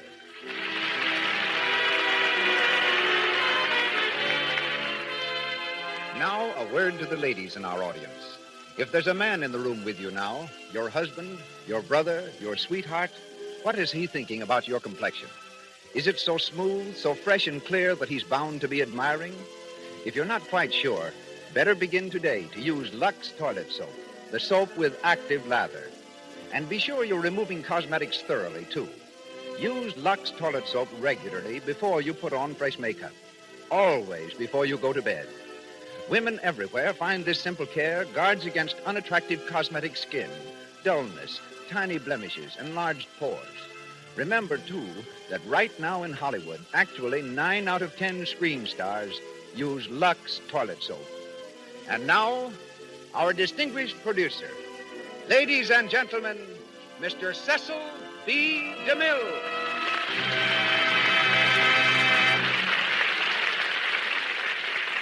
Greetings from Hollywood, ladies and gentlemen. Throughout the thunderous years of the World War, an Italian soldier named Alberto Castella heard the command to die. It was blasted in his ears by screaming shrapnel, whispered by gases that crept into shattered outposts, sung by the fatal choirs of machine guns, until death and Alberto Castella became bosom companions. Yet the soldier survived. Inspired by his grim associate of the trenches, he wrote the tender fantasy from which tonight's play, Death Takes a Holiday, was adapted. Castella's regard of death as an almost physical being, not cruel, but wise beyond understanding, may be interpreted in the lines he once wrote to a friend. Speaking of death, he said, occasionally we felt His Highness was on a vacation. Many a time he willfully overlooked a comrade, later coming back to escort someone else out of the tired, bleeding world. Death often seemed human to me. Originally produced in Italy, the adaptation of Death Takes a Holiday met with great success on stage and screen. The leading role tonight, as in the film version, is played by one of the most discerning and believable performers it has been my pleasure to direct, Frederick March, who starred for me in Sign of the Cross. Freddie's presence here tonight can be traced to an attack of appendicitis, which sent him to the hospital from his desk in a New York bank. While recuperating, he decided to leave finance and turn actor. Playing in Denver, he met and married Miss Florence Eldridge, who is again this evening his leading lady. Hollywood has also brought new honors to Miss Eldridge. Featured in many films, we remember her best for her splendid performance as Queen Elizabeth in Mary of Scotland, and hear her tonight in the part of Grazia. Our Madam Alder is Kay Johnson, whom I saw on the stage in The Silver Cord and brought to Hollywood to play the leads in Dynamite and Madam Satan. Before I could engage her for a third film, director John Cromwell made an engagement I could not interfere with. He married her. Arthur Byron, recently on the stage with Katharine Hepburn, with Catherine Cornell in St. Joan, and with John Gielgud in Hamlet, is heard tonight as Duke Lambert, Gene Lockhart as the Baron, and Howard Phillips as Corrado. Behind the wings of the stage, our stars have left their dressing rooms. The call boy is shouting curtain time, and the Lux Radio Theater presents Frederick March and Florence Eldridge in the romantic fantasy Death Takes a Holiday, featuring Kay Johnson and Arthur Byron.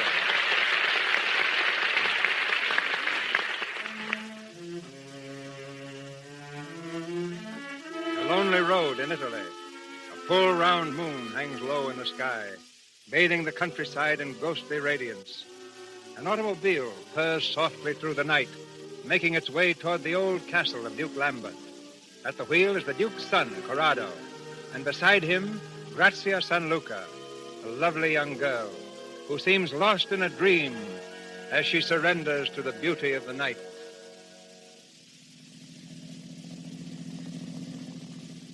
You haven't heard a word I've said, Grazia. What?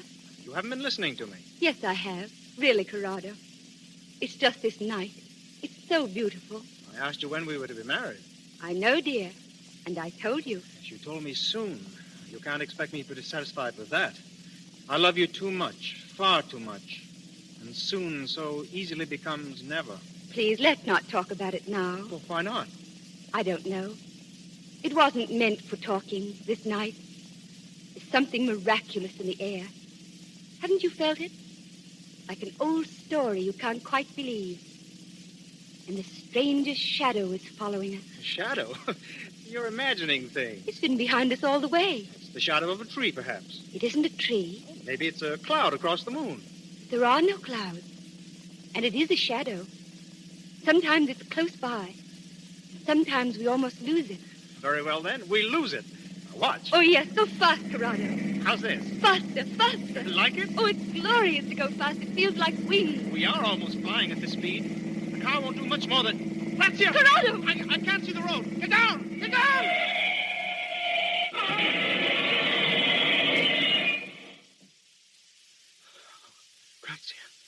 Grazia. Here, Corrado. Are you all right, darling? Yes. Yes. Oh, thank God. I haven't a scratch. You, Corrado? No, nothing, at least. No, not even a mark. Why, it's a wonder we weren't both killed. Why, it's a miracle, Grazia. Look at that car. I said there was something strange in the air. Something miraculous. Grazia, that shadow you saw. I saw it, too, just before we crashed. It seemed to envelop the whole car. I couldn't even see the road. Strange. And I wasn't imagining things. No. What was it? What could it have been? We'd better get on to the house. You know, Father will be waiting for us. Here, give me your hand, darling, and stay close to me.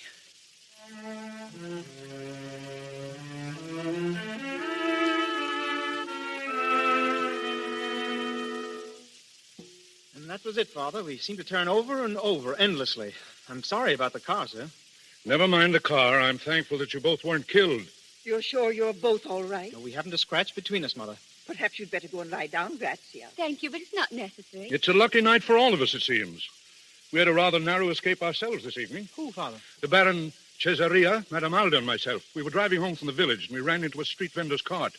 We were traveling rather fast at the time. Must have carried the cart 50 feet, and the peddler with it. Good Lord, Father, he wasn't... No, luckily. We picked him up, and he seemed to be none the worse for it. It was a relief, I can tell you. The strangest part of it was that none of us even saw the cart. There seemed to be a cloud in front of us. A cloud? Well, not exactly that, perhaps. More like a shadow. Shadow? Well, that's what we saw. What? Yes, just before we crashed. It doesn't seem possible. You know, son, I think... Yes, sir? I think the night has been playing tricks with us. And in the future, we'd better have our headlights cleaned more often. It was my fault you floundered. I asked Corrado to go fast. It felt as if we were flying. Really? Well, Grazia, we think you've been flying long enough. When are you going to fold your wings and become my daughter-in-law? Yes, we were speaking of that tonight. No, I've been trying to persuade Grazia to make it next month. Won't you, dear? I wish I could, but... It's only a question of making up your mind, my darling. You know I love you all and want to please you. But don't you see, I'm not ready. But why, Grazia? Because life is too full. There's a kind of happiness I want to find first if I can. Aren't you happy with me? Oh, yes, dear. But that isn't quite what I mean. I wish I knew how to tell you.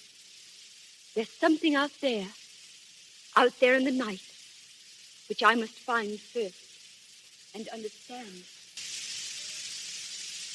Grazia. I'm going into the garden. Well, may I come with you? I'd rather be alone, if you don't mind. Grazia's so strange at times. I don't understand her. I don't myself sometimes.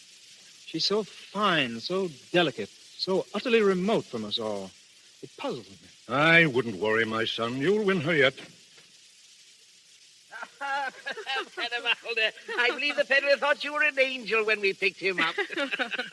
Baron, Madame Alda, I hope you've both quite recovered from your shock. Oh, it was hardly a shock, Duplan, but more in the nature of a very intense thrill.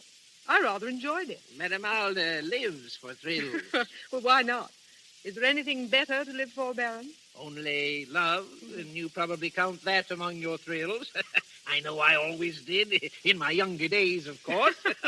Corrado and Grazia had a lucky escape tonight themselves. Really? Yes, we were driving home along the hill road when... What on earth was that? Grazia. She's in the garden. It sounded as if she... Grazia!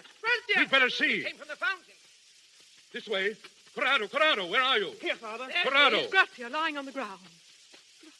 Is it? Corrado, what's happened? I don't know. She was just lying here. Is she wounded? Oh, Lambert. Now, my dear, it'll be all right. Lift her up a little, Corrado. She's coming. Grazia. Grazia. Don't let it come near me. Don't let it come near me. What happened, Grazia? I don't know. There was something cold and terrible. I was sitting by the fountain watching the water, and then an icy wind touched me. But it wasn't a wind because all the leaves were still. Oh, perhaps you fell asleep and dreamed. No, I saw it. What? What did you see? A shadow. An enormous darkness. And yet it wasn't a shadow because the moon shone through it. Oh, Corrado, I felt something behind me running. It wasn't any sound, but I felt someone. And then it touched me. Something cold. Oh, Grazia. Carry her into the house. I'll help you, Corrado. Stephanie? Yes. Call Grazia's mother. Tell her there's nothing to worry about, but ask her to come. It's just a case of nerves, I think, but we'd better play safe. Yes.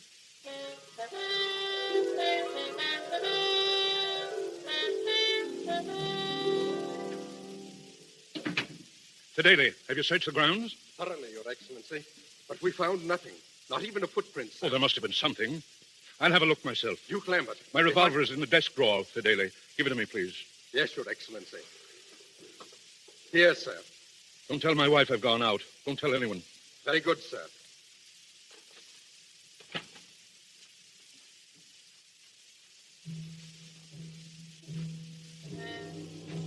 Who's there? Who's there in that shadow?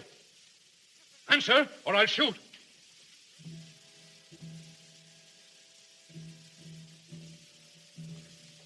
It will be quite useless against me. Stand back. You see? Who are you? What are you doing here? Shall I show you my face? Look, my friend. Good God! Who are you? I am not of your world. I am, how shall I describe it? A sort of vagabond of space. I am, or I was, until I came into this garden. Death. Death? But please be reassured. I am not on my usual mission tonight. I have already stood beside one of your number tonight without harm. That lovely young girl in the garden. Then it was you? Yes. And on the road I was there too, and no one was harmed. Doesn't that reassure you that I have no fatal intentions? But why did you come here, if not on your usual mission? Why? That may be rather difficult to explain. However, I am about to take a holiday. I shall take only 3 days, and after that I must go back. But why? Why do you do this? For a number of reasons. For one thing, to discover why men fear me as they do. Don't you know? How should I know? What could terror mean to me who have nothing to fear? Can you conceive how weary I am of always being misunderstood? Can you conceive how lonely I am when there is nothing that does not shun me? What is it you are seeking? There must be something here on earth to be known and felt. Something desirable that makes men fear me and cling to their life. I must know what it is. Will you accept me for these 3 days? As a guest? As a guest? Don't be alarmed. As a mortal, of course. I assure you, I shall be quite a man of the world. Will it be a great trouble for you to put me up? Well? Oh, no, not at all. No, I have a suite of rooms prepared for an old friend who is expected. Prince Serki. Indeed. Prince Serki of Vitalba Alexandri? Yes. Prince Serki will not come to see you. Not in this life. I don't understand. I saw him early this morning. Then he's dead. Yes. I did not know, of course, that he was a friend of yours. Poor Serki. Tell me, was the prince known to your family and your guests? No. Excellent. I shall be Prince Serki of Vitalba Alexandri for these 3 days. What? Oh, please understand that my presence in your house will not be a menace, but a protection. Thank you. But there is one condition on which I shall insist. Yes? I am to be Prince Serki and no other. When I leave you now and return later in his person, I shall be mortal. and I must be treated as a mortal in every particular. No one under this roof must show repulsion or fear on pain of my instant displeasure. I don't understand. No. Let me put it this way. If my secret is divulged, I shall leave instantly at Tierney and return in my proper person. Do I make myself clear this time? I understand. Your Highness.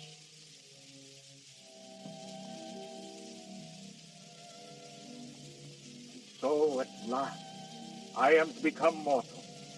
Change my whole person so none will fear me. I shall feel blood in my veins, the warm blood of life. I shall know what you know and feel what you feel.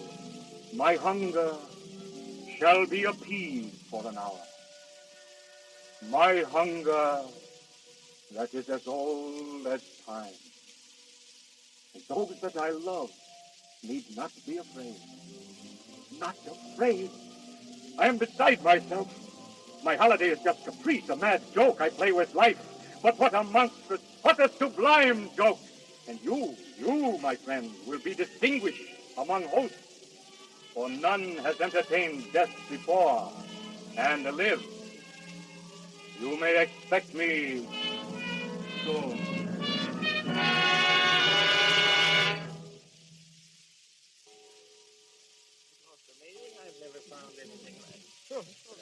But why at this hour? Unusual, but interesting, Baron. My husband asked especially to see everyone in the library. I don't know why. Ah, here he is. Well, Lambert? I'm sorry to arouse you at this hour, my friends. It's important, believe me. Lambert, Grazia's mother is here. Ah, Maria. Oh, I'm glad to see you. I was so worried about Grazia when I heard. She'll be all right. Have you seen her? She's upstairs resting. It isn't necessary for her to be here now, is it? Why, no, my dear. Well, Lambert? My friends, I have received a message tonight from Prince Serki. Oh, so he's coming at last. Yes, he's coming. I want to tell you all something very seriously. This guest whom we're expecting is no ordinary person. Now, if he should appear eccentric or strange in any way, you must take no notice. Treat him as a prince and a gentleman always. And above all, you must not be afraid. But Lambert, I don't understand. And no matter what happens, you must never shun him or protest or run. It wouldn't do any good if you did. You can't run from... From what, Lambert? Nothing. I didn't mean... Well, Fidele? His Highness, Prince Serki. Serki. Welcome, Your Highness, to our villa. Thank you, my dear Duke. I am so happy to be here. We're more than honored. May I present my wife, Prince Serki? Your Highness is most welcome. Thank you. I have rarely been so charmingly received. And now, may I present my guests? It'll be a pleasure. Madam Alda. How do you do, Prince Serki? May I say I had not realized that the women of your country were so beautiful. Your Highness is most kind. I wish that we might never meet when you are less beautiful and I must be less kind. The Princess Maria, Prince Serki. Your Highness. Your Highness. The Baron Cesaria, sir.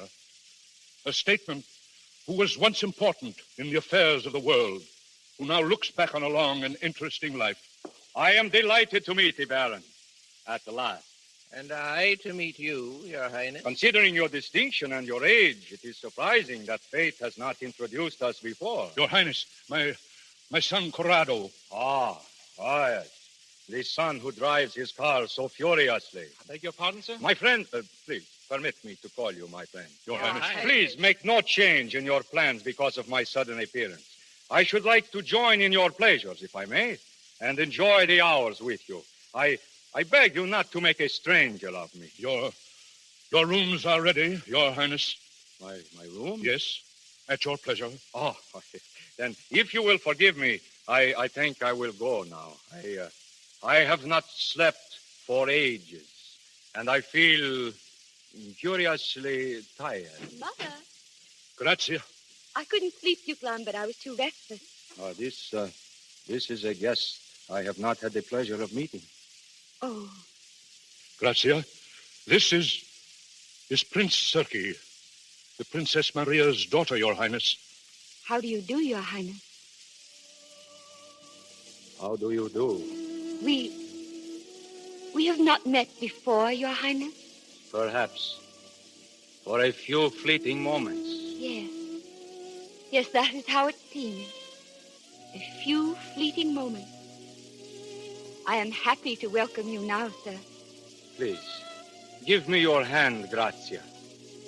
Ah, so young and firm and full of life. And it lies so trustingly in mine. Is there any reason why it should not? Thank you, Grazia. You have done me a great kindness tonight. My friends, my holiday begins most agreeably.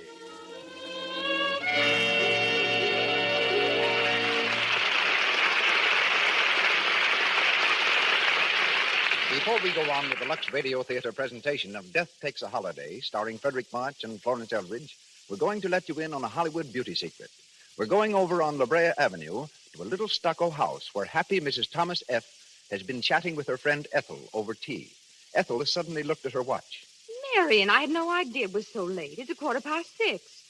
Gosh, I haven't left you any time at all to rest. Oh, don't be silly. I loved having you. I have plenty of time to get dressed before Tom gets home. My bath only takes 2 shakes, and it always rests me.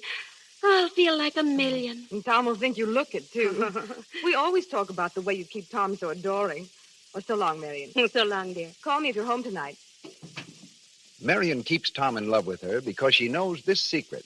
One thing a man adores in any woman is skin that's sweet. That's why Marion is devoted to Hollywood's beauty bath. Lux Toilet Soap's active lather removes perspiration, every last trace of dust and dirt from the pores. Its delicate, expensive fragrance lingers. After her Lux Toilet Soap beauty bath, Tom's sure to greet his wife like this. Hello, darling. How's my girl? Gee, you look so swell. I think I ought to take you out. How about it? We could go anywhere, and I wouldn't find another girl that's half as sweet. Why don't you protect daintiness? Keep romance the Lux Toilet Soap way.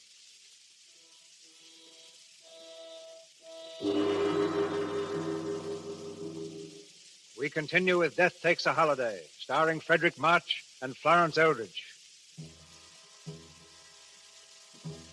3 days have gone by, and the Phantom Death is still a guest at the home of the Duke, still enjoying his brief visit to Earth in the person of Prince Serki.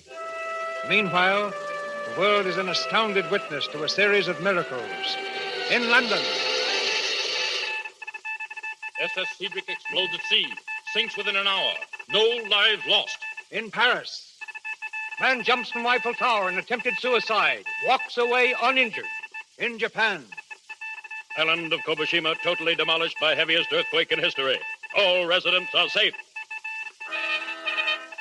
And so for 3 days, no life is endangered, no living thing destroyed, while death amuses himself, now at conversation, now at yachting, now at the gaming table of a fashionable resort, where his luck amazes other players. It's unbelievable. He doubled 7 times on the 6th. If he's right once more, you'll own the casino. You mustn't double again, Your Highness. Oh, Baron, should I not? You lose all you've won. Mademoiselle, shall I or shall I not? Yes, play it. I think the world is all yours to do with as you choose. Your Highness? Yes, croupier? I'm very sorry, but it's against the rules of the house to double again. Oh, but look here, you make it necessary for me to take a great deal of this metal away with me. I'm sorry, Your Highness. Very well, but I have no use for it. Here. You divide it, please, among those who need it. Baron, shall we go out on the balcony? Delighted. A magnificent gesture, Your Highness. Magnificent. You make life exciting again. I felt 20 years younger ever since you arrived. You know, Baron, out here is the night, crowded with beauty. And all of you herd inside in smoky rooms, feverish over little games. Why? Why? One comes here to gamble, and one gambles to win. It seems to me that men have not begun to discover the magnificence of this life. Will you tell me what in the world you're looking for, Pinsirke? I came here looking for a game to play. A game worth playing. I have been among you almost 3 days, and what you do with yourselves still seems to me so very futile and empty. There are only 3 games: money, love, and war. Have you tried war? Plenty of it. I could never make out what it was they were fighting about. It's usually a flag, isn't it? Or a barren piece of ground that neither side wants. Well, I suppose they fight to make themselves heroic for someone they love. Oh, so it all comes down to one game. One game, that's what it comes to. One never grows tired of love. Shall I tell you something, Baron? This last great game of yours, this of which you never tire, seems to me to be the strangest, the saddest, the emptiest of all. Can it be that you're inexperienced in such matters? Entirely. You don't know what you've missed. One pair of lips will change your mind for you someday. It depends upon the subject. Madame Aldous, for instance. Madame Alda? She's quite taken with you, you know. Thinks you're fascinating. You might try your game of love in that quarter, Your Highness. Yes. You don't seem very interested. You were thinking of another, perhaps? Perhaps. Who, Your Highness? It is growing late, Baron. I think we'll go back now.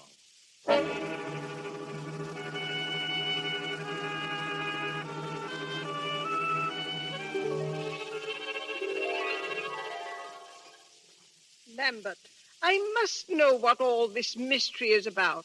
Mystery, Maria? I felt it too, Father. I don't know what it is, but you seem afraid of something. My dear boy, please. Lambert, who is this guest of yours? He is Prince Serki. I feel that you are concealing something. Maria. And Grazia has been very strange these past 3 days. Restless, almost exalted. I think she is attracted to this man. I've seen it, too. And Madame Alda. No, they couldn't be. Why? I mean, nothing could come of it. He wouldn't encourage them. And Maria, it's his last evening. He goes at midnight. Why at midnight? That's his natural... that is... Oh, it's a whim of his. Just a whim, nothing more. Your Excellency. Yes, Fedele? You asked to be informed as soon as Prince Serki returned from the casino. Oh, yes. He's in the library, Your Excellency. Very well. You'll excuse me, Maria? Of course. Thank you.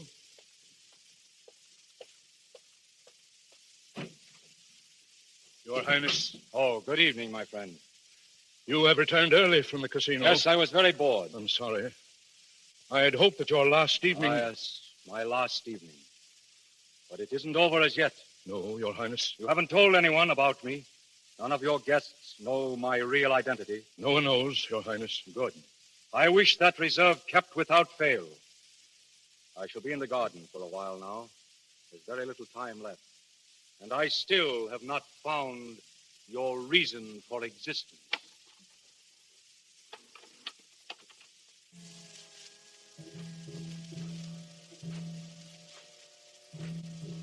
Good evening, Your Highness. Ah, Madame Alda, good evening. You're all by yourself? Yes. I felt that you would be out here. I've been waiting for you.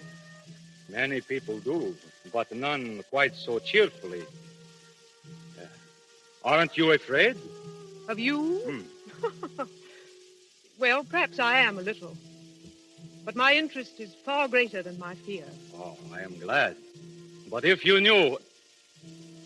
You are so fortunate here, you people. I think I used to despise you all with your little whims and desires, all leading up to nothing. And now, there is nothing I want so much as to share them. I've so often thought all that of myself. Oh, but my dear Alda, you can have whatever dreams you wish. But suppose you had been set down for a few hours or a few days among the inhabitants of the moon. And that was all the life that you could have forever. And you knew no one there. And no one dared to know you. Do you really feel that? Yes. I am not one of you. Then I wish that you were. You do? I've waited for someone like you. Even though I am not what I seem? Oh, but you are. No, I am a fear, a shadow, a wandering thing. Isn't there a story among your legends of a merman who came asking a woman to love him so that he might have a soul? Well, if there is, I'm sure she'd give him what he asked. I think she'd give up her own soul gladly. If she were in love. Yes. You see, I have come asking for that. Of me? Yes. But also, it is impossible. Why? Because you will take one step toward me and know my secret and lose courage. Try me. You do love me? Yes. How much? More than life itself. You can give me a soul only if you know me and can still love me. Now look into my eyes. Look deep. What do you see there? Shadows. Look into those shadows. Let your thought go to its wildest reach. I will you to know who I am. No. No. I want to live. You're afraid of Oh, me. let me go. Please, let me go. You're afraid. The mere thought of my real person puts a chill around your heart. Let me go. Pity me. Go, then. Go back to your petty little existence. You are not great enough for me, Eyre.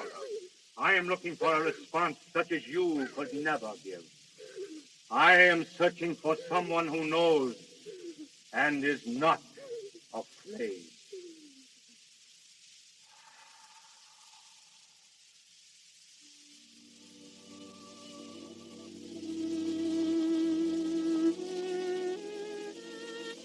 It's such a lovely night, Your Highness. You? The very serene and lovely princess. You do me too much honor, Your Highness. I'm not really a princess, you know. Let me call you so. I like to be called Grazia by my friends. How charming of you. Grazia, then. You make it sound like music. It is like music. It has overtones that go singing on and on. But they are not sad, no, they are full of grace and light. Oh, when you speak like that, I hear music, too. Great sweeping chords. I could say so much more. Your Highness is being very kind tonight. I wonder if I am being kind. Perhaps I should have said gracious. No, not gracious either. I have discovered that even the mightiest must sue for certain favors. I should think Your Highness would never need to sue. On the contrary, I am feeling strangely humble for the first time in my life. And I'm feeling strangely thrilled and proud. Grazia. Yes, Duke Lambert. Your mother is asking for you, my dear. Thank you, Your Highness. Until later, Grazia? Until later, Your Highness. Your Highness. Yes? You'll forgive me, but I'm worried, Your Highness. Worried? About Grazia. She's a lovely child. I hope that one day she and Corrado will be... Enough. Your Highness, I hope that you are not thinking... Enough, I say! If you don't understand, Duke Lambert, I've been caught in this web of flesh, caught and tortured. I thought to put it on like a garment and cast it off as easily. But to put it off is to die. To die without having lived. To die alone, without loving or being loved. And that I will not have. But it is fatal to love you, and you promised to harm no one in this house. Have you forgotten that in an hour I must go with empty hands? Are you certain it will be with empty hands? Quiet! I am an expert at conclusions, my friend.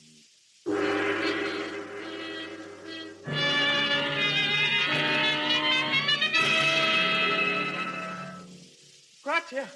Grazia! Here, Corrado.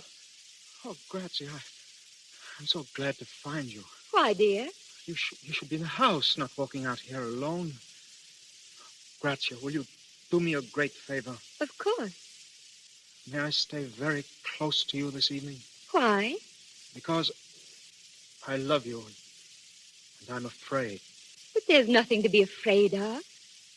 Grazia, why are you so strange? I seem to be waiting for something. Let me stay with you. It's not you that I'm waiting for, Corrado. Grazia, you're so far away. Please come back to me. There's some awful danger. I know it. Oh, no, not danger. Happiness. Something I've been waiting for so long. Grazia. Please don't be unhappy, Corrado. I love you. In some way I can't make clear. If I didn't feel so far away, I should be in your arms crying and holding you close to me. I want to do that. But somehow, I think I never shall. Oh, you're trembling. I'm only a little cold. Will you get my cloak from the hall? Oh, I don't want to leave you. Won't you come with me? No. I must wait here, Corrado. Grazia. I must wait here for him, alone.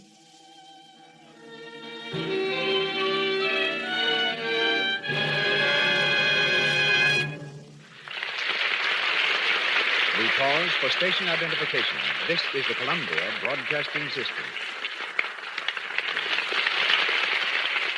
And this is KNX, the Columbia Station, Los Angeles. We call an intermission in our presentation of Death Takes a Holiday, starring Frederick March and Florence Eldridge, to introduce the dramatist who brought this play to American audiences. Formerly instructor in English at Yale University, Walter Ferris is now one of the screen's most valued writers. With such hits to his credit as Under Two Flags, Maid of Salem, and Lloyd's of London, he interrupts his work on Shirley Temple's film, Heidi, to be with us tonight. Ladies and gentlemen, Walter Ferris.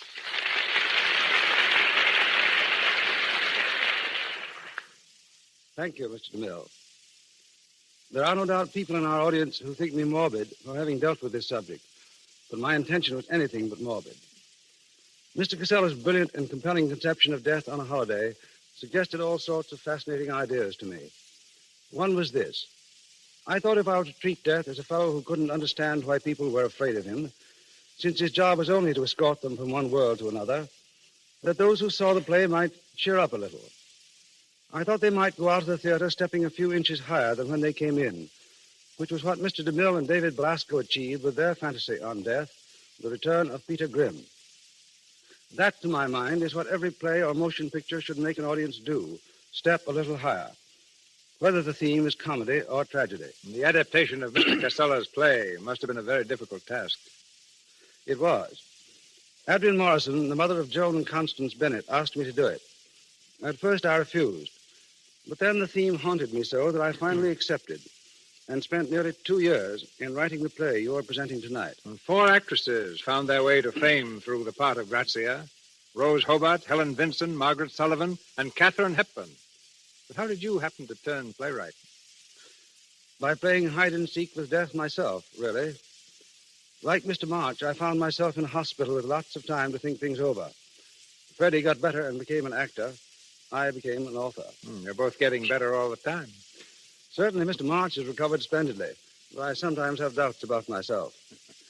We've been very lucky in the stars we've had in the part of death.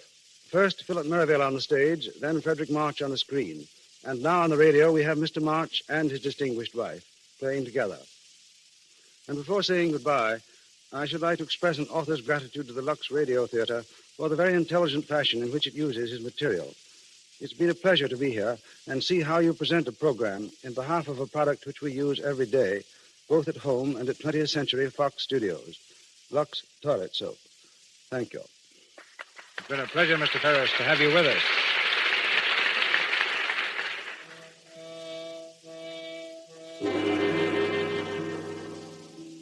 Death Takes a Holiday, starring Frederick March and Florence Eldridge.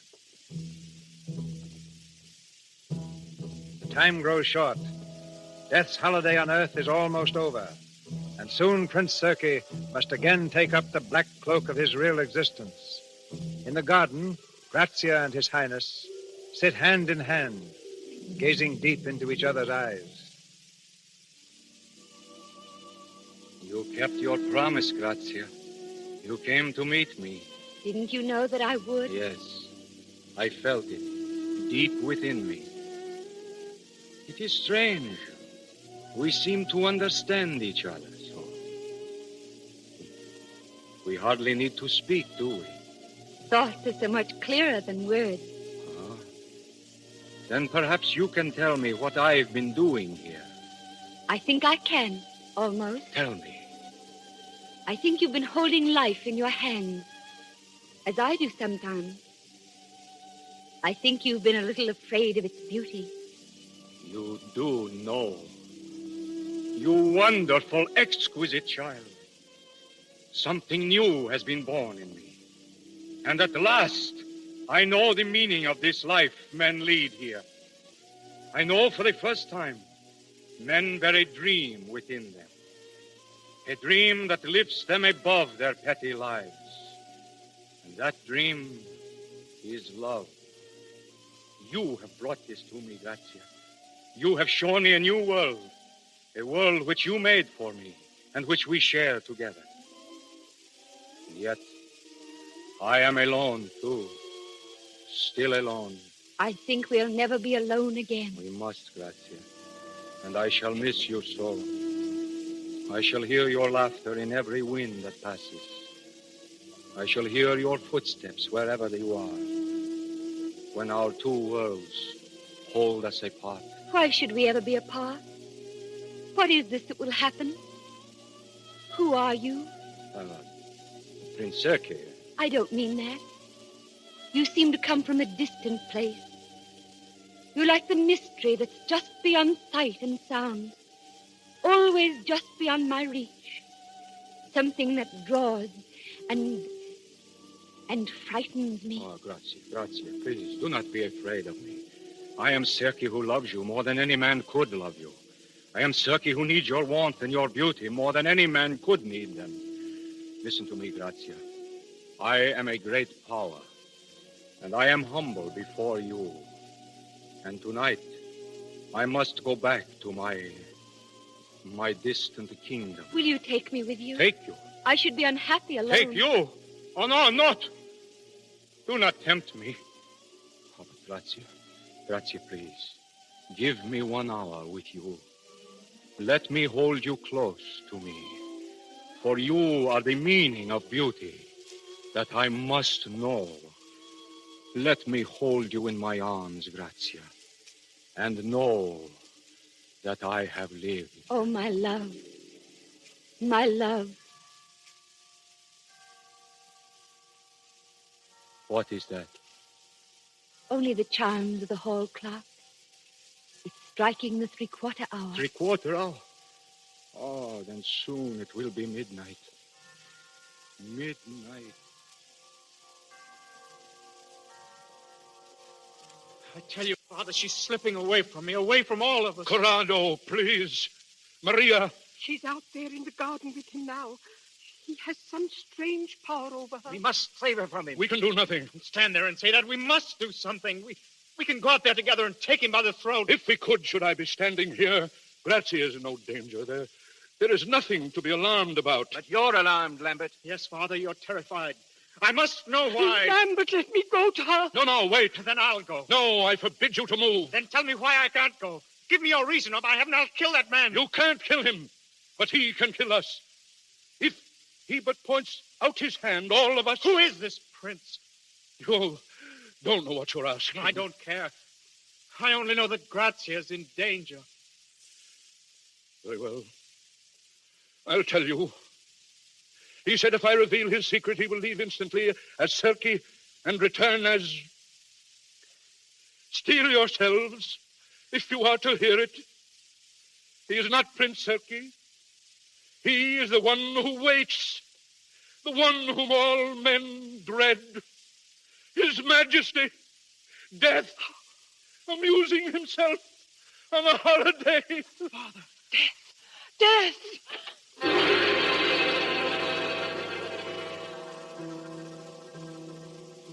So, my friend, you have broken your promise. Yes, I was desperate, sir.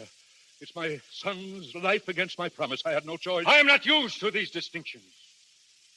I thought we should part as friends with kindly remembrances. But now my shadow has come between us. Not already. No, I am immortal still for a few minutes. No longer as Prince Circe, but as myself with my own feelings. In a few moments I shall be what I was. And for me, too, there will be an end. But you are above pain and loss. Am I? I thought tonight I had reached the end of my experiment. I had found love. But it was not the end. Beyond that, I have found the pain of losing love. If I must lose it. But it must be lost to you. Why? Because you are... Death! Death! My dear Duke, thank you for defining the problem. Your Highness, won't you give her back to me? It's your pain against mine. Why should I deny myself because of your childish fear? You know nothing of the meaning of death. I tell you there is no death, only a life beyond. A richer, simpler life than yours, and infinitely more kind. But she is so young to die. Go with me now in love would be triumph, not death, as it is known to you. Oh, in God's name, Give please! her back to me! Give her back to me! One lover must always lose, Colado. But not like this, not with death. There are wolves between us, and I cannot reach your minds. Why do men fear my coming? Death. Death is but a word that you've been taught to fear, a symbol of the unknown. And because of that word, you keep her from me. I would only lead her through the gateway to the life that lies beyond. Your Highness, we are not answered. Are we to keep Grazia? Is she yours even now? But she doesn't know who you are. Now, if she knew, what would she choose? Yes, you're right. Even Grazia was born to fear the face of death. She would die with me now as Circe. But as death, I cannot tell her. You gave me your word. You think me bound by that? I do. An honorable man would be bound. Because I assumed your flesh, must I assume your weakness? Then pity our weakness. I've seen pity struggling in you. We begged the life of Grazia. I bound myself to life, and with it to the petty rules by which it is lived. And now I must bow to it. What a monstrous comedy. Where is he going? To fetch Grazia. Oh, what will he do? What will he do? We must wait, Maria.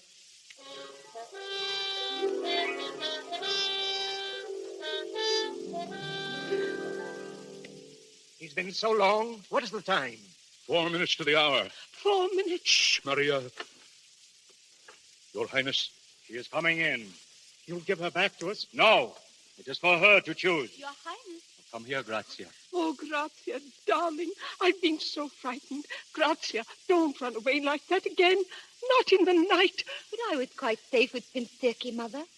I love to be with him. I must stay with him always. Grazia. He's kind, Mother, and more tender than anyone I've ever known. Even more tender than you. Don't, Grazia, you don't know what you're saying. Why are you all so strange? Why are you suffering so? I've found my love. There ought to be lights and music. Save her. Oh, please save her. Tell her what you will. What is there to tell?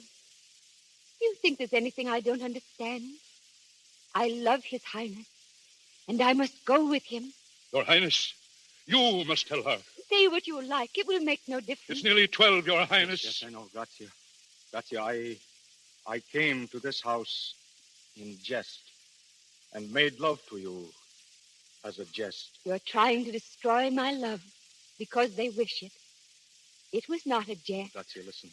You must stay here with those who love you. I am going far away to a distant country. If you went with me now, you could never see them again. Why must you say these things to me? They can make no difference. You don't understand. My holiday is over. I am going at once. I'm ready. No, you can't come with me. Yes, I can. Shall we go now? But you don't know who I am. You are my love. My love. You heard her, all of you? You wish me to speak and destroy this happiness? You must. Oh, Grazia. Grazia, my little love. Please. It was not a jest. But I must go, dear. Alone. Oh, no. Goodbye, my friends. Remember that there is only a moment of shadow between your life and mine. And when I call, come bravely through that shadow. And you will find me only your familiar friend.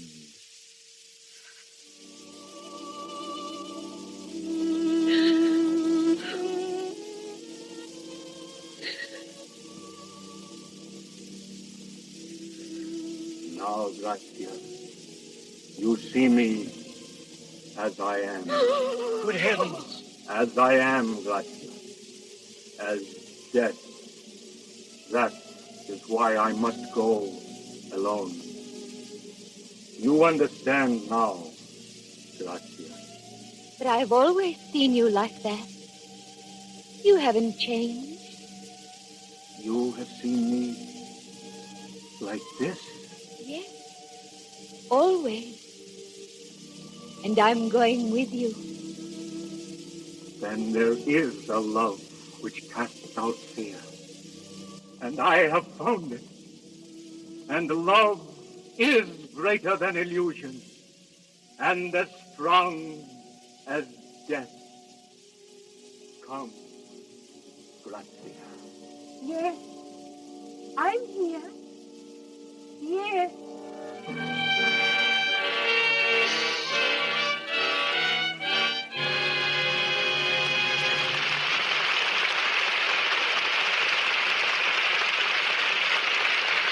Yes, holiday is over, and with it our play. But Frederick March and Florence Eldridge rejoin us at the microphone later. Along with the Gish and Talmadge sisters, Mary Pickford and Marguerite Clark, Blanche Sweet will always be remembered among Hollywood's favorite stars of the silent screen.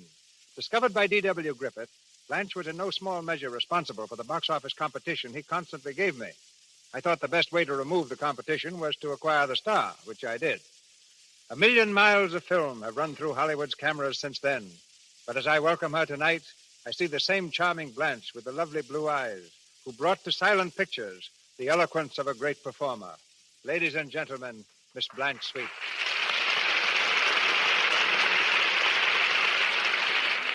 Thank you, Cecil, and thank you all. Rather amazing, isn't it, to think back to what pictures were like when you and I began, long before we ever dreamed of speaking to each other with a microphone between us.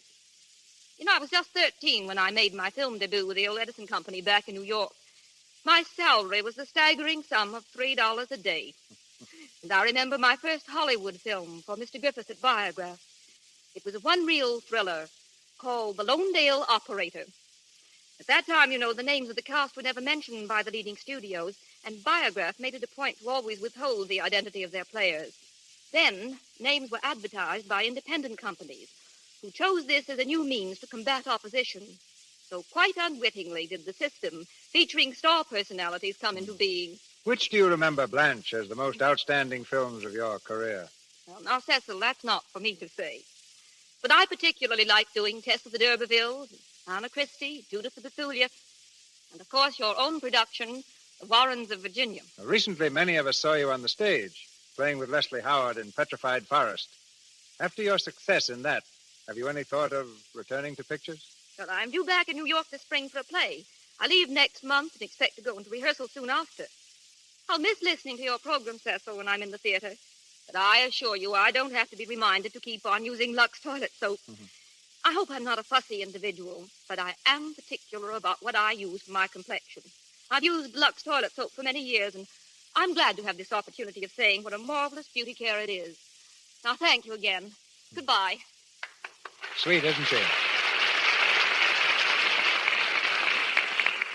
Patience, as Disraeli once remarked, is a necessary ingredient of genius. And in calling back our leading man to the microphone with Miss Eldridge, I call back the most patient man I know. Forward, March. Ladies and gentlemen, Mr. and Mrs. Frederick March. Thank you.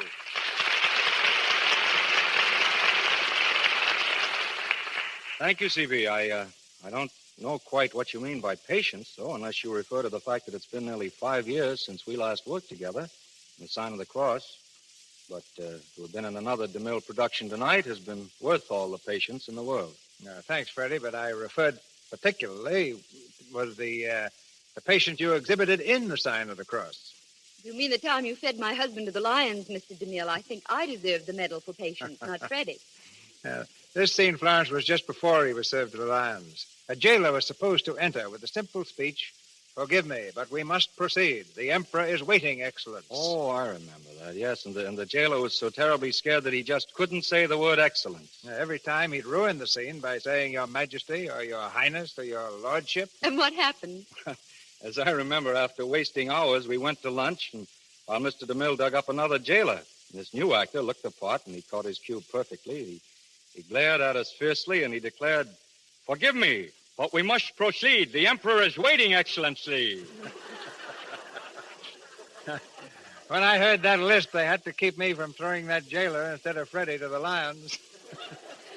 Weren't you just a little bit frightened, Freddie, playing the lion scene? Not a bit, my darling. You see, I had just found out that those lions didn't like ham. Freddie tells me, Florence, that you and he are going back on the stage. Yes. We wanted to wait until our children were a bit older. But now Penny's 4 1/2, and Tony's a little past 3. Time marches on with the marchers.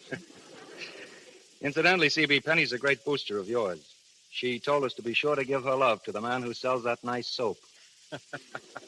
Well, after all, Lux toilet soap has been a standby of the March household for a good many years, Mr. DeMille. Not because just about everybody in Hollywood also seems to prefer it, but because it happens to be just about the finest complexion care we know of. Yes, and now, darling, don't you think it's about time we went home and put the kids to bed? Oh, yes, I do. Goodbye, Mr. DeMille. And to all of you out there, our sincere thanks. Goodbye, all. March goes out like a lion. Mr. March, Miss Eldridge, our thanks. Ladies and gentlemen, this is your announcer, Melville Rowe. There's great news coming from Mr. DeMille in a moment. Mr. March will be next seen in the David O. Selznick Technicolor production, A Star is Born. Mr. DeMille appeared through courtesy of Paramount Studios and Louis Silver's 20th Century Fox, where he was in charge of music for the new film, Seventh Heaven. And now, our producer. Next Monday night, the Lux Radio Theater brings you George Burns and his pixelated partner of screen and radio, Miss Gracie Allen. The vehicle for these nitwits of the networks is supplied by those sharp-witted satirists, George S. Kaufman and Mark Connolly, and was the first play that brought them fame, Dulce. In addition to Burns and Allen, our cast will include 4 of the original players, Howard Lindsay, Wallace Clark, Elliot Nugent, and Norma Lee. Our sponsors, the makers of Lux Toilet Soap, join me in inviting you to be with us again next Monday night when the Lux Radio Theater stars George Burns and Gracie Allen in Dulce. This is Cecil B. DeMille saying good night to you from Hollywood. This is the Columbia Broadcasting System.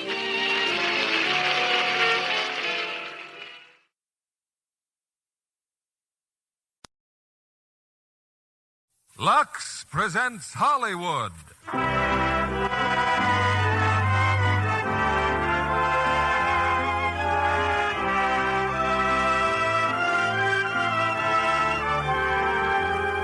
The Lux Radio Theater brings you Henry Fonda, Don Ameche, and Lynn Bari in The Magnificent Dope. Ladies and gentlemen, your producer, Mr. Cecil B. DeMille.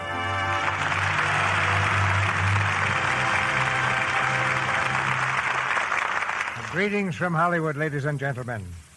If in some future day an archaeologist digs up a certain film, he may be much puzzled at the adventure described in that bit of celluloid. He may wonder what manner of man it was that lived in America in the dear dead days of the 20th century and the 20th Century Fox picture, The Magnificent Dope.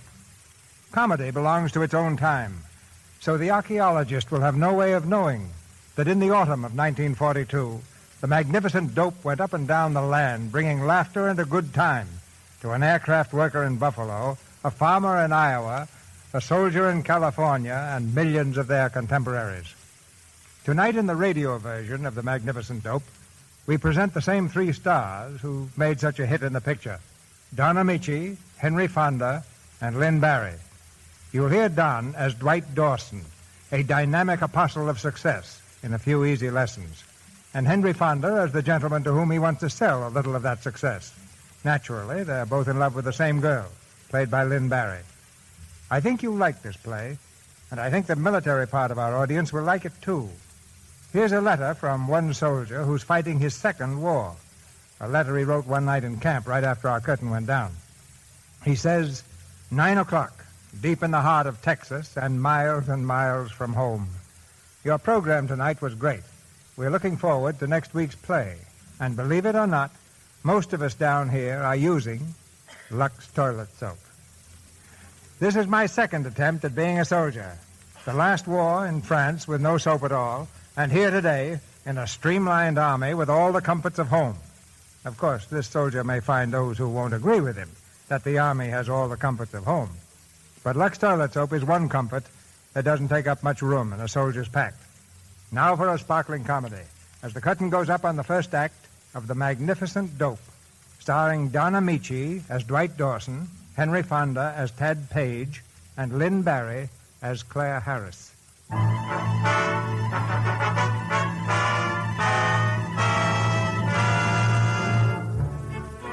From the pages of leading magazines, from billboards throughout the country, a forceful, dynamic personality points a finger at the reader and asks the question, are you a success? Let Dawson make you one.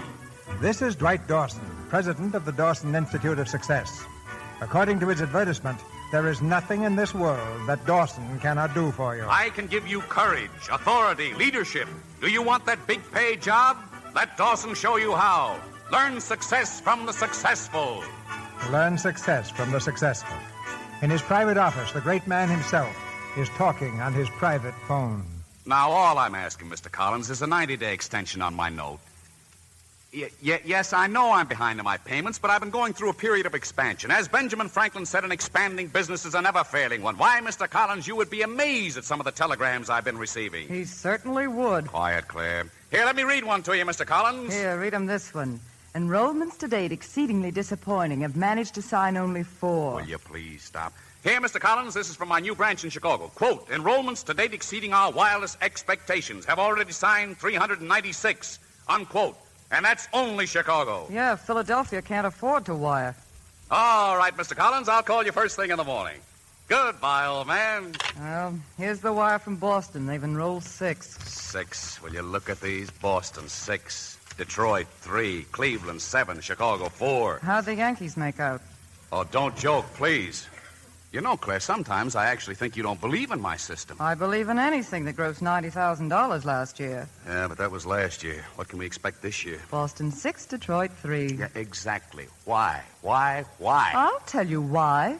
Our advertising's no good. Oh, now, darling, let's not go into that again. All I expect of an advertisement is merely an opportunity to have a heart-to-heart talk with the reader in print. My words will do the rest. But that's just the point. You can't tell them anymore, Dwight. You've got to show them. That is nonsense. My method is the best method, and there are a great many people who agree with me. 6 in Boston, 3 in Detroit. Oh, Dwight. Yeah, come on in, Horace. Dwight, would you like to okay these bills? Put them down. Horace, I leave it to you. What is your opinion of our type of advertising? Arresting, magnetic, vigorous, with a touch of puissance. Oh, I tell you, that stuff went out with wall telephones. Nowadays, talk isn't enough. I have enrolled literally hundreds in the Dawson Institute by merely talking to them. Yeah, what is it? That messenger boy is still waiting. Is there any reply to that last wire? No, I don't. Wait a minute. Send him in. Yes, sir? Claire, I'll show you what words can do. In 60 seconds, this boy will be a student of the Dawson Institute. Now, it stands to reason that if I...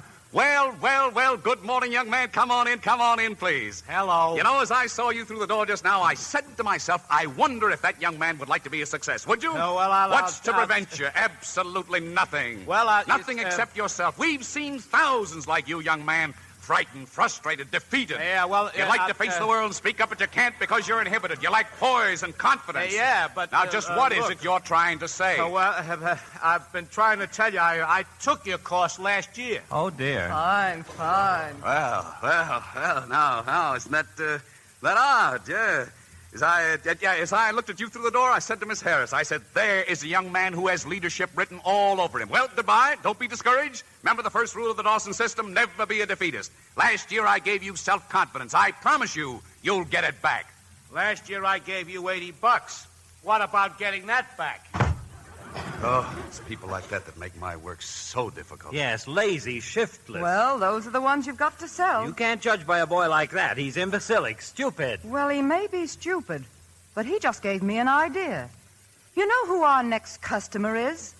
The biggest failure in the United States. The biggest Who's that? Friend of yours, Claire? I don't know who he is. We're going to find him. We're going to run a nationwide contest. Why, think of the free publicity we'll get. It's something new, something different. A contest for the greatest failure. Yeah, it might have possibility. Yeah. Now, after we find our failure, we put him through the course, follow him every step of the way with photographs, interviews, magazine articles, and when he comes out the other end of the line of success, everybody will know about the Dawson Institute. Darling, I think we've hit on something. There's only one thing wrong, that word failure. That's bad psychology. Very true. Yeah, I think the phrase ideal subject would be better. The Dawson Ideal Subject Contest. We'll put it in the ads. Newspaper. Billboard. On the radio. And the Ideal Subject Contest is open to every man and woman in the United States. Is it worth entering? Just listen to this. The first prize is $500 in cash and a free course of study in the Dawson Institute of Success. All you have to do is tell us in 50 words a little bit about yourself. How old you are, where you live, what sort of work you do, and what your ambitions are. That's all. Simple, isn't it? Of course. Now, don't forget and don't delay. Send in your entry today to Dwight Dawson.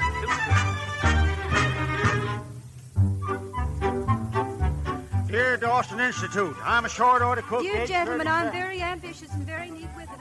At present, I'm serving the short wrap in the state can, but when I'm pardoned... Dear gentlemen. Gents. Dear Institute. Sirs or ladies.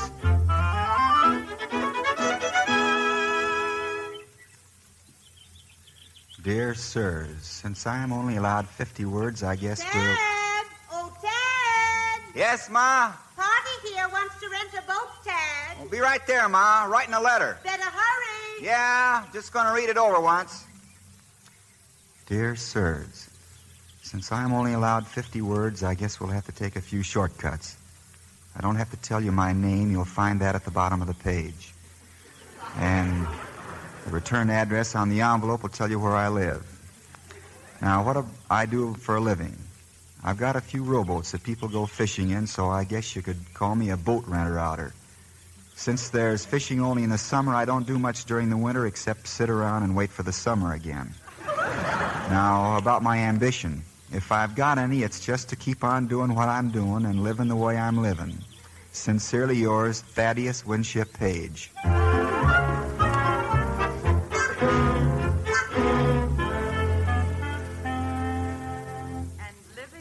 I'm living. Sincerely yours, Thaddeus Winship Page.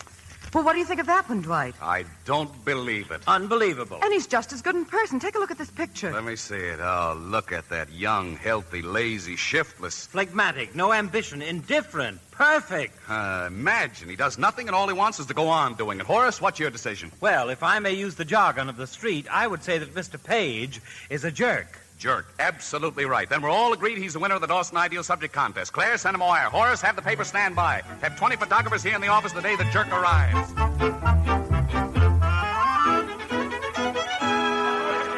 Just one more. That's enough. Give us a smile here. All right. Take it easy, boys. You'll all get your pictures. Smile, Mr. Page. Certainly. There we are. Thanks, Mr. Page. Oh, you're welcome. I hope that... one more. Certainly. Okay, fellas, I think that does it. Thanks for coming up. Thank you. Thank you very much. Well, Mr. Page, you did nobly. You certainly did.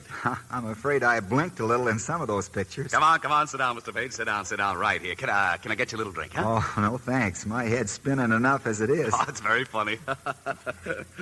Say, are we all through? That's the works. Well, I sure want to thank you for the check. It'll come in handy. We're raising money up home for a fire engine. Fire engine? Well, isn't that nice? Nice. Nice. Yes. Oh, it was sure nice to have met both of you. If you ever come up my way, just drop in. Goodbye. Oh, wait a minute. I don't quite understand. Were you going someplace, Mr. Page? Sure. Home. Of course, not right away. I can't get a train till morning. Well, what about the course? Huh? What course? What course? Now, look, Mr. Page, when you entered this contest, do you remember what the advertisement said? It said, write 50 words about yourself and win $500. And the free course of study in the Dawson Institute. Oh, yeah. Oh, sure. But it didn't say I had to take the course, did it? No, but we just assumed that you'd be only too glad to take it. Oh, no. You see, I just entered the contest to raise the money for the fire engine. Yeah, but Mr. Page, you don't realize what I can do for you. Why, I can make you a leader of business, a captain of industry, the president of a bank. You can? I certainly can, and I can do it all in 8 short weeks. 8 weeks? Think of that. It's amazing, isn't it? It sure is. Well, I guess I better be going. Mr. Page. Mr. Page, you can't afford to turn this down. Why, you owe this to yourself. Well, maybe so, but I don't like to put you to any trouble. Oh, why, it's no trouble at all. Why, certainly not. Why, this is something that can change your entire life. Oh, I don't think I'd like that. I kind of like the way I'm living. I'm pretty happy. How can you be? Oh, now, Miss Harris, that's like asking a person how he can like rutabagas. All I know is I wake up in the morning happy, I go to bed at night happy. I'm just happy. Oh, Mr. Page, you're merely deceiving yourself. Why, you have no position, no authority, no influence. Why, you have practically nothing. Oh, I wouldn't say that. Mom and I got a nice house, a lot of friends. I got a car, 4 good tires. Yeah, but you must rouse yourself, drive yourself. Oh, personally, I never figured that way. Yeah, well, tell me how you do figure, Mr. Page. I'd certainly like to know. Well, number 1, you don't live forever, so there's not much use taking things too hard. Number 2, shrouds don't have pockets, so it's kind of silly making too much money. Number 3, well, being a success is a job in itself. It wouldn't give me time to do the things I like to do, like reading or sitting in a rowboat out in the lake, just thinking. But that's a lazy man's philosophy. I know it. I'm lazy.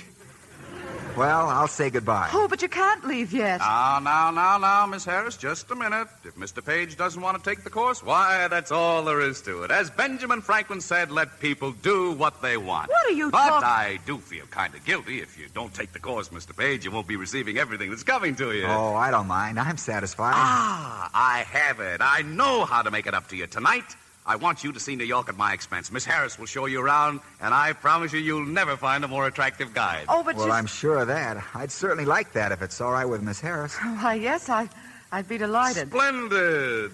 Just a moment. I've got to get my hat outside. Oh, yeah, excuse me just a minute, Mr. Page. I'll be right back. Sure, I got nothing to do. Claire.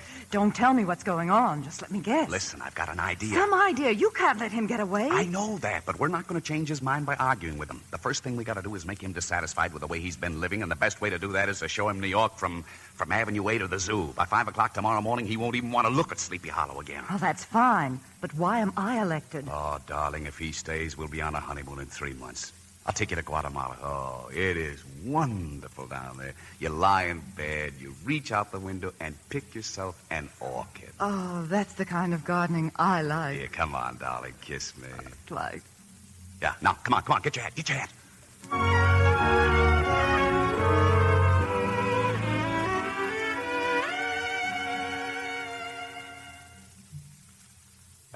Hello, is that you, Claire?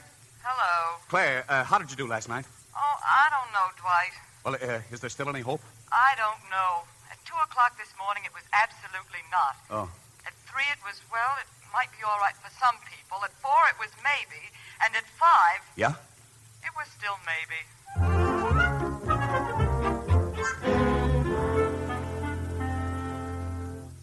Hello? Listen, I'm talking long Hello? distance to... Oh, hello, Ma. This is Tad. Hello, son. Ma, I'm still in New York. I called to tell you I'm going to stay down here for a while. You are? What's her name, son? I can't fool you, can I? Her name's Claire Harris. You'd be crazy about her. Why, that's fine. And Mr. Dawson's going to pay all my expenses. Does that mean you have to take that course he gives? Well, I got to go to his classes, but I don't have to listen. Fine, son, fine.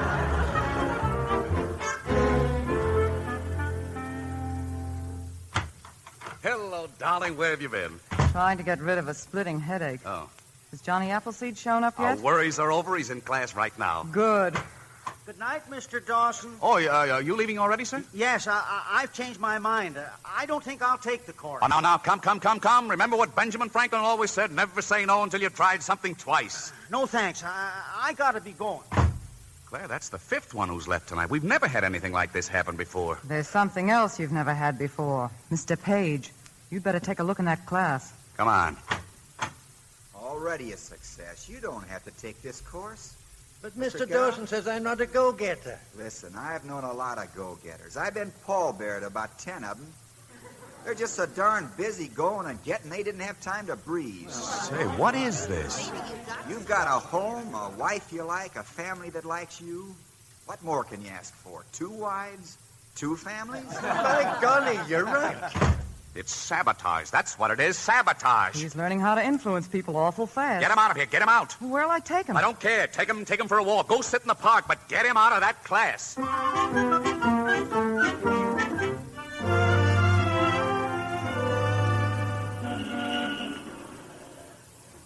This is what I like. Just sitting. Nice, isn't it? Oh, I give up. I guess you were just born lazy. Oh, no. I've got no respect for anybody who was born lazy. That's like being born a king. I had to develop it. It took me a long time to get where I am. Oh, that must have been a happy day for your mother when you arrived at that conclusion. Yes and no. You see, I had pneumonia. I was awful sick. They had my new suit laid out and everything. Right then, I said to myself, there's nothing like being alive. So when I got better, I just started living. Nothing else, just living. Now I get pneumonia regularly, twice a year. What? Oh, only pretend, of course, but then it all comes back to me, and I just get up and go on living again. But if everybody lived like that, then nothing would ever be accomplished. Oh, I wouldn't say that. There's lots of... Oh, dear. Oh, you got a headache? A beauty. Oh, that's too bad. I'll fix it for you. Oh, now, wait a minute. You're not one of those people that tell me to look the other way, then twist my head off, are you? Oh, it's simple. Now, just lean back and relax. That's fine. Now I'm going to loosen up the neck muscles. Now, just close your eyes and imagine your head's the second hand on a watch and just let it go round and round slowly. Like this? That's it. Just keep it going round. Round and round. Are you sure it works? This is what an aspirin does when it's got a headache. Now, the next thing is to imagine a nice, quiet lake with a soft blue sky. Do you mind a few ducks flying around? Not if they're not flying too fast. Okay. Take it easy, ducks. Now then, what were we talking about before? Oh, about people like you slowing down the wheels of progress. Oh, that's right. Well, you're all wrong. Did you ever stop to think what the world owes to the lazy man? Well, just think back to a long time ago when people used to live in caves. What did they do when they wanted a drink of water? Oh, they walked down to the river. That's right.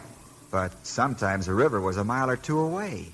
Now, the go-getter, he didn't mind walking, but there was one fella, he was awful lazy. He didn't like that running back and forth. So what did he do? He figured out a way to bring back a whole day's supply at one crack. He invented a bucket. Well, today we've got pots and pans and glasses and bathtubs, but it all started with that bucket. Well, maybe so. And what about the boys that built the pyramids? They used to load those big, heavy stones on a sort of flat-bottom sled and then break their backs pulling it.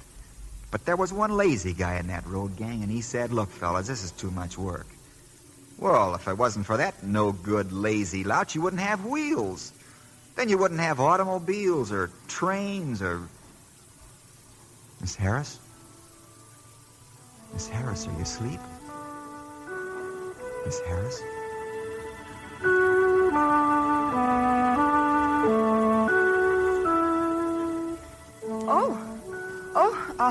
I'm sorry.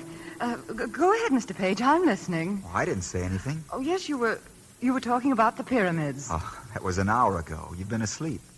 I have? Well, what have you been doing? Just looking at you. Why, I can't understand it. I've never dozed off like that before. You've never been relaxed before. How's your headache? Why, it's gone. Say, that revolving door technique really works, doesn't it? Thanks, Mr. Page. Well, after sleeping on my shoulder for an hour, I think we could dispense with a Mr. Page, don't you? All right. Thanks. Thaddeus. Oh, that's worse. Try Tad. Thanks, Tad. That's better. Come on. You can walk me home if you like.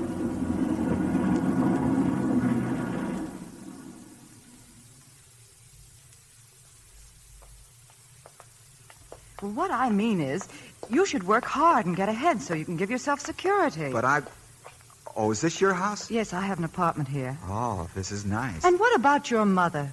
Wouldn't you like to be able to give her all the things she's wanted? She's got them. But someday you might meet a girl you like. Yeah, yes, I might. Well, how's she going to feel about it? Oh, I've been wondering. You mean you have met somebody? Uh-huh. Are you in love with her? Yep, sure am. Somebody back home? Yes. Her name's, Hazel. Hazel? She's the loveliest thing I've ever bumped up against. Well, someday you must tell me more about Hazel. Oh, someday I will. Well, good night, Tad. Night, Claire.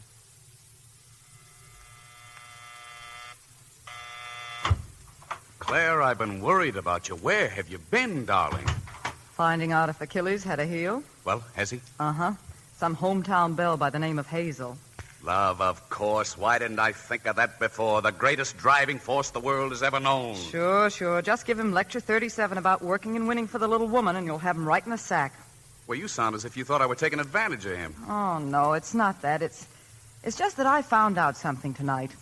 We didn't pick the biggest failure. We picked the happiest guy in the United States. Well, that's fine. With a little success, he'd be twice as happy. I hope so. He's such a sweet, honest yokel. I'd hate to feel we changed him. Oh, where he's concerned, any change is for the better. Look, I talked to Collins at the bank this morning. He's going to give me 90 days more on that note on one condition, that we keep on showing new enrollments. So we've got to do everything in our power to see... Hey, what are you doing? Huh? What do you mean? Rolling your head around like that. Want to get sick to your stomach? Now stop it. I'm just relaxing. It's wonderful. You ought to try it. Just close your eyes and imagine your head's a second hand on a watch and let it go around and around slowly. Like this? That's it. Yeah. Now think of a quiet lake with a soft blue sky and no one around for miles and miles and miles and miles and miles and miles. This is the silliest thing that ever happened to me.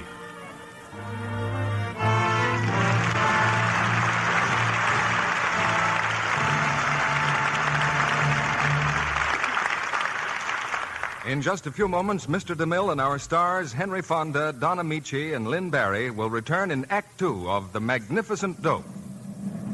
And now, on a train, a young man in uniform. Opposite him, a girl who just boarded the train at the last station.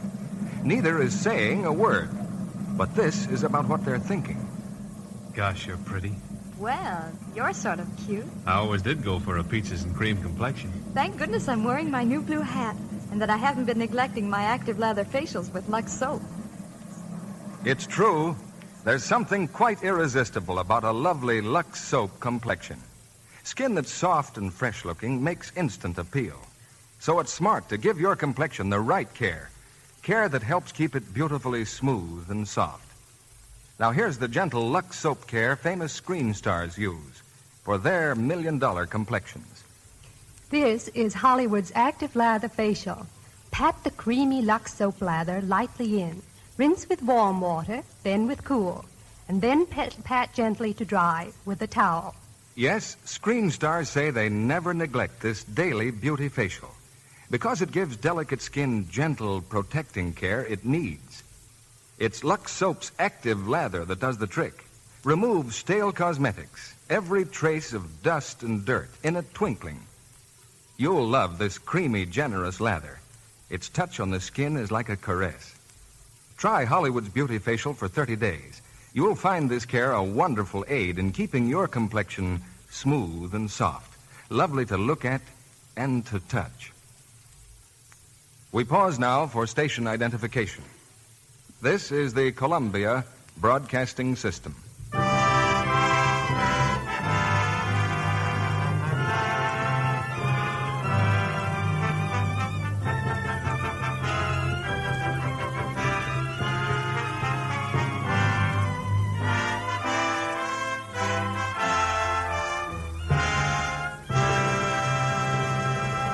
Act 2 of The Magnificent Dope, starring Henry Fonda as Tad Page, Don Ameche as Dwight Dawson, and Lynn Bari as Claire Harris.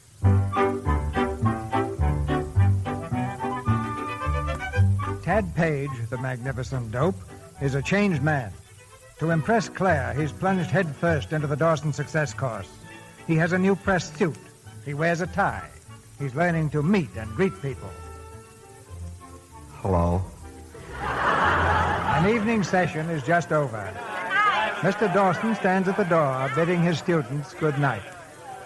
Good night, good night. Especially good tonight, Miss Grewatts. Good night, good night.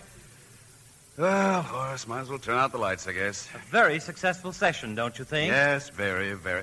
By the way, though, watch Mr. Malaki's laugh. It seemed a little bit forced to me. Perhaps a little less and a little more ha-ha-ha. Yes, I felt that myself. Yeah, wait a minute. Who's that over there? It looks like Mr. Page. Yes, Mr. Page, you waiting to see me?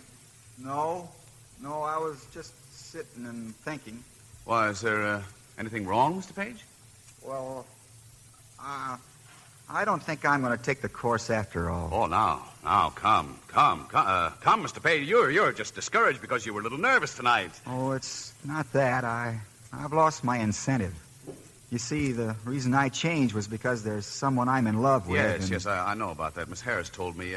Hazel's her name. Isn't it beautiful name? Beautiful. Well, there isn't any Hazel. That is, Miss Harris is really Hazel, only she doesn't know it. What? Well, I didn't have nerve enough to tell her, so I just made up a name. Do you mean you're in love with Miss Harris? Bet I am. But you haven't told her. No, I couldn't. You see, I found out it's hopeless. She likes somebody else.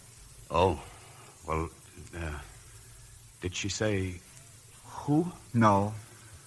Well, I certainly am glad you talked this over with me first. Yes, why, there's absolutely no reason to be downhearted.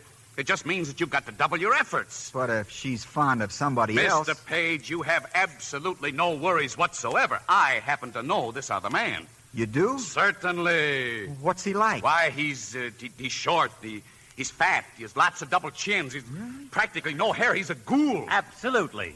But she still loves him, though. Believe me, Mr. Page. Believe me, she doesn't. Why, this man is from Hoboken. She rarely sees him.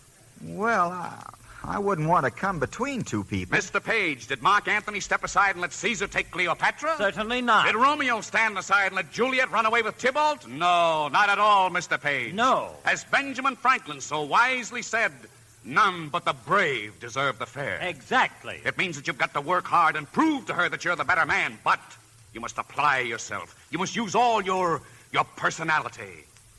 Well, all right. That's fine. If you say so. I certainly do. Chin up. The aggressor always, Mr. Page, and laugh. Always a big laugh. Good boy.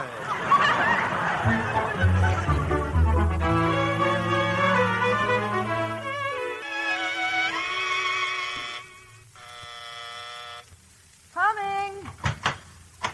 Good evening, dear. Happy birthday, darling. Come on, lean down here.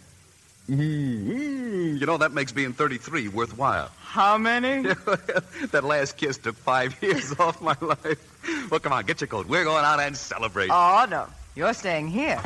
I am giving you a surprise party.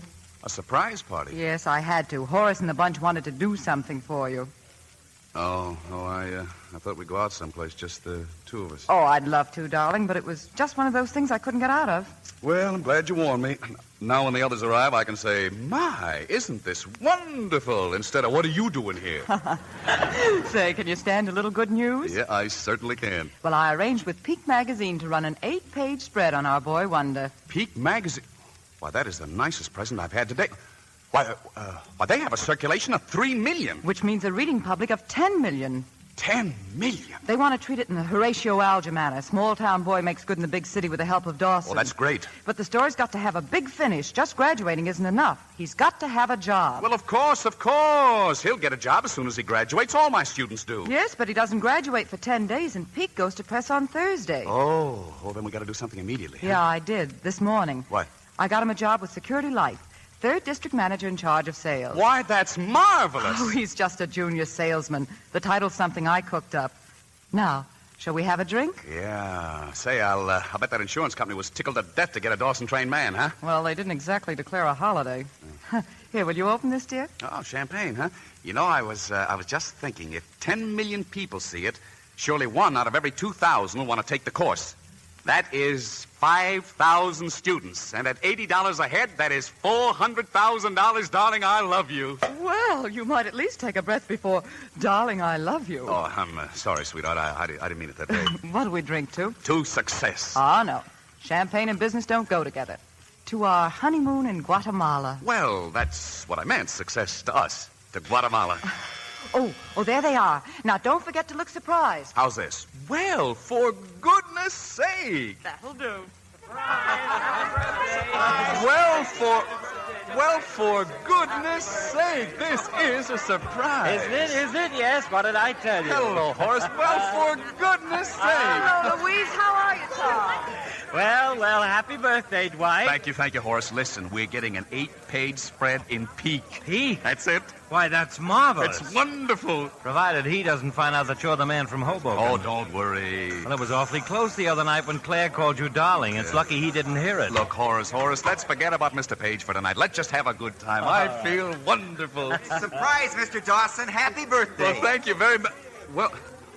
Well, for goodness sake. Hello, Ted. Oh, good evening, Claire. My, you look handsome. I didn't know. Thank you. Just put your hat in the bedroom. Oh, thank you very much. Well, for goodness sake. That's enough surprise, dear. Don't overdo it. Well, I didn't expect to see him here. Well, he leads a pretty lonely life, and I thought it would do him good to get out and meet people and find out about things. Yeah, find out about things, yeah. I'd better go introduce him around. Dwight, this is terrible. Quiet. Come on out in the hall. Dwight, he's sure to hear somebody say something about you and Claire. We can't let him. We've got to keep everybody from talking. Well, my wife's here. She hasn't stopped talking in 20 years. Oh, we can't let her get started. We've got to keep them all occupied. I know. We'll entertain them. You want me to go home and get my mandolin? No. No, I'll think of something. I've got to think of something.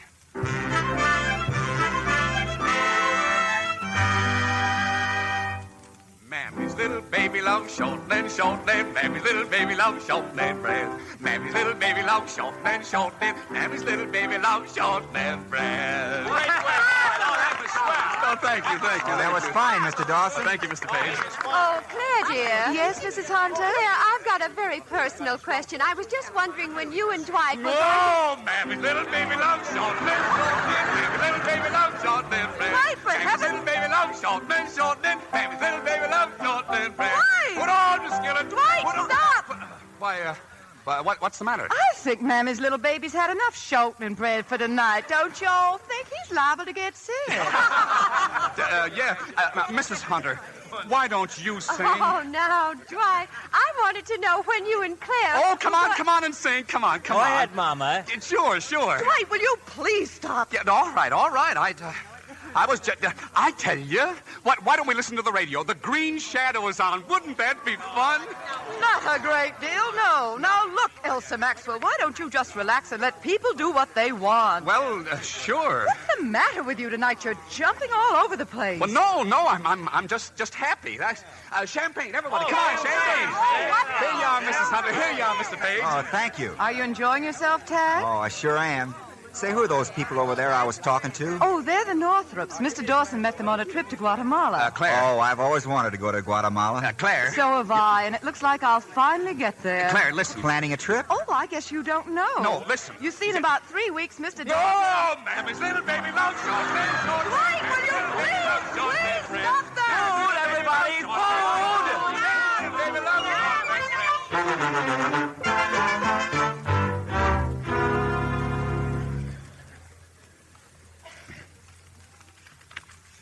Well, that's fine, Mr. Peters. Thank you. Goodbye. Well, it's all set, Dwight. You can call Mr. Page and tell him he starts selling insurance tomorrow. Ah, that's excellent. Why, if he can sell a couple of small policies using the Dawson method, he'll be convinced in a minute. It'll make him feel that he's accomplished something. You know, I hope this doesn't hurt him in any way. I've seen quite a bit of him these last weeks, taking pictures and interviews, and I've gotten to know him pretty well. He's a very sweet guy. Oh, now, darling, this can't possibly hurt him. Leave the whole thing to me. We're just inches from our goal now, and we can't afford to let anything stop us. Oh, well, all right. Don't you worry. This insurance job will be his passport to prosperity, his visa to success, the Dawson way.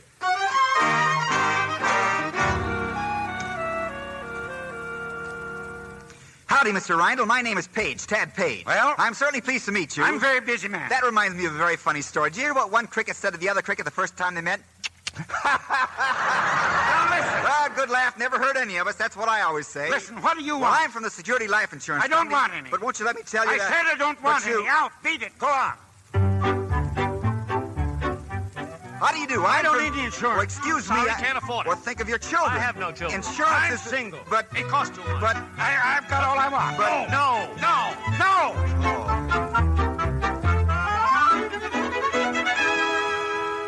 And that's all I get, Mr. Dawson. No. I can't sell anybody. Now, you mustn't be discouraged. You must have faith in the Dawson method. That's it, faith, Mr. Page. Yes, but I just can't sell insurance. Oh, that is nonsense. You can do it just as well as the next man if you just apply yourself. Well, I've been applying, but I haven't been selling. Now, wait. Let's get to the bottom of this. What seems to be the difficulty, Mr. Page? What seems to be the difficulty?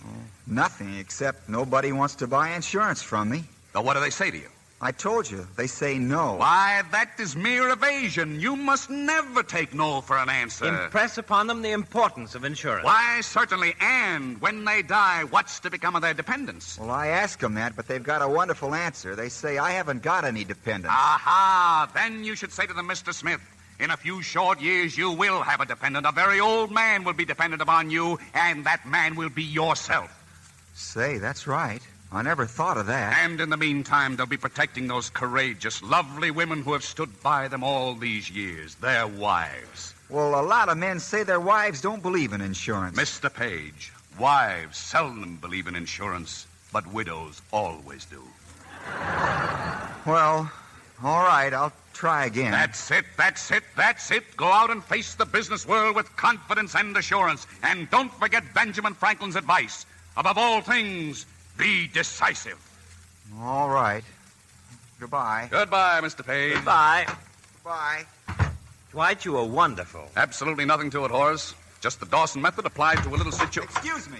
Yes, Mr. Page? Have you gentlemen ever thought about life insurance? What? Now, we have an endowment life income policy that's more than just protection. Look at this. Now, wait a minute. You're not trying to sell us insurance. Do you realize the percentage of men who die under 50 not caring for their loved ones? But I have no loved ones. I'm not married. I have no dependents. But in a few short years, you will have a dependent. An old man will be dependent on you, and that man will be yourself.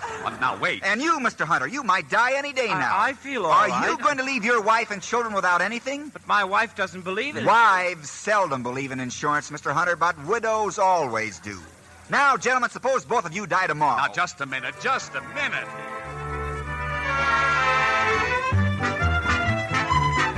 have an accident. Why, if you lose an ear in one hand, we pay you $92.64 a month. Now, wait. Of course, we have other combinations that pay much more. For instance, if you lost one hand, one eye, and one foot, you're sitting pretty. Then, Mr. Dawson... Wait, stop. All right, Mr. Page, you've convinced me. Oh, that's great. And Mr. Hunter? Me too, yes, Oh, me that's too. fine. I'll just get my order blank. Now, stay right here. I'll be back in 2 minutes. Don't go away now. Don't go away. Oh. Yeah. And all I said was, what seems to be the difficulty, Mr. Page?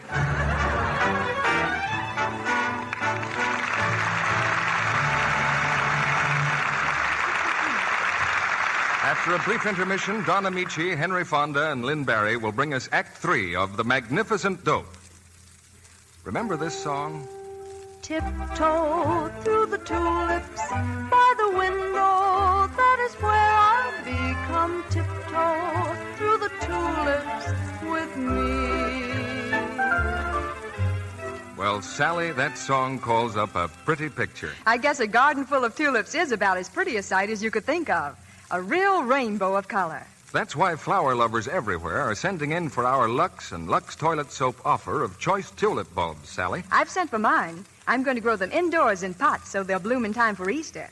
It's easy because exact planting instructions come with the bulbs. Yes, it's very easy to grow these beautiful tulips indoors or out. And here's how to get them. For every 10 bulbs you wish, send the wrapper from a cake of Lux toilet soap or the opening tab from a box of Lux Flakes with 25 cents in coin to Lux Rainbow Garden, Box 1, New York City. Be sure to send your name and address.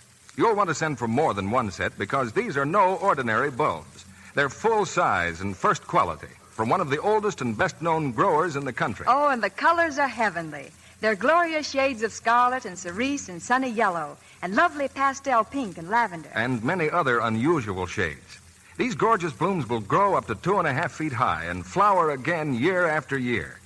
Even if you live in a city apartment, you'll want them. They can be grown in pots, indoors. And now I'll repeat what you do to get them.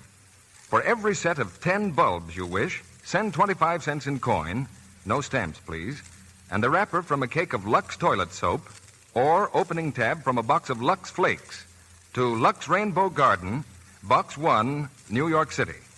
Wrap coin and paper carefully. Be sure to include your name and address. Your dealer has handy order blanks if you wish them. Please allow at least 2 weeks for your bulbs to reach you. An illustrated leaflet of planting directions comes with each set. The quantity is limited, so don't delay. Remember, fall is the time for planting your Lux Rainbow Garden. This offer is good only in the United States. Now, our producer, Mr. DeMille. The curtain rises on the third act of The Magnificent Dope.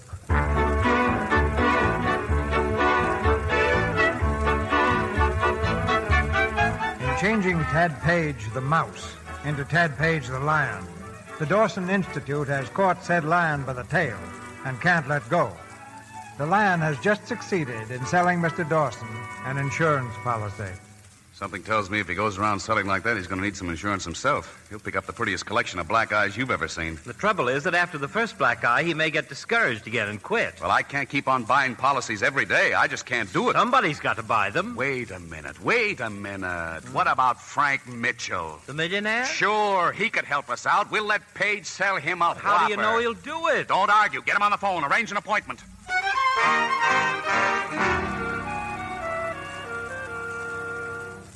And it's a foolproof plan for old age independence, Mr. Mitchell, combined with adequate life insurance. And all it'll cost you is $51.50 per thousand. Uh-huh. That sounds reasonable enough, Mr. Page. I've been considering life insurance for some time. You mean you'll take some, Mr. Mitchell? Yes. You can write me out a policy for $250,000. Well, thank you, Mr. Mitchell. Did you say $250,000? Yes. That's what I thought you said. As soon as you have the policy made out, Mr. Page, just drop in. Oh, all right, I will, and thanks very much, Mr. Mitchell. Goodbye, sir, and thank you, and, goodbye. Don't forget your hat, Mr. Page. Oh, yes, my hat. And your briefcase. Oh, yes, my briefcase. Oh, goodbye. Goodbye. Thank you, sir.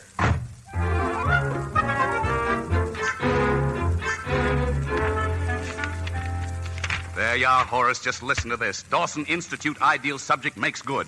Pictured right shows Tad Page writing $250,000 insurance policy for Frank M. Mitchell. I don't understand. How did you ever manage it? Oh, wake up, Horace. Mitchell's blood pressure is higher than a kite. He's been turned down by 18 insurance companies in the last 6 years. But the physical examination, he'll have to pass a physical. That takes place tomorrow. The magazine is out today. Oh. At last, the Dawson Institute is receiving the publicity it deserves. Just look at this. It's wonderful. Horace, it's more than wonderful. It's sensational. Why, every frustrated, downtrodden man in the United States will want to follow in this boy's footsteps. Well, I'm certainly glad it's out. Now you can clear up about the man from Hoboken. Oh, yes. I'm going to tell Mr. Page about it tonight. I've got a call in for him now. And Claire, does she know about Mitchell's blood pressure? No, that's something we'll meet when we get to it. Yes? I can't reach Mr. Page, sir. The hotel says he's out. Where? Did he leave any message? Well, yes, sir, but it's the strangest... Well, where is he? Well, the desk clerk says he went out to buy a fire engine.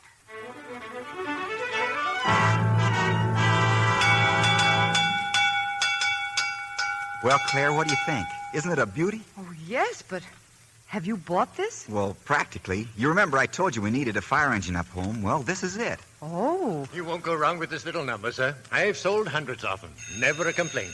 Excuse me. I'll get that phone. Claire, the reason I wanted you to come down was... Well, you see, on that Mitchell policy, my commission's going to be about $7,500. Oh, Tad, that's wonderful. Well, I was figuring on using it for a nest egg for Hazel and me, but we need an engine like this pretty bad, so I was wondering if you thought Hazel'd mind if I put in a few thousand. Oh, of course not. From what you've told me about her, I don't think she'd care if you spent the whole business. You really mean that? Well, the money isn't important. After all, you've proven that you love her enough to work for her. That's all that matters. Well, I guess that settles it then. Well, Mr. Page, have you made up your mind? I sure have. I'm going to pay cash for it, Mr. Morton. Cash? Say, what is this job, Mr. Morton? 175 horsepower? Yes, ma'am. 185 to be exact. The hose Siameses into 2 1.5s, doesn't it? That's good. Well, how do you know so much about these things? Oh, my uncle was the chief up in Utica when I was a kid. Well, can you imagine? So you like fire engines, too? Sure. Wherever there's smoke, you'll find me in LaGuardia. What do you know, Mr. Morton? I'll probably be in tomorrow afternoon with the money. All right, Mr. Page. Good night. Good night. Good night. Oh, does a hat go with it? A fire hat? A fire hat? Oh, yes. I think we can arrange that. Okay, then the deal's still on.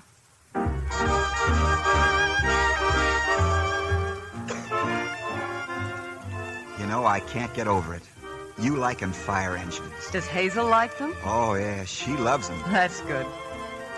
Well, a lot's happened in the last few weeks, hasn't it? Sure has. Getting a job, selling a big policy. I got to admit it, Mr. Dawson's approach certainly works, doesn't it? Well, yes, it works all right. And I think I've gotten far enough along to ask Hazel to marry me, don't you? Oh, I had an idea it was all set.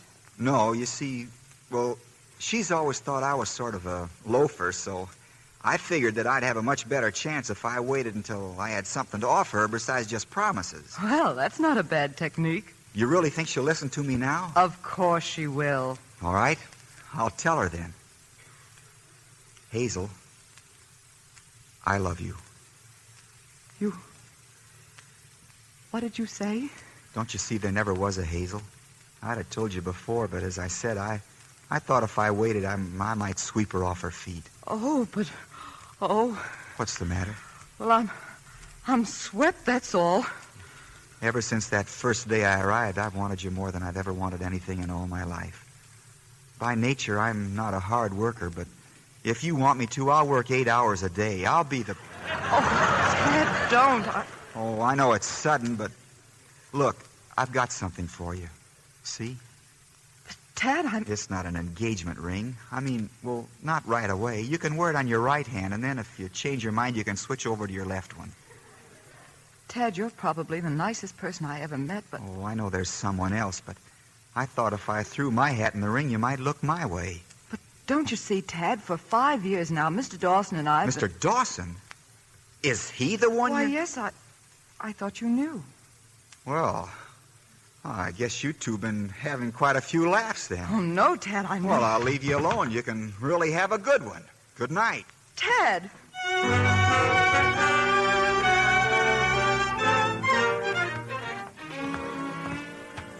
His office is right down here, Doctor. You can examine him right away. I made the appointment. Fine. What's his name? Mr. Mitchell. Mitchell? It's not Frank Mitchell, is it? That's right, Doctor. I don't know why he keeps trying. I've had to turn him down twice. You have? Sure, high blood pressure. Once for Midwest and once for Cosmopolitan. You mean you don't think the policy will go through? Well, I wouldn't figure too much on my commission if I were you. But I've already spent it. Oh. Well, I'm sorry, son. But this has got to go through. A lot of nice people are depending on it. High blood pressure, huh? I knew a man once who... Say, Doc, come back in an hour, will you? What are you going to do? I've been trying the Dawson system long enough. Now I'm going to try my system. I'll see you in an hour. All right, son. Good morning. Good morning. You can go right in, Mr. Page. Thank you. Hello, Mr. Mitchell. Hello. Where's the doctor? Oh, he'll be along in a minute. Sorry I had to postpone this examination so many times. I've been terribly busy. My pill, please, Miss Harvey. Yes, sir. What's that for? It's my nerves. Helps me relax.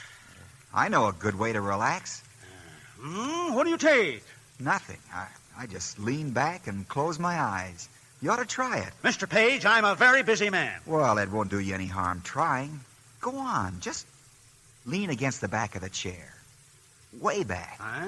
Now, just let your head go around in a circle real slow like this. Doesn't it make you dizzy? No, just loosens up the muscles. Try it. Well, all right. That's fine. Just keep it going. That's fine. You like to fish, Mr. Mitchell? Oh, love to. Used to do a lot of it when I was a boy. Haven't done it for years, though. No time. Oh, that's too bad. Keep your eyes closed and your head just going around. Yeah. And now just imagine you're a kid again. You're sitting out on a little rowboat all by yourself. The water's quiet as midnight in a small town. It's clear and cold, and you can see a school of perch swimming lazily around near the bottom.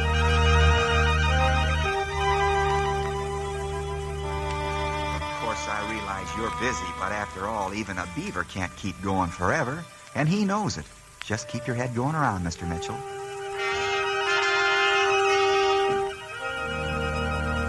And then around October, the mornings begin to get as crisp as a soda cracker.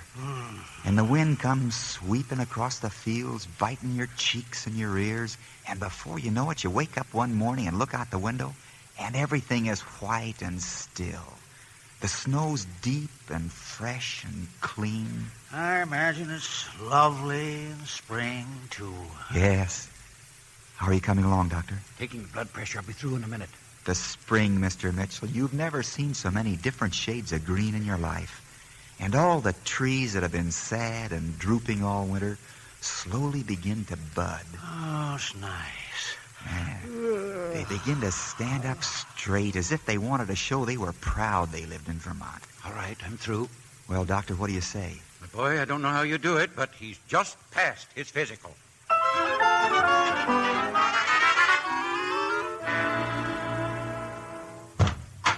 Good morning, Mr. Page. Where's Mr. Dawson? Is it something important, Mr. Yes, Page? I'd like to punch him in the nose, please. Is he in here? Wait, you can't go in now. Out of my way, please. Wait!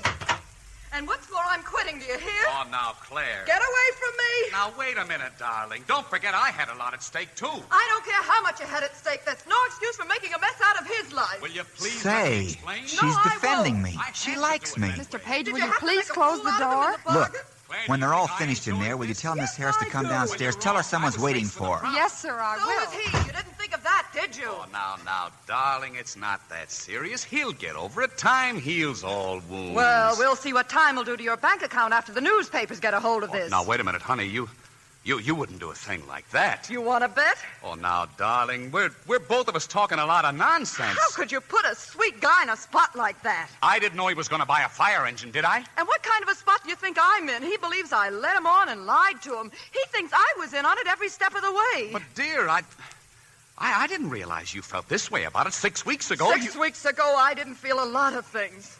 6 weeks ago, I didn't know there were people like him. Why, he's the first real person I've ever met in my life. Wait a minute. Are you in love with this jerk? Yes, I am in love with him. And he's no jerk. You jerk! Goodbye. Wait, Claire. You can't walk out on me like this. Claire, come back here. Claire, come on back to the office and talk it over. Go away, I'm finished. Well, you might have told me before this. Here I've been planning and planning. What am I supposed to do now? As Benjamin Franklin said, go soak your head. Well. Oh! Claire! Hey, Claire, look. What in the name of... Tad, oh, Tad, you got the engine. It dries great. And they gave me the fire hat, too. How do you like it? Listen, Mr. Page. Oh, you look wonderful. Going my way, lady? Okay, Chief. Step on it. Come on. Claire, wait. You can't do this. What about the course? Claire, think of the Dawson Institute.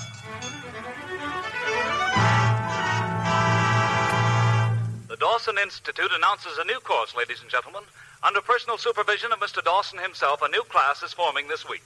Enroll now. Relax with Dawson.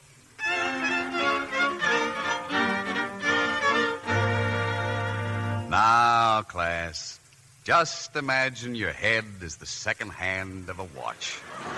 Let it go around and around, slowly, slowly. And imagine you're out in a boat all by yourself. That's it. As Benjamin Franklin so wisely said, relax and the world is yours.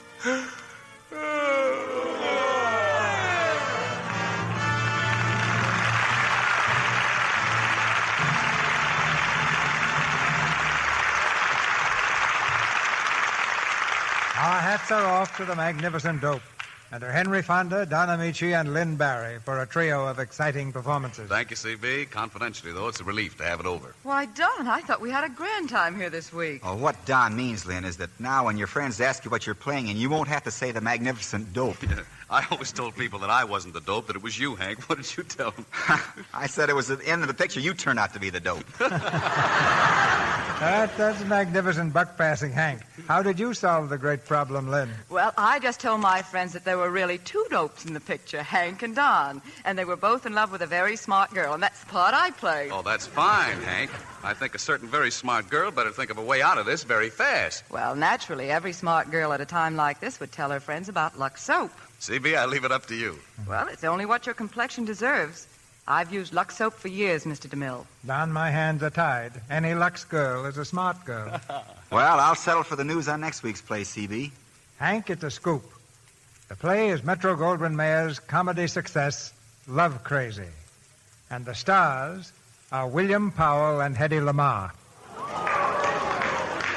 It's the story of a couple who plan a quiet celebration of their wedding anniversary, which quietly turns into one of the maddest adventures of the year. There's room for everyone on this merry-go-round with Hedy Lamarr and William Powell next Monday night. Oh, that sounds swell, C.B. We'll all be listening. Good night. Good night. Good night. Good night. Good night. We told us plenty of success tonight.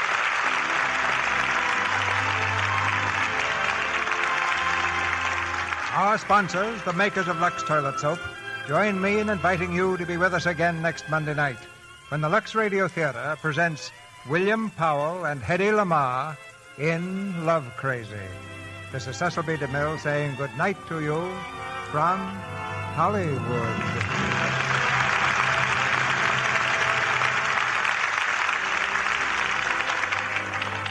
Don Ameche, Henry Fonda, and Lynn Bari were heard tonight through the courtesy of 20th Century Fox Studio. Mr. Ameche will soon be seen in the picture Girl Trouble, Mr. Fonda in Oxbow Incident, and Miss Bari in China Girl. The picture, The Magnificent Dope, was based on the story by Joseph Schrank.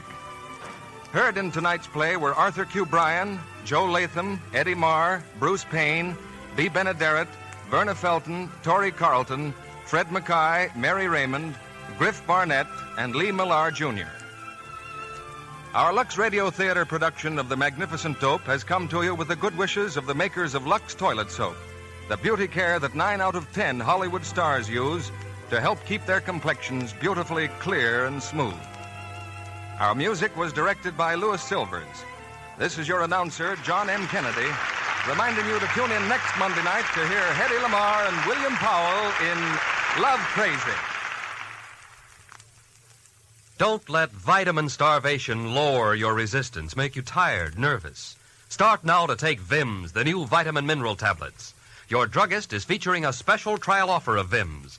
Buy the $1.69 package, get the regular 50-cent size Vims free. Get your free Vims right away and get that Vims feeling.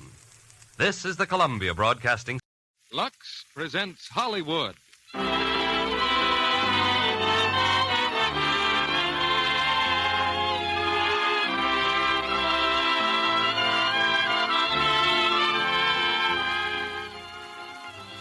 The Lux Radio Theater brings you Wallace Beery and Fay Bainter in Salute to the Marines.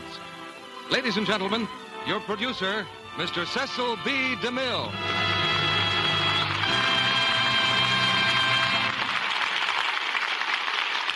Greetings from Hollywood, ladies and gentlemen. The personal philosophy of the average Marine is set down for posterity in the last verse of the Marine hymn, which says, "If the Army and the Navy ever look on heaven's scenes, they will find the streets are guarded by United States Marines." This week, the nation marks the 168th anniversary of the Marine Corps, and we add our part to the celebration by presenting Wallace Beery and Fay Bainter in their Metro-Goldwyn-Mayer hit, Salute to the Marines. At Midway, at Wake Island, and at Guadalcanal, This service has written its record in fire and blood. But tonight's play is not that story. It's the personal drama of a sergeant major and his family, a veteran who retired to peace and quiet, and in typical Marine style, found he'd picked the hottest spot in the world. A fortunate break enabled us to reunite two of Hollywood's busiest stars. Fay Bainter has just returned to town from a camp tour after making Cry Havoc at Metro-Goldwyn-Mayer. And Wally Beery has just finished the picture Rationing at the same studio. You know, in recent months, many of us have learned not to take even the simplest things of life for granted. We think twice before we throw things away. Housewives combine accounting with cookery. Old newspapers and waste fats suddenly turn out to be valuable raw materials. And a simple necessity, like a cake of soap, is something to be handled with care and respect, especially if it's Lux toilet soap. Of course, a famous beauty of a few thousand years ago, like Cleopatra, would see nothing unusual in this at all. Beauty at that time was something to be preserved the hard way, and the possession of even one cake of Lux toilet soap would probably have called for building a pyramid to keep it safe. And now for a little history in the making, and the first act of Salute to the Marines, starring Wallace Beery as Bill Bailey and Fay Bainter as Jenny, with Noah Beery as the Colonel and Key Luke as Flashy.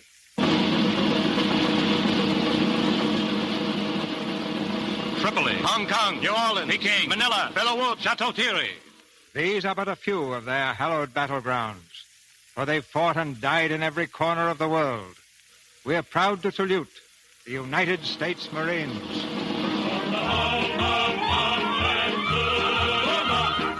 Long before Pearl Harbor, the United States Marines were on regular duty in the Philippine Islands. In 1940, 3 battalions were stationed on the outskirts of Cavite. There, these leathernecks were drilled and trained by the toughest and roughest leatherneck of them all, Sergeant Major William Bailey. His superior officers called him Old Bill. Some of the men called him that old so-and-so. But on one thing they were agreed. Bill Bailey was all Marine, every inch of him. Company, halt! Order! Arms! At ease.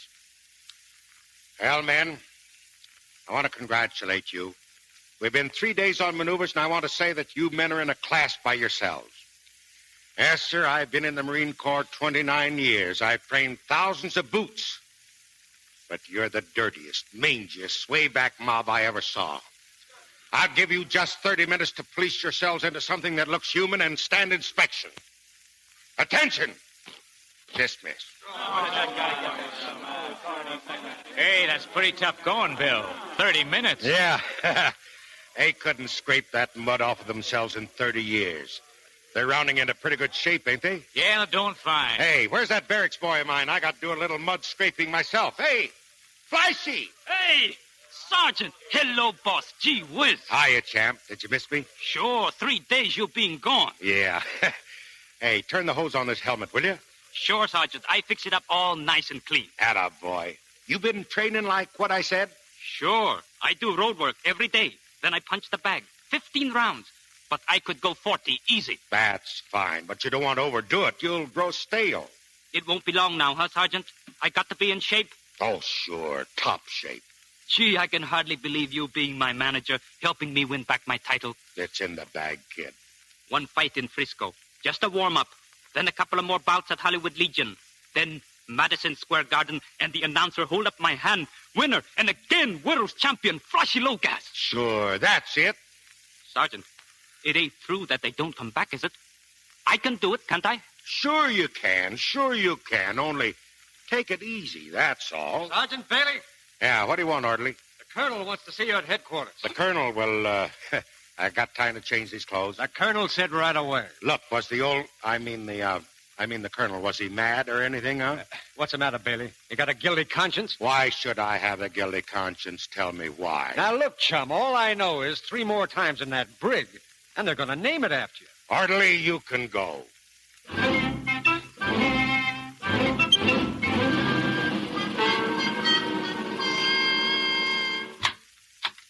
Sergeant Major Bailey, sir.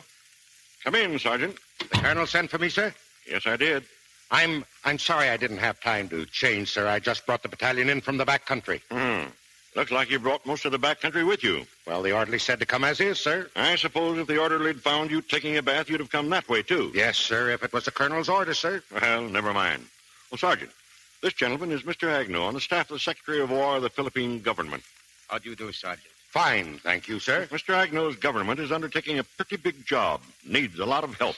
I thought of you at once, Bailey. That's very kind of you, sir. Any little thing that I can do for you at any time, sir? It's quite a big thing, Sergeant. And the time is now. Yes, sir. Well, Bailey, I suppose you know the Philippines will become completely independent in 1945. Yes, sir. I'd heard something about that, sir. Independence is something that must be preserved. After it is won, it must be defended. We are preparing for the day when we must defend ours, when there will be no more United States Marines in the Philippines. Oh, you mean the Japs, sir? Mr. Agnew is speaking theoretically, Sergeant. We're not at war with Japan. No.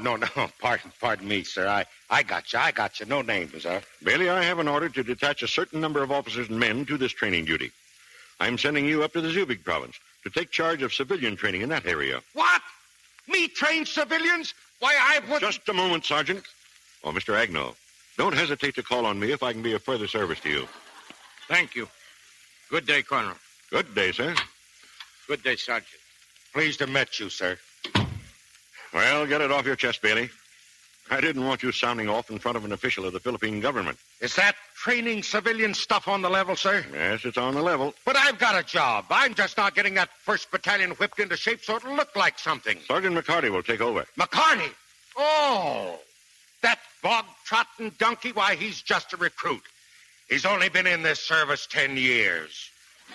Besides them, there's Filipinos. They're too little to make good fighting men. When God made the Filipino, he gave him so much heart that, well, he had to skimp a little on the size of his body. Be ready to shove off for the Zubig province the first thing in the morning. Yes, sir. Oh, sir, I hear talk that the 1st Battalion is going to be ordered to China to relieve the legation guard, sir. Possibly. Sir, I've never asked a favor of my commanding officer yet. But if that 1st Battalion goes into active service, I've got to go with them. For 30 years, I've stood on that dock watching somebody else take the men into action that I've trained. What did I get out of it?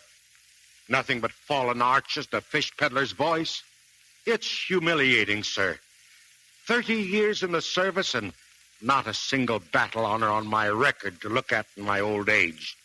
The colonel knows that I come up for retirement in a couple of months, and I don't want to be stuck way up there in Zubig province with things cracking wide open over there in Asia. Yeah, I'll give you my word. If I'm ordered to Asia, you go with me. Oh, thank you, sir. That's good enough for me, sir. And by the way, you'll probably be seeing your wife and daughter up at Zubig. Oh, yeah, my wife. And give Mrs. Bailey my best regards, will you?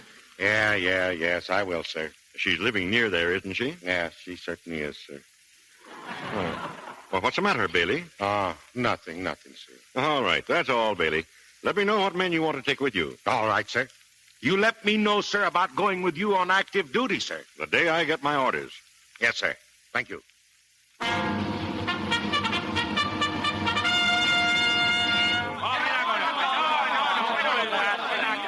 a minute. Hold it, you guys. Hold it.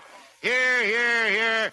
You know, heaven might have made you Filipino boys small, but they certainly made you loud. Now, listen. This here thing is a bayonet. When I say fix bayonets, you take it out and you... Oh, what's the matter? Hey, Flashy, come here. Yeah, boss? What are those guys babbling about? They no like bayonets. They don't? Well, I don't blame them for that. Takes a lot of nerve to handle that steel. Oh, they think bayonets baby stuff. Baby stuff? Hey, wait a minute. Now, listen, you guys. Get this straight now. This bayonet is the wickedest weapon that was ever invented. Now, you watch that dummy. Here is the parry and the long thrust. You get it? Now, just when the other fella thinks he's got you, you smack him with the butt end of that piece. You see? Flashy. What are they laughing at? They think you're very funny, boss. Funny? Well, you tell them I didn't get these stripes on my arms from being a comedian. Quiet! Quiet. This is a serious business. Now, like I was saying before, the bayonet is the wickedest weapon that was ever... Excuse me, sir. Much better our way. What? Much more good to use bolo. Bolo? What's... Listen, son, we ain't got no time to play around with games. Bolo is no game. Bolo is knife, see?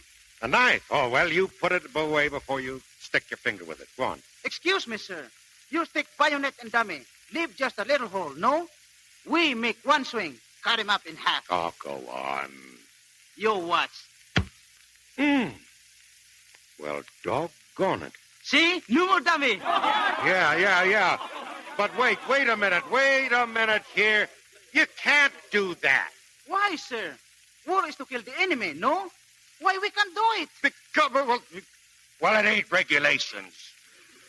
That's why. Let me look at that thing. Hey, Flashy, set up another dummy. I want to try out this bolo stuff. Sure, boss. Go ahead. Now, let's see. Hey, that ain't bad, is it? Well, I'll tell you what I'll do. Maybe we can stretch the regulations just a little and use the bayonet and the bolo together, huh? All right, now, quiet. Quiet!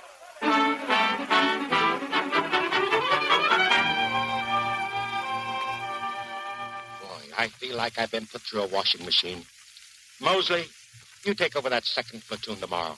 I'll teach those guys close order drill, or I'll spend the rest of my life in a padded cell. Yeah, we'll get one with twin beds. You're a cinch to have company. Come and get it, boys. What's going on out there? Thanks, he just got back with the mail. Let me at him. Baker, Callahan, Hey, give me that. Where you been? You've had enough time to go down to the United States and bring that mail back. What'd you do, stop on the road? Wouldn't you like to know? Hey, gang, the 1st Battalion shoving off for China. Wait a minute, wait. Are you kidding, Hank? I saw him back in the sea bags. Even said goodbye to a bunch of guys I know. There's a transport standing by in Cavite with steam up. Is that kitten? It's a good thing you went after the mail. I might have missed the whole show. Anderson. Something must have happened to my orders. Hey, Flashy! Here, boss. Get a hold of a truck. Go on, hurry. You and me's heading for Manila. Come on, boys. This is what I've been waiting for. I'll send you guys a postal card from Shanghai.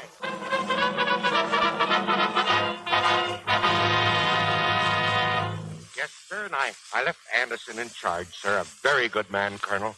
The minute I heard that news that we were shoving off, why, I hightailed it right back here because I figured that something had happened to my orders, of course, sir. Yes. I promised that if I went, you'd go with me. Yes, sir. Them was your very words, sir. Yes, sit down, Bailey. Sit down? Is the Colonel feeling well? Oh, never felt better in my life. Oh, I thought maybe the old fever was coming back on you. Well, sit down. A man can relax a little, can't he? Oh, sure. Smoke, Bailey? Smoke? Yes, have a cigar. Yeah, sure. I guess I will. Thank you, sir. Well, how's the training coming, Bailey? Oh, just as smooth as silk, sir. You were right. Them little Filipinos are making great fighters. Did you see Mrs. Bailey while you were up there? Yeah, I saw her once or twice. Was that all? Well, tell you, Colonel, you know, Jenny never forgave me for signing up for that last hitch. Then she moved up there to Ballaghan to billet with the rest of them pacifist screwballs, and, well, since then, you know, we ain't been getting along so good. Oh, I'm sorry. Yeah. You see, Colonel, Jenny's all hepped over this brotherly love stuff. She and her friends figure out that they can save the world by turning the other cheek. But Helen, well, Helen is different, you know. Well, the last time I saw Helen, she was quite a young lady. Yes, sir, she sure is. Why, Helen, she... Excuse me, sir. Well, what's the matter? Well, here I am just sitting here gassing and... Well, that's all right. Yes, sir, but I expected to find the Colonel right up to his neck in work and blowing off steam, getting ready to go aboard that transport, sir. I'm not going aboard the transport, and neither are you. You kind of had me scared until I realized that you was only joking, sir. No joke. Lieutenant Colonel Barnes is taking the battalion. Barnes? Why, he's only a kid. Well, I've been told that fighting is a kid's business this day and age.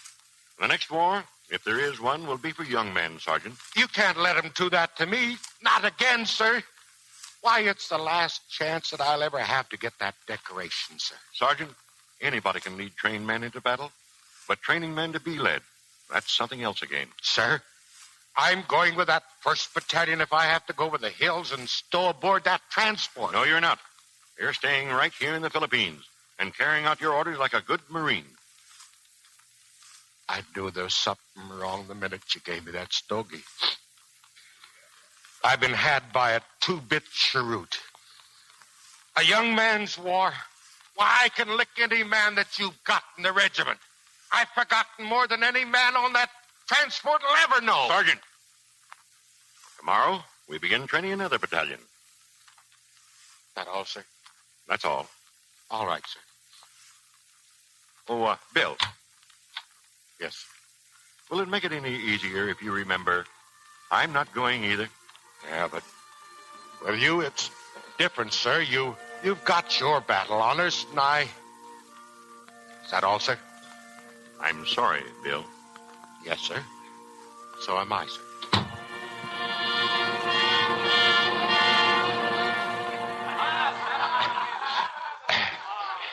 Oh, go on. I'll be leaving in the morning. Here I am, still sitting and waiting. Waiting for what? Come on home, boss. Come on back to the barracks. Go on away. I don't care. My hitch is up tomorrow, too. 30 years. Let him go. Let him go on without me. Relax, old-timer. Huh? Here, take it easy. Have a cigar. Cigar? Why, you low-down... No trouble, please. No trouble, Sergeant. What's the matter, old-timer? Shove that old-timer stuff down the smokestack, sailor. I'll bust you wide open. No, I won't. You're right. Old-timer, that's me. You got me, old-timer. Why, there was Marines with John Paul Jones. There was Marines in 1812 on the Constitution. I'm a merchant Marine myself. That's okay. Don't apologize. I guess you're all right. There was Marines with Decatur at Tripoli. It was the Marines that broke the Kaiser's back. Every battlefield all over the world has been crawling with Marines. And me, Bill Bailey, I ain't never been nowheres. Bill Bailey. I'm the only non-combatant Marine in the history of the Marine Corps. That's tough luck. I always said the Marines was a crummy outfit. What? What you? Please, no trouble, Sergeant. I ain't gonna let any seagoing civilian insult the U.S. Marine. Why, you sap, I only said what you was saying. Oh! So you was listening in on my private conversation, huh? Now, listen, hotshot. Don't you say anything about the merchant Marines either, son. Yeah? Yeah, I gotta sock him. Boss! Why, you... Sergeant, no trouble. No trouble. No trouble. This is a pleasure. Let me hit him.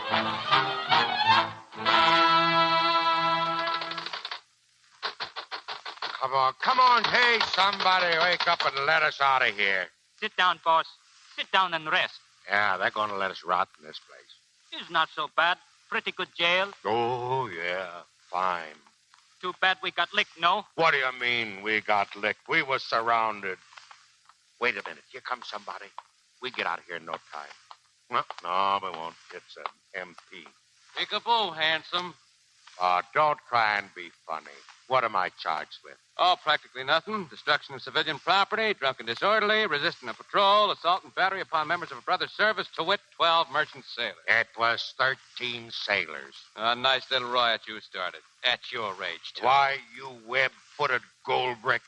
Go on, lamb out of here. Who sent for you anyway? Oh, you got a couple of visitors outside. Visitors? Who? Jenny and Helen, your family, remember? Oh, don't let them come in here. Don't. Tell them I've been ordered to China. I can't stop them. They got a pass. Here you are, Mrs. Bailey. Make yourself right at home. Oh. William Bailey. Yes, ma'am. Father. Hello, Helen. Well, here we are again, huh? William, to think I have to visit you in the brig like a criminal. Oh, it's only temporary, Mom. Mother, you talk as if Daddy done something terrible. The whole thing's probably a misunderstanding. Sure, it's just a disagreement between gentlemen. I can prove self-defense. Well, I'd rather have you here than in China. Bill, you don't know how we prayed. Oh, you haven't been praying against me again, have you? Every minute since we heard the 1st Battalion had been ordered into active service. Oh, I didn't think that you'd do that to me. Pray me out of the last chance that I have to get that decoration? I might have known it. You started praying the very first day that you were married. You prayed me out of every chance that I've ever had for active service. And it ain't fair either, seeing as how I ain't been praying back at you. Say, how did you know that 1st Battalion was shoving off to China? Mr. Casper told me. He's our neighbor up at Balligan. Yeah, how did he know it? It's a military secret. That don't make any difference. I'm getting out of the Marines. I'm taking my retirement pay. William, are you really? Well, I don't believe it. They couldn't pry you out of that uniform. Yeah, I don't suppose you believe it either, Mama. I want to believe you, but you've lied to me. You fooled me so many times. Well, I do mean it this time, honey. I'm getting out.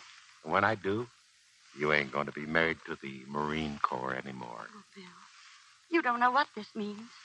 It's like starting all over again. But are you sure? Will they let you retire? Oh, probably after last night they'll kick me out, Mom. No, they won't. I saw Colonel Mason. He said he hadn't heard you were in here. He doesn't even want to hear it. Yeah? Well, what's the difference? I'm getting out anyway.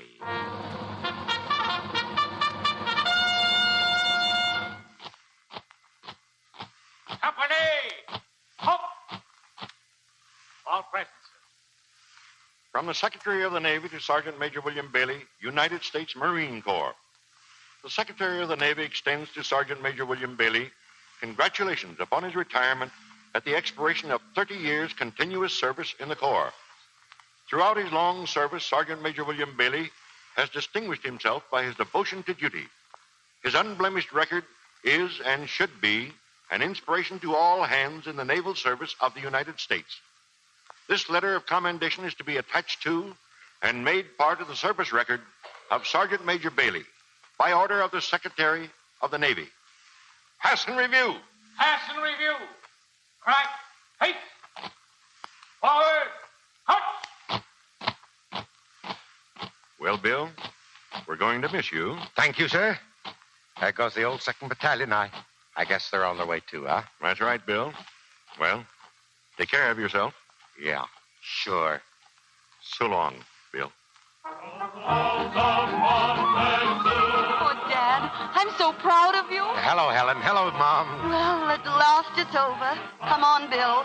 We're going home. Wait, I just want to see the fellas leave, huh? Bill, you are happy, aren't you? You wouldn't want to be going with them, would you? Me? No, that stuff's not for me anymore. Don't you know? This fighting business, that's for kids now. Me? I'm just an old-timer.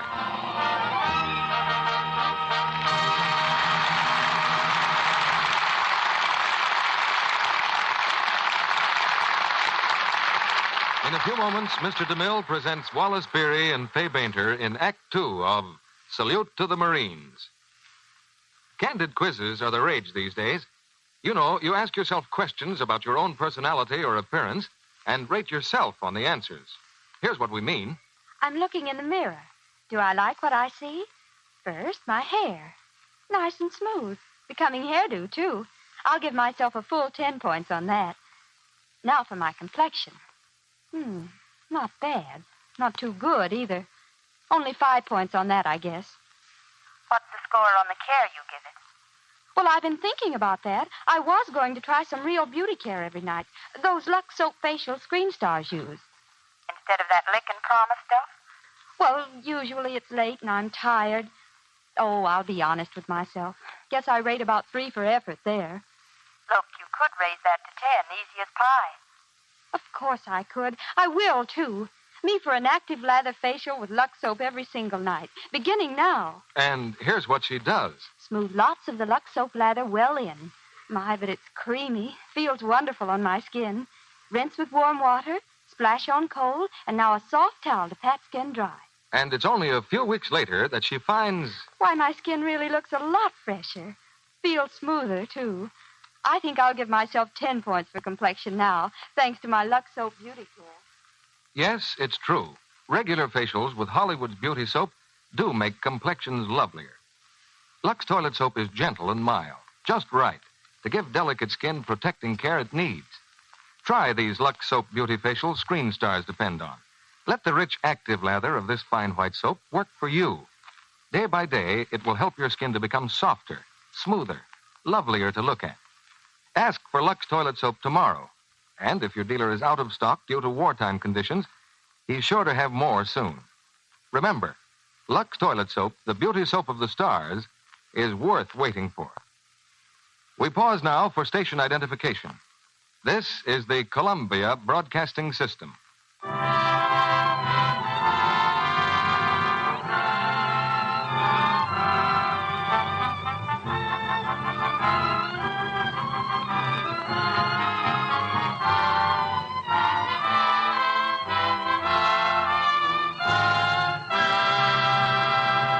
Act 2 of Salute to the Marines, starring Wallace Beery as Bill Bailey and Fay Bainter as Jenny, with Noah Beery as the Colonel and Key Luke as Flashy.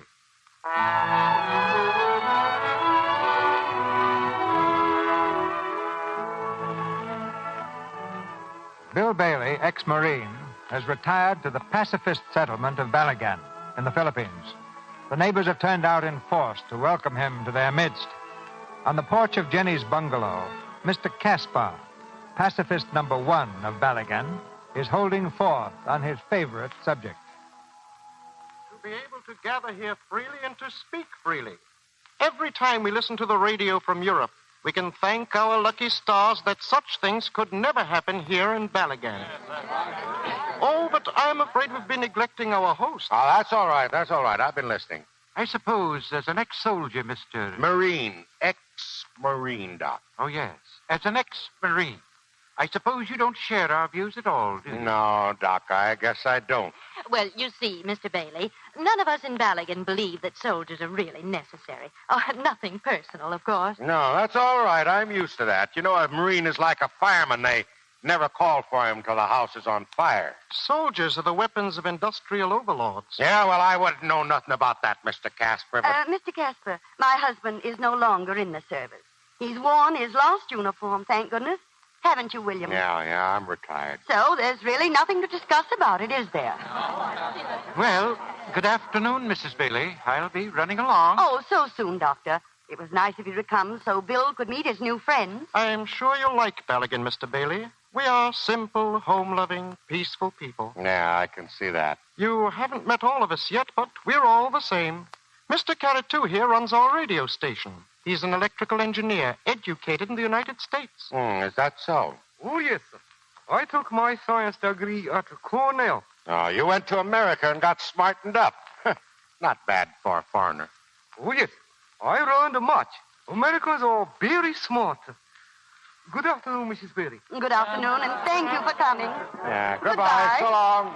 Place is mine. Goodbye.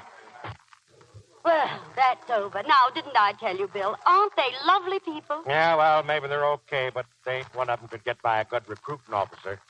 What they need is some setting up exercises, something to put a ramrod down their back. Bill, stop living in the past. You've got to learn to relax.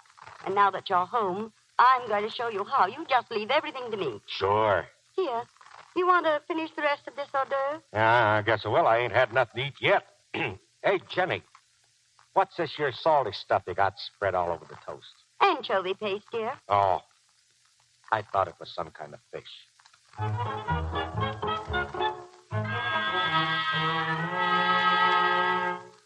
Come on, dear. Get to bed. You must be tired. Yeah, all that talking kind of got me down. Oh, Bill, it's so good to have you home. Yeah, it is nice, honey. A real home and real friends. I'm afraid I'll wake up and find out I've been dreaming. No, this is a real McCoy. Home is where a man belongs, ain't it, Helen? Well, some men. It is better than the barracks, isn't it? Sure. I feel like a country gentleman.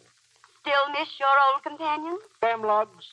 If I never see any of them again, that'll be soon enough. For me, you know, they was kind of a bad influence over me. Oh, Bill, you make me so happy. Oh, Jenny, honey. Oh, don't mind me. You dubs go right on with your billing and cooing. I'll wash the dishes. Night, Dad. Good night, Helen. Come on now. I'll turn down your bed, and you can get a good night. William, Yes, ma'am. William, what are these things? Them? Why, well, that's a uniform, Jenny. A set of dress blues. What do you know? I found it under your mattress. You did? Well, I was kind of saving it for Halloween. William, you lied to me. Oh, Jenny, now how can you say that? You told me you'd given away every last uniform, that you never wanted to see them again. You cheated. You hid this one. Yeah, I guess you're right. I ain't no good. I ain't got no willpower, especially when it comes to thinking about some other lug wearing my dress blues. Oh, I fought and wrestled with temptation, but I lost. Maybe it's because I always kind of had a picture of myself being buried in my blues. I can see myself now laid out in my blues and all my medals on my chest. Yeah, dear. Why, it's almost sacrilegious. I'll get rid of these right away. No, wait a minute, Jenny. When assembly blows up yonder and the angel Gabriel calls the roll, he ain't never going to recognize Bill Bailey in civilian clothes. Maybe we shouldn't take a chance like that. I'll answer to the angel Gabriel. Good night.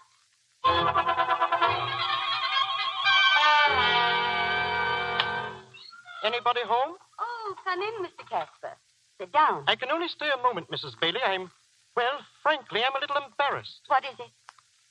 Has Bill done something wrong again? Well, according to the principles we live by, yes. Mrs. Bailey, he's down at the garage. He has all the children of the town there, and he and that Filipino boy he brought with him, they're teaching the children to fight.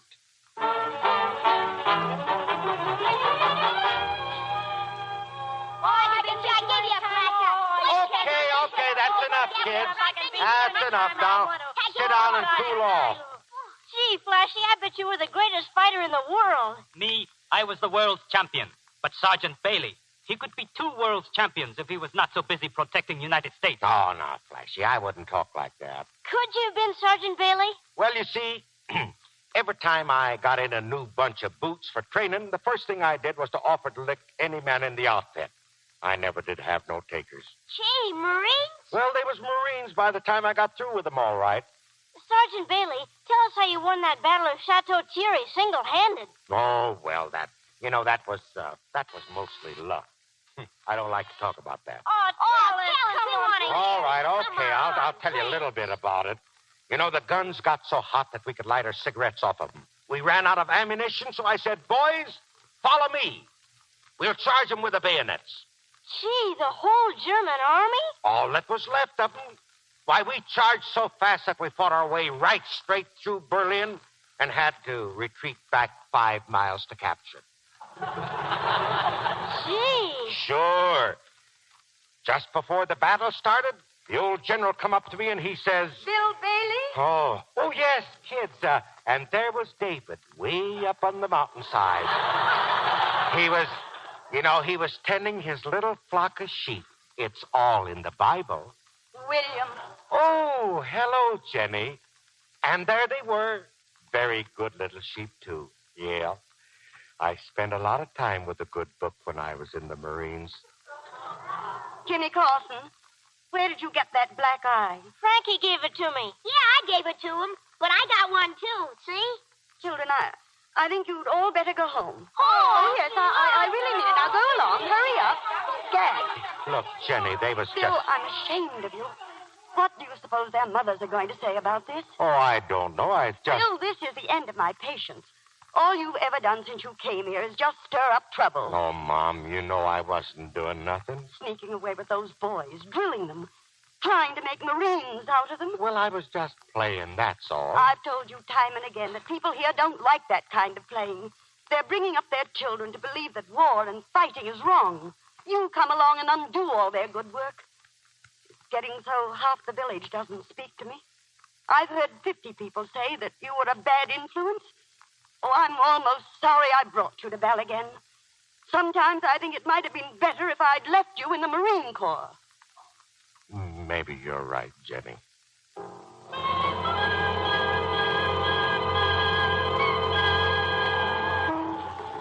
Hey, Frankie, the fishing fleet's in! The fishing fleet! The fishing fleet's in! Hiya, Mr. Casper. Oh, good morning, Mr. Bailey. Pretty busy here today, huh? Like Saturday night in a small town. Yes, there's always a stir when the fishing boats come in. You know, people look forward to it. The fishermen spend a couple of days amusing themselves like children. Then they go back to sea again for weeks at a time. Yeah?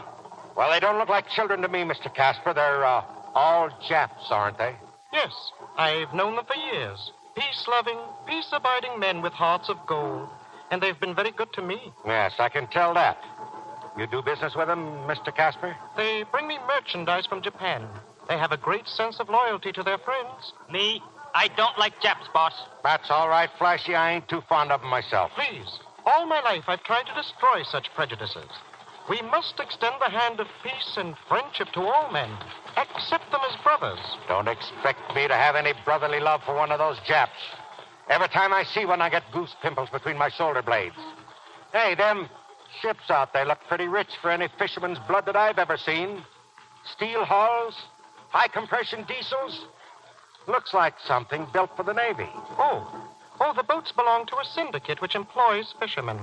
They must be staunchly built in a great cruising range.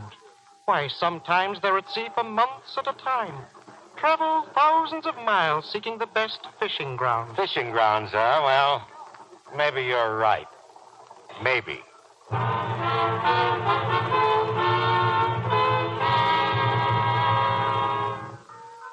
I just can't make myself realize it. Only 18 days until Christmas. Maybe I'd feel more Christmassy if I could see a field covered with snow. Why, Mother, this is going to be the best Christmas the Bailey family ever had. We'll be together. William, we'll be late for church. Now put down that newspaper, dear. I don't believe that little bow-legged monkey, if he was standing on a stack of Bibles as high as the Washington Monument. Who? Oh, that there Japanese ambassador, Kurisu. No, Bill, it says peace right there in the paper. It must hurt them to print the truth for a change. Mr. Casper says most of the trouble in the world is stirred up by the newspapers. I don't care what Mr. Casper says. I don't believe Casper, and I don't believe this Kurisu guy either.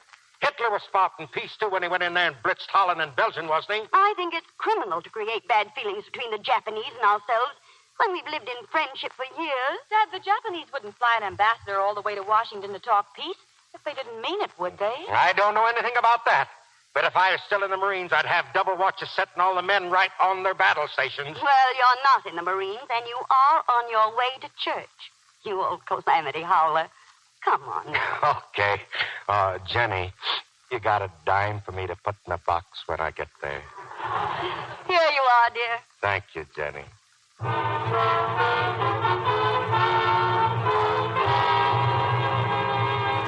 now I shall read a text which has a particular significance to all of us who share in the common desire for peace and brotherhood.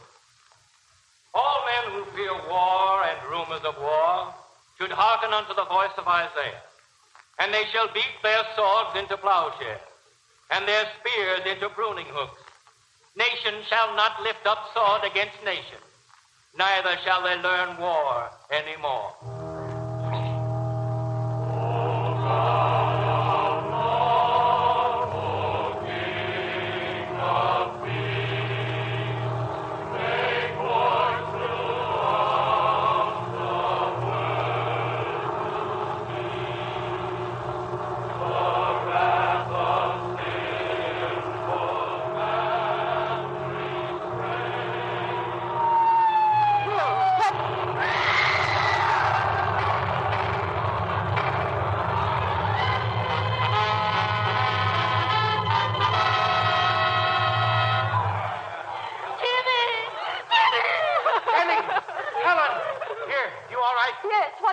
Japanese bombers. Bombers? Come on. Don't worry about me. I can walk.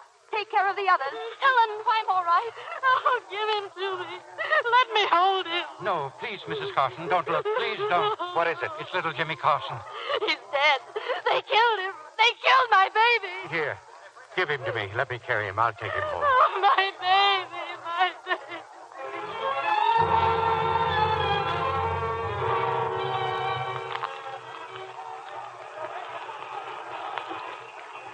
killed. The whole town is burning. Come here, Flashy. Go in the church, get the injured out. Wait. Listen, boss. That's Mr. Casper. He's making a speech. Casper? Where? Over here. All the people listening. We will place arms in your hands. Use them to drive the Americans who made you slaves into the sea. Hunt them down. Kill them. I tell you, the Japanese are your brothers. The Americans are your enemies. We cannot fail. Liberty is yours. I promise you freedom. Haven't they always been your friends? Wait a minute. Wait a minute. You hear what he says? He's your friend? Well, he was this little boy's friend, too. This kid that I'm holding in my arms. He patted him on the head. Used to feed him candy. He sat at the same table with his mother and father. He ate their bread and butter. This is what happens to his friends. The same thing will happen to you. He calls himself Henry Casper. Ask him what his real name is. Henry Casper, and proud of it. Major in the Army of the Führer. Your name is Rat. You came here with the flag of the United States wrapped around you, protected by the laws and the rights of the Americans. All the time you were just a dirty, crawling, filthy bilge rat, squealing about peace, brotherhood of man. Listen, folks, he says you're not Americans. I say that you are. You might not have been born in Peoria, Illinois, but you're just as good Americans as anybody that was. You're fools. You die first if you listen to him. The bombers will come again, and Japanese troops, they're on the way. Sure, but this time we're ready for them. Flashy, here, you take this boy home. I'm going to beat up on a dirty Nazi here. Why, you... Let me go. Let go. Oh, you're a Nazi major, are you? Well, I'm a United States Sergeant Major. Hey, folks, you heard what he says. The Japs are on the way.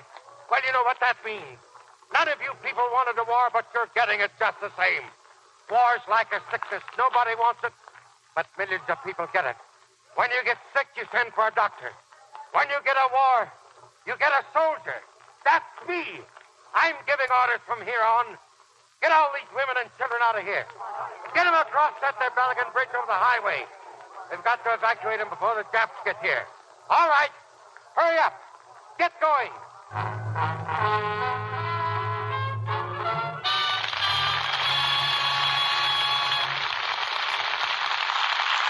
After a brief intermission, Mr. DeMille returns with Wallace, Beery, and Fay Bainter for Act 3 of Salute to the Marines. And now, here comes Libby Collins, our Hollywood reporter. Libby, you had me scared there for a minute. I was afraid you weren't going to get here. Sorry, Mr. Kennedy. I was almost late. But don't blame me. It's all because of Joan Fontaine. Explain, Libby. Well, I just saw a preview of her latest picture, and it was so fascinating I sat through it twice. Oh, now I understand, Libby. I'd sit through any picture twice that had Joan in it. Oh, she's lovely in this one, Mr. Kennedy. In spite of the severe hairdo and the prim bonnet she wears in the role of a Victorian governess. Well, who minds a prim bonnet if Joan's charming features are under it? And her lovely complexion. A Lux complexion, you know. Truly, Mr. Kennedy, I've never seen smoother, softer skin than Joan's. And especially in the close-ups, you notice what a luminous look it has. I know what you mean, Libby. Sort of delicate and flower-like. Yes, Mr. Kennedy. And for that delicate skin of hers, Joan Fontaine needs a real beauty soap. That's why she uses Lux toilet soap. She says she uses it every day, too. Never neglects her active lather facials because they're a real beauty aid. Lovely women everywhere say that. They find Lux toilet soap a really gentle care. The lather is so rich and creamy. Mm-hmm. Screen stars say it's just like smoothing beauty in to use Lux soap. And I think every woman who tries it will agree. Now, there's a tip right from Hollywood. 9 out of 10 screen stars use this fine white soap, you know. So why not discover what daily Lux toilet soap care can do for your complexion? See how smooth it makes your skin feel, what new freshness it brings. And remember, it's patriotic not to waste soap. Lux toilet soap is hard milled to last, but you'll find it lasts even longer if you always put it in a soap dish that's dry. Now, Mr. DeMille returns to the microphone. One of our stars has just come back from an exciting journey. We'll find out about it after the play. Now the curtain rises on the third act of Salute to the Marines, starring Wallace Beery and Fay Bainter, with Noah Beery and Key Luke.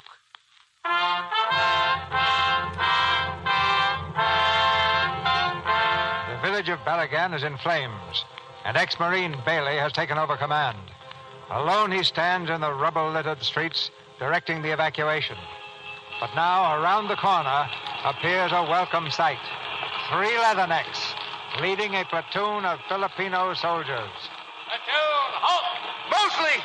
Saunders! Hiya, Sarge. Where'd you guys come from? Well, we're up the coast a couple of miles on maneuvers. We heard the bombs. We came down the run. Yeah, who's commanding? Lieutenant James. He'll be here in a little while. Flashy, you go meet him.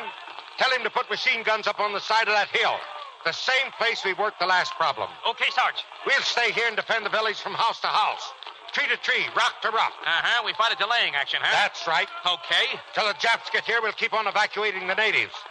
Wait, you got a radio man? Yeah, we got Joseph's. He can send. All right, you pick up 4 men and take over that station down the street. Tell headquarters what has happened here and tell them we need help. Right. The Japs get across that Ballaghan Bridge, they'll overrun the country in a couple of hours. Tell the colonel we'll hold it as best we can until he can send a demolition squad.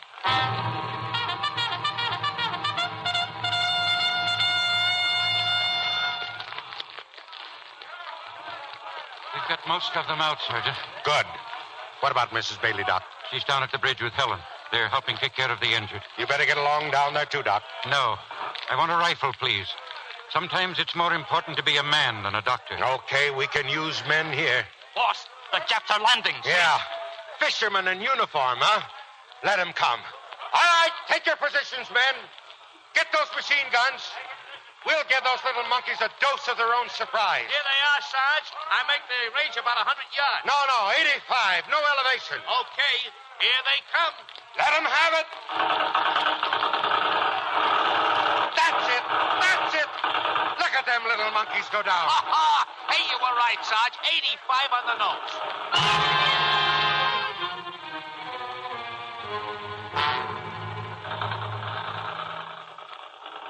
Keep it going, you men. Hey, Sarge, more Japs are landing. They got tanks with them. Tanks, huh? Let's see. Yeah. Okay. Mosley, better tell your boys to fall back. We'll have to now. They've got those guns right on us. Tell them to fall back and regroup at Lieutenant James' position up on the hill. Fall back, guys. Follow me.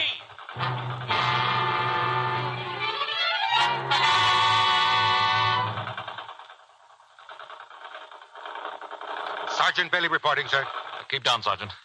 I'm Lieutenant James. Yes, sir. All the women and children got over the bridge all right, thanks to you. Me, sir?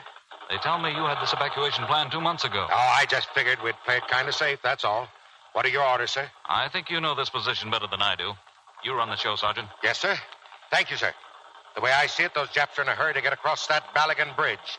They'll come up right here and right up the hill. It's the shortest route. And we stay here? Yes, sir. I figure the colonel will have that demolition squad here pretty soon. Then we can fall back across the bridge just before they blow it up. Good, we'll stay. Here they come again. Keep down, short bursts, you guys. Save that ammunition. And they got those tanks moving now. Saunders! Don't let those tanks get behind us. Take 3 men and fall back to protect the road. Come on, guys. You 3. Take plenty grenades. You'll need them. Sergeant, those Filipino boys handle a job like that? Yes, sir. I trained those guys. That's good enough for me. Hey, Sergeant, here's the missus. Who? Bill. What? Oh, Bill. Jenny, here, get down quick. What are you doing here? I figured you were across the bridge. I thought there might be someone here who needed help. Where's Helen? She's safe with the others. Here, Bill, I brought this for you. What's that? I went back to the house and... My uniform. My dress blues. Oh, gee, Mom. Put the coat on. Yeah. Maybe I'll feel more comfortable again. Hey, you better watch it, Charles. They can spot those blues a mile away. Let them. I want them to. How do I look, Mom? Oh, Bill, I think you look grand.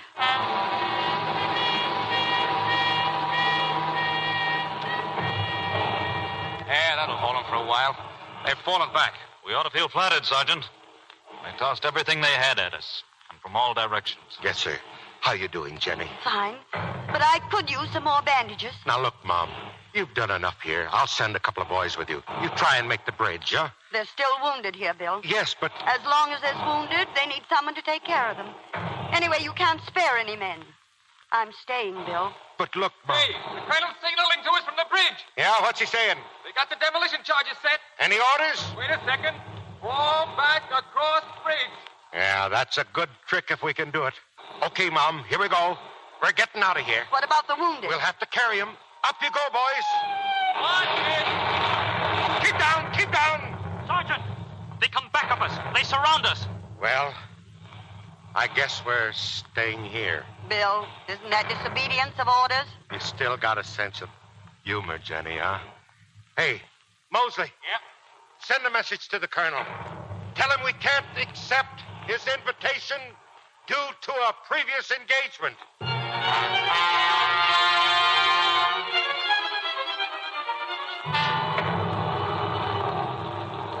There's a Jap plane, Sergeant. Yeah. They've stopped firing down below. I guess they're going to let the planes finish us off. There goes the bridge. Well, nobody's going to use that for a long time. That's right. Nobody's going to cross that. Well, it's been a pleasure serving under you, sir. Oh, stop. I don't rate no salute. I think you do. Here he comes. Give it to him. Getting a little lower every time. Nice shooting there, Fleshy. Some fight, huh? This better than Madison Square Garden. Yeah, I'm some manager, ain't I, champ? Sure, you got instructions for this round? Sure I have. You Filipino boys are going to pick up them guns and disappear over into those woods. That's the kind of fighting you know best. Come on. What are you waiting for? Get moving. No go. We stay here and fight with you. No, you ain't. No, you're not. You're going to fight, all right. Why, you're going to fight the biggest battle of your life. You're all going to win new titles. You know, this ain't just a little skirmish that's going to be over in one afternoon. Them Japs are going to try and climb all over these islands. Killing them off is going to be a full job for all of you from now on. I remember all the things that I've taught you and use them. So long, champ. Okay. Maybe they try to climb over these islands, but there are going to be a lot of us can climb over them, too. Sure. Well, you just stay in there and keep punching, champ. You hear? Now carry out your orders. Sure, boss. Sure. Watch it! Jenny! You okay? I'm fine. Atta girl. Bill, it's hopeless, isn't it? Oh, I don't know. Yes, you do. I know it too, Bill.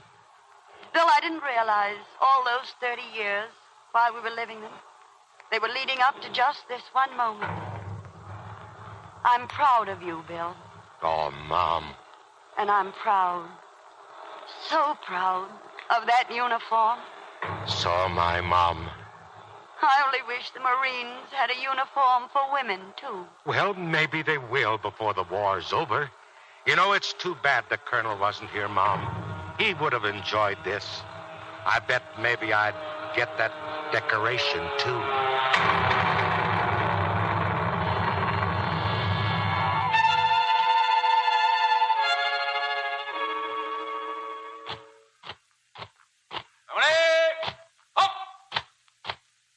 All present, sir. In the absence of Sergeant Major William Bailey, killed in action, it is my privilege to present this highest of all decorations for valor to his next of kin, Sergeant Helen Bailey, United States Marine Corps, Women's Reserve. Sergeant Helen Bailey, receive this in honor of a truly great Marine, your father, with the gratitude and in the name of the Congress of the People of the United States.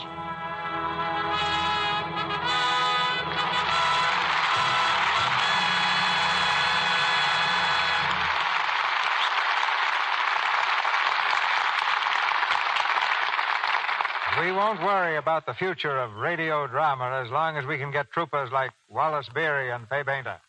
Thank you, CB. I'm always happy to get back here. You know, Fay, Wally's career has changed rather drastically since the First World War, which was the last time I had him in a picture. He played heavies then, didn't he? Yeah, I'm pretty heavy right now, too. but not villainous, Wally. In 1917, you played a German general for me. At one time or another in the last 30 years, I suppose you played just about every type of part pictures could invent. Every kind except a leading lady. Faye, I hate to contradict the lady, but in my very first film in 1911, I played a Swedish maid. That performance alone set pictures back 20 years. 1911 was a long time ago, Wally.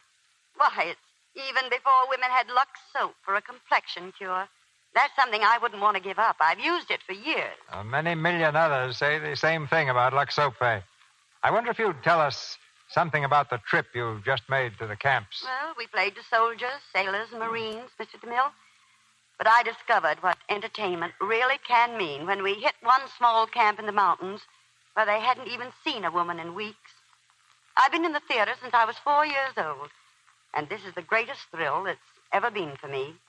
We're leaving for another tour soon. And the best of luck to you, Fay. What's on the fire next week, CB? A romantic and tuneful drama of old San Francisco, Wally. It's the 20th Century Fox musical hit, Hello, Frisco, Hello. And our stars will be Alice Faye and Robert Young.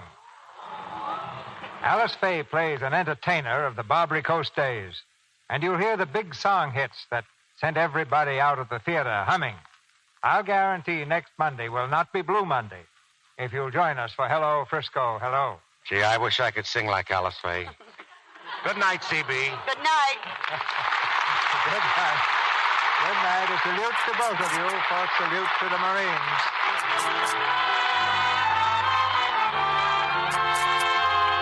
Our sponsors, the makers of Lux Toilet Soap, join me in inviting you to be with us again next Monday night when the Lux Radio Theater presents Alice Faye and Robert Young in Hello, Frisco, Hello.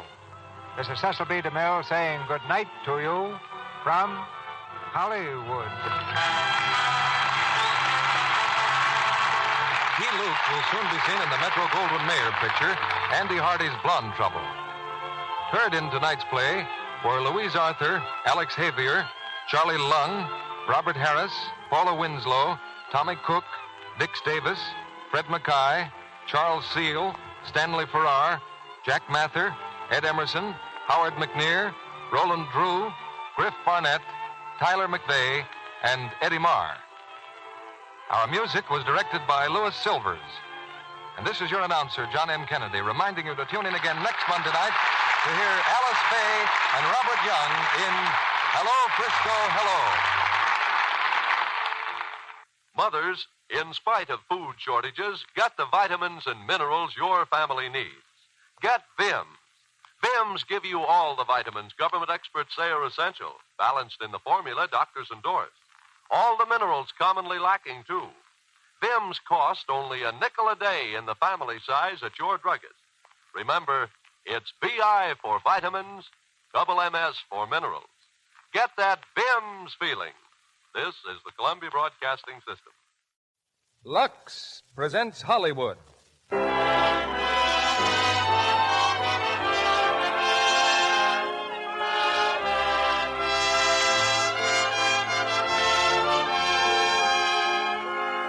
The Lux Radio Theater brings you Ronald Colman and Susan Hayward in The Petrified Forest with Lawrence Tierney.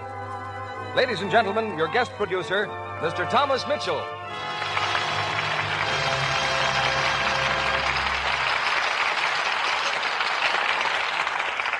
Greetings from Hollywood, ladies and gentlemen.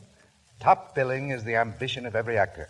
And we're fortunate in having on our stage tonight a man who holds the long-distance record as a top star in motion pictures. I'll not forget that my first appearance before the camera was with Ronald Colman in Lost Horizon. Perhaps one reason for his long record would be that he selects his material with care. And that's why Ronnie is with us tonight in Robert Sherwood's exciting drama, The Petrified Forest. He appears with that talented young actress, Susan Hayward, as the man and woman whom fate dramatically brings together in one of the strangest love stories of our time. An outstanding Broadway stage success, The Petrified Forest takes place in the 1930s, when Americans still thronged the highways, and the roadside tavern was the outpost of a restless nation, a meeting place for every type of traveler, from wealthy tourist to armed desperado. And the armed desperado in our cast is the new RKO actor, Lawrence Tierney, who has just finished playing the title role in the screening of The Dillinger. We bring you tonight's play on the birthday of the father of the English theater, William Shakespeare. Since Shakespeare's time, of course, the theater has grown immeasurably in scope and, I dare say, popularity. In fact, you could find no better example than this stage of ours, which raises its curtain every Monday night to an audience of many millions in return for their loyalty to Lux Flakes.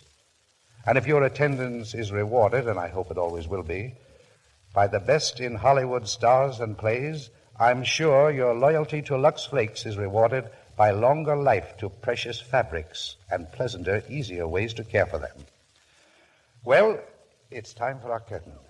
And the first act of Petrified Forest, starring Ronald Colman as Alan Squire and Susan Hayward as Gabby, with Lawrence Tierney as Duke Mantee.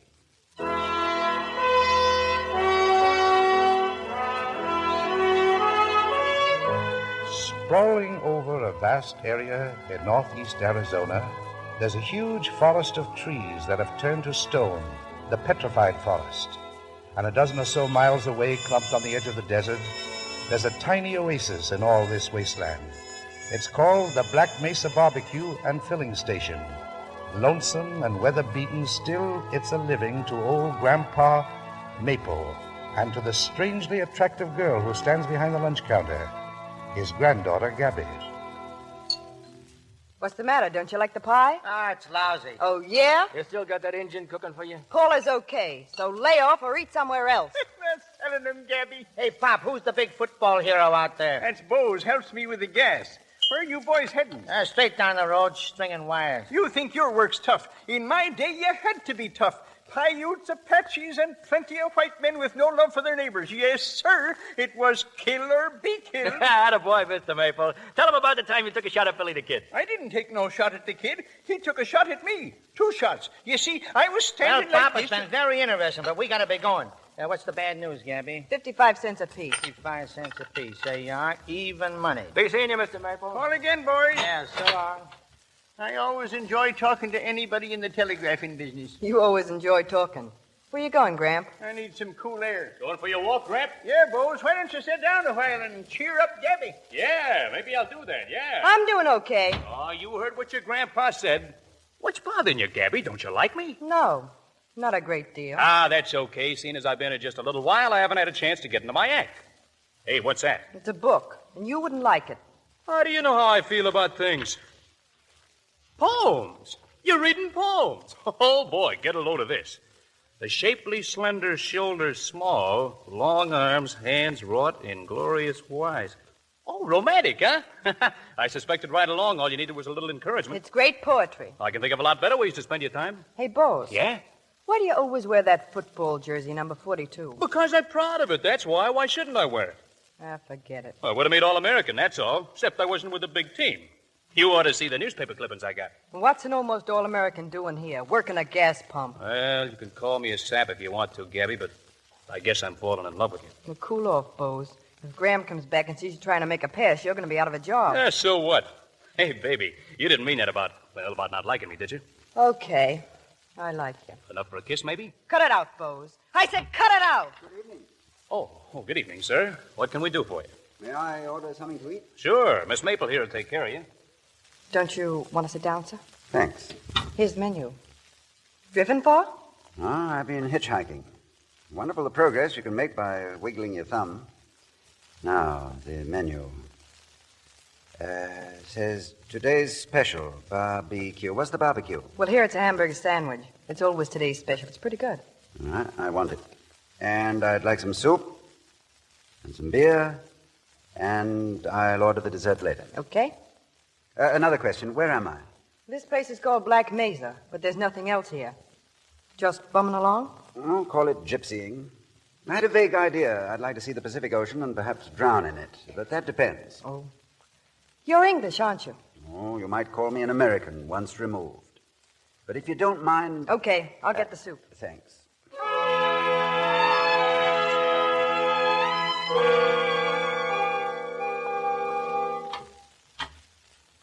Evening.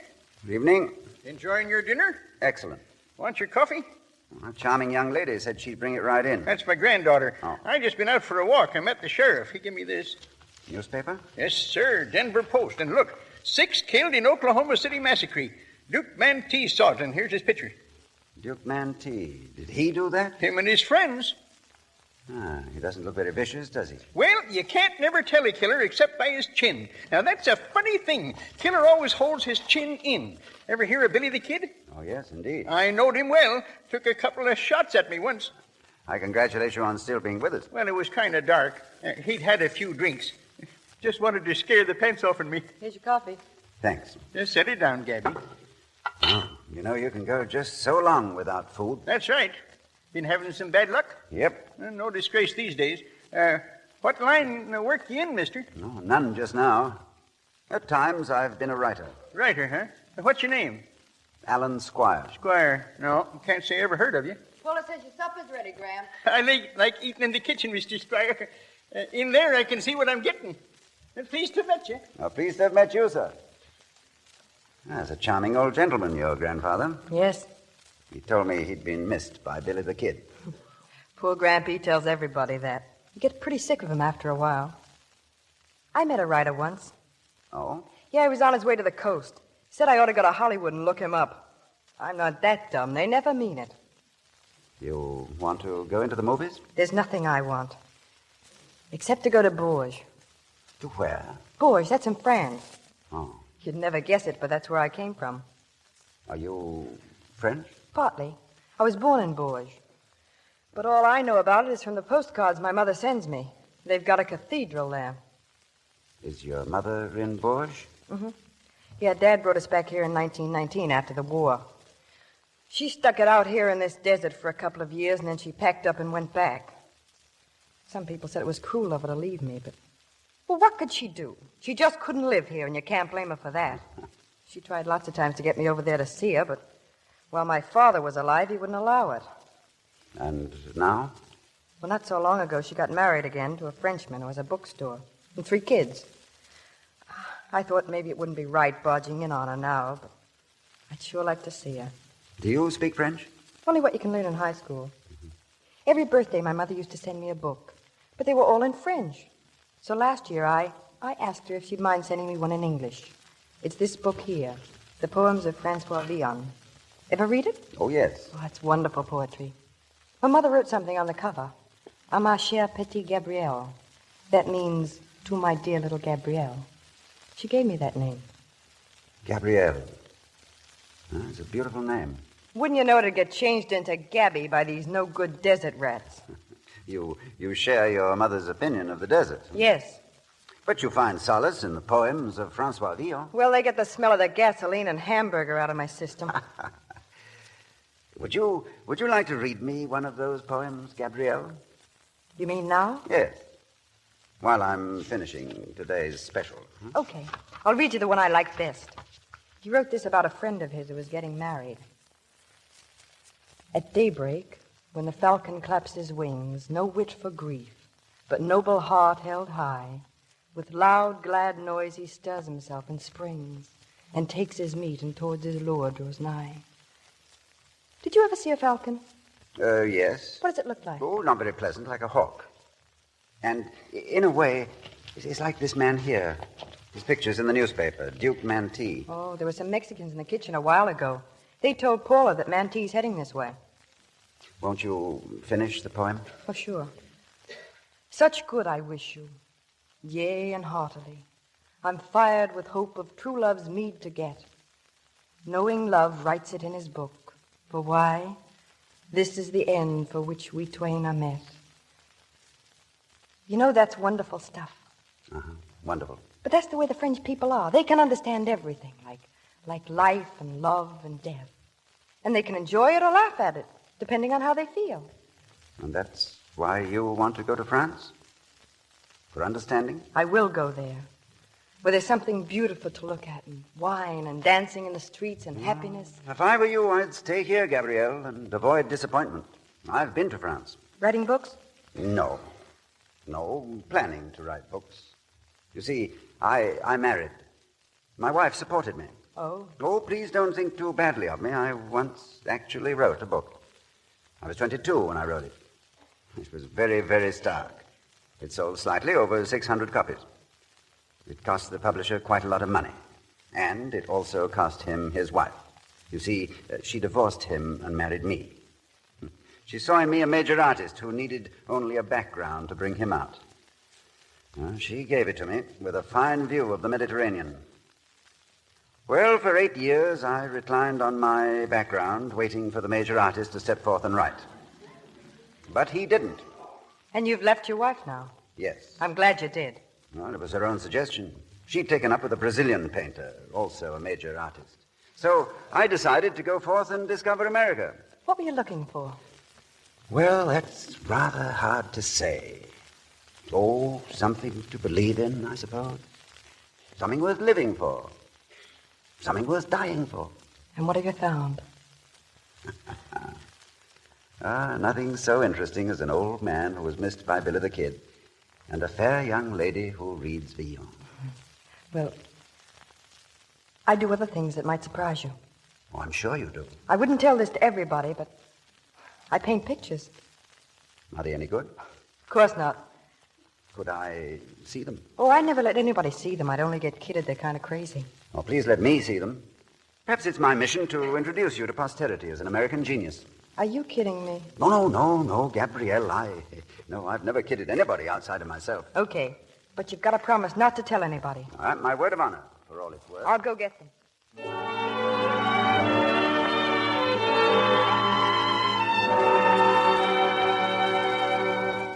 These others here are all desert scenes. Oh, yeah.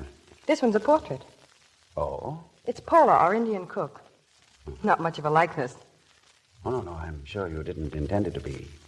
You tell me, what made you paint in this strange manner? It's just the way I feel. You won't hurt my feelings if you say they're no good. Oh, no, I'm tremendously impressed. And also bewildered. I'll bet I could improve if I could get to France. They've got the finest art schools in the world there. And beautiful things to paint. Well, don't you realize there are probably thousands of artists in France today who are saying, I'd find a really big theme for my canvas if I could only get to Arizona. Yes, I know. They say the desert's full of mystery and it's haunted and, well, all that. Maybe it is. But there's something in me that makes me want something different. Well, I know there's something in you. I wish I could figure out what it is. Listen, you've been to France. What are they like there? Frenchmen are not like they once were. Well, no one in Europe is. I've always imagined that Frenchmen must all be like Villon. Gay and reckless, poetic. No, especially not reckless.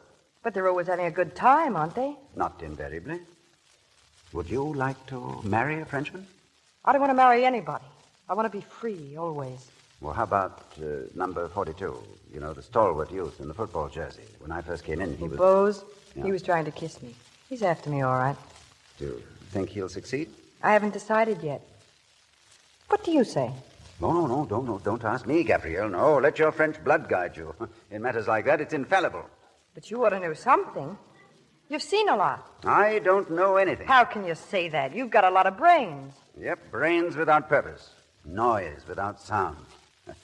Shape without substance. I belong to a vanishing race. I'm one of the intellectuals who thought they'd conquered nature.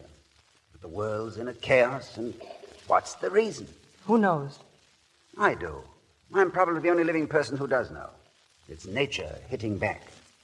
Oh, not with the old weapons of floods and plagues, but fighting back with strange new weapons called neuroses. She's deliberately inflicting mankind with the jitters. Nature's annoyed. She's taking the world away from the intellectuals and giving it back to the apes. Forgive me, Gabrielle, and don't listen to me. For all I know, you may be an entirely different species. One of nature's own children, and therefore able to understand her and laugh at her or enjoy her, depending upon how you feel. And, by the way, the beer is excellent. It's made in Phoenix. And you talk like a fool. No wonder your wife kicked you out. And no wonder she fell for you in the first place. That sounds alarmingly like a compliment. It is a compliment. What did you say your first name is? Alan. Alan Squire. I've been calling you Gabrielle, so you'd better... Where are you going from here, Alan? Well, that depends on where the road leads. It leads to the Petrified Forest. What's that? A gloomy place, full of dead trees that have turned to stone in the desert. The Petrified Forest. Suitable haven for me. Perhaps that's what I'm destined for. To make an interesting fossil for future study. Alan Squire, A specimen of the in-between age, who was born too late for the Great War and too soon for the one that's coming. I see you've taken my advice. You're not listening. I was just thinking. I'd like to go to France with you. You? Oh, no. I'm afraid I could never retrace my steps. You mean you haven't enough money? Even that is an understatement. Well, I haven't got enough either yet. But I've got a lot coming to me someday. Are you proposing to me? Trying to turn me into a gigolo again? No, it'll be different this time. Do you know how much Gramps got salted away in the bank at Santa Fe? No. $22,000. He won't give me any of it now, but it's all willed to me. We might have to wait years for it. But if you'd only stay. You think you'd like me as a life companion? I know I would. And I don't make mistakes. Wouldn't you like to be loved by me? Yes. Yes, Gabrielle. I should like to be loved by you. You think I'm attractive? Oh, there are better words than that for what you are. Then say you'll stay, Alan. I could have Boles fired, and you haven't got anything else to do. No, that's just it. You couldn't live very long with a man who had nothing to do but worship you. That's a dull kind of love, Gabrielle. It's the kind that makes people old too soon. Well, I thank you for the suggestion. You've given me something wonderful to think about during my lonely wanderings. I'll think of the chimes of Bourges, and you, and a forest turned to stone. You mean you're going now? Yes. Well, I can't stop you. No, Gabrielle, you can't. But you can do me one great favor before I go. Would you mind very much if I kissed you goodbye? No, I wouldn't mind. You understand that it would be nothing more? I'd understand it. It'd be just a kiss. That's all. That's absolutely all. Gabrielle, So that's what's going on. Naked, huh? Who do you think you are? He didn't get fresh. He only wanted to kiss me goodbye. Yes, the impulse is rather hard to explain. Pay your check and get out. How much do I owe, Miss Maple? 30 cents. 30 cents? Is that all you ate, 30 cents? Well, that brings me to another embarrassment. I haven't got 30 cents. Well, that's just fine, isn't it? That's just great. What do you got in your pack there? A shirt, socks, a passport, insurance policy, and a copy of A Modern Man in Search of a Soul. And you thought you could pay with a kiss, did you, Royale? Take your hands off him, Boles. I beg your pardon. Yes, sir. We'd like some gas and oil, please. Get going, Boles. How many gallons? Oh, whatever it needs. Henry, ask them about the hotel. Yes, dear. Any idea how far we are from the Phoenix Biltmore? A good 200 miles. A good 200 miles. That's just fine. Give the man his gasoline, Boles. Okay. Cigarettes, Henry. You forgot them in the last place. Yes, dear. I know, dear. Cigarettes. Well, Miss Maple, goodbye. Alan, wait a minute. Oh, mister, say, if you're going to Phoenix, maybe you'd have room for my friend. Oh? Mr. Squire. He's on his way to the coast and... Well, he hasn't got a car right now. He's an author. But really, I guess you're a little suspicious, what with Duke Mantee on the loose and all that. Well, I guess it would be all right. Thank you. And thank you, Miss Maple. I'll remember your kindness. Oh, I forgot to give you a change. Here you are. $1? But I wanted you to keep that. Take it, please. I can't very well pretend. When but you I get to don't the Pacific Ocean, send me some pictures, will you? I like pictures of water. Henry! Yes, dear. Here you are, miss. Come along, Mr. Squire. I suppose I'll never see you again, Gabrielle. Well, that's the way it is in a gas station. They come and they go. Well, somehow or other, I'll repay that $1. Heaven knows when. Maybe we'll run into each other someday in Bourges. Yes. Goodbye, Gabrielle. Goodbye, Alan.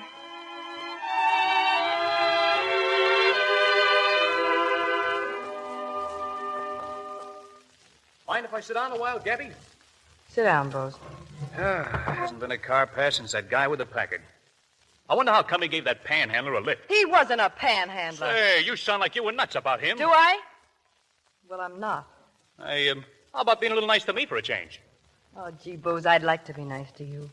I'd like to be nice to everybody. Well, you can be, Gabby. How about you and me taking a walk around the mesa? Do you know what I've been doing? I've been sitting here thinking what he said. What did he say? He said that what's wrong with the world is that we've been trying to fight nature. He said we've got to admit that nature can't be beaten. Well, isn't that exactly what I've been trying to tell you all along? You and me, a night like this. We could really get acquainted, baby. Sorry. I'm not in the mood. Now, how can you say that? Okay, folks, now just behave yourself and nobody will get hurt. Hey, what's the idea? Put down that gun. Who's the boss here? My grandfather, he's inside. What do you want? Trouble, Jackie? No trouble, boss. Another one. Yeah. This is Duke Mantee, folks. He's the world-famous killer, and he's hungry. Now, get this. I and my friends are taking over here for a while. You dirty rat. Shut up, Boles. Tell Ruby and Bugs to come on in. Okay, Duke. Now, as for you two and whoever else might be here, I don't know how long we're going to be staying. But I'd like things to be nice and peaceful, see? We'll all have a few beers together, listen to the radio, and not make any wrong moves. Because I may as well tell you, old Jackie there with the machine gun is pretty nervous and jumpy. And he's got the itch between the fingers. Okay? Now, suppose I take a little look around.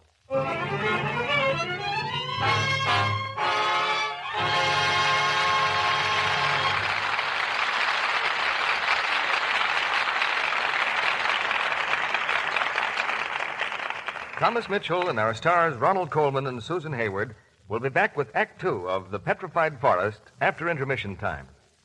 Here's our fashion reporter, Libby Collins, doing sums on a timetable. Miami, Washington, New York, Boston, Chicago, St. Louis. Going somewhere, Libby? Oh, not me. This trip is on a very important war job. Who is making it then? A very attractive young lady. She's Miss Jenny Earl Cox, a Stevens College senior who was chosen this year's Maid of Cotton in a Southwide contest. And how does her trip help the war effort? Oh, she's selling war bonds. About $250,000 worth already. She's also showing women in 35 leading cities how precious today's cottons are and how they can keep them lovely longer. That's important these days because the Army needs so much cotton, too. Tell us more about the Maid of Cotton, Libby. Oh, she's Mississippi born, and so are all her family back to her great-great-grandfather who raised the first bale of cotton in Lowndes County. She ought to be a good ambassador for King Cotton. Mm-hmm.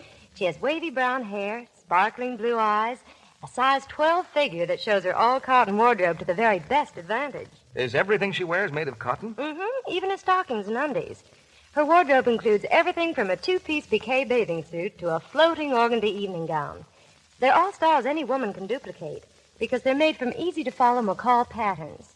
All the fabrics are Lux-tested, too, so you know they'll stay color-fresh time after time when you wash them with lukewarm water and mild Lux flakes. Yes, tests show colors stay lovely up to 3 times longer with gentle Lux care. Strong soap, hot water, and rough handling fade colors too soon, make them look drab. Today's cottons are smart for any time of day or night, so give them the gentle care they deserve. Watch your local newspaper to see when the Maid of Cotton will model them in your city. We take you back to Thomas Mitchell and our stars. Act Two of The Petrified Forest, starring Ronald Colman as Alan Squire and Susan Hayward as Gabby, with Lawrence Tierney as Duke Mantee.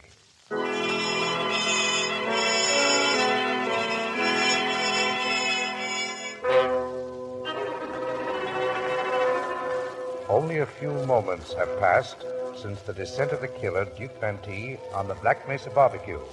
While Boles stares helplessly into the muzzle of a submachine gun, Mantee calmly surveys the lunchroom. Finally, he turns to the girl, called Gabby. All right now, sister, where's the old man? Your grandfather. Probably in his room. He takes a nap after supper. Get him, Jackie. Bugs? Yeah? Park the packet in the shadows and stay in it. Keep your eyes open. Tell Jackie to bring me a beer. How long are we staying here, Duke? Until the others get here. You gonna wait for that blonde? We told her we'd be here, didn't we? Now shut up. Okay, sister, we'd like something to eat. The cook's gone home. I'll have to go into the kitchen. Ruby, here'll go with you. If he starts getting fresh, Gabby, you Relax, football. Hey, you better not let me get close enough to take a shot at you. Hey, I used to be quite a gridiron fan. What's your school? Nevada M&T. Boy Scout. Here's the old man, Duke. He said you were Duke Mantee. He said you are Duke Mantee the killer. Yeah, sit down, Pop. Hear what happened in Oklahoma City, Pop? It's all in the Denver Post. A regular massacre. How you doing, sister? Hamburgers will take a while. Well, I'm bringing some beer. You fellas like to join us? I never touch alcohol. I guess I'll have whiskey. And I'm not scared of you, Duke. I've known real killers in my time. Yeah? Watch it, you're gonna visit Okay.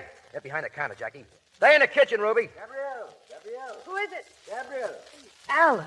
We were just held up about a mile down the road. Bandits, and they're around here somewhere. Yeah, so we heard. They took Mr. Chisholm's car. Yeah, and they drove back here. So we meet again. He's Duke Mantee, Mr. Squire. We were looking at his picture, remember? Join us in a little drink? Why, thank you. Yes. Look at that chin. He's a killer, all right. He's a gangster and a rat. He ain't a gangster. He's a real old-time desperado. And if the sheriff finds out, we'll see some real killing, won't we? Let there be killing. All evening long, I've had a feeling of destiny closing in. You believe in astrology, Duke? I couldn't say, pal. Well, I don't, normally, but as I was walking along that road, I looked up at the sky, and the stars seemed to be mocking me. They were pointing the way here and seemed to say, there's the end of your tether.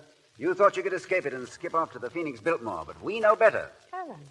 I'm telling you what the stars told me. That perhaps they know that carnage is imminent and that I'm due to be among the fallen. That's a fascinating thought. Yeah, let's skip it. Yeah, drink. Thanks, sister. Well, here's happy days, folks. Yes, sir. It sure is pleasant to have a killer around here again. Yep. Pleasant to be back again among the living. Well, happy days.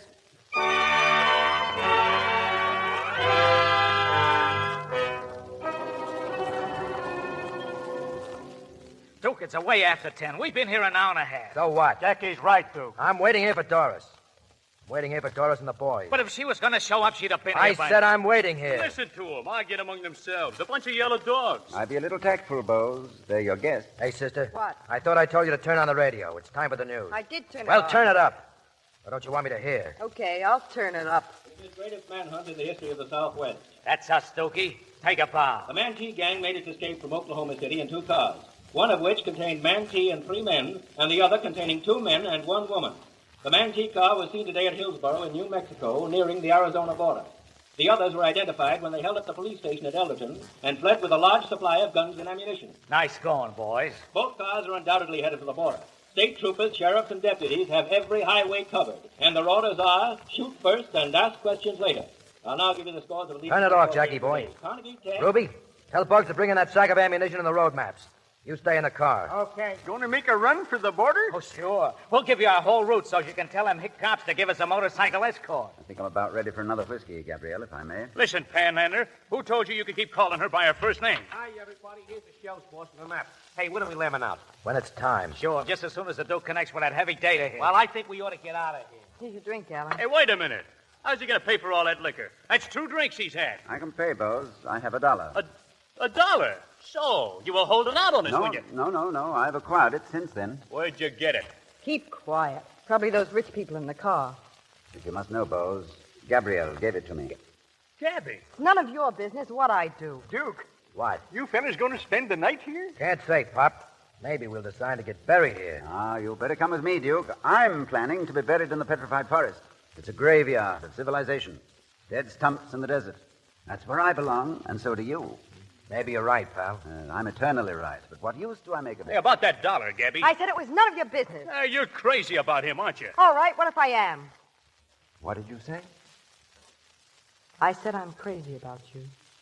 Oh, I swear I wasn't trying to be seductive, Bose. You? Alan, after you left here, I feel as if I'd come out of a dream. But I caught on to myself fast. I know I'll never be anything but another desert rat. France, art, dancing in the streets. That's all a lot of hooey. Remember what I asked you about going to France? Of course. But you wouldn't have done it, even if we had the money. No. You see, he doesn't give a hoot about me. I saw that plain enough. And it's only made me love him more. Gabby. I'm sorry I came back. When I left before, it was the poignant ending to an idyllic interlude. But now it's spoiled. You're sorry you heard the truth. I'm the type of person to whom the truth is often distasteful. Graham? Sit down, pal. I want to talk to Graham. Well, you can talk sitting down. I heard you doing it. All right.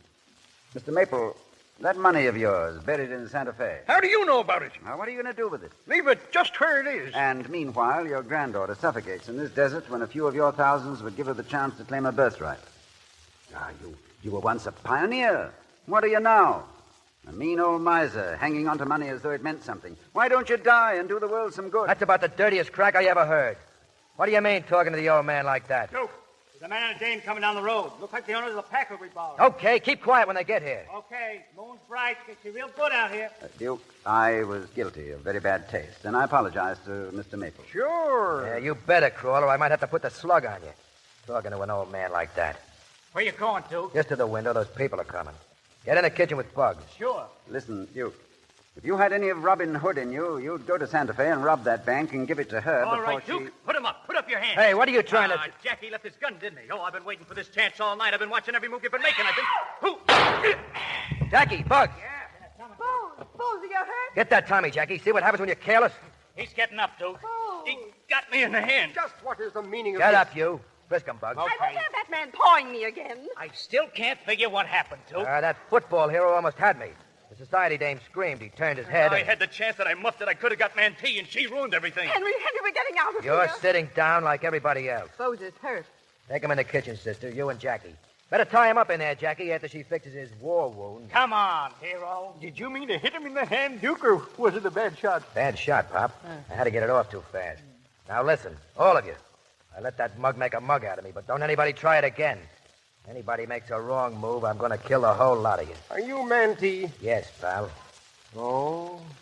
Say, Duke, would you mind passing me my knapsack? It's on the counter. What do you want with it? My life insurance policy.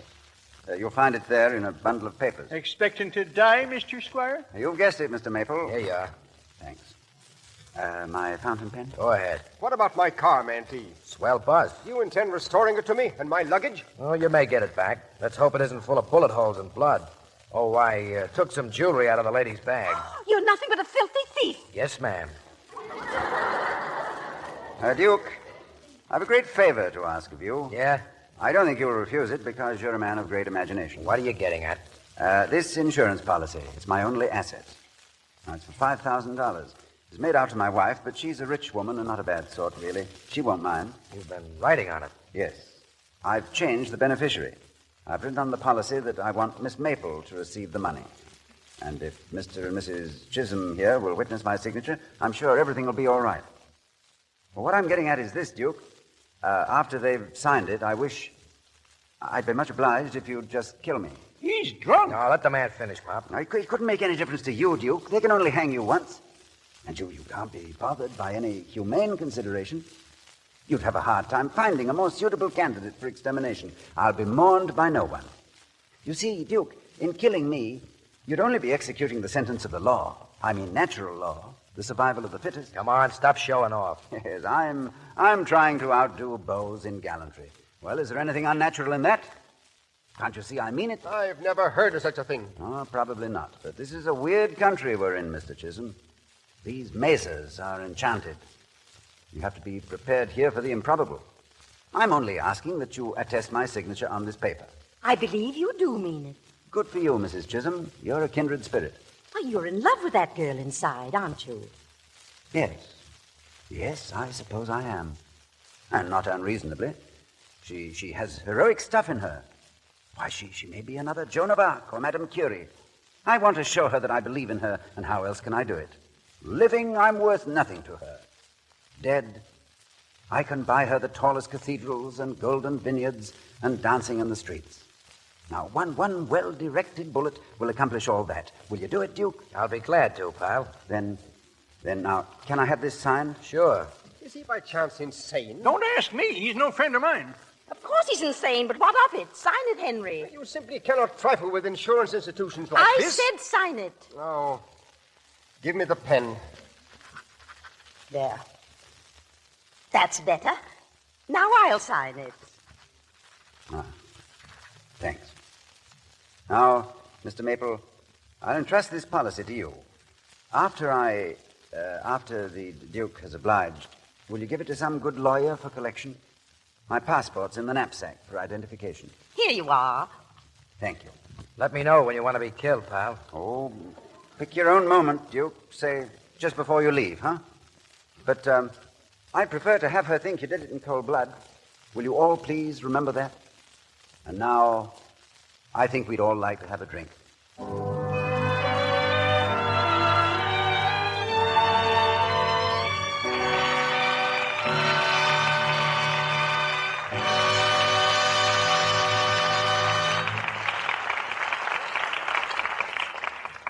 We pause now for station identification. This is CBS, the Columbia Broadcasting System.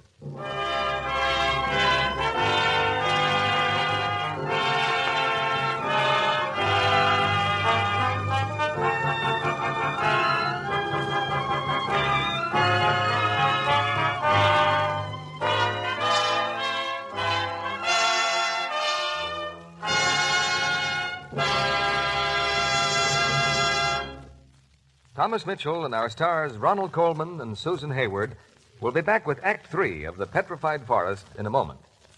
When Nancy and Jane's husbands went overseas, the girls decided to share an apartment. And the first night... I'll put the chops on. You set the table, okay? Sure. Let's see. Where'd we put the dessert plates? I got a cake. Oh, I don't think they're unpacked yet. But we can put the cake on the bread and butter plates after we've finished with them. Then we won't have so many dishes to wash. Oh, Nan, let's not start doing things like that. Let's use all our nice things, just as if the boys were here. Well, but Bob and I always did things like that. And put the salad on the dinner plates, too. No sense using a lot of extra dishes. Boy, you must be allergic to dishwashing. Well, I am. Just look at my hands. Well, you poor kid. They are red. But look, if you're doing the cooking, I ought to wash the dishes. And I don't mind how many there are. So Janie set the table her way. And afterwards, when she went to wash the dishes... Say, Nan, where's the soap? In the cabinet. Good grief. You didn't get this strong stuff for dishes, did you? Well, I always... Well, no wonder your hands are red. Wait a sec. What are you doing? Getting some Lux. Here, I had this box in the bathroom. You use Lux for dishes? Sure. I don't want to get dishpan hands. That strong stuff stings. Oh, I wondered how you kept your hands so nice. Well, just change from strong soaps to gentle Lux Flakes, honey, and yours will soon be nice again, too. But our budget... Lux won't even make a dent in it. A big box like this lasts simply ages. It's really thrifty. Yes, scientific tests prove that ounce per ounce, Lux Flakes wash up to twice as many dishes as other well-known dishwashing soaps. Hands stay lovely, too. Use Lux for your dishes today. Here's Thomas Mitchell with our stars. After the play, we'll meet our stars in person as they take their curtain calls. Now here's Act 3 of The Petrified Forest, starring Ronald Colman as Alan Squire and Susan Hayward as Gabby, with Lawrence Tierney as Duke Mantee.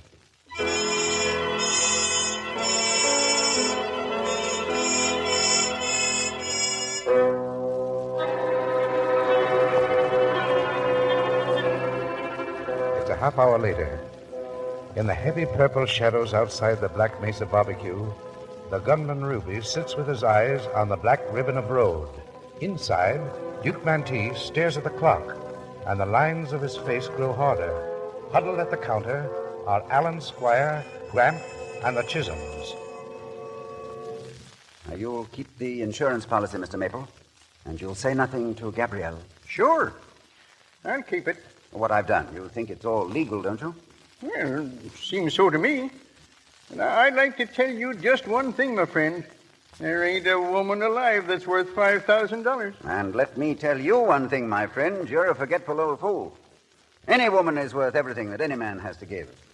Anguish, ecstasy, faith, jealousy, love, hatred, life or death. Don't you see that's the whole excuse for our existence? It's what makes the whole thing possible and tolerable. When you've reached my age, Grandpa, you'll have better sense. Henry, did you hear that? I heard. Why, that lovely girl inside there, do you know what she is? No, you haven't the remotest idea. What is she? She's the future. She's the renewal of vitality and courage and hope. All the strength that's gone out of you. Oh, I can't say what she is, but she's essential to me and to the whole country and the whole miserable world. And please, Mrs. Chisholm, don't look at me like that. I know how I sound. I wonder if you really believe all that. I mean about women. Of course I do. And there by the window is a man who agrees with me, don't you, Duke? I don't know, pal. I wasn't listening. Well, then let me speak for you. Mrs. Chisholm, Duke Mantee could have been over the border long ago and safe. But he prefers to stay here and risk his life. And do you know why? Why? Because he has a rendezvous with a girl. Now, isn't that true, Duke? Yes, pal. That's it. Do you mean to say you ever have time for romance? Not much, lady. Only like the Knights of the Round Table, between dragons. Yeah, I guess we're all a lot of saps. I wouldn't be surprised if I was the champ. You think I was kidding when I said I'd be glad to knock you off? Oh, I hope that neither of us was kidding. Do you think I was? I just wanted to make sure. You're all right, pal. You got good ideas. I'll try to fix it so that it won't hurt. You're all right, too, Duke. I'd like to meet you again someday. Maybe it'll be soon. You know, this frightful place has suddenly become quite cozy. That's my doing, Mrs. Chisholm. You can thank me for having taken it out of the realm of reality. I'm going to see something at last beside cliff dwellings. Henry, do you realize we're going to be witnesses of the murder? Why, he's actually going to shoot him. Please, she's coming. How's Boles, Gabrielle? He'll be all right. Did you tie him up, Jackie? Yeah, in the bathroom. Luke, we got to get out of here. Yeah, I know. Something's happened to Doris. Something must have happened. Well, we'll give him a few minutes more. A few minutes more. Listen, Gramp, I've got an idea we ought to sell out right away. Tomorrow. It's the best break we'll ever have. This place is going to be advertised all over the country. People are going to be flocking here just to see where Duke Mantee stops. Still aiming to take that trip to France? No. No, Gramp, I'll never get there. And I never knew it better than I do right now.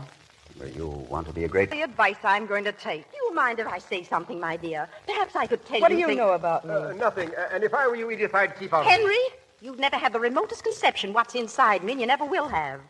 You're a stuffed shirt with buttons made out of 18-karat diamonds. And I'm just as bad because I take my revenge out on you by nagging. All my life I've done what people have wanted me to do. First my parents, then my friends, and now you. And I hate my life. Dear Lord. Miss Maple, profit by my example.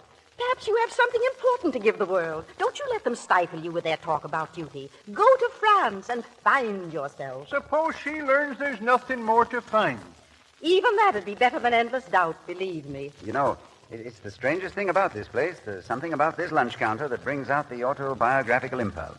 Now, Duke, what kind of a life have you had? Lousy, pal. I don't believe it. At least you're a real man, though an evil one. A real man, huh? What's it got me? I've spent most of my life since I grew up in jail. It looks like I'll spend the rest of my life dead. But where's the percentage? Well, thanks all the same, lady. I'll send you a postcard from Mexico. Excuse me, Duke, but how's the time getting along? It's just about up, pal. Oh, then I must talk to you, Gabrielle. You can wait till they're gone. No, I can't wait. I mean, when they go, I go. I have to tell you now that I love you. Now, listen, Alan, I don't want you to think... I tell you solemnly that I love you with all the heart that is left in me. Duke, are we waiting here just to listen to this? Shut up. He does love you, Miss Maple. He told us so. Now, please, Mrs. Chisholm, I'm capable of saying it. Don't make a fool of yourself, Alan. They're all staring at you. Yes, I know they are, but you've got to believe it. And you've got to remember it. Because, you see, it's my only chance of survival. I told you about that major artist that's been hidden. Well, I'm transferring him to you. You'll find a line in that verse of Villon's that fits that. Something about, thus in your field, my seed of harvestry will thrive. You still think I was being comic? No, Alan. No, I just think that you're kind of crazy. And I guess so am I. And that's why I think we'd be terribly happy together. Oh, don't say that, Gabrielle. Why not, when I believe it with all my heart? Oh, maybe you're right. You're beginning to admit it. Oh, maybe we'll be happy together in a funny sort of way. Alan, if you're going away, I'm going with you. Wherever it is. No, Gabrielle, I'm not going away, anywhere. I don't have to go any farther, because I think I've found the thing I was looking for. Here, in the Valley of the Shadow. What, Alan? What have you found? I can't say what it is, but because I don't quite know yet. All right, Duke. We needn't wait any longer. I'd rather... What is it, Ruby? Somebody coming in. Speak on the side way. Hey, Pop, I gotta use your phone. It's the sheriff, Duke. What do you want to use the phone for, Sheriff? Duke Mantee. Yeah. Get his guns, Jackie. All right, come on, talk. Are you alone? I said, are you alone? We've been trailing you, Duke, and by heavens, we've caught you. Ruby, get in here quick. What made you think I'd be around here? Because they caught your pals. 2 men and a blonde, right? Where was it? Come on, tell me or I'll tear a hole in you a yard wide. Caught him in Buckhorn. Where's that? New Mexico, Duke. About 90 miles southeast. When? When? We heard about it a few minutes ago. The blonde tipped him off about this place. She squealed. That dang squeal. I couldn't figure it out about you being here, but I guess it's the truth, all right. Hey, Duke, what are you waiting for? Come on, let's wear him out before... Shut up! Shut up! Give me time to think. Duke, no, don't waste time thinking. That isn't your game. You've got to keep going and going and going. Yeah, Duke, and fast. Next thing you know, you'll be laid out flat in a marble slab. Where'd they take her? I don't know. Albuquerque, maybe. If we head for there, they'll take us. You want your revenge, don't you, Duke? You want to go out of your way again to get that blonde who told them you were here. Well, don't you do it, Duke. Even if she did betray you, don't you commit a worse crime. Don't betray yourself. Go on. Run for the border and take your illusions with you. Boss, I think I hear a car coming. You're obsolete, Duke. You're like me. You got to die. Then die for freedom. That's worth it. Don't give up your life for anything as cheap as revenge. All right, pal. I'm going. Now listen, folks. We've had a pleasant evening here, and I'd hate to spoil it with any killing at the finish. So stay where you are till we're out of sight, because we'll be watching.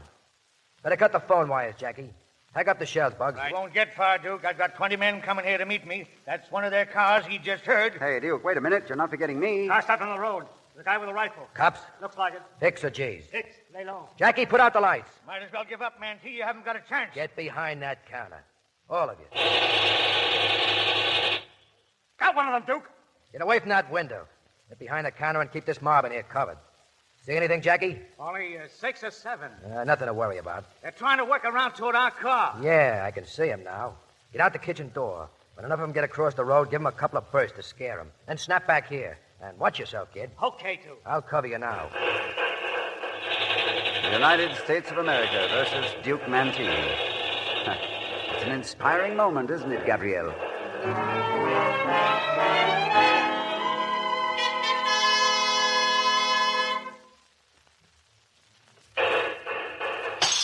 There goes my neon sign. Them deputies probably all drunk. Gabrielle, where are you? Here, on the floor. So dark. Alan, when you get to France, what do you see first? Customs officers? But what's the first real sight you see? Oh, the fields and forests of Normandy, and then... What, Alan? And then Paris. Duke, they're crossing the road. Why doesn't Jackie open up? Stay where you are. He'll get him. Paris is the most wonderful place in the world to be in love, isn't it? All places are marvelous. Even here. Especially here, my darling. Next thing we know, those gas pumps will go up in flames. As long as I live, I'll be grateful to the Duke. Alan, will you please kiss me? Okay, Bugs. Ruby, come on. We're pulling out. Ruby. It's going to be all over now, Gabrielle. Not for us, Alan. Never.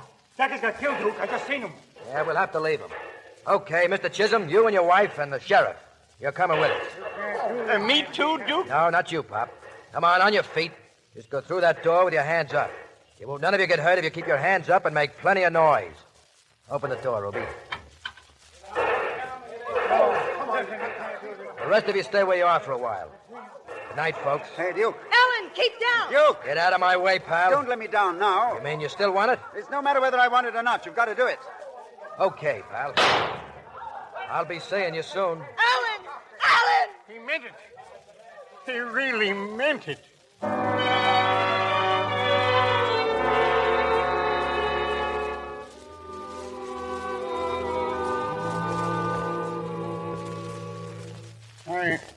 I think he's coming too, Gabby. Alan, look at me. Doesn't hurt. Or at least it doesn't seem... It's all right, darling. As soon as we can, we'll get a doctor. Gabby, Graham, what can we do? Somebody help me. Please, please. It's too late. Darling, too late. They were right, Gabrielle. I mean the stars. I had to come all this way to find a reason. Duke understood what it was I wanted. I hope you'll be... I hope, Gabrielle. What, Alan? What did you say? Oh. No, don't worry, Alan. I'm not going to be a crybaby about it. I know you died happy. Didn't you, Alan? Didn't you?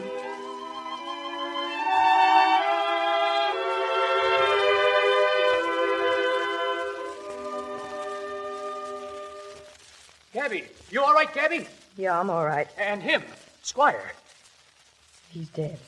You should have known, Bose. Mantee'd never missed twice. Gosh, that's kind of tough. He was a good guy at that. Oh, they got Mantee, Gabby, and that fellow Ruby a couple of 100 yards down the road. They were full of holes. Gabby? What, Graham? Listen, Gabby. Now, here's the funny thing. Mr. Squire, his life insurance policy, $5,000. He made it out to you. Said he wanted you to spend it on a trip to France. Darndest fella I ever did see. Yeah, me too. What happened to them society people? Oh, they're okay. Which reminds me, Mr. Chisholm was kind of worried about his car. I'd better look her over. Gabby, I guess you'll be leaving here now. Yes, Graham. Maybe it's all for the best. He wanted me to. Graham. Yes? We'll bury him out there in the Petrified forest. He wanted that, too. Yes. That's what he said, didn't he? Yes, sir. Darndest feller I ever did see.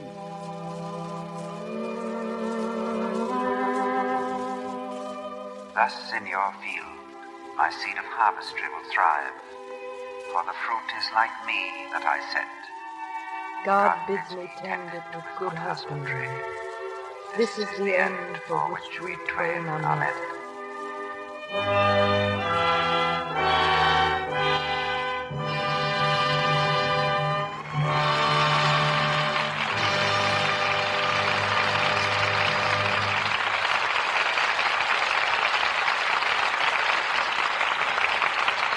Our stars will be back for their curtain calls in just a minute.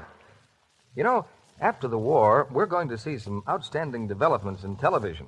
Some of these days, people all over the country may be saying, "Why, I remember when you just heard things and couldn't see them." Boy, when that time comes, Mr. Kennedy, my job will be a lot easier when I tell women how Lux Care keeps slips and nighties looking pretty. They'll be able to see what I mean. First, I'll hold up an old-looking rayon slip and say, "Ladies, look at what strong soap, hot water, and rough handling did to this lovely slip. See how frayed the shoulder straps are, and the seam it's pulled apart. Notice how faded the color is, too." Color, Sally? Will we have television in Technicolor, too? They're working on it. Then after I show that old-looking slip, I'll bring out another and say, "And now, ladies, here's the same kind of slip as the first, but this one was washed with lukewarm water and gentle Lux flakes. Compare the color. See how bright and fresh this second one looks. And see this strap, firm as new. This slip has been luxed 30 times, yet it still looks lovely. You can see for yourself how Lux Care keeps pretty undies new-looking longer. Actually, 3 times longer, the records show." No, you can't see all that through your radio yet, ladies, but you can prove it for yourself. Actual washing tests show Lux Care keeps undies lovely 3 times longer. So don't risk harsh wash day methods. Keep your undies lovely longer the Lux way. Thomas Mitchell brings our stars back for their curtain call. Ronald Colman and Susan Hayward come to the footlights to receive our thanks for bringing the petrified forest back to life in a very moving and convincing manner. And thanks, may I add, to the fine work of a magnificent cast. Well, Tommy, I'm convinced of one thing tonight, that Susan Hayward is a really splendid actress. Well, thank you, Ronnie. Coming from you, that is a lovely compliment. You know, Ronnie, Susan has just produced a double feature. Double feature? Mm-hmm. Twin boys. Twins, eh? Well, both of them? Mm-hmm. Both redheads, too. Well, congratulations, Susan. That's quite an achievement for a screen star. Do they make much noise, Susan? Do they? Each one yells so loud you can't hear the other. Oh, they're probably arguing about who gets top billing. Well, you should know about such things, Ronnie. You have a new little girl of your own. New? Well, she's 9 months and runs the entire household. Oh, I understand, Ronnie, you're back from a tour of the Army and Navy hospitals. How did you find the spirit of the boys? Oh, my dear fellow, a lesson to all of us. In 2 weeks, I talked to about 7,000 of them, Tommy. First, of course, they were happy beyond all belief to be home. And then their next thought was of anything or anybody but themselves. And they wished us good luck as we left. They wished you luck. Well, that's a pretty wonderful spirit. Thanks for the good report, Ronnie. And coming back to this stage, I'd like to tell you what we've set for next week. Our play is the deeply moving drama Moontide, from John O'Hara's screen hit, filmed by 20th Century Fox. And as the roving dock worker who saves the life of his future bride, we have the formidable Humphrey Bogart in one of his rare and most unusual radio appearances. Co-starred with Mr. Bogart is the ever-appealing Virginia Bruce as the girl who fights death and danger for the man she loves. It's a fine play and a great cast, Tommy. Good night. Night. Good night, and all our thanks.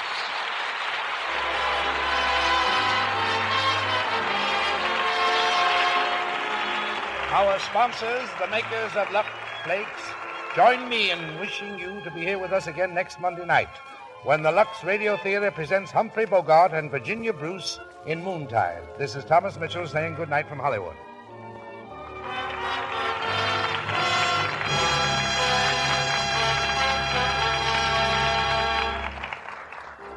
Today, in war-devastated countries, 125 million men, women, and children are in dire need of clothing. In many cases, the need for clothing is greater than the need for food.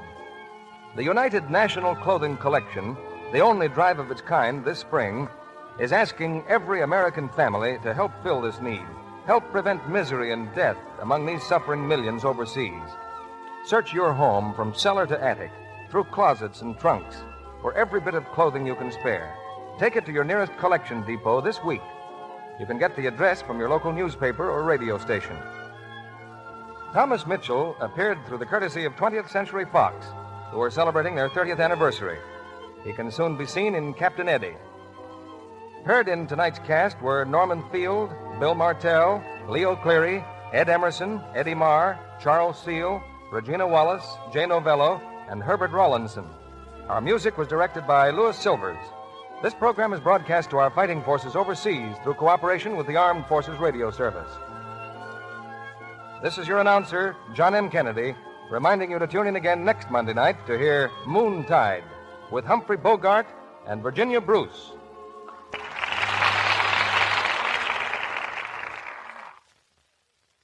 It's Spry for cake, Spry for pie, Spry for all you bake and fry. Depend on Spry for feather-light cakes, tender, flaky pastry, golden, digestible fried foods. For all your cooking, remember the word for pure, all-vegetable shortening at its creamy best. S-P-R-Y, Spry. Be sure to listen in next Monday night to the Lux Radio Theater presentation of Moontide with Humphrey Bogart and Virginia Bruce. This is CBS, the Columbia Broadcasting System. Rebecca was a best-selling novel before it made its great screen success. And tonight, it's brought to you by one of America's best-selling products, Lux Flakes. And it's you, the women of America, who've made it a best-selling product. We want you to use our product week in and week out, not just because you like the plays in the Lux Radio Theater, but because Lux Flakes stands on its own merits. Take our word that it's worth a trial, and we'll take your word on the result. And we don't need 3 guesses what it's going to be. Now the curtain rises on a great love story, the strange drama of Rebecca. The scene of this drama is Manderley, the great stone manor house high on a cliff above the restless sea. You'll hear Ronald Colman as Maxim de Winter, Judith Anderson as Mrs. Danvers, and Ida Lupino as the woman whose name we do not know.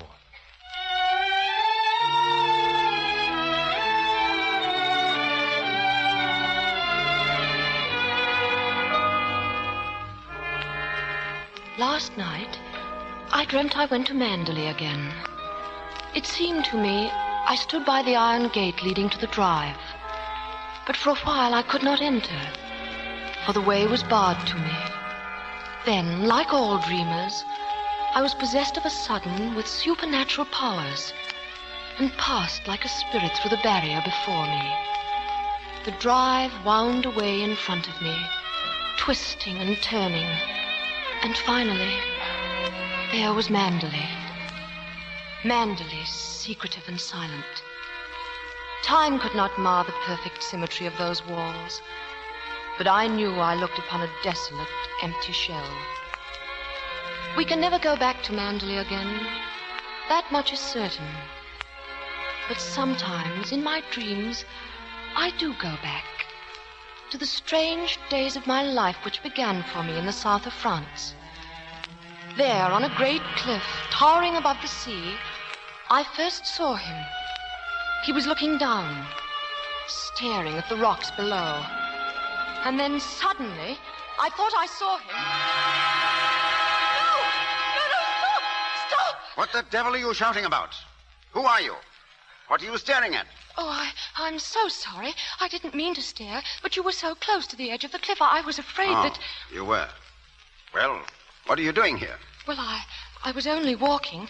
I came up the path and... Get on with your walking. Don't hang about here screaming. Go on.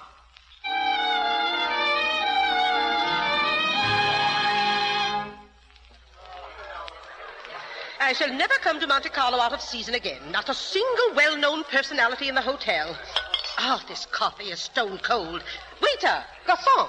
I don't believe he heard you, Mrs. Van Hofer. Well, get him. What you being paid for, girl? You, Why, it's Max de Winter. See him coming this way. Oh. What are you looking surprised about? Why, I saw him today on the cliff path. Mr. de Winter, how do you do? How do you do? I'm Edith Van Hopper. Do you remember me? It's so yes. nice to run into you here. Do sit down and have some coffee.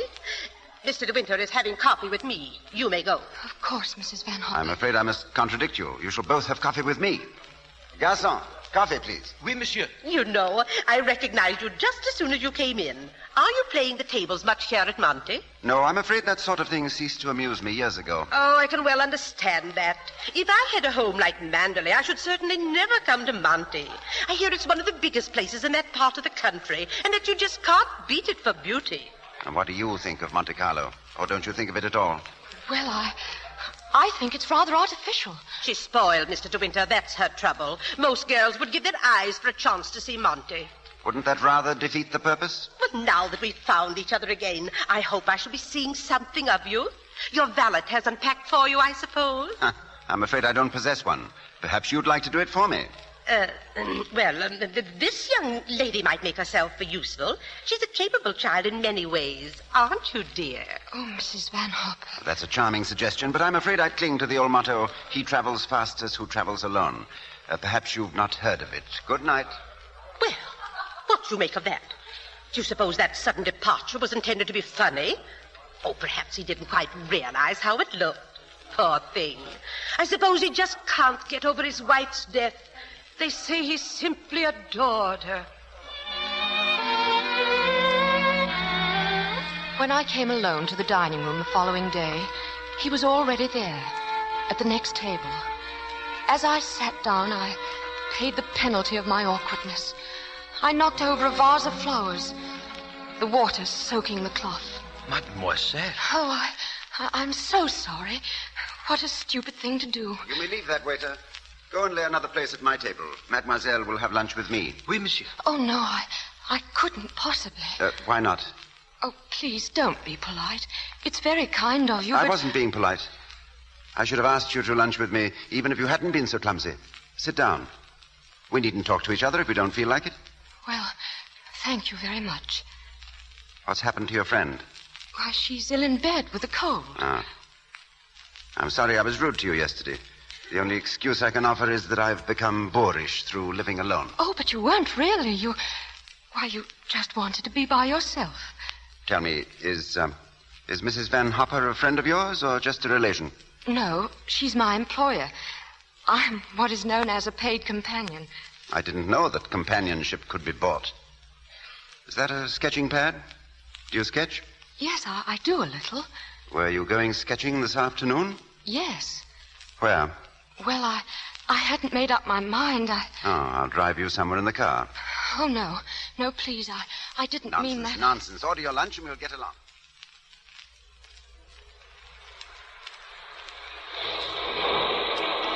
Well, you've taken long enough with that sketch.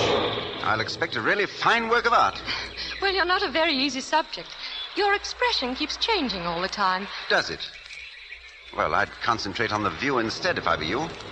It's much more worthwhile.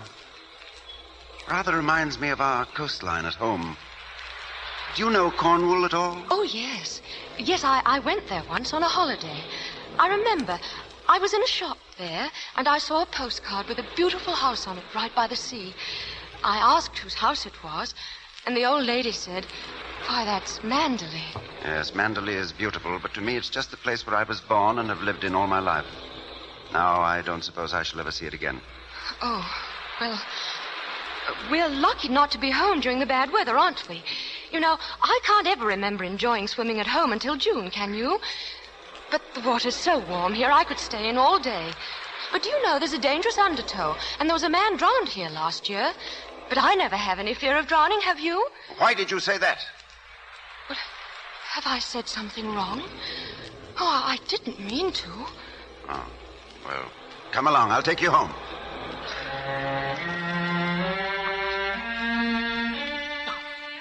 That night, I learned the reason for his strangeness.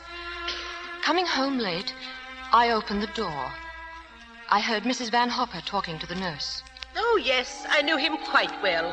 I knew his wife, too. She was the beautiful Rebecca Hildreth, you know, the most glamorous creature in all England.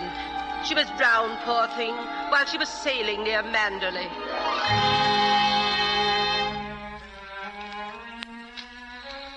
Oh, I'm glad it can't happen twice. That fever of first love. I've forgotten much of Monte Carlo, of those morning drives with him, of where we went and of what we said. But I've not forgotten how I trembled as I sat beside him.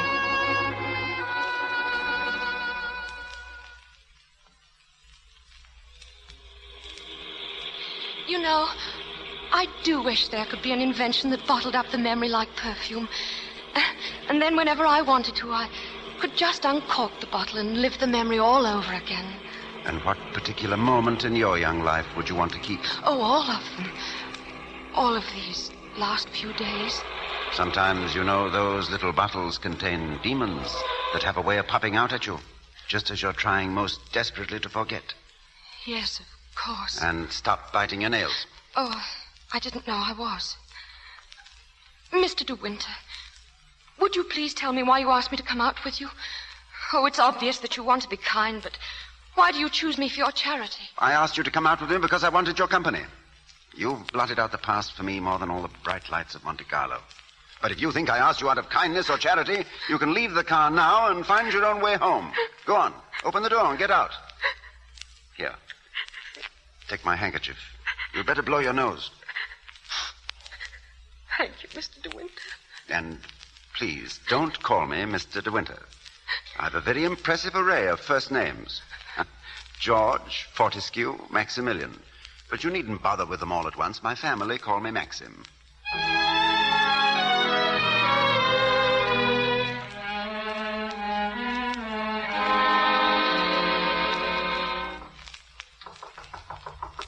Come in. Well, hello. Well, what are you doing here? Anything the matter? I've come to say goodbye, Maxim. We're going away. Oh, where's she taking you to? New York. Oh, I don't want to go. I shall hate it. I shall be miserable. Do you mind if I finish shaving? I shan't be long. But I can't stay. Tell me something. Which would you prefer, New York or Mandalay? Oh, please don't joke about it. Mrs. Van Hopper's waiting. So I'd better say goodbye now. I'll repeat what I said. Either you go to America with Mrs. Van Hopper, or you come home to Mandalay with me. You mean you want a secretary or something? I'm asking you to marry me, you little fool. Marry you? Well, my suggestion doesn't seem to have gone at all well. I'm sorry. Oh, but you don't understand. It's that I'm just not the sort of person men marry. What on earth do you mean? Well, I don't belong in your sort of world, for one thing. What is my sort of world? Well, Mandalay. Oh, you know what I mean. Well, I'm the best judge of whether you belong there or not. Of course, if you don't love me, that's a different thing. A fine blow to my conceit, that's all. Oh, but I do love you. I love you most dreadfully. I've been crying all morning because I thought I'd never see you again. Bless you for that. I'll remind you of this one day, and you won't believe me. It's a pity you have to grow up.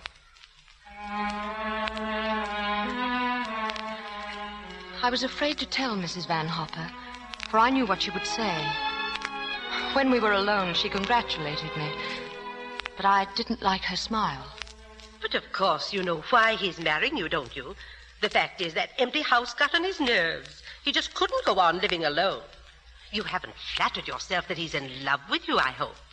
Not after being married to Rebecca Hildreth, the most beautiful, the most cultured woman in all England. Well, goodbye, and good luck, Mrs. De Winter.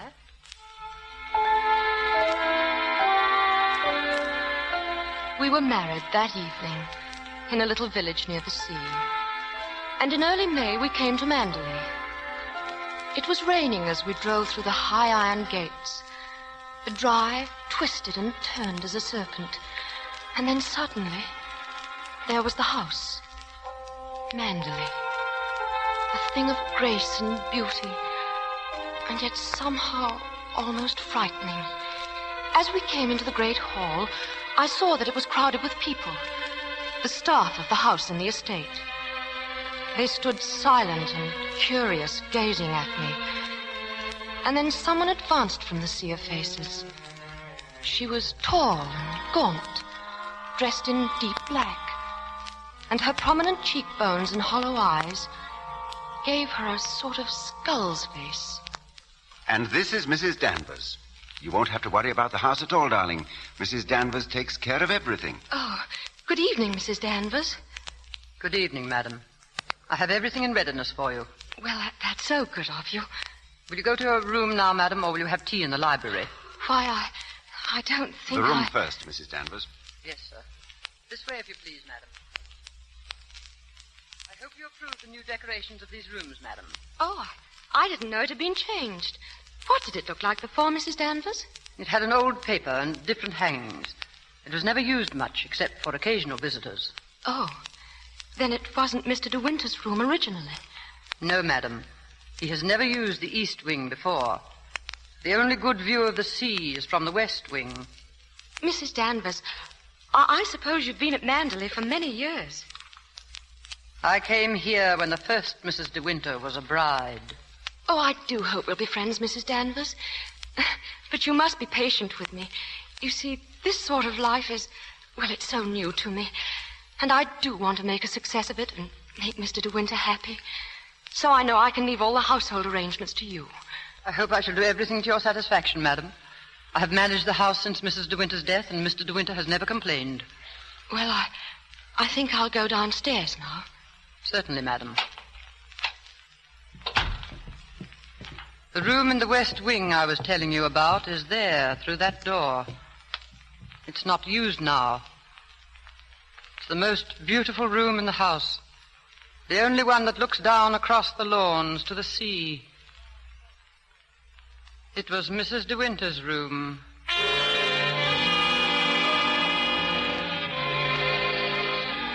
I knew that night that Mrs. Danvers despised me. Standing there watching me, laughing silently at my awkwardness, telling me over and over that there'd been another before me. The beautiful Rebecca Hildreth. There was everything to remind me of that. The embroidered letter R on the linens, her writing paper in the drawers of the desk, her dog who still slept outside her room. She was everywhere at Manderley. Rebecca, who had died, and who still wandered through that house. Oh, good morning. Oh, good morning. You're Mrs. De Winter, aren't you? Why, yes. My name's Crawley. I manage the estate for Maxine. Awfully glad to meet you. How do you do? Fearful lot of stuff piled up while Maxine was away. Yes, I'm sure there must have been. Oh, I do wish I could help with some of it. Help him? Frank never allows anybody to help him. He's like an old mother hen with his bills and rents and taxes. Come on, Frank, we must go over those estimates. I'll get my papers. Later on this afternoon, we'll take a walk around the estate, darling, just you and I. There's a good deal I want you to see. I'll be ready, Maxine, anytime. Come along, Jasper, come along. Keep that coat up around you, darling. Oh, it isn't raining now, Maxine, must I? Certainly. Can't be too careful with children, you know. Oh, it's glorious here. I love every foot of it, Maxim. Jasper! Here, not that way. Jasper, come back. Oh, he went down those stairs by the cliff, Maxim. Where does that lead to? Oh, it leads to a little cove where we used to keep a boat. Oh, let's go down there. No, it's only a dull and uninteresting stretch of sand, just like any other. Oh, please, Maxim. No, some other time, dear, not today. Well, listen. Is that Jasper? Well, there must be something wrong. Perhaps he's hurt himself. He's all right. Leave him alone. I think I'd better go and see. No, come back. Don't bother about him. He can't come to any harm. He'll find his own way back.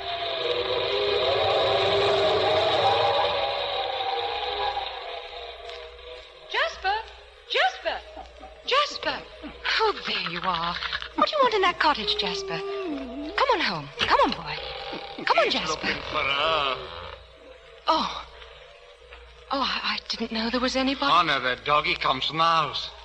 He aren't your own. No. No, he's Mr. De Winter's dog. Oh, no, that dog. He comes down looking for her. Who? Whose cottage is this? Mrs. De Winter. Oh.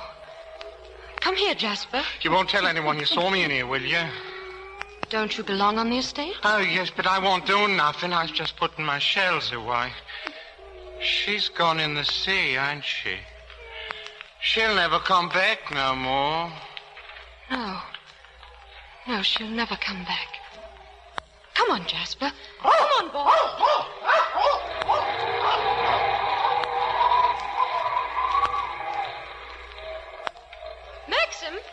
Maxim, here I am. Wait, Maxim. I'm so sorry I was such a time. You knew I didn't want you to go there, but you deliberately went. Oh, why not, Maxim? It was only a cottage down there and a strange man who Well, was... don't go there again. Do you hear? Why not, Maxim? Because I hate the place. And if you had my memories, you wouldn't go there or talk about it or even think about it. What's the matter? Oh, I'm so sorry. Maxim. We should have stayed away. We should never have come back to Manderley. What a fool I was. I've made you unhappy. Somehow I've hurt you. I can't bear to see you like this, Maxim, because I love you so much. But do you? Do you? Oh, I've made you cry. Forgive me. I sometimes seem to fly off the handle for no reason at all, don't I? Come. We'll go home and have some tea and forget all about it. Yes. Yes, let's forget all about it.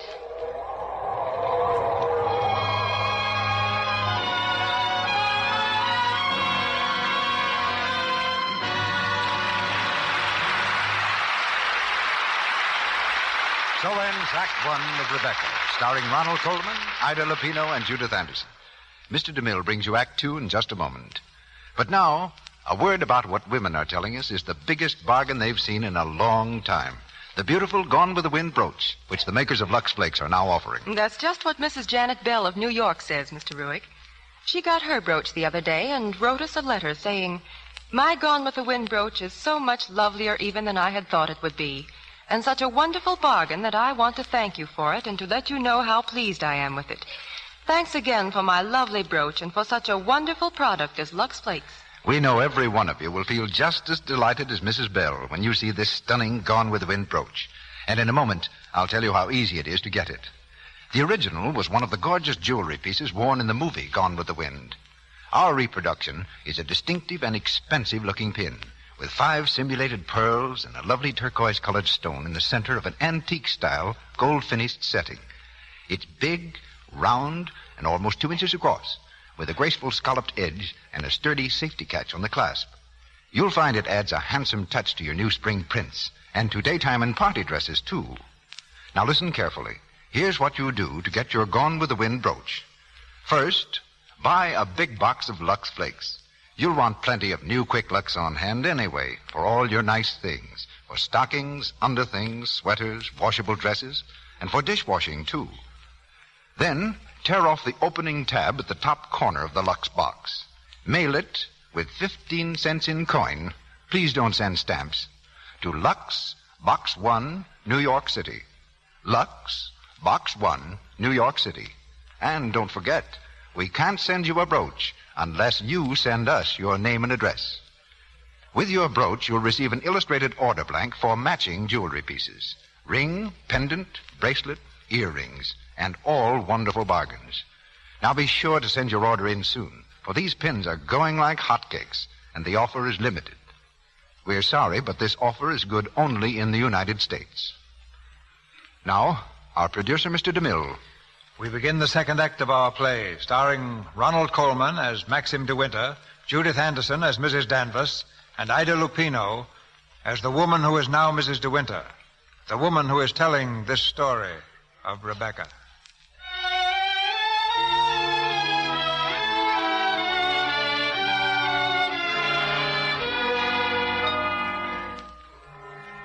The weather was wet and cold for almost a week, and we didn't go down to the beach again. But I couldn't forget the dark, lost look in Maxim's eyes when we came up the path through the woods. It was my fault. I'd gone down to that cottage. I seemed to have opened up a road into the past, and there was a barrier between us because of it. I began to dread any mention of the sea, until one morning in the library, I was alone with Frank Crawley.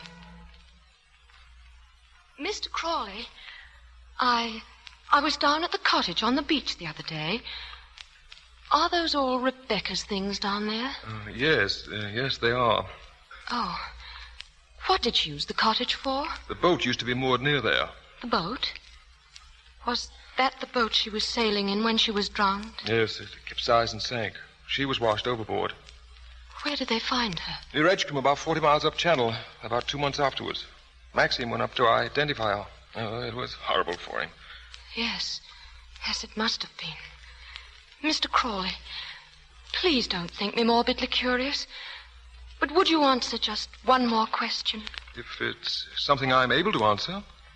Tell me, what was Rebecca really like? I suppose she was the most beautiful creature I ever saw.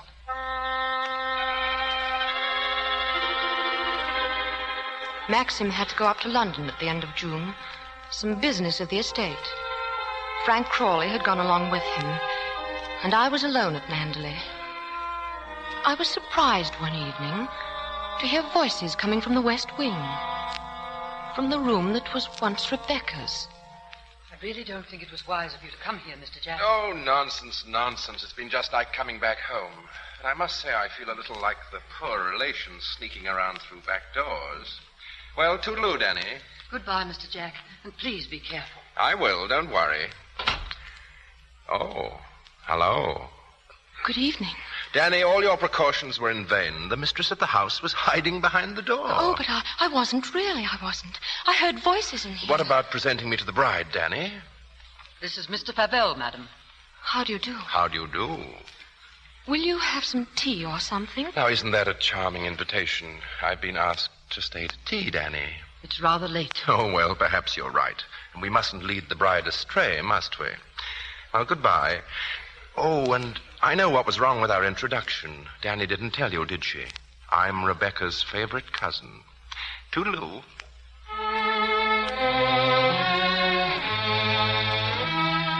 The man went quickly down the stairs, and Mrs. Danvers went after him.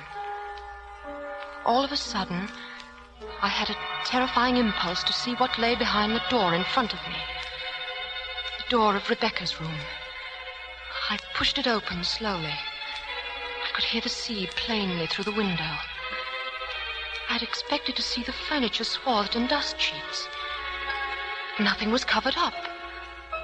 There were flowers on the dressing table, a satin dressing gown on the chair, and beneath, a pair of bedroom slippers. Oh! Do you wish anything, madam? No. No, I just... You've always wanted to see this room, haven't you, madam? Why did you never ask me to show it to you? It's a lovely room, isn't it? The most beautiful room you've ever seen. Everything is kept just as Mrs. De Winter liked it. Nothing has been altered since that last night. You wouldn't think she'd been gone so long, would you? Sometimes, when I walk along the corridor, I fancy I hear her just behind me, that quick, light step. I couldn't mistake it anywhere. It's not only in this room. It's in all the rooms in the house. I can almost hear it now. Do you believe the dead come back and watch the living? No, I don't believe it. Sometimes I wonder if she doesn't come back here to Mandalay and watch you and Mr. De Winter together. You look tired. Why don't you stay here a while and rest? Listen to the sea. It's so soothing. No, Listen to it. Listen to the sea. I won't listen. I won't.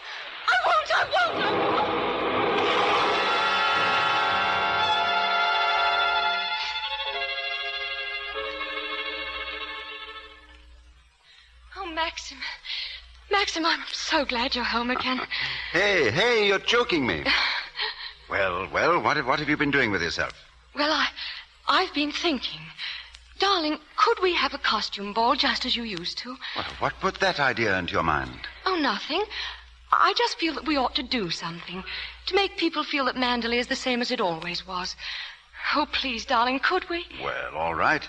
If you think you'd enjoy it, you'd better get Mrs. Danvers to help you, hadn't you? No, I don't need Mrs. Danvers to help me.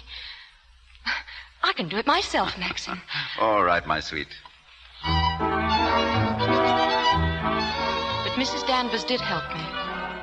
It was she who suggested that I design my costume after one of the family portraits in the gallery. A lovely young woman in a white dress, with great puffed sleeves. When the night of the party arrived, I could hardly contain myself for excitement, for I'd kept the costume as a surprise for Maxim. I ran quickly down the stairs, and then I waited for the clapping and the laughter that would greet me. But nobody clapped. Nobody moved. And then Maxim was coming toward me, his face white, his eyes blazing. What the devil do you think you're doing? Maxim, it's the picture, the one in the gallery. Oh, what have I done? Go and take it off. Doesn't matter what you put on, anything will do. What are you standing there for? Didn't you hear what I said? Take it off!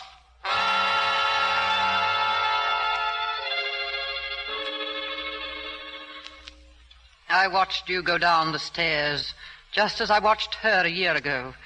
Even in the same dress, you couldn't compare with her. Same dress. You knew it.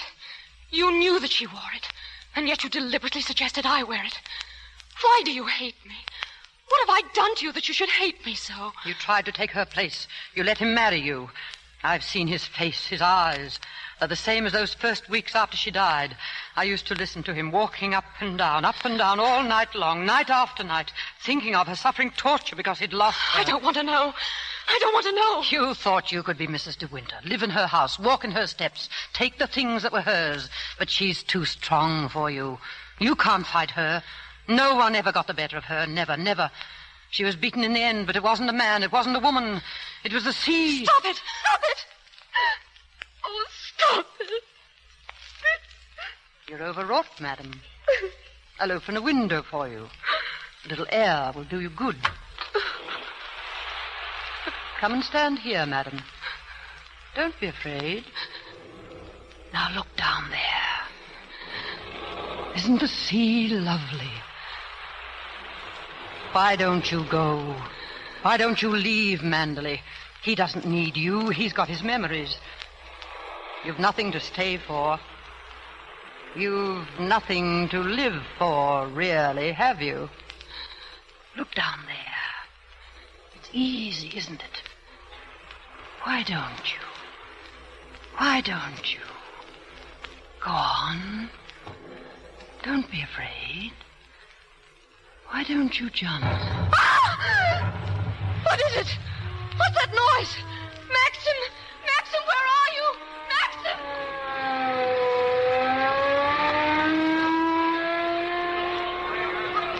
What is it?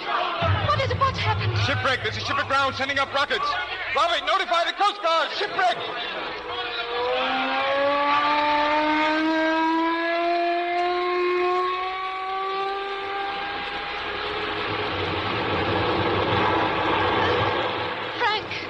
Have you seen Maxim on the beach? Not since half an hour ago. He hasn't been in the house all night. I'm afraid something might have happened to him. Frank, what's the matter? You look terribly worried. Well, the diver who went down to inspect the bottom of the ship came across the hull of another boat, a little sailboat. Oh, Frank, is it? Yes, it's Rebecca's. Rebecca's? Oh, why did they have to find it? Why couldn't they have left it there in peace at the bottom of the sea? Poor Maxim. It'll be so hard on him. Yes, it's going to bring it all back again, and worse than before.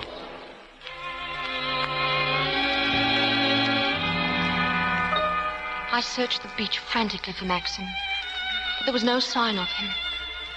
Then suddenly I came upon the boathouse, Rebecca's cottage. There was a light burning dimly in the window. I pushed open the door, and there in the light of the dying fire, I saw the tortured face of Maxim. Hello. Come in. Maxim, you haven't had any sleep. Have you forgiven me? Forgiven you? For last night, Maxim. My stupidity about the costume. Oh, that. I'd forgotten. Oh, Maxim, can't we start all over again? I don't ask that you should love me. I won't ask impossible things. I'll be your friend and companion. I'll be happy with that. You love me very much, don't you? But it's too late, my darling. We've lost our little chance of happiness. No, Maxim, no. It's all over now. Rebecca has won. Her shadow has been between us all the time, keeping us from one another. She knew that this would happen. What are you saying, Maxim? They sent a diver down. He found another boat. I know. Rebecca's boat. The diver made another discovery. He broke one of the ports and looked into the cabin. There was a body in there. A body? Well, then she wasn't alone. There was someone sailing with her. No, you don't understand. There was no one with her. It's Rebecca's body lying there on the cabin floor. Oh, no. The woman that was washed up at Edgecombe, the woman that is now buried in the family crypt. That was not Rebecca. That was the body of some unknown woman, unclaimed, belonging nowhere. I identified it, but I knew it wasn't Rebecca. I knew where Rebecca's body was, lying on that cabin floor on the bottom of the sea. How did you know, Maxim? Because I put it there. You? Will you look into my eyes and tell me that you love me now? Oh, Maxim. You see, I was right. It's too late. No, it's not too late, Maxim. You're not to say that. We can't lose each other now. We must be together always. We may only have a few hours, a few days. Oh, Maxim, why didn't you tell me before? Sometimes I nearly did, but you never seemed close enough. How could we be close when I knew you were always thinking of Rebecca? How could I even ask you to love me when I knew you loved Rebecca still? What are you talking about? You thought I loved Rebecca? I hated her. Hated her? I was carried away by her, yes, enchanted by her as everyone was. But I never had a moment's happiness with her. She was incapable of love or tenderness or decency. You didn't love her? Do you remember that cliff where you first saw me in Monte Carlo? Well, I went there with Rebecca on our honeymoon. That was what I found out about her. Only 4 days after we were married. She stood there laughing, her black hair blowing in the wind, and told me all about herself. Things I'll never tell a living soul. I wanted to kill her. I'll make a bargain with you, she said. You'd look rather foolish trying to divorce me now after 4 days of marriage, so I'll play the part of a devoted wife, mistress of Manderley. And people will visit us and envy us and say we're the luckiest, happiest couple in the county. What a grand joke it will be. What a triumph. I should never have accepted her dirty bargain, but I did, and I kept it. So did she, apparently. But after a while, she began to grow careless. Then she started to bring her friends down here. I warned her, but she only shrugged her shoulders. And then there was a cousin of hers, a man named Fibber. Yes, I know him. You? Yes, he came the day you went to London. Why didn't you tell me? Well, I didn't like to, Maxim. I thought it would remind you of Rebecca. Remind me? As if I needed reminding. Fibber used to visit her here in this cottage. I found out about it, and I warned her that if he came here again, I'd shoot them both. One night, when I found that she'd come back quietly from London, I thought that Fibber was with her. I decided to come down here and have it out with both of them. But she was alone. She was lying on the divan. She looked ill, queer. Suddenly she got up, started to walk toward me. When I have a child, she said, neither you nor anyone else can ever prove it wasn't yours. You'd like to have an heir, wouldn't you, Max, for your precious Manderley? And then she started to laugh. How funny, she said. I'll be the perfect mother, just as I've been the perfect wife, and no one will ever know. She was face to face with me. She was smiling. Well, Max, what are you going to do about it? Aren't you going to kill me? Well, I suppose I went mad for a moment. I must have struck her. She stood staring at me. She looked almost triumphant, and then she started forward toward me again, smiling. Suddenly she stumbled and fell. When I looked down, ages afterwards it seemed, she was lying on the floor. She'd struck her head on a heavy piece of ship's tackle. I remember wondering why she was still smiling, and then I realized she was dead. But you didn't kill her, Maxim. It was an accident. Who would believe me? I lost my head. I knew I had to do something, anything. I carried her out to the boat. I put her in the cabin. When the boat seemed a safe distance from the shore, I took a spike and drove it again and again through the planking of the hull. I opened up the seacocks and the water began to come in fast. I climbed over into the dinghy and pulled away. Then I saw the boat heel over and sink. Maxim, does anyone else know of this? No one except you and me. We must explain it. It's got to be the body of someone you've never seen before. No, they're bound to know her. Her rings and bracelets, she always wore them. They'll identify her body. Then they'll remember the other woman buried in the crypt. Oh, Maxim. I've done a very selfish thing in marrying you. I've loved you, my darling. I shall always love you. But I've known all along that Rebecca would win in the end. No, she hasn't won. No matter what happens now, she hasn't won. Hello? Oh, hello, Frank. Who? Colonel Julian? Yes. Yes, tell him I'll meet him there as soon as I possibly can. What's happened, Maxim? Colonel Julian called. He's the chief constable of the county. He wants to know if I could possibly have made a mistake about that other body.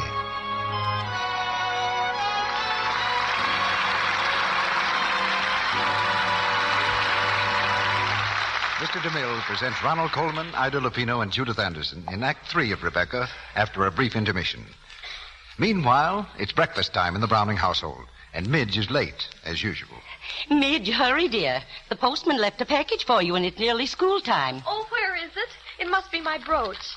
Oh, it is. Oh, Mother, isn't it gorgeous? Now I won't mind wearing my old dress to Betty's party with this on it. Why, it's perfectly beautiful, dear. You know, it looks like some of that lovely old jewelry from Grandmother's family down in Charlton. You'll agree with Mother Browning when you get this Gone with the Wind brooch which Lux is offering, for it has an authentic Southern accent. The original was worn in Gone with the Wind. Now, it's entirely different from the Scarlet O'Hara brooch we offered last fall, and even lovelier. You'll wear it to add new glamour to a dress you've grown a bit bored with, and it will be smart with your new spring outfits, too. Let me describe it for you. In the center is a big turquoise-colored stone with 5 lovely simulated pearls around it. The setting is round, almost 2 inches wide, and gold-finished in antique style with a scalloped edge. It's beautifully made, even has a safety catch on the clasp. Yet it's yours for only 15 cents and an opening tab from a large box of Lux Flakes.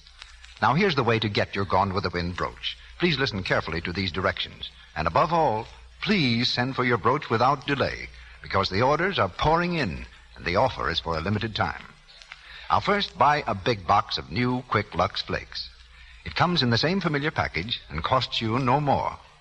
Tear off the opening tab at the top corner of the Lux box and mail it with 15 cents in coin, no stamps, please, and your name and address to Lux, Box 1, New York City. Lux, Box 1, New York City. With your brooch, we'll send an illustrated order blank for additional matching pieces. Ring, pendant, bracelet, earrings, and all wonderful bargains. Now remember, send the opening tab from a large box of Lux Flakes, 15 cents in coin, and your name and address to Lux, Box 1, New York. This offer is good only in the United States. We pause now for station identification. This is the Columbia Broadcasting System.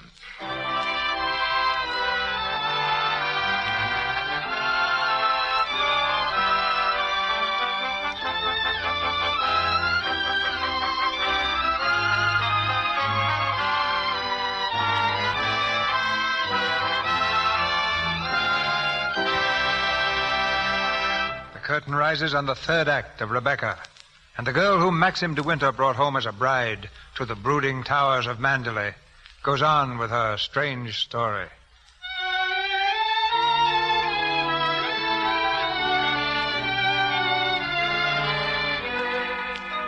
The body they had found in the boat was identified as Rebecca de Winter. There had to be an inquest, of course. Maxim was calm. Almost too calm. I think that frightened me even more. Sorry to drag you back for further questioning, Mr. De Winter. You've heard the statement of the boat builder, Mr. Tabb. I wonder if you can help us in any way. I'm afraid not. The holes in the planking were evidently made from the inside. Can you think of any reason for that? Of course I can't think of any reason. Then, since Mrs. De Winter went sailing alone, are we to believe that she drove those holes herself? You may believe what you like. Can you enlighten us as to why Mrs. De Winter should have wanted to end her own life? I know of no reason whatever. Mr. De Winter, however painful it may be, I have to ask you a very personal question. Were relations between you and the late Mrs. De Winter perfectly happy. Once again, were relations between you... I won't stand this any longer, and you might as well know that... Maxim, don't you, can't you? Mrs. De Winter. We'll adjourn until after luncheon. Darling, are you all right? Frank, help me. I'll take her outside.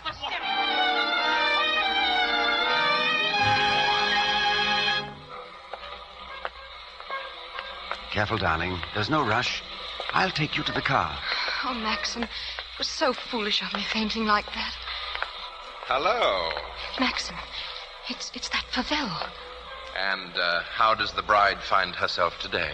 What do you want, Favell? How are you, Max? I was rather worried about you when I heard about the inquest. That's why I came down. Yes, I'm touched by your solicitude, but if you don't mind... Well, my guess is that they'll turn in a verdict of suicide. That is, of course, unless something unforeseen occurs.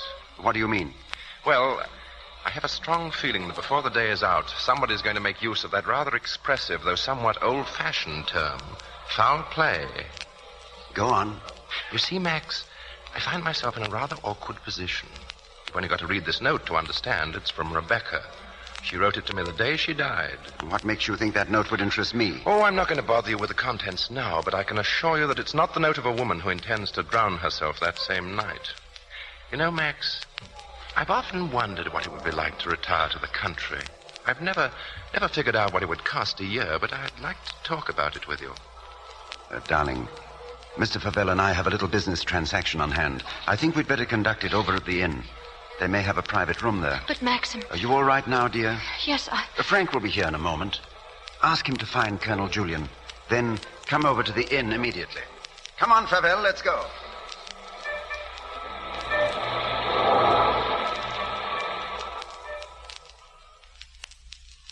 Colonel Julian, this is Mr. Favell. Oh, I know Colonel Julian. We're old friends, aren't we? Good morning. Well, since you're old friends, I assume you also know that he's head of the police here. I think he might be interested to hear your proposition. I don't know what you mean. I only want to see justice done, Colonel. The evidence suggested certain possible theories concerning Rebecca's death. One of them, of course, is suicide. Now, I have a little note here which puts that possibility quite out of court. You read it, Colonel? Yeah. Jack, darling, I've just seen the doctor, and I'm going down to Manderley right away. I shall be at the cottage all this evening and shall leave the door open for you. I have something terribly important to tell you. Rebecca. Now, does that look like the note of a woman who had made up her mind to kill herself?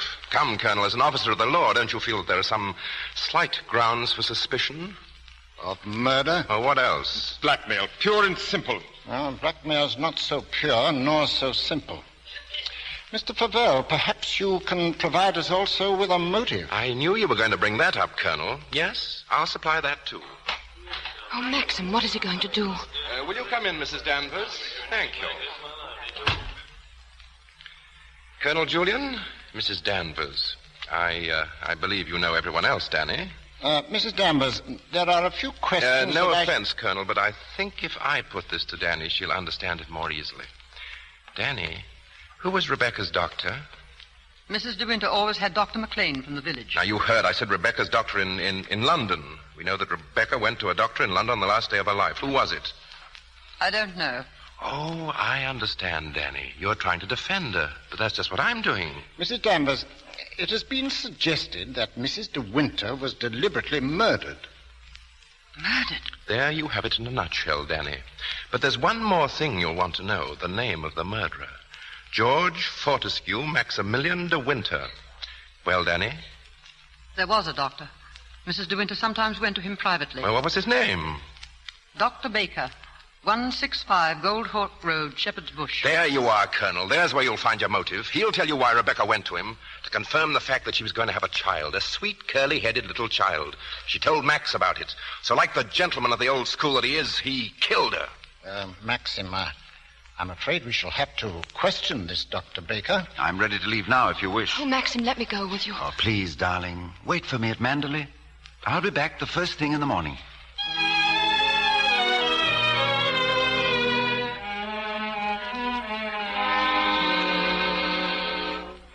You say you never had a patient by the name of Rebecca De Winter? Never.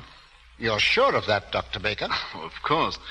Here are all the appointments for that day. Ross, Campbell, Steddall, Perino, Danvers, Matthews... Danny, what the devil? Did you read that name again? Did you say Danvers? Why, yes, I had a Mrs. Danvers for 3 o'clock. What did she look like? Can you remember? Oh, yes, I remember her quite well. She was a very beautiful woman. Tall, dark, exquisitely dressed. Rebecca! The lady must have used an assumed name, Doctor. Oh, is that so? This is a surprise. What was the matter with her? My dear sir, there are certain Now, ethics... could you supply a reason, Dr. Baker, for Mrs. De Winter's suicide? For her murder, you mean? She was going to have a child, wasn't she? Come on, out with it. No, she was not, Mr. Favell. But she was very seriously ill. She was not going to have a child? And that was what she thought, but my diagnosis was different. She wanted the truth, and I told her. She had only a few months to live. A few months? Perhaps even less. There was nothing could be done, nothing that she could do except wait. Did she say anything when you told her? Oh, she smiled in a queer sort of way. Oh, yes, I remember she said something that struck me as being very peculiar at the time. When I told her it was a matter of months, she said, "Oh, no, Doctor, not that long." You've been very kind. You've told us all we wanted to know. I should like to have a talk with you, Mr. Favell. Well, I didn't know that. I thought... Will we be needed at the inquest any further, Colonel Julian? No, I can see to it that Maxim's not troubled any further. Thank you, sir.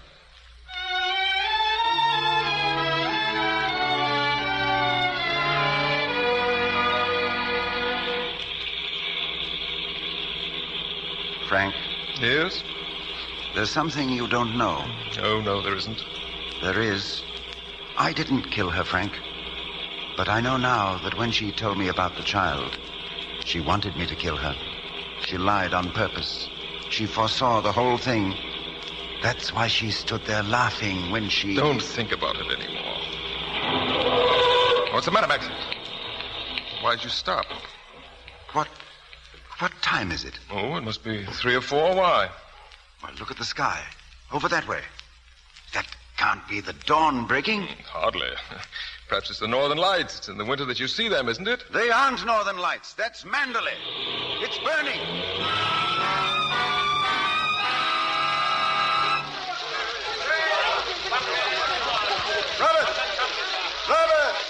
Robert, have you seen Mrs. De Winter? Where is she? Maxim here. Darling.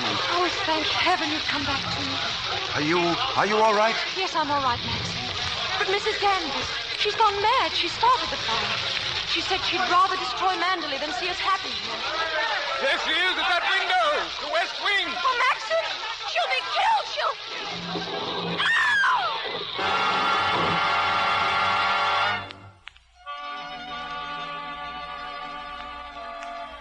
Last night, I dreamt I went to Mandalay again.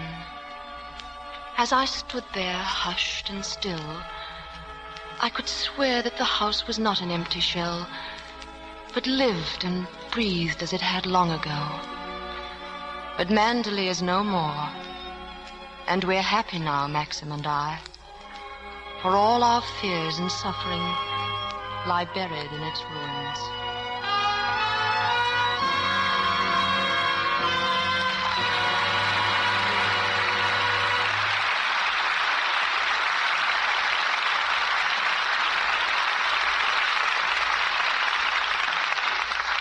Mr. DeMille and our stars will be back for their curtain calls in just a moment. But now Sally seems to have something on her mind. What is it, Sally? It's a riddle for you to answer, Mr. Ruick. Listen. What articles of feminine wearing apparel will, if stretched end to end, go around the world 25 times, and yet no woman thinks she ever has enough of them? Oh, I give up. Tell us, Sally. Silk stockings, Mr. Ruick. In 1939, American women bought 682 million pairs of silk stockings. Stretched end to end, they would go 25 times around the world. Why, you take my breath away, Sally. And now, guess how long it takes to wash all those stockings? I don't need to guess that, Sally. I know that New Quick Lux is America's favorite stocking care. And for these speedy flakes, it takes only a few moments a day to give stockings safe care. That's right, because New Quick Lux flakes are so fast. In water as cool as your hand, they dissolve 3 times as fast as any of 10 other leading soaps. And that saves time. And New Quick Lux is thrifty, because a little goes so far. That saves money. And it's so safe, so gentle. Yes. No wonder over 90% of the makers of women's stockings recommend Lux. It's so gentle, it saves stocking elasticity and cuts down on runs. Why not get that generous big box of Lux Flakes tomorrow for your stockings and other washables? You'll be delighted at how much longer they stay lovely with Lux care. And the sooner you get the big Lux box, the sooner you can send for your beautiful Gone with the Wind brooch. Send the opening tab from the large box and 15 cents in coin to Lux, Box 1, New York City. Now, here's Mr. DeMille with our stars. Ronald Colman, Ida Lupino, and Judith Anderson are here at the microphone again. And with them, we have a special guest tonight, the producer of the motion picture Rebecca, Mr. David O. Selznick. Thank you, C.B. Purely as a member of the audience who enjoyed this radio play, I'd like to congratulate my old friend Ronald Colman, Ida Lupino, and Judith Anderson on the fine performances they gave. David, we were all delighted you could be here tonight. I think it's wonderful when a producer spends his day off watching someone else produce. You seem to enjoy that part especially, Mr. Selznick. Well, I was as interested as though I'd never heard the story before. But then DeMille Productions have been moving and entertaining audiences ever since I can remember. That's nice to hear, David, but don't go away. Because, ladies and gentlemen, I have an award to present to Mr. Selznick on behalf of the editors of Fame, representing 15,000 motion picture exhibitors and 80 million theater-goers. The award covers 26 of your pictures, David. Pictures like A Tale of Two Cities, which starred Ronald Colman a few years ago, David Copperfield, Rebecca, and Gone with the Wind, which captured 10 out of 14 Academy Awards last year and brought you personally the Irving Thalberg Memorial Trophy for maintaining the highest quality in production. The Fame Award reads, in token of his record as a producer of the greatest number of box office champion pictures over a period of 9 years, denoting a special consistency of high competence in the art, Fame has the honor to present this document of commemoration to Mr. David Oliver Selznick. Signed, Martin Quigley, publisher of Fame. I'm very grateful to the editors of Fame, C.B., and for this distinction.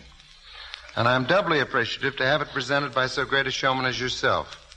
But this award should really have been made to 300 or 400 of my associates, writers, directors like Victor Fleming of Gone with the Wind, and Alfred Hitchcock, who did such magnificent work on Rebecca, to cameramen and hundreds of other craftsmen, and naturally to talented players like Mr. Colman and Miss Anderson. That's very generous, David. Of course, you could cut that award up into 400 pieces, but I suppose it looks better as it is. In fact, Mr. Selznick, we forbid you to divide it up. You're all very kind. And right now, C.B., I'd like to congratulate you and your staff on the result of the New York World Telegram's annual poll of the nation's radio editors. I've just learned that your program has been selected as radio's leading dramatic program for the 7th successive year. That's quite an honor, C.B. It's more than that to us, David. It's something to live up to. Well, tell us, C.B., what you're going to do next, both on the screen and here in the Lux Radio Theater. Well, I'm turning to the sea for my next picture, Ronnie. You probably read the story in the Saturday Evening Post. It's Reap the Wild Wind, a swashbuckling tale of wreckers on the Florida coast 100 years ago, and of a woman who wrecked a few hearts. Well, that sounds very exciting, Mr. DeMille. What about the Lux Radio Theater next week? Never a dull moment, Ida. Our stars will be Carol Lombard and James Stewart. You'll hear them in The Moon's Our Home. It's a story about a screen star and an explorer who fall in love, more or less incognito. Add Carol Lombard and James Stewart to a play like that, and the sum is pure enjoyment for all of us next Monday night. Well, they're two favorites of mine, so I'll be in the audience. Good night. Good night. Good night. And this certainly was a blue ribbon night. Our sponsors, the makers of Lux Flakes, join me in inviting you to be with us again next Monday night when the Lux Radio Theater presents James Stewart and Carol Lombard in The Moon's Our Home. This is Cecil B. DeMille saying good night to you from Hollywood.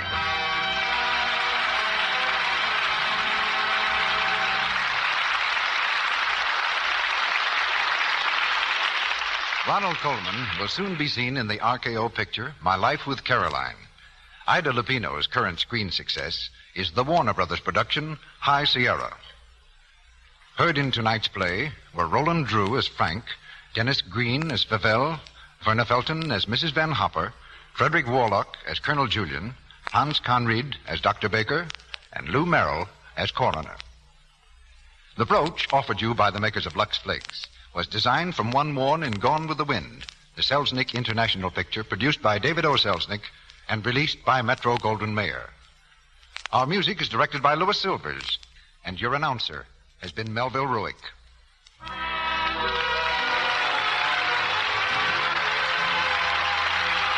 This is the Columbia Broadcasting System.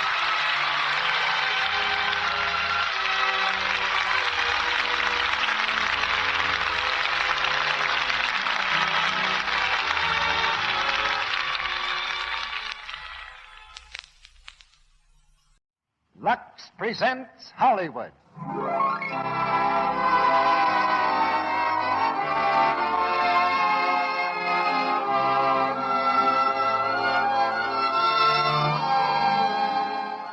The Lux Radio Theater brings you Fibber, McGee, and Molly in Mama Loves Papa. Ladies and gentlemen, your producer, Mr. Cecil B. DeMille.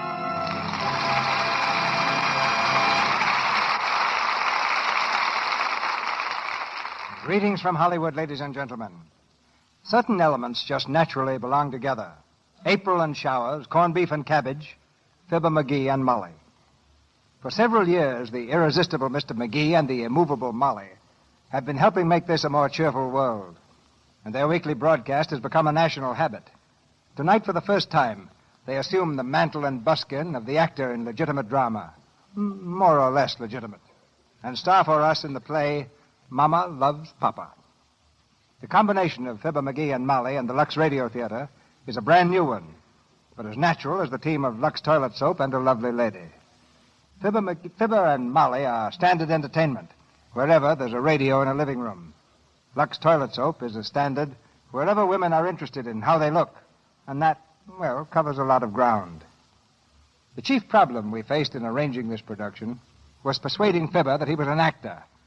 After a long argument in my office, I finally had to threaten to play the part myself. For the public's sake, he gave in. And after a week's rehearsal, I can really salute Fibber and Molly as two great troopers who deserve the stars on their dressing room doors.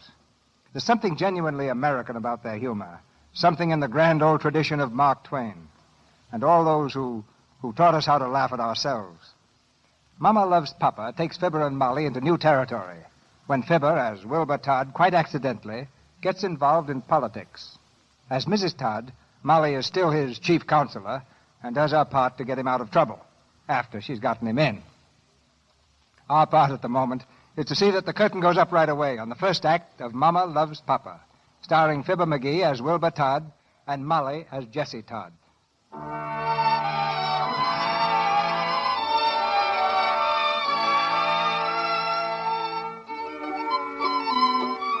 If the locale of our story didn't have to have a name, we'd call it Average City, USA.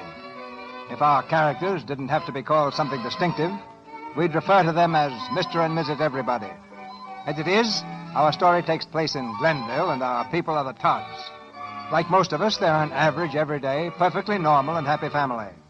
Also, like most of us, they have ham and eggs for breakfast, slightly burned toast, and a mild domestic spat. They've reached the last course, the spat. All right. Now what's the trouble? I didn't say anything was the trouble. Did I say anything? Well, then why give me that black look? I'm just passing it on, Mama. This toast has been giving me a black look. See? Now, listen, there's nothing wrong with that toast, Wilbur. Just a little burnt on the edges. That's good for you. Why, that's charcoal. I don't like charcoal, even with butter on it. Besides, Mama, it worries me. I know where to go to get cinders out of my eye, but when I get them in my throat... Now, you listen here, Wilbur. I've told you time and time again we need a new toaster. If you hadn't been so selfish and given up smoking, we'd have enough coupons by now to get a really decent one. All right, Mama, all right. I can't get you off to work every morning and straighten your suspenders and shave the back of your neck and find your other sleeve garter and watch the toaster all at the same time, Wilbur. But, Mama, I didn't... What we need is a maid. Wilbur, stop scraping that toast whilst I'm speaking to you. Oh, excuse me, Mama. What were you saying? I said what we need is a maid, and we could have one, too, if you just had a little more gumption. How's gumption going to get a maid? You know what I'm talking about. They don't appreciate you down at that office. You know they don't. Uh-huh. You're worth twice the money you're getting now. Uh-huh. More than twice the money. And if I were you, I'd certainly ask for it. Uh-huh. How long have you been working for Mr. Kirkwood? 10 years. 10 years. Mm-hmm. And not one raise in all that time. Not one raise. Who does he think you are? I got a bonus once. You know what's the trouble with you, Wilbur? You're afraid of yourself. You haven't got any confidence in your own ability. Your thoughts are all focused inside of you. You're always as scared of what people are thinking.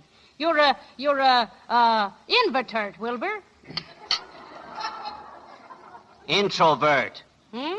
You mean introvert? How do you know? I read the same magazine article. Well, anyway, that's what you are. What you've got to do is show off a little, crack jokes with people, act big. Then they think you are somebody, like that Mr. Phillips next door. He's no invert. Introvert. Well, he isn't. Well, besides, I don't know any jokes. Well, you could make some up, couldn't you? I don't know, maybe. You really think that would help, huh? Well, it certainly couldn't do any harm. Oh, Wilbur, I don't mean to be always picking on you, but we're just not getting anywhere. You see that, don't you? We're right where we were the day we got married. I hate to think of where we might be 10 years from now. It's only for your own good, Wilbur. You're right, Mama, but don't worry. Things will be okay, and I'll crack jokes with the best of them. You wait and see. Oh, it's not just cracking jokes. Well, you said it would help. Oh, Wilbur. Oh, gosh. There's the 8:10. I've got to run. Finish your coffee. No time, Mama. Where's your hat? I got it. So long, Mama. Be back on the 6-5. Aren't you going to kiss me? Oh, sure. Goodbye. Be a good girl and don't take any wooden nickels. Don't you get it, Mama? Ain't funny, Wilbur. Oh, well. I do better on Tuesdays. Goodbye.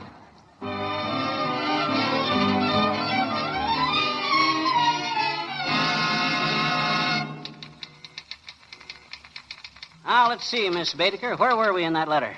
And you may expect this order as soon as possible. That's right. Now, take this.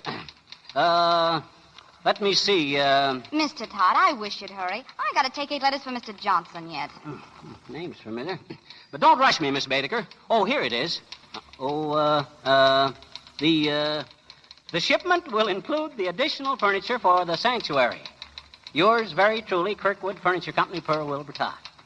That'll be all, Miss Baedeker. And that last sentence is that word sanctuary? Yeah, sanctuary. Sanctuary much. Huh? Oh, never mind. Hey, Todd. Yes, Mr. Burke, what is it? The boss wants to see you. Better get in there. Oh, sure. Hey, Burke, a rather amusing thing just happened here. I was dictating... Yeah. All right, see me later, will you? And don't forget about Mr. Kirkwood. Oh, sure. Good morning, Mr. Kirkwood. Come in, Todd. What took you so long? Well, I was just... Todd, I want to speak to you about that Chicago consignment. We're way behind in our shipments. And if we don't put our shoulders to the wheel, we'll lose the whole order. Now, I want you to bear down on the factory. Make them jump, here? Jump? Yes, sir. I want action, and lots of action. Oh, you'll get it, Mr. Kirkwood. Yes, sir. What's the matter with you? Pardon me, Mr. Kirkwood, but a rather amusing thing happened this morning. Huh? Yeah, I says a rather amusing little thing happened this morning. Miss Baedeker said to me, I was dictating, you know, and she said to me, Mr. Todd, was that last word sanctuary? And I said, yes, sanctuary much.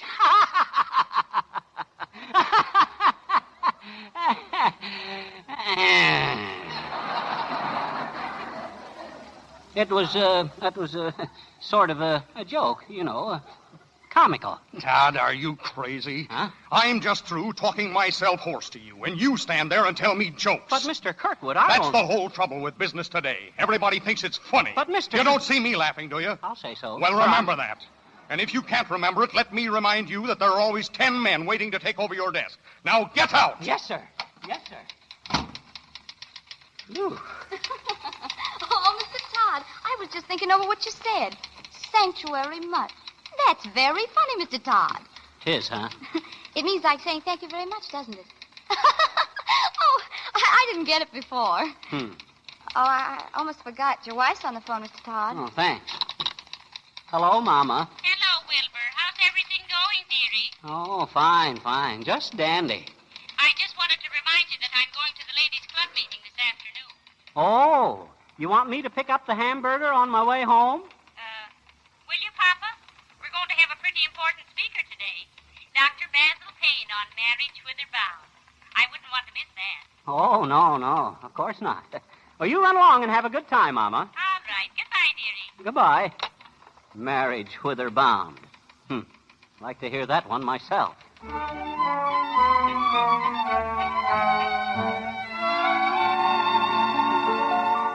And so, in conclusion, let me leave one thought with you, ladies. That behind every man's success in this world, there is a woman. Who was behind Napoleon? Why, Josephine, of course. And who was behind George Washington? Martha. And who was behind King Solomon? King Solomon had a great deal behind him. Oh, but seriously, though, in every man's heart, ladies, is the seed of success. Waiting in the darkness for the sunshine of a woman's encouragement to make it flower. Thank you. Now, are there any questions, ladies? Well, Dr. Payne. Yes, madam? What I want to know is, well, how exactly can I shine on my husband? Well, may I see you after the meeting, madam? Now, are there any more general questions?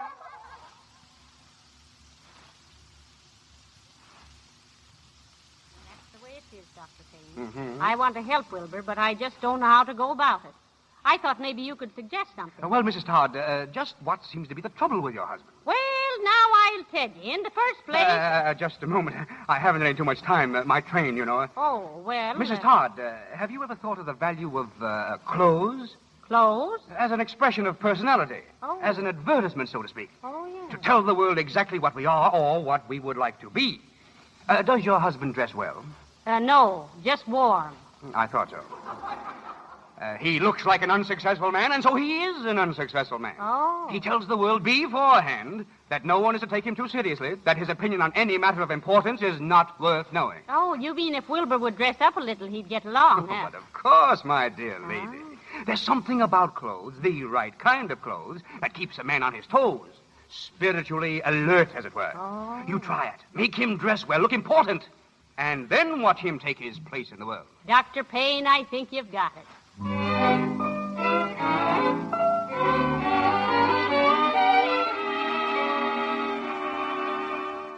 Mama, I won't do it. I won't wear a high hat for anybody. No, sir. Now, Wilbur, I don't want any nonsense. You try that hat on again and see how it looks. But a high silk hat, Mama. What'll people think of me? How can I face my friends in a high silk hat? You haven't got any friends. Well, I can hope, can't I?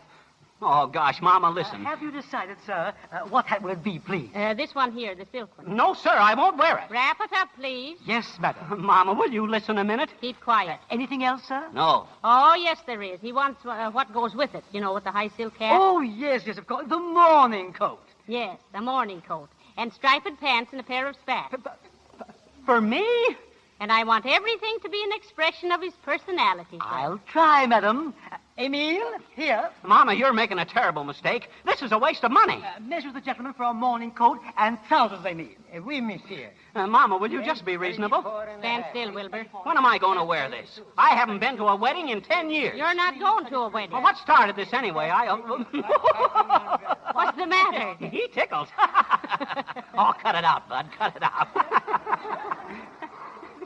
Now, listen, Mama. Now, sir, if you just step over this way, we'll see if we can... Mama, please don't let them do this to me. Wilbur, it's no use. If you had heard Dr. Payne yesterday, you'd realize what it means to be well-dressed. You've got to advertise yourself, Wilbur. Oh, Dr. Payne. So I've got him to thank for this, huh? Dr. Payne is a very successful man. Well, what of it? I'll bet he wasn't all dressed up in a high hat and spats, was he? No, he wasn't. Well, there you are. But he probably is dressed up when he goes to business. Yeah, when he goes to... Mama, you don't mean that you expect me... You can't mean in the office? That high hat? Oh, no, Mama. No. Oh, now, someday, Wilbur, you'll thank me for this. Oh, Mama.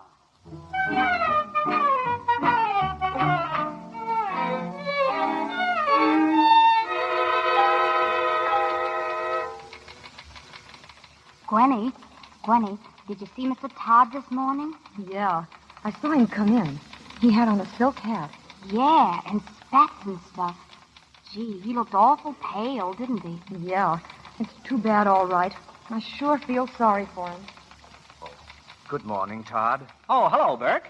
I'm awfully sorry, Todd. Was it anyone close?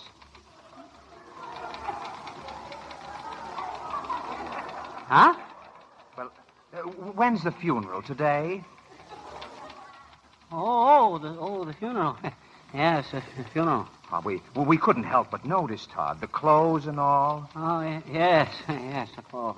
And the whole force wants me to express their regrets. Well, now, if there's anything we can do, don't hesitate, will you? Oh, yeah, sure. Morning, Miss Bainter. Morning, Mr. Kirkwood. Morning, Burke. Good morning, sir. Good morning, Todd.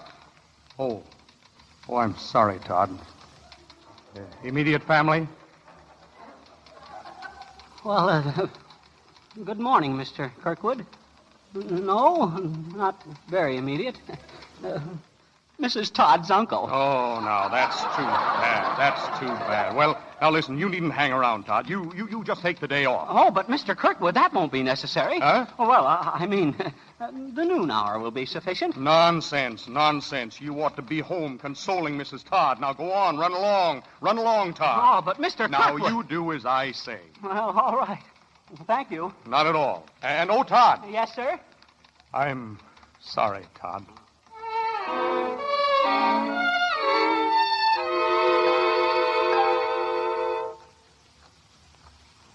Fine state of how do you do.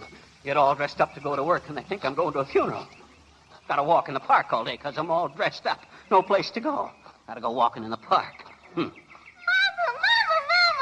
at the funny man. Look at the funny man's clothes. Oh, cut it out, sis. Hush, dear. You mustn't laugh at him, dear. He's earning his living. How does he earn his living, Mama? Why, his chest lights up with a sign, dear. That's a lie. My chest does not light up, madam. Mama, he's mad. Come, dear. Don't pay any attention to him. I think he's crazy. Chest lights up with a sign. Mama, he's mad.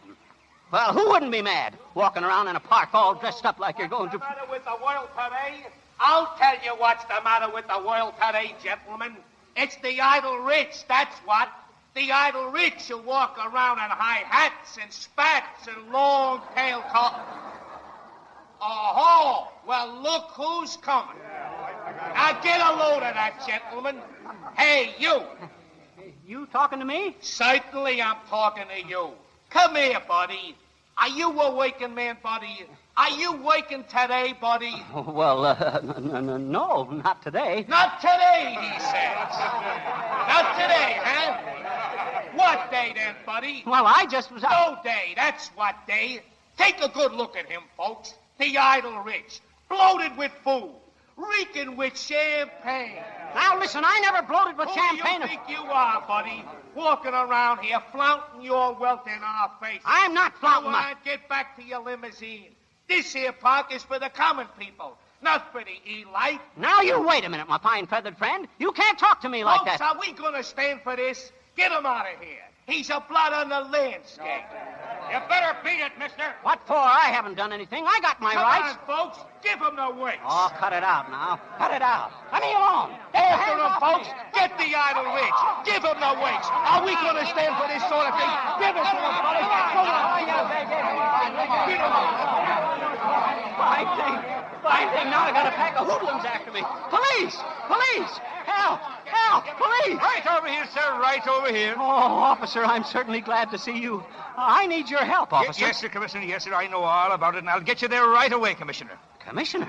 Who's the commissioner? Just get right on the motorcycle, Commissioner. Now, wait a minute, officer. But they're waiting for you, sir. The call went out a half an hour ago. Be on the lookout for the Commissioner of Parks. He's late. Get on the handlebars, Commissioner. No, wait. This has gone far enough, officer. Commissioner, do you want me to lose my job? Now, please get on the motorcycle. But where are you taking me? To the dedication exercises at the new playground. That's where you want to go, isn't it? What new playground? I don't know anything about a new playground. Well, you're supposed to be there, sir. They've been waiting for you. They can't dedicate the playground without the Commissioner of Parks, you know. Listen, I am not the commissioner. Hang on, Commissioner. Take it easy. Take it easy. Don't worry, Commissioner. I'll have you there in no time at all.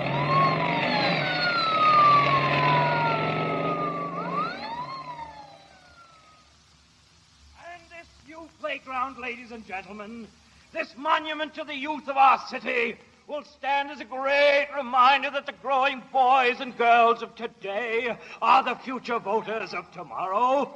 We must remember that this playground is a... Mrs. McIntosh, are you sure the commissioner was notified to be here? Of course he was. My husband telephoned him this morning to remind him. Well, is he always this late? But how should I know? I've never seen him in my life. Nobody has. But it was your husband had him appointed, wasn't it? Now, just a minute, Mr. Thomas.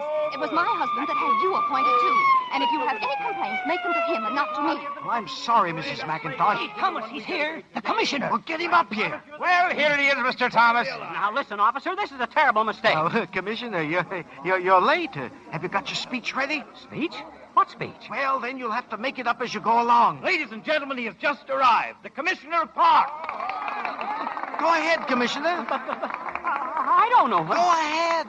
Well, all right then. Ladies and gentlemen. Ladies and gentlemen. Oh, listen, I'm not going to make a speech in this rain, mister. Everybody's leaving anyway. All right, forget it. Just a minute, Commissioner. Can we get just one picture, please? Look this way, Commissioner. I wish somebody'd listen to me. I'm not the commissioner. Oh, Mrs. McIntosh, will you get in this, please? Oh, of course. Right here? That's it. Get in the swing there. Oh, Commissioner, you give Mrs. McIntosh a push, Commissioner. But I'm not the... There we are. Thank you. Thanks, Commissioner. Now, wait. My name is Todd. I'm Wilbur Todd. Is that one D or two, sir? Todd. T-O-D-D. That's my name. Yes, sir. Thank you, Commissioner Todd. We'll get the name right. Don't worry. So long, Commissioner. And thanks. Oh. Just a second. What did you say your name was? Todd? Todd. With two D's. Then you're not Mr. Roberts, the park commissioner? Todd, lady. With two D's. Well, if you're not the commissioner, what are you doing here? Well, that's what I'd like to know. I'm going home. And I just dare anybody to stop me. I just dare them, that's all. Good afternoon, Todd. Oh, why, Mr. Kirkwood. Yes, very strange I should happen to be at this dedication, isn't it? Yes, sir. I mean... And it's also very strange that you should be here, Todd. Mr. Kirkwood, I can explain it. I can explain everything. I'm sure you can. For shame, Todd. Why, Mr. If you wanted a day off, why didn't you ask me? But to use the death of a dear relation as an excuse to... Oh, for shame. But my dear relation didn't die, Mr. Kirkwood. Then you lied. Yes, sir. Or no, sir. If there's one thing I can't abide, it's a fibber. Todd, you're fired. Oh, sure.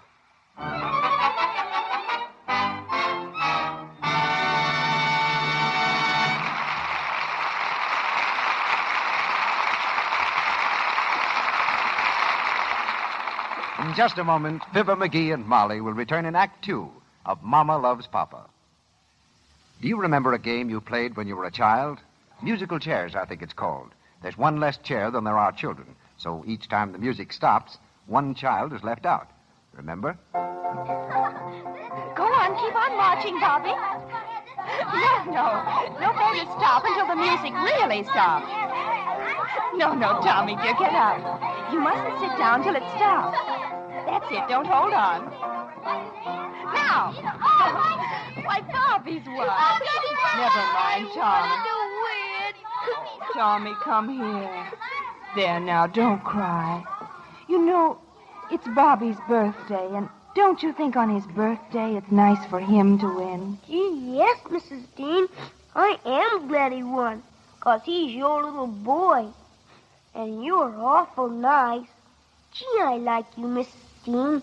You're so pretty, and you smell so nice. Why, Tommy. Mrs. Dean is amused at Tommy's little boy compliment, but she's pleased, too, because she's clever enough to know there's nothing makes a woman more attractive than that sort of immaculate freshness that women call daintiness. Men just know a woman is nice to be near. They're likely to tell her she's sweet. And clever women like Mrs. Dean do everything they can to protect this charm always. Thousands of them are taking the Screen Star's tip and using Lux toilet soap as a bath soap, too. They find a daily bath with luxurious active lather a delightful way to make daintiness sure. If you're not now enjoying the luxury of a daily Lux toilet soap beauty bath, get 3 cakes of this fragrant, gentle soap and try it, won't you? You'll love the way Lux toilet soap's rich, creamy lather caresses your skin, swiftly carries away every trace of dust and dirt. You'll like the delicate, clinging perfume it leaves on your skin. Now, our producer, Mr. DeMille. Act 2 of Mama Loves Papa, starring Fibber McGee as Wilbur Todd and Molly as Jessie Todd.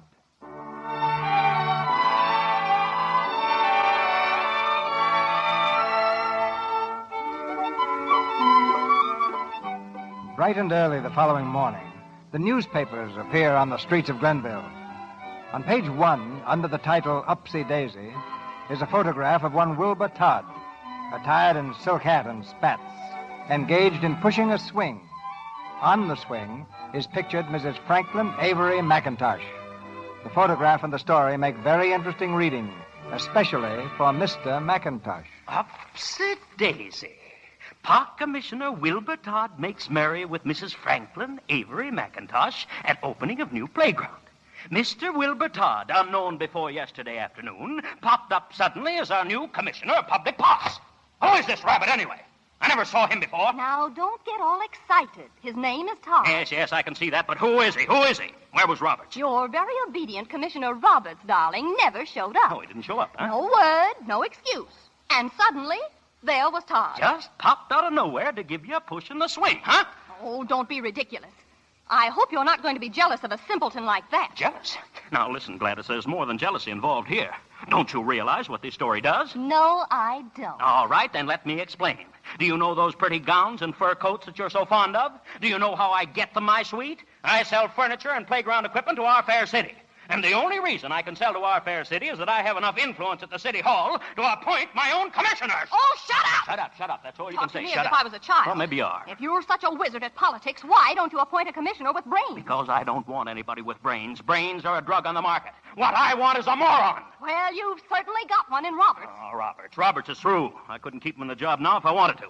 Not after this mess. Well, then, appoint a new one. Sure, appoint a new one. Just like that. Well, the newspapers have done that for me.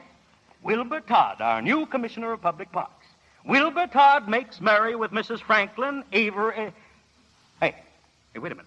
Gladys, this Todd person, what was he like? I told you, he looks like a radio comedian. A dyed-in-the-wool dope. Yes, but what does he do? Well, from what I could understand from the guy who was bawling him out, he's now unemployed. Oh, he is, huh?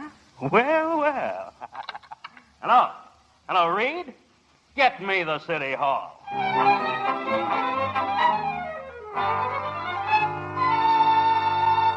Upsy Daisy.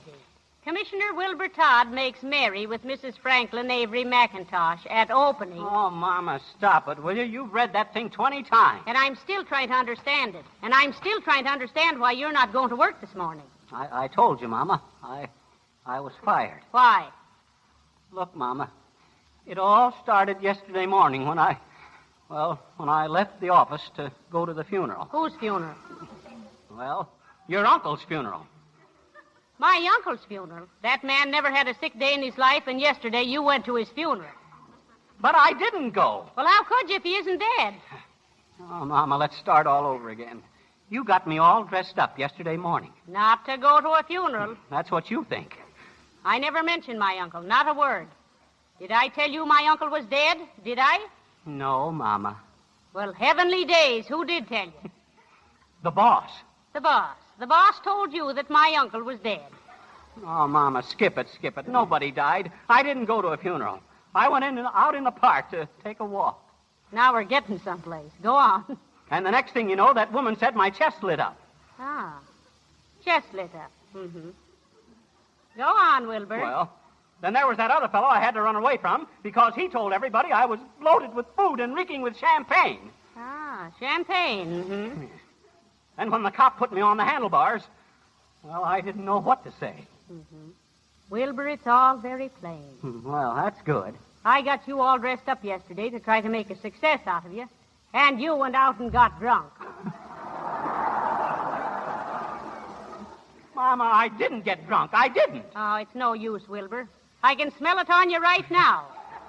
Mama, how can I prove it to you? Tell me how, Mama. I'm sorry, Wilbur, but you're a great disappointment to me. There's the door. I'll answer it, No, Mama. Don't try to get up. I'll do it myself. Huh? You'd probably fall flat on your face. What is it, please? Good morning. Mr. Todd here. Yes, he is. Who wants him? Well, we're from the City Hall. The City Hall. Come right in, gentlemen. Wilbur! Wilbur, the City Hall is here. Oh, there you are, Mama. There. I guess this'll prove it to you. They want me for impersonating a commissioner. Mr. Todd? All right, Bud. I'll go quietly. Oh, Wilbur. Just a moment, Mr. Todd. I have a little paper here. Ah, yes. Know all men by these presents. Now, that won't be necessary. Just don't put the cuffs on me, that's all. Wilbur. One moment, please. By these presents, that by the power invested in me with the people of Glenville, I do hereby decree as of this date written, that Wilbur Todd be appointed Commissioner of Public Parks. By these presents, that by the power invested in me with the people of Glenville, I do hereby decree as of this date written, that Wilbur Todd be appointed Commissioner of Public Parks. Commissioner of... Mama. No, of Public Parks. Oh, Wilbur, a public man. Congratulations, Mr. Todd. Mama, what you said about me falling on my... Yes, Wilbur. It looks like you were right. Ah.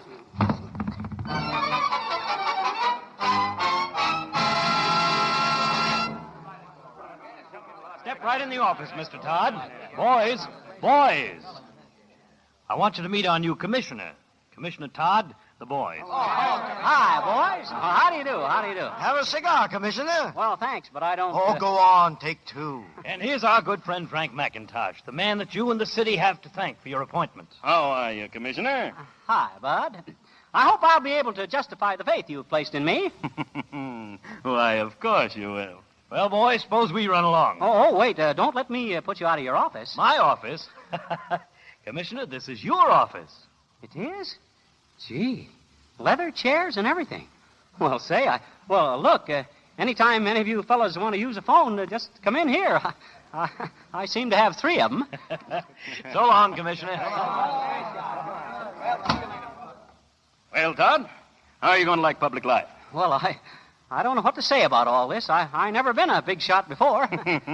You'll get used to it. Oh, have a cigar? Well, thanks, but Go ahead. Well, Todd, if you're the smart man I think you are, you'll go far down here. I'll see to that. You know, you look like a man interested in little kiddies. Oh, yes, I am. I'm very fond of kiddies. They're so full of youth, I guess. Yeah. Well, I'm fond of them myself. Like to see them get lots of fresh air, lots of play. You know, build young America. Yes, indeed. You see, I manufacture playground equipment. Oh, is that so? Yes, been filling the city's orders for years. Oh, by the way, did you know Roberts?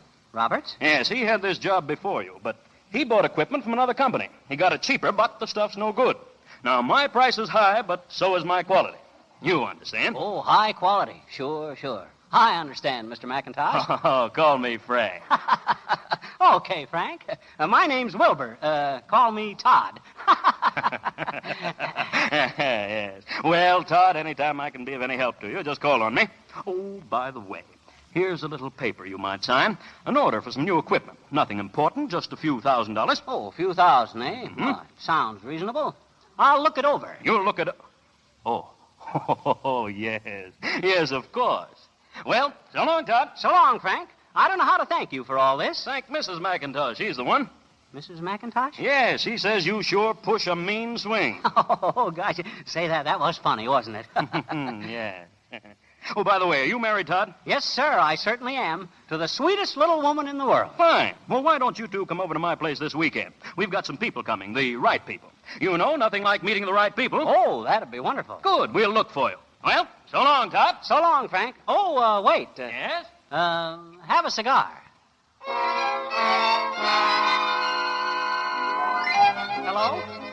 Hello, is this you, Mama? Listen, Mama, I don't think I'll be able to get home for dinner tonight. Do you mind? I gotta see the boys about something. I'm awfully sorry, Mama. Hello, is this you, Mama? Well, this is Wilbur. Won't be able to make it for dinner tonight, Mom. I gotta see the mayor. Pretty important. Don't wait up. Hello? Oh, yes, I know. You got to see the governor this time, I suppose.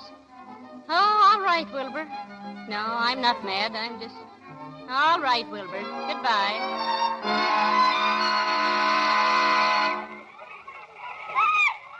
There you are, Mama. The West Side Playground. And it's all mine. I always had an idea it belonged to the city. Oh, well, you know what I mean. Me being the commissioner and all, it's like a dream, isn't it? Well, it has its points. It's nice you being a public official and all, and plenty of money for a change. You mean plenty of money instead of change? How am I doing, Mama? You're improving, Wilbur, slow but sure. All right, son, all right. We'll send you home and have it fixed. It hurts. It hurts. Hey, something must have happened. Oh, that little lad has a cut knee. Now, go ahead, Johnny. You take him home, will you? Oh, attendant. Attendant. Oh, good morning, Commissioner. Something happened to that kid? Oh, yes, sir. A seesaw broke and cut his leg open. Oh, say, that's bad. Does that kind of thing happen often? Well, not here, but over in East Park last month, there were 4 accidents. One pretty serious. It's faulty material, Commissioner. Oh, no. That's impossible.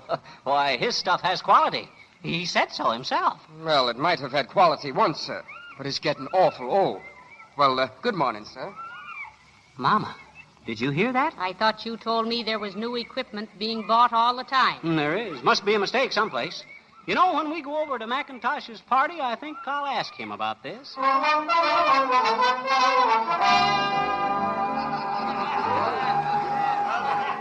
Don't look now, darling, but the McIntoshes are inviting the most peculiar people. Who is she? Oh, you mean the one in the dress? Well, if you can call it that. Well, don't laugh, but that's the park commissioner's wife. No. Careful. Excuse me, but have you seen my husband? No, I'm afraid I haven't. Come on, Janice. Nice friendly people around here. Oh, I beg your pardon, madam. Yes? I'm looking for my husband. Well, I'm sure I'm not hiding him. Isn't it wonderful how men can hide away and talk business all night? Yes, isn't it? Of course, I guess my husband's pretty busy with Mr. McIntosh. My husband's a public official. How interesting. What does your husband do? Oh, he's still governor of the state. Oh. Good night. Good night.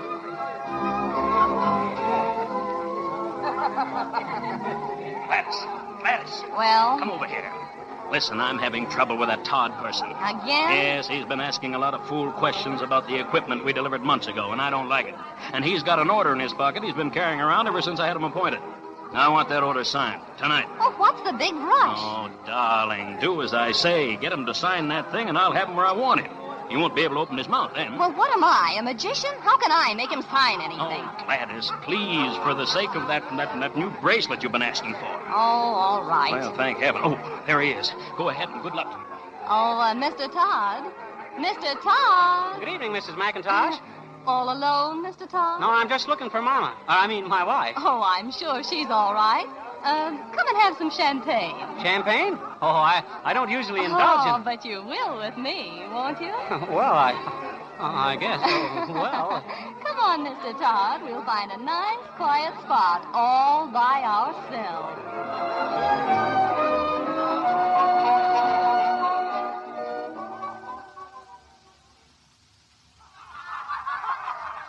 Excuse me, has anybody seen my husband? I'm looking for Commissioner Todd. Have you seen my husband? Has anybody seen my husband?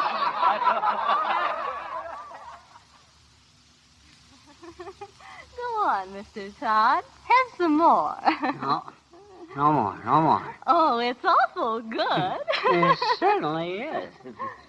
But no more. Then, what about that paper thing? You know.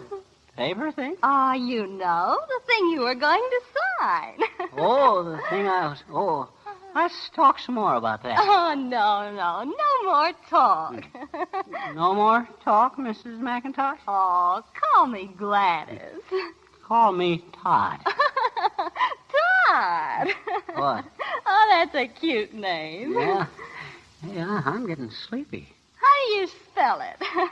Sleepy? No, Todd. How do you spell it? Oh. It's T-O-O double. Well, write it down and let me see. No pen. Well, I got one. Here. No paper. Oh. Maybe you got some in your pocket. Pocket? Oh, yeah. What's that? Paper. Now write. Spell out your name and let me see. Huh? Where? Right there. Down there. Won a medal for penmanship once. No. Sure. Palmer method. Oh. Watch this. I got curlicues on the ends. W-I-L-B-U-R curlicue. Oh, that's wonderful. Go on. Capital T-O-D-D.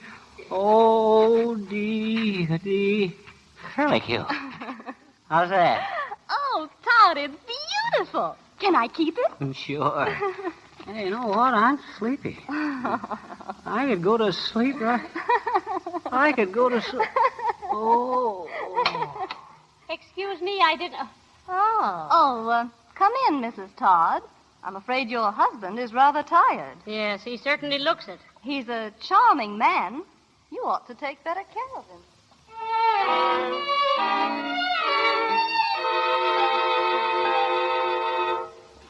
Oh, Mama, my head. Put this ice bag on. Oh. What time is it? 3 o'clock in the morning. 3 o'clock? How do we get home? We didn't hitchhike. I wouldn't know. I could only remember what happened. Isn't it terrible, Mama? I can't remember. Oh, it doesn't matter. Nothing matters anymore. What do you mean by that? It's not your fault, Wilbur. It's mine. I just don't fit into your high sphere. What are you talking about, Mama? Well, Dr. Payne says that a wife has got to be a help to her husband. If she isn't that, then she isn't anything.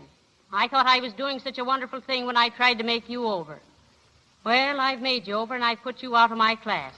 I can't help you now, Wilbur, so I'm just getting out. Oh, no. You can't. You can't do that. I won't make any fuss or scandal. I'll just leave. Oh, but Mama... Then you can go on and be a success without me hampering it. But, Mama, I wouldn't know what to do without you hampering me, Mama.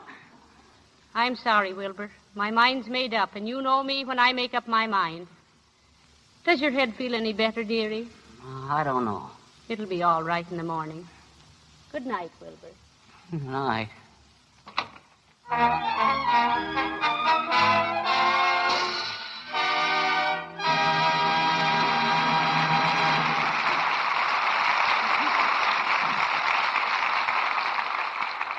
In just a few moments, our stars, Fibber, McGee, and Molly, will return in Act 3 of Mama Loves Papa. Now, let's imagine we're looking on at a scene at Pasadena Station. Golly, I don't see her. I suppose she decided not to come. There she is, there, all in gray. Don't you see? Oh, she looks lovely. Yoo-hoo, Barbara, here we are. Come on, Marie, let's grab this taxi so we can get her home fast.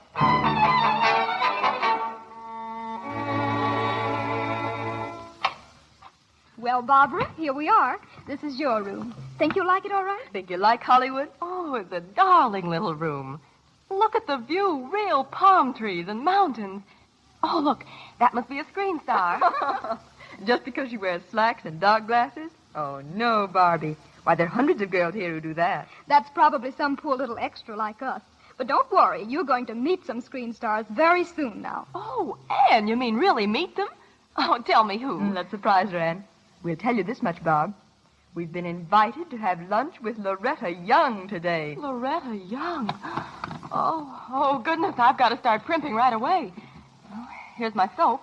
She's got Lux soap. She's brought Lux soap to Hollywood. Well, of course I have, and I'm just about to give myself an active lather facial. What's so surprising about that? I thought practically everyone in Hollywood used Lux soap. Of course, Barbie. Practically every girl in the movies here uses Lux soap. That's just the point. We've stacks of Lux soap in the bathroom. We always have. And now, Barbara, eager to look her best when she meets some of the famous screen beauties she's admired for so long, is giving herself an active lather facial with Lux toilet soap, just the way the screen stars do. Loretta Young, Barbara Stanwyck, Irene Dunn, Anne Sheridan, Claudette Colbert, and lots of others. It's easy to do and quick. You can be sure that when Barbara arrives at Loretta Young's, her eyes all bright with excitement, her complexion will be looking its freshest and loveliest. An active lather facial is a wonderful beauty pickup at any time of day. And as a protection to the skin, a Lux toilet soap facial at bedtime is important. You know, lots of women, without realizing it, gradually spoil their own looks through careless cleansing. Lux toilet soap's active lather does a thorough job, a sure job. Get 3 cakes of Lux toilet soap. That's the economical way. And give your skin 30 days of regular active lather beauty care. See if you don't find Lux toilet soap care really works. Gives you wonderful help in keeping skin smooth, soft, and attractive. The way you want it to be. The way it ought to be. We pause now for station identification. This is the Columbia Broadcasting System.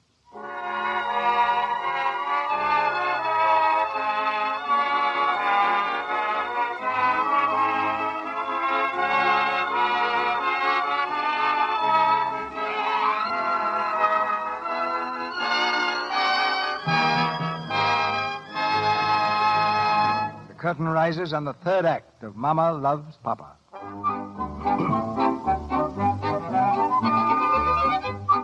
It's said that troubles never come singly, but in series of threes. Wilbur Todd has become involved with Mr. McIntosh, number one. His good wife, Jessie, is on the verge of leaving him, number two. And now to the mayor's office comes misfortune number three, in the person of the Citizens Committee. I tell you, Mr. Mayor, the graft in this city must end. We have the press behind us, the voters, and the majority of our public officials. But nothing can be done unless we attack the evil at its source. A mere handful of grasping politicians who have a stranglehold on our city's finances. Gentlemen, please. I needn't tell you that you have my wholehearted support. But you can't expect me to take action on every city official in the hopes of punishing the few guilty ones. I must have names. Mr. Mayor, we have the names. Just look at this list. At the top stands Mr. Franklin McIntosh, and here below are the men in his pay. Men he's had appointed to influential positions in order to milk the budget down to the last dollar. Mr. Mayor, this committee demands the immediate arrest of every person on this list. Gentlemen, we'll take action at once.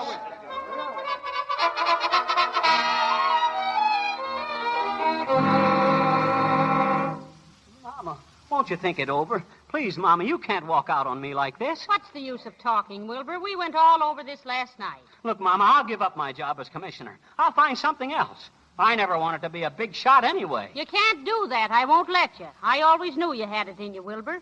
It just took a little coaxing to bring it out, that's all. And someday, Wilbur, you're going to be a big man in this town. I can feel it coming now, and I'm not going to interfere. Hand me that grip, dearie. Mama, you wouldn't interfere. You could be a big woman. No, not me. I'd only hold you back. And I want you to get everything that's coming to you. I'll get it. Yes? Good morning. We're from the City Hall. Come in, please. Thanks. Wilbur, they're from the City Hall. Oh, I can't bother with that now. I'm not coming down this morning, boys. Oh, no? No. Well, I'm sorry, Mr. Todd, but... Well, so am I. Just let me alone, boys. I'm in trouble. Well, he says he's in trouble, Joe. Yeah. Yeah, and I'll beat it, boys. Scram. Sure. You better get the cuffs, Joe. All set. Hey, what do you mean, cuffs? What is this? Oh, it's very simple, Mr. Todd. You're under arrest. Arrest? Wilbur, what have you done? Got him, Mac. Hey, let me alone. Come on, Todd. Oh, Wilbur. Listen, what is this? I haven't done anything. Of course not. Oh, Mama, don't cry. This is a mistake, that's all. Oh, Wilbur. They can't put me in jail. They can't do it, Mama. They don't dare put me in jail. Let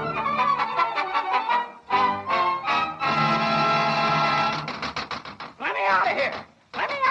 Shut up down there. Let me out of here. You can't do this to me. I got rights. I'll have the law on you. Shut up. Pipe down. Okay, Sid, here's your man. Hello, Commissioner. Who are you? Sid's the name. Just call me Sid. Open up here, officer. What do you want? I come down to get you out. You're a free man, Commissioner. Oh, I am, huh? Why, sure. You don't think Mr. McIntosh will let you stay in jail?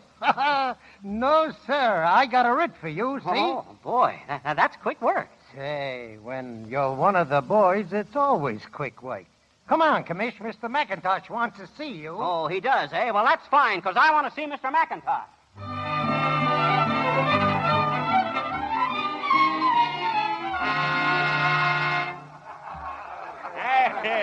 Well, gentlemen, I see you're all here.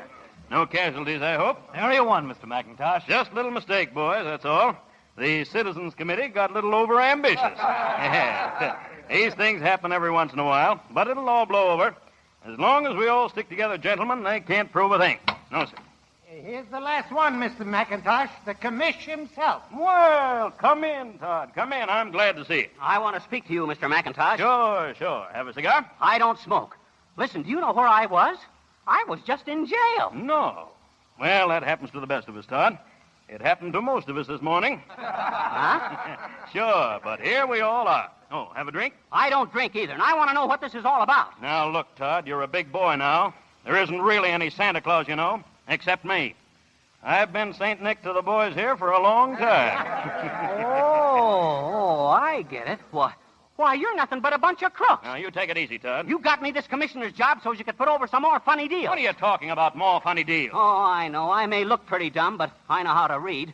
You've been selling a lot of playground stuff to the city, and all they've got to show for it is bills. Well, the equipment in the playgrounds is just the same. Has been the same for the last 7 years.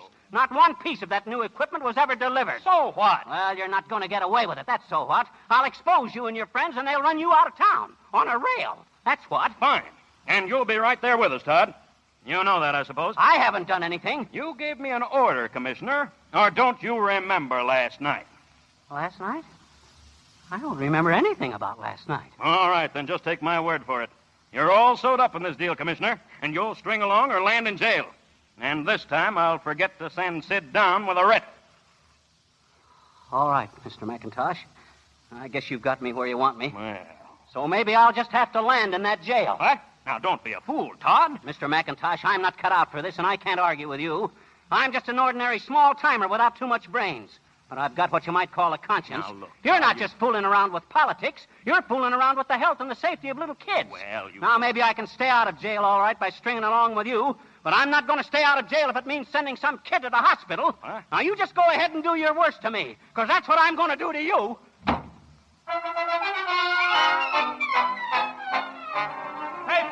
Paper, read all about it. Commissioner Todd exposes... Commissioner Todd tells all.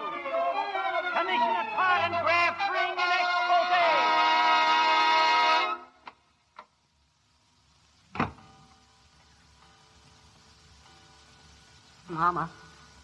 Mama, are you home? Mama. I guess she's gone. No, I'm not, Wilbur. Oh, you're still here, huh? I've been waiting for you. I couldn't leave without, while you were in jail. You got out all right, huh? Well, I'm out now, but something tells me it's just a temporary arrangement. What happened, Wilbur? I gave that Mr. McIntosh a piece of my mind. I told him off all right. Him and his whole crowd. They're crooks, Mama. No. Sure. There it is in the paper, see? Oh, but why, you're here, too. Oh, yeah, I'm all over it. Wilbur, what's going to happen now? Well, first of all, I resigned. You mean you have no job? I haven't got anything. Well, I guess I was born to be a failure. You'll be better off without me, Mama. Oh, now wait. You just sit down there and rest. What you need is a nice hot cup of coffee. But, Mama, don't you have to catch a train or something? What train? But you said Now, don't argue. You're just tired and hungry. I'll go see what's in the icebox. Mama. What? They're here, Mama. They've come to get me. Oh, don't worry. I'll wait for you, Wilbur. If it's 20 years. Open up here. Open up here. Open up. Goodbye, Mama. Goodbye, Wilbur. Come to see me in jail, will you? Yes, Wilbur. I'll bring you some nice cigars. I don't smoke, Mama. Mr. Todd here? Yes, he is. All right, gentlemen, give. Hey, say, what? Mr. Mayor. Evening, Mr. Todd. Just a little expression of appreciation from the Citizens Club of Glenville. You've done a fine job, Mr. Todd. We'll have every one of those crooks in jail by morning. But what about Wilbur? Mrs. Todd, your husband is public-spirited citizen number one. Oh, Mama, it's a dream. Wake me up. Todd. Why, you old rascal, you. Mr. Kirkwood. Wonderful work, Todd. Wonderful. That was a brilliant idea of yours. What idea, Mr. Kirkwood? Why, getting in with those crooks just so we could expose them. A regular undercover man, eh, Todd? Undercover man? Sure. Oh, yeah. Yeah, sure. And listen, Todd, if you're not going to be too busy, I've got a job waiting for you. The managership of the Kirkwood Furniture Company. Manager, Mama, did you hear? Oh, I always knew you'd be a big man, Wilbur. Oh, wait. Mr. Kirkwood, I don't want it. Huh? Just give me back my desk and my old job. That's all. Anything you say, Todd. Speech! Wilbur! A speech! They want you to make a speech. What'll I say? Go ahead, Wilbur. Go ahead. My dear fellow citizens, all I got to say is... Thank you very much.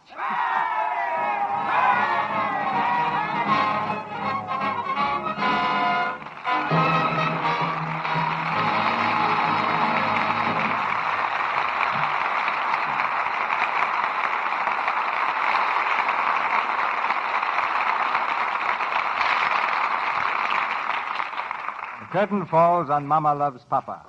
And returning to the footlights now for a curtain call are two of America's foremost actors. What are you staring at, McGee? Well, I don't want to miss seeing two of America's foremost actors. I think he means us, McGee. Us, Molly? Yeah. Oh, gee. Oh, thanks, Mr. DeMille. I can't think of a word to say. That won't last long. Fibber, I've seen a long line of actors in the American theater. Edwin Booth, Henry Irving, Mansfield, Southern, all the Barrymores, but you two. I think you're right, Mr. DeMille. Careful, McGee. I can't disagree with a man like Mr. DeMille. But, Fibber, you didn't let me finish. Oh, now, let's not change the subject. I was just going to suggest that if you ever get in a spot to Mr. CB, you know, Clark Gable or Spencer Tracy might break a leg on the way to the broadcast sometime. I'd only be too glad McGee, Huh? the night you're Clark Gable, can I be Myrna Lloyd? Don't interrupt, Molly. Well, as I was saying, CB, that if you ever need anybody to pinch hit for Gable, I'll be glad to fill in. Your generosity, Fibber, is surpassed only by your courage. Well, well, now that you're a great actor, McGee, let me be just Molly McGee and... And that's being something, Molly, as millions of people can testify. Well, now, just for that, Mr. DeMille, I'll tell you a bit of news you'll be wanting to hear. No, Molly, no. Quiet, Beery, quiet. Why shouldn't I tell Mr. DeMille I use Lux soap, even if I'm not Myrna Lloyd? You don't have to be a movie star to use Lux soap. And that's the truth, McGee. The less looks we have, the more important it is to keep what we've got. And it's a dandy piece of soap, that Lux is. I've never heard it put better, Molly. Don't forget about me helping out in place of Clark Gable, CB. You'll be turning his head if that's possible, Mr. DeMille. We won't need him yet, Molly. Next Monday night, and I hope I've recovered my voice from the 300 Northwest mounted policemen I just left it with at the studio. But next Monday night, we're counting on Gloria Jean, Robert Cummings, Nan Gray, C. Aubrey Smith, and Beulah Bondi. Our play is The Underpup. And you'll hear these stars in the same roles they played in the Universal Pictures hit. It's a heartwarming story of a little girl from what some call the wrong side of the tracks, and how she straightens out the troubled lives of a good many people. She isn't really old enough to be an underdog, so our play is called The Underpup, with 12-year-old Gloria Jean in the same part that brought her fame on the screen. Hey, Molly, we'd better listen in and get some pointers from a play like The Underpup. Yeah. Well, good night, Mr. DeMille. Good night, all. Good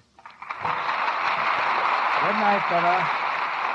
You were both fabulous, and I'm not kidding. Our sponsors, the makers of Lux Toilet Soap, join me in inviting you to be with us again next Monday night when the Lux Radio Theater presents Gloria Jean, Robert Cummings, Nan Gray, C. Aubrey Smith, and Beulah Bondi in The Underpup. This is Cecil B. DeMille saying good night to you from Hollywood.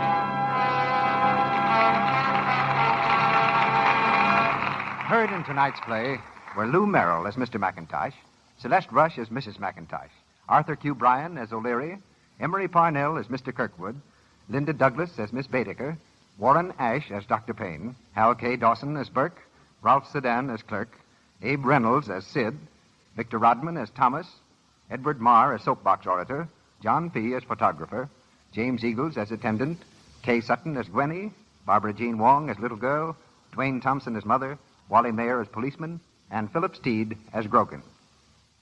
Fibber, McGee, and Molly appeared tonight through the courtesy of the makers of Johnson's Wax. Our play tonight was an adaptation of the Paramount picture, Mama Loves Papa. Our music was directed by Louis Silvers, and your announcer has been Melville Ruick.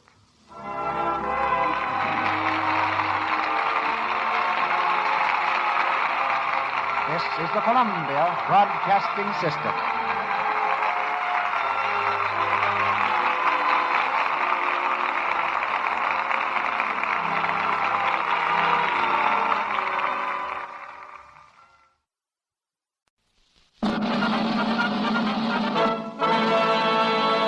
From Hollywood, California, the Lux Radio Theater presents Madeline Carroll and Brian Ahern in Beloved Enemy.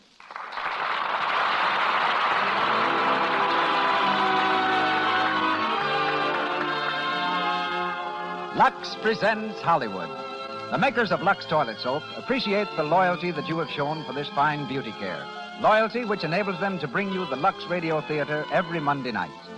This evening, you will hear Brian Ahern, Madeline Carroll, C. Aubrey Smith, and Donald Crisp. As guests, Ted Lesser, head of Paramount's talent department, and Walter Hoffman, creator of special battle effects you see in films. Our music is directed by Louis Silvers. And now, our producer. Ladies and gentlemen, Mr. Cecil B. DeMille.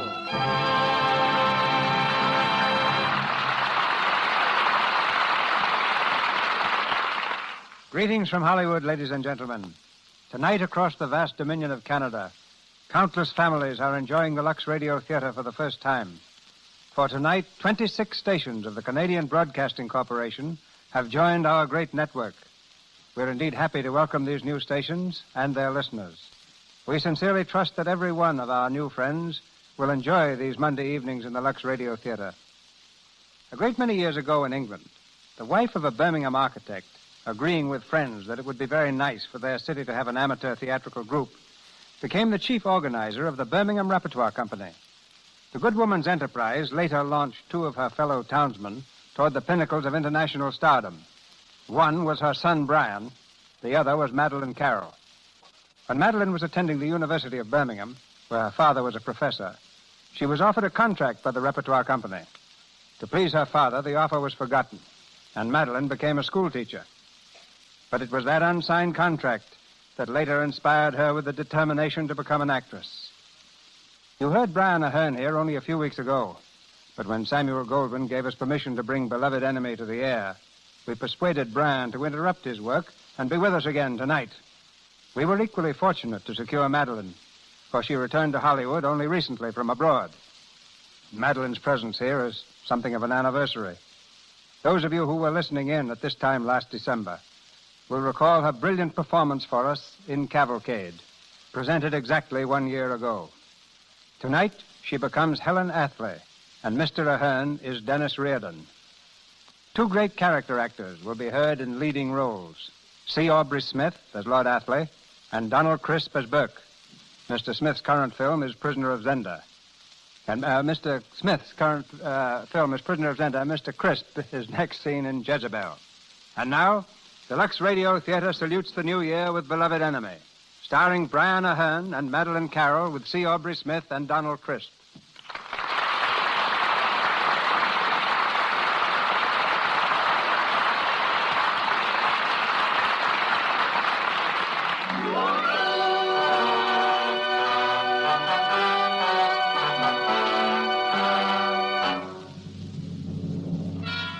Ireland, in the year 1921. The fog-filled streets of Dublin echo to the martial sound of British troops, arriving under cover of night to stem the tide of Irish rebellion. On the side of Ireland, a young man fights blindly for his country's independence. A leader of the cause, he's unknown to the British, but known and loved by the Irish. He's our man, Dennis. If the British ever catch him, British will know. He'll stick with Dennis Reardon. Aye, Dennis is our man. Dennis Reardon. In the cold gray light of morning, after a night of terror, Dennis Reardon stands in a doorway, his hand raised to knock. He hesitates for a moment. Behind that door is a young wife, now a widow. He knocks quietly, and the door is opened. Dennis, come in. What is it, Dennis? What's wrong? Kathleen. Where is Sean? Where is my husband? He's gone, Kathleen. Along with Donegal and Murphy. They did it themselves at headquarters. They did it? Aye, they blew up the place. Oh. They had to, Kathleen. It was a raid. They were raided by the British. If the records were found, it would have meant more lives than 3. And perhaps the end of the cause. Where is he? Can I see him? No, Kathleen.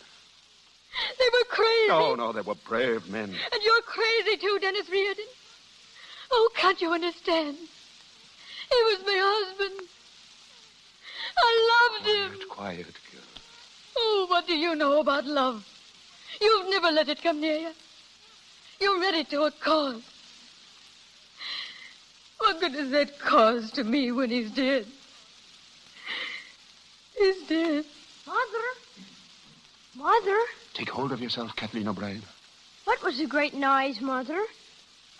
It's over now, boy. Go back to sleep. It's all over now. Is me father home, Mother? No, Father. Then can I sleep in the big bed till he comes? Yes. Yes, Father. I'll have to be going now. There's a meeting of the committee. We'll not be forgetting him, Kathleen. Nor will I.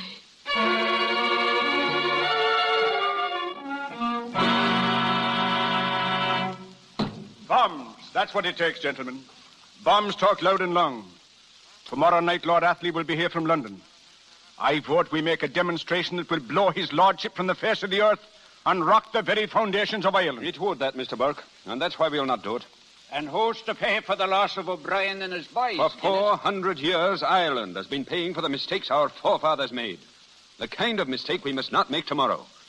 We are not a handful of conspirators meeting in a dark room, but the government of a free people. Remember that. It is not for us to make war on the diplomatic representative of another government. Lord Athley comes with clean hands, and we'll receive him with clean hands. I agree with Dennis. We'd be buying trouble and shame if we blow up an innocent man. And who's to say he's innocent? The decision's been made, Burke. And who made it? As Chief of Staff, I made it, and it stands. Lord Athley and his daughter will arrive tomorrow in peace, and I'll be there to see to it. You'll be there with £10,000 on your head? Are you mad, Dennis? I'm not so mad as to think there's any good will come of wanton murder. On Lord Athley's boat, however, there is also a shipment of munitions. Munitions, is it? Then we'll blow the... No, Burke, control yourself. Jerry, what plans have you made for them? Our little reception at the north wall. Now, I figured this.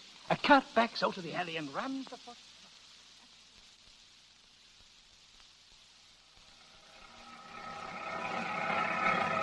I'd feel a lot better, Lord Athley, if you and Helen were in the armored car back there. Nonsense, Colonel, nonsense. But riding up here, sir, with the munitions, it's not safe. I've never ridden in an armored car in my life. I'm not going to start now. How do you feel about it, Helen? They always looked a bit stuffy to me, Father. There doesn't seem to be much cause for alarm. Where are all the people in Ireland? I don't believe I've seen one yet. We've cleared the streets, Lady Helen. Precautionary measures. That sounds like open warfare, Colonel Loder. It amounts to that. Martial law, you know. And I regret it. Can't deal with people until they have their civil rights. I'm here to see they get them. Ireland and England. One nation and one people. Divided by a strip of water and the hatreds that men build. Nonsense, nonsense. All one empire. Driver, yes, sir. Watch out for that cart. In the alley there. Watch out!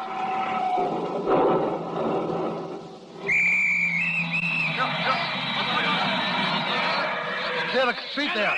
Sergeant, put a guard around Lord Athley. Yes, sir. All right, sir, there's nothing wrong. It's just an accident. There won't be any disturbance. There's nothing wrong, sir. What's that? I say it's just an accident. There won't be any disturbance. What makes you so sure? Sergeant, arrest this man. Yes, sir. Bring him to headquarters. I want to see him there at once. And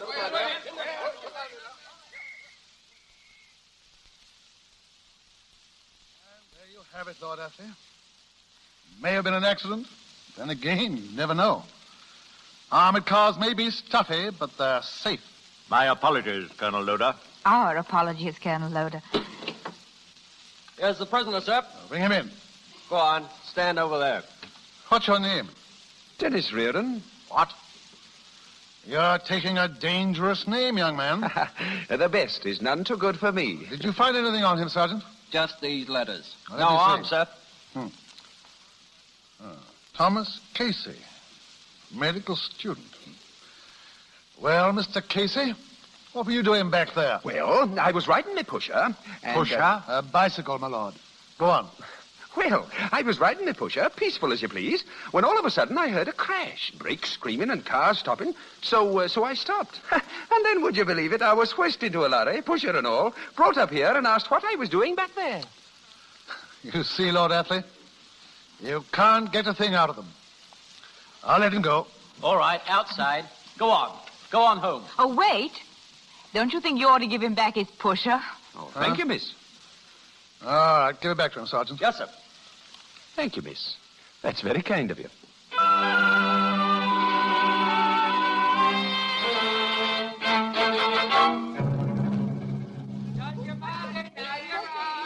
Go on now. Go on, you kids. Get away from this car. Get away. What's the matter, Sergeant? These kids, Lady Ellen, they're riding with chalk on the car. I've been chasing them all the time you was shopping. Get off that car. Get off you. Sergeant, that little one fell. Pick him up. Let me alone. Let me alone. It's all right. We ain't gonna hurt you. I'll take care of him. Go on now. Up it. Go away, the rest of you. Did you hurt yourself badly? Let me see. It's your knee, isn't it? Don't you touch me. I was a Red Cross nurse once, and even the other side didn't mind when we helped. Let me see. Yes, it's just a wrench. I'll take you home. Where do you live? Well, would you tell me your name? My name is Father O'Brien. I hate you. You hate me? Why? I suppose you have a reason. My father's dead because of you. Because of me? Well, because of your people anyway. Oh, I'm sorry. You're quite a soldier for all your size. Are you sure you don't want to cry? Grown-up men do sometimes. It helps. Go on. Go ahead, Father.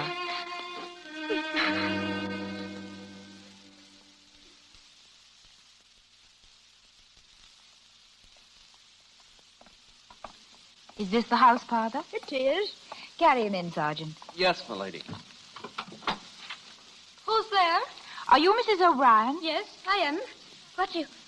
Father is hurt. Don't be alarmed. He fell and wrenched his knee. Put him down, Sergeant, and wait outside in the car. Thank you for bringing him home. Would you like to have a doctor see him? Thank you. We can manage ourselves. She's nice, Mother. She has a nice smell. You should be very proud of him, Mrs. O'Brien. Oh, he's like his father. Oh, good morning, Mrs. O'Brien. Could I be of any assistance? Oh, good morning. Good morning. They told me that Father was hurt. Have you called a doctor, Kathleen? I should think a medical student like you could do well enough with a bruised knee. No one can understand English jokes but the English. Now, let me see it. Oh, Father, I feel that you will live. Madam, I'm afraid this is the wrong section of Dublin for you. We both seem to have a habit of popping up in the wrong sections of Dublin. Mr. Dennis Reardon, isn't it? What? You have a frightening memory for names, my lady. I wasn't apt to forget that one, Mr. Casey. Is there anything I can do? Aye, you can keep your benevolence to yourself. You shouldn't have come here at all. I brought Father home because he was hurt. Of course you think it was all a trick to get into this house so that I could spy on Father's family for my father. We especially hate little children whose fathers have just been killed. If you will try to understand us... I do understand you. You hate nothing and you love nothing. You live in your stuffy heads where no feeling ever enters. You people think you can kill us and still be our friends. It's an amazing kind of people you are, with ice in your hearts. Now go. If you mean I'm not an unreasoning maniac like yourself, I'm glad I'm not. I came here because I wanted to help these people. But you wouldn't understand that because you're blind. Oh, calm yourself, Lady Helen. Fighting until you're all dead. You needn't be so hot about it. Well, I imagine that's the first time in history that the Irish had to ask the English to calm down. What is it, Sergeant? Big pardon, my lady, but there's a crowd collecting around the car outside. I'll have to hurry to a garage or I won't get there at all. Oh. May I wait here, Mrs. O'Brien? You may. Thank you, my lady. A crowd, is it? Kathleen, will you let Lady Helen take your bicycle? Yes? It's in the alley. Can you ride a bicycle, Lady Helen? Yes. Must I? Well, we don't like crowds in front of our houses. I'll show you your road. Will you come this way?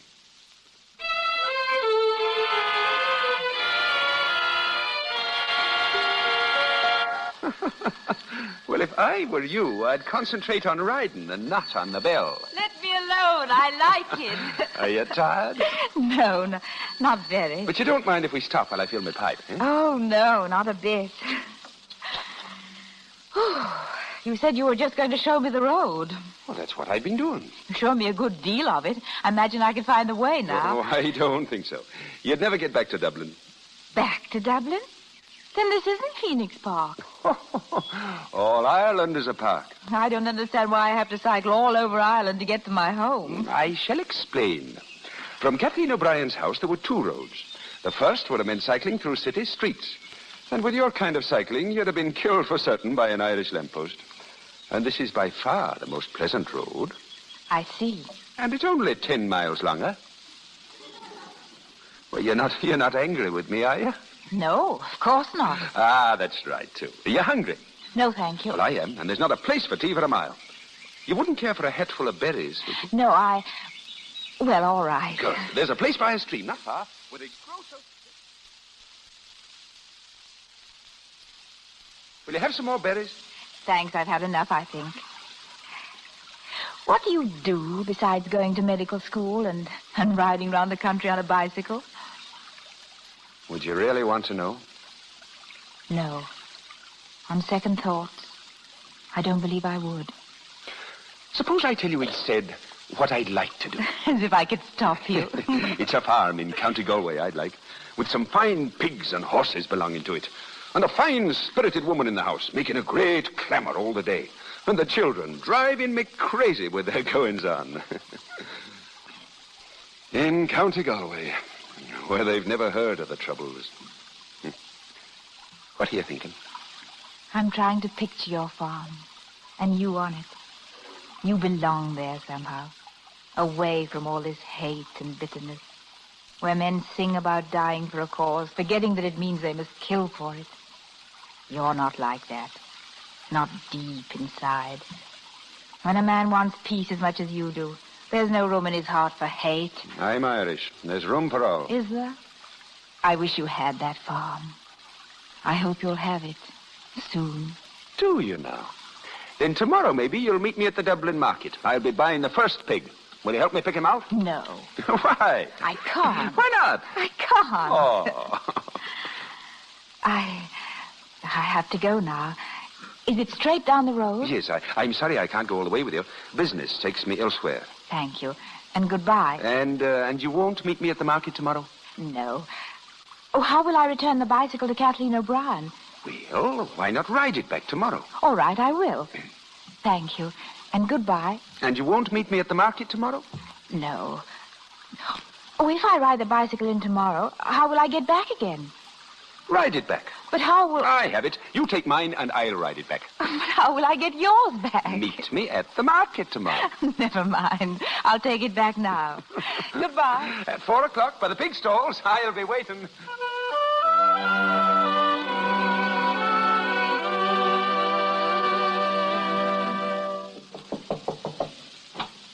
Hello? Father, are you up and around already? How's your leg? Oh, 'tis fine. Look, I brought you something. A present. Oh, thank you. But, I don't know if I should take it from an Englishwoman. Oh, that's all right. We're all friends now. Look, Father, tell your mother I brought back her bicycle. I had a lovely ride with With who? Well, I don't know what you call him. I call him Dennis Reardon. Oh, but Mother says we're never to call him that anymore. What? Never. She says we're not to call him by his right name. Then we won't. We won't, Father.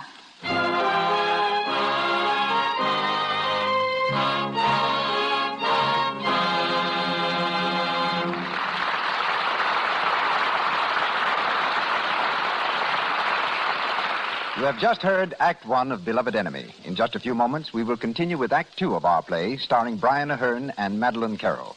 But now it's intermission time in the Lux Radio Theater. While we're waiting for Act 2, we want you to listen in on Betty, who just got home from her job as a salesgirl in a popular Hollywood department store. Child, you look all in. Was it a bad day? Oh, you know, Mom, what the first week after Christmas is. Nobody ever guesses right about anybody else's size. And everybody comes back to the store to exchange what they got for what fits. Oh, my feet. Why don't you take a short nap, dear? I'll have dinner ready in half an hour. Oh, I'm too tired to even do that. Oh, there's the phone. I'll take it. Hello? Oh, hello, Bob. The Trocadero? I'd love it. In an hour. Goodbye. Oh, Betty, you're not going dancing when you're so tired. Now, Mother, don't worry about me. I'll just pop in a Lux toilet soap bath and I'll be out a new woman. Well, I suppose if you must, you must. Now, don't worry, Mother. When I relax in a nice warm tub full of Lux toilet soap lather, I can just feel all the aches and pains fading away. I'll be fresh as a daisy in no time, and dainty, too. And later at the Trocadero,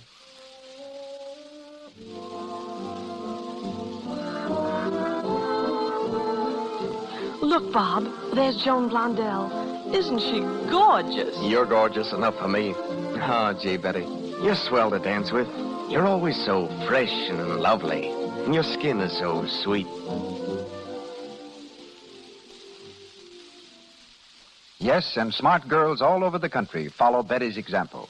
But now, let's return to our producer, our stars, and play. Mr. DeMille? We continue with Beloved Enemy, starring Brian Ahern and Madeline Carroll, with C. Aubrey Smith and Donald Crisp.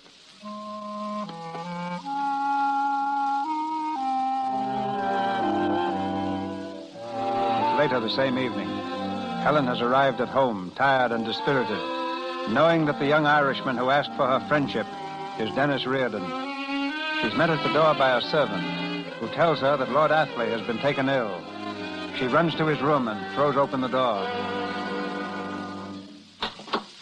Father, Come in, dear. are you all right, Father? All right, dear, yes. A little tired, that's all. And discouraged. Discouraged? You? Yes. This is the most hopeless position I've ever been in. I can't conceive a more dreadful situation. War's a filthy job, Father. You know that. War? It's Dennis Reardon. He's our war. Dennis Reardon, who strikes in the night and disappears like smoke in the fog. Father, you mustn't excite yourself. We've got to find him. If anything is to be done, we've got to bring that man to justice. Father, how can you hate so much? He's one man, one out of millions. And he believes he's right, just as you believe it. You've a rather compelling way of presenting the Irish side of it, Helen. I can't hate them. I can't hate Dennis Reardon. But you can love England. And I do, but does that mean we have to hound one man? Does it mean we have to sneak upon him in some alley, bring him to his knees with a bullet in his heart? Yes, Helen, yes. Because the lives of thousands depend upon it. Because men are dying all over Ireland. Because of him. Then you mean if Dennis Reardon were captured, there'd be an end to all this trouble? I firmly believe it. Men would go back to their homes, back to their wives and children. Love of England, love for people, it demands things of you, doesn't it? Helen. Father, I think I know where Dennis Reardon will be tomorrow.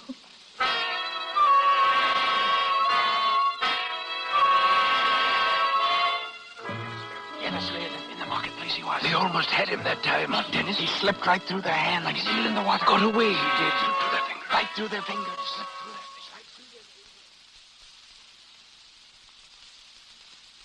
And that's the program, gentlemen. Any other business? Meeting adjourned. Good night, Burke. Dennis, how can you find time to be ambling about Gregory Street Market? You have a great responsibility, Dennis. You should be more careful. Good night to you.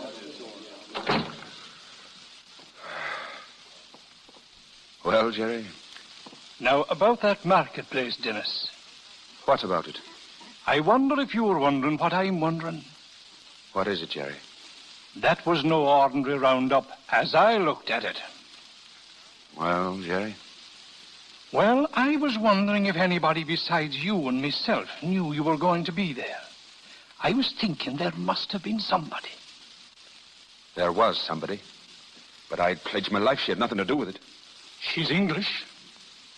You're right, Jerry. Everything tells me that she didn't. But I've got to know. And there's only one person who can tell me. Herself?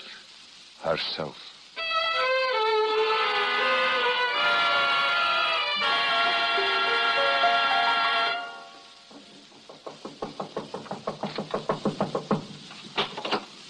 Well? Oh, Is Mr. Casey here? Come in, miss. Lady here to see you, Mr. Casey. All right, Jerry. Wait downstairs. All right. I didn't think you'd come. I shouldn't have come, but I had to. I got your note. Oh, I'm glad to see you here, Lady Helen. Are you? Well, you don't seem very glad about being here. No, I can't pretend to be. If you hadn't written that note, I should never have seen you again. Why not? I know you're Dennis Reardon. Ah. Father told me without knowing it. That's how they knew you'd be at the market. Through me. I can't apologize. That wouldn't mean anything. Because I'm not your friend. I'm your enemy. Did you tell them you were meeting me here today? No. Did you look to see if anybody followed you? There was no one. I haven't betrayed you. Today. Why did you come here at all? I thought it would be honorable to come and explain why I did it. But now that I am here, I don't feel very honorable about it.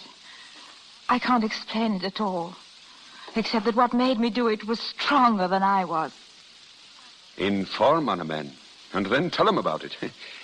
You're a strange woman. Please, try not to hate me. Oh, it's not you I hate. It's everything outside this room. All the things that have done this. No, don't go. I must. Because even if you don't hate me, what I did proves that we could never be friends. That we must never see each other again. You know that now, don't you? Yes. Yes, I know it now. But all the years after you've gone from me, I'll be thinking of what might have been. And maybe it would be good to know if we both thought of it the same way. Maybe it would. Every evening for a month, I'd have asked you to meet me at the hilltop. What would you have said when I asked you? I'd have said thank you. And all through the summer evenings, we'd have walked in the hills, side by side, not talking much. Wouldn't we have? Yes. And then one evening, I'd have put my arm around you, and us walking alone in the moonlight. What would you have said then?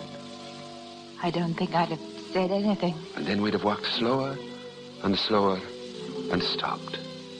And I'd have said, it's an honest and a beautiful woman you are. Please, you must. Oh, but I must. And I'd have said, I love you. I love you.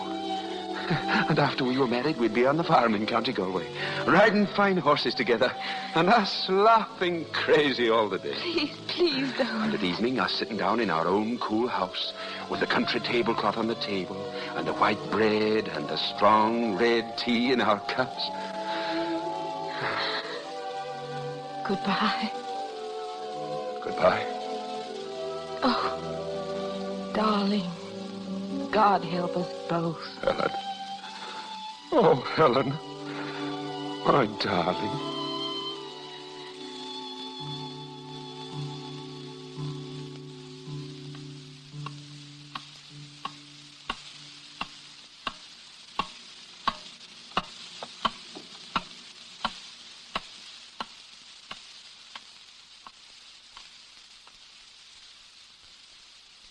Don't stand near the window, Dennis. It's not a street in Dublin anymore. It doesn't look like any street in the world. Come here. There isn't any Ireland or England. There isn't any world outside this room. Aye. That's what I was feeling, too. Only my imagination's not working very good. It's a bit staggered, maybe. It's because I never dared dream of you all my life. Ireland was the only woman I ever knew. Ireland was my mother, and my sister, and my wife. Oh, Dennis. In your slow English way. Are you ready to say it now? Yes. Say it then. I love you. I love you. And Dennis, whatever happens, I'll want to be with you always. When peace comes... When peace comes, aye. I'll begrudge every minute of every hour and every clock in the world until it comes. But when it does, and we're together again, we'll throw time out into the street and shut our windows on it. Forever. Well, Jerry? Have a look at the street. What is it? Dennis? Why, it's almost empty. There's 2 men in the doorway, across the street, 2 on the corner. I don't like it. Jerry, go down and take a look at the back. They're in the back, too. Dennis! You brought them with you. You betrayed him this time just as you did. No! Pull down the blinds, Jerry. I tell you it was... Will you do as you're told? He's done it properly this time. Dennis, I'm frightened. I'm frightened, Dennis. It's a raid. They may not be coming here. They couldn't have followed me. All right, darling. It may be nothing at all. There's more of them now. Soldiers. They're setting up a gun on the corner. Dennis. And we talked of peace. Alleys are plugged up. There's soldiers coming down Donegal Street. We've got to move. Back window, Jerry. We'll take to the roofs and hope we can reach the corner. Open it. Go ahead. Dennis, wait. Hold me. Once more, darling. Hold me close to you. Just once. Just once. Oh, this can't be the last time, darling. It can't be. Go on, Jerry. Keep down coming out. Dennis. Oh, darling. It's a funny place to be saying goodbye, isn't it? Goodbye, Dennis. Goodbye, darling. Keep down, Dennis. They're all over the street. They'll be waiting for us at every corner. Look out! We'll never make it. We'll run into them at every turn. No, we won't. Do you see that chimney? The big one over there? Yes. Well, when I give the word, make a break for it. We can climb down it and hang on the inside. Can you do it? I can. You ready then? Now!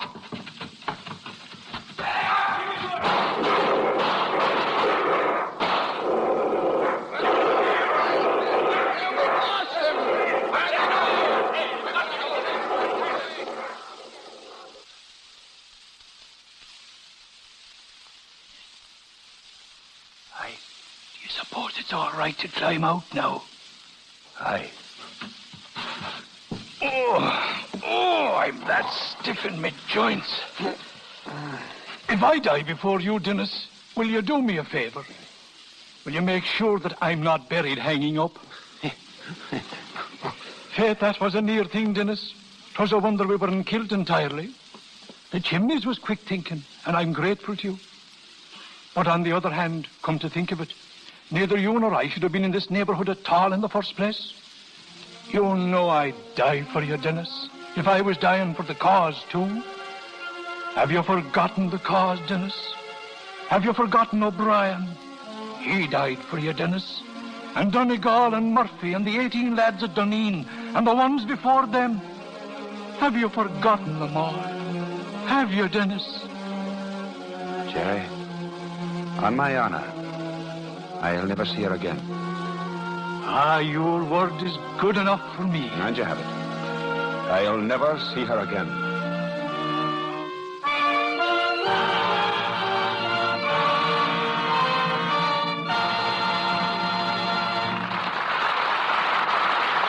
We pause for station identification. This is the Columbia Broadcasting System.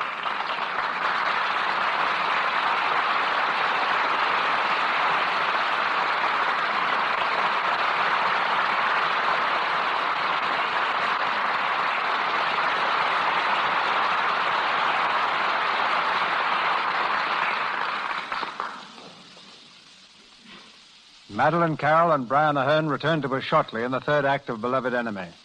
But now, during intermission time, let's take a glimpse behind the scenes of Hollywood and learn something about a little-known phase of picture making.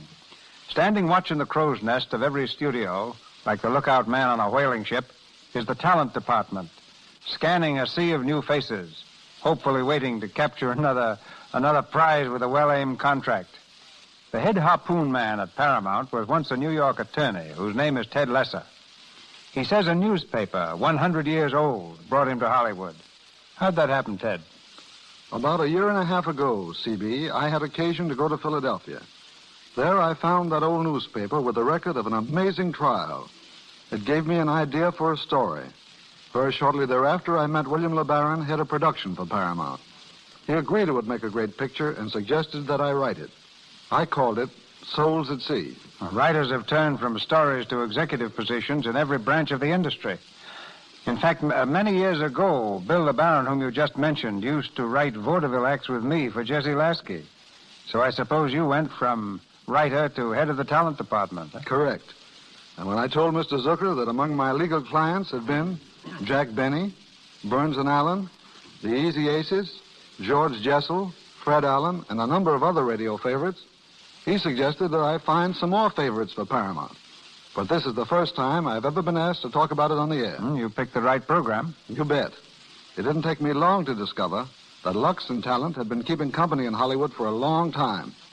Talent knows the importance of a fine complexion, and Lux toilet soap knows how to protect it. Now, apart from appearance, Ted, just what do you look for in a newcomer?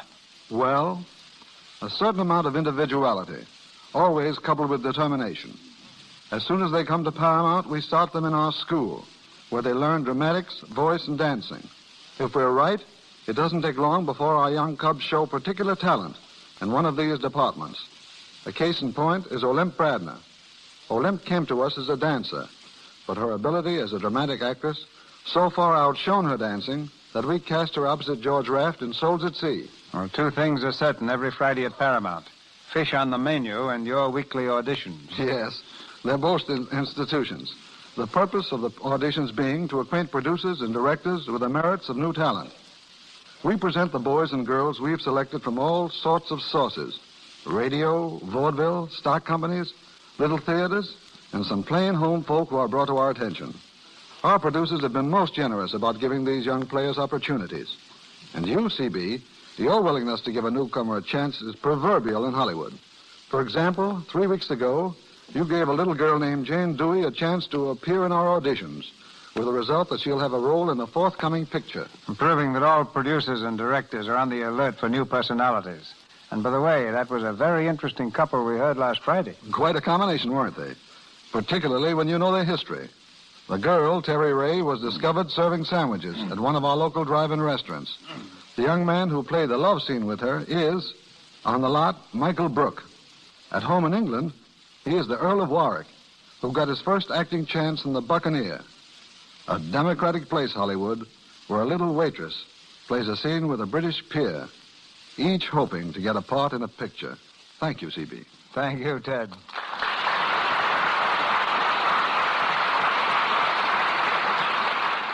Madeline Carroll, Brian Ahern, C. Aubrey Smith, and Donald Crisp in Beloved Enemy.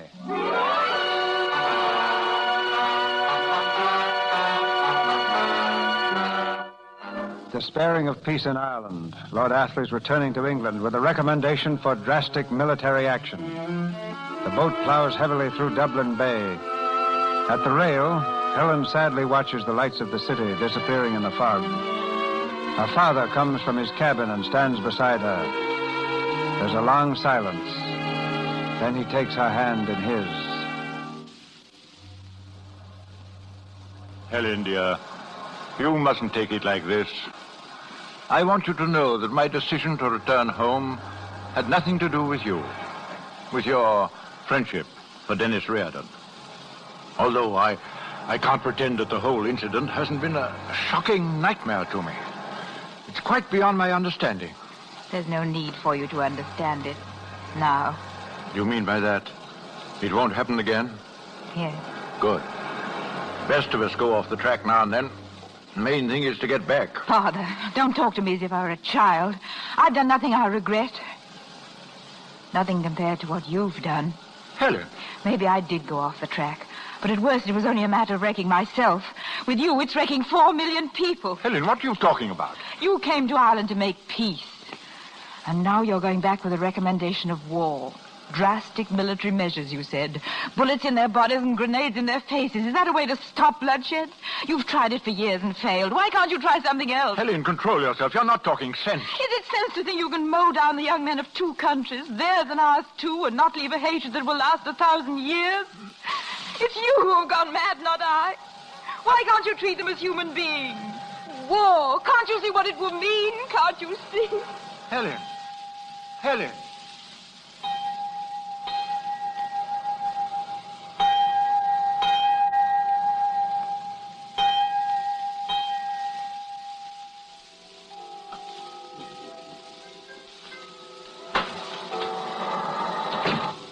Good evening, Lady Helen. Won't you come in? Is my father still in the council room, Preston? Yes, they've been in there all day. He telephoned me to meet him here. Father. Good evening, my dear. Is there any news? Very good so far. The commission has agreed to talk it over with the Irish delegates. You've done it. That's wonderful. Now, don't be too optimistic, my dear. It'll only be a temporary truce. Nothing may come of it. We've merely guaranteed them a safe conduct if they'll come here for conferences. But they must. If they do come, we'll have a reception for them at the house. Our house? Yes? He'll be with them, Helen. Dennis Reardon. I shall hold you to your promise.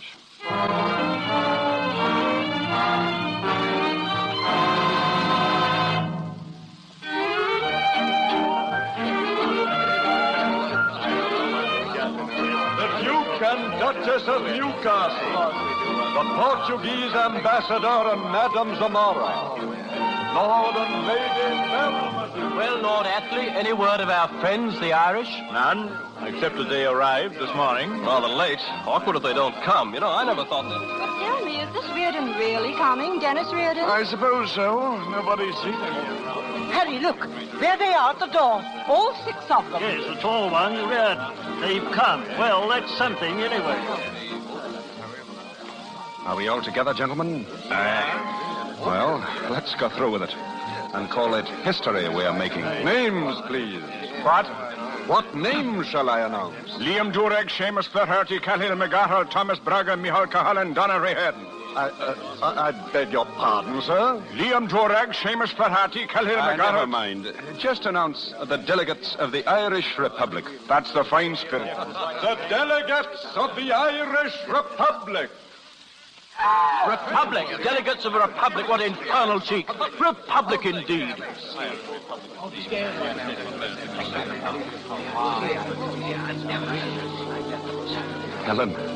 Helen, dear. Don't look at me. Pretend you're watching the crowd. Welcome to England, Dennis. Ah, you're so beautiful. Oh, darling, if I could just touch your hand. Darling, if only you could. We can't see each other alone. I gave my oath.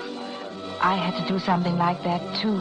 Do you want me to leave? No, please. Oh, it's torture, seeing you like this. It's better than not seeing you at all. Darling, what things in your life happened in this room? Over there's where I played the harp when I was 14, in a pink dress. And in that room? My mother's sitting room. I used to say my prayers in there before she died. Then, for 10 years, I never went into it once. Till now. And do you pray there now? For peace? And for you. I pray there for you. Oh, Dennis. Reardon. Aye? We've made our appearance here and they've all had a chance to stare at us. I'm thinking if we're having a meeting tomorrow, it's time to go home. Very well. Good night, Lady Helen. Good night, Mr. Burke. Good night, Lady Helen. Good night, Mr. Reardon. And in our efforts to find a satisfactory arrangement, I claim the Irish delegates are reaching for the moon. The moon, is it? We ask for a republic and you tell us it's the moon.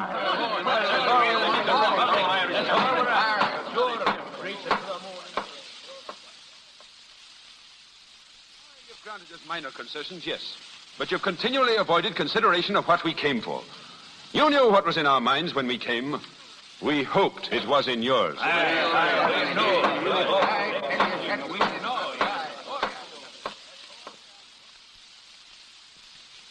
the face of this deadlock, I urge the leniency of our friends and beg the continuation of this conference tomorrow. I can hold out little hope that anything further can be accomplished. But before we all take an irrevocable step, we consent to one more meeting.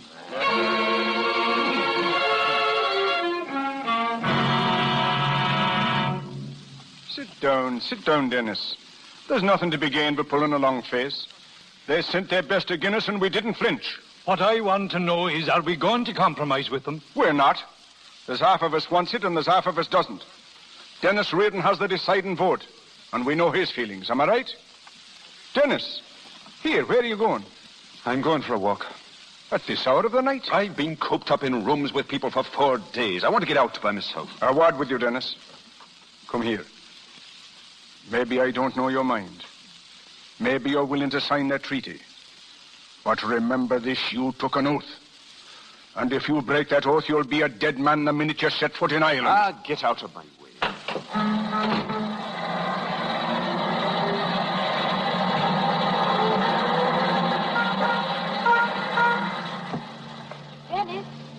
Dennis! What are you doing here? I've been looking for you. The clerk of the hotel said you'd gone out, across the bridge. You shouldn't have come, Helen. I had to speak to you. I was afraid to call. But I've sworn not to see you. And I've sworn too. But why shouldn't we? We're two small people in a very large world. They can't begrudge us this. Dennis, what's going to happen tomorrow? Are you going to accept England's terms? It's war if you don't. I know.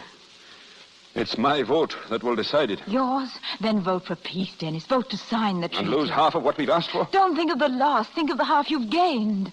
I can't forget the lads who've died. Remember those who want to live. One of us must be big enough to compromise. Don't you see that?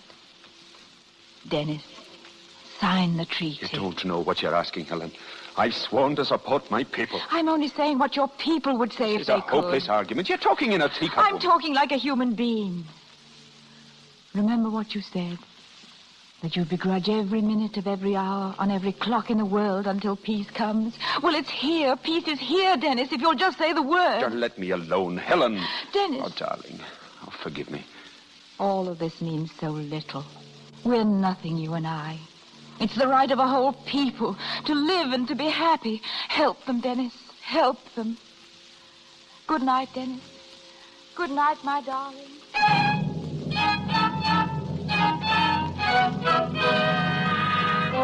In the paper. Irish agree to sign treaty. Dennis Reardon signs treaty today. England will sign first. The pen, Lord Athley. Thank you. I really don't know what my party will say to this. It's political suicide for me, Mr. Riordan. Perhaps for both of us. Did you say political, Lord Athley? The pen, please.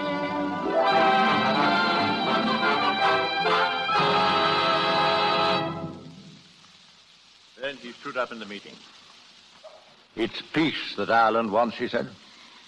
We'll take the treaty home with us tonight. And then he signed? I've come to respect that man, Helen. The bravest man I've ever known. Heaven help him. Father, what's wrong? When he signed the treaty, he admitted he was signing his own death warrant. Death warrant? He's going home to great danger. No. The fanatics of his own party, Burke perhaps, they'll turn against him as a traitor. They can't do that. He's not a traitor. He only wanted peace. Father, you've got to help him. How can I, Helen? What can I do? Then I'll help him. I'll tell them why he did it. I'll see the leaders of his party myself. Helen! Let me alone. I'm going to Ireland. I'm going to Dennis.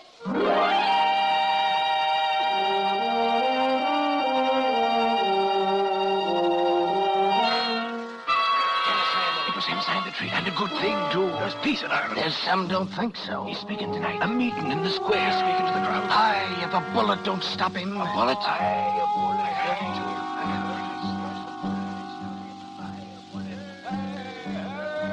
Go on, Dennis! Friends, there's little more to say. We're a free state and a free people. The glory that is Ireland's now, we owe to those no longer here. The glory that will be Ireland's rests with you. We look to the future, to the youth of Ireland. For our land and our ideals are their inheritance. Dennis Reardon, he's shot. Take him to the hospital. Hey, to the hospital. Come on, to the hospital.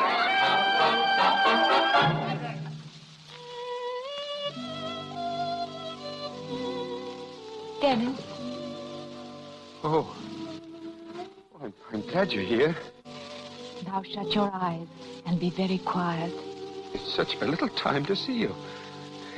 It's always such a little time. Our love's been like Solomon Grundy's life. Born on Monday, married on Wednesday, and on Sunday. Huh. It's been a funny kind of love. A funny kind of love. We knew in the beginning. We never had a chance. We're going to have our chance now.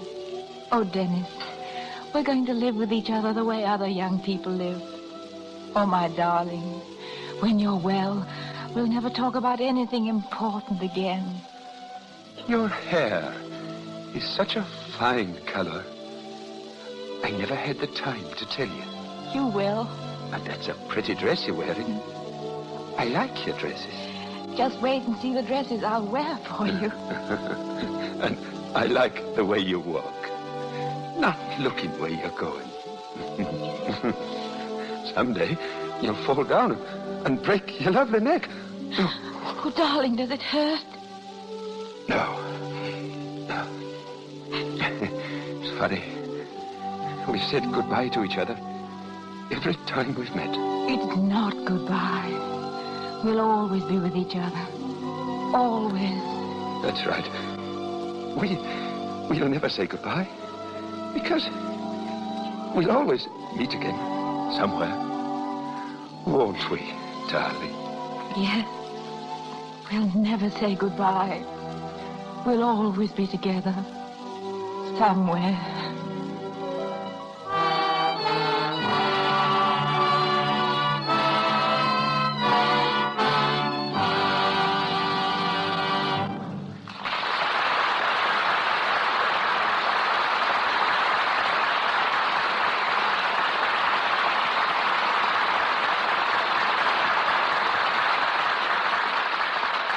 And so, beloved enemy joins the long procession of Lux Radio Theater productions. Later, we'll hear again from Brian Ahern and Madeline Carroll. The next time you see a film with war scenes, such as Beloved Enemy, bear in mind that you're witnessing the most dangerous and realistic phase of motion pictures, a phase in which our next guest is unsurpassed. The explosions that occur in the midst of actors that apparently blow them to pieces are not trick explosions. They're caused by those deadly instruments of destruction, dynamite, flash powder, and black powder. And the fact that no one's actually harmed is to the everlasting credit of men like our guest, Walter J. Hoffman. In his grimy, powder-stained hands have rested literally the lives of 100,000 actors. For 27 years, he's devoted himself to death and disaster. He's started battle after battle, wiped out countless armies, discharged enough ammunition for a dozen wars, and has actually destroyed millions of dollars in property. Yet he has the amazing record of never injuring a soul, never causing an accident. He created the battle scenes in The Birth of a Nation and helped me in one of the first pictures I ever made, The Warrens of Virginia. And so I've gone to him ever since. In the old days, we called him Slim Hoffman, and he bore the title of Powder Monkey. But today they call me Mr. Hoffman and tell me I'm a special effects man. Apart from the safety of our actors, which is always the first consideration in our minds, we've also learned to depend on you, Slim, to do a technically perfect job the first time. Retakes in your line could easily cost us hundreds of thousands of dollars. Yes, once a building or battlefield is blown up, it usually stays blown up. There's not much you can do about it. To show how great an expense is involved, suppose you tell our audience what a good battle scene will cost. Well, here's an idea of the amount of money I blew up in All Quiet on the Western Front. 61 tons of dynamite at $340 a ton, 20 tons of gunpowder at $800 a ton, and 16 tons of smoke powder at $2,000 a ton. And that doesn't begin to show the value of what those explosives blew up. When you get orders to prepare a battlefield for battle, how do you go about the big blowout or blow-up? I do exactly what I did for you in the Buccaneer. You told me how many long shots you wanted and how many close-ups. And then I planted the charges of explosives accordingly. Well, the fact that several times you see Frederick March actually shaken by the concussions of explosions near him is evidence of how effectively you planted them. Also, the fact that we blew a boat containing 8 men several feet out of water without scratching a man. I suppose we can thank the accuracy of the instrument on which you play your symphonies of destruction, the switchboard that sets off the explosions. The switchboard resembles a keyboard of a piano, and each charge buried in the ground is connected by a wire to the switchboard and set off by electricity. Each individual switch must be thrown exactly the right second. If I throw it too late or too soon, some actor who is charging in that direction would be blown to pieces by the concussion. Yet if they carry out instructions, actors can stand within a few feet of a terrific charge of explosives and not harm so much as the crease of their uniforms. How's that possible, Slim? It's all in the way the explosion is planted or buried. If I want to charge a burst to the right of an actor, I'll plant the powder in a wedge-shaped hole The side of the hole nearest the actor will go straight in the ground. The other side will slope into the ground at an angle. The angle is what aims the direction of the explosion. As long as the actor stays where he belongs, he's absolutely safe. We can't mark the location of the explosive because the mark would show up in the film. This means that sometimes I have to memorize the exact locations of as many as 20 different explosions, knowing that a mistake in timing or location will mean death. I guess that's why I take my work pretty seriously. Thank you. Thank you, Slim, for a bang-up performance. And now, Brian Ahern and Madeline Carroll.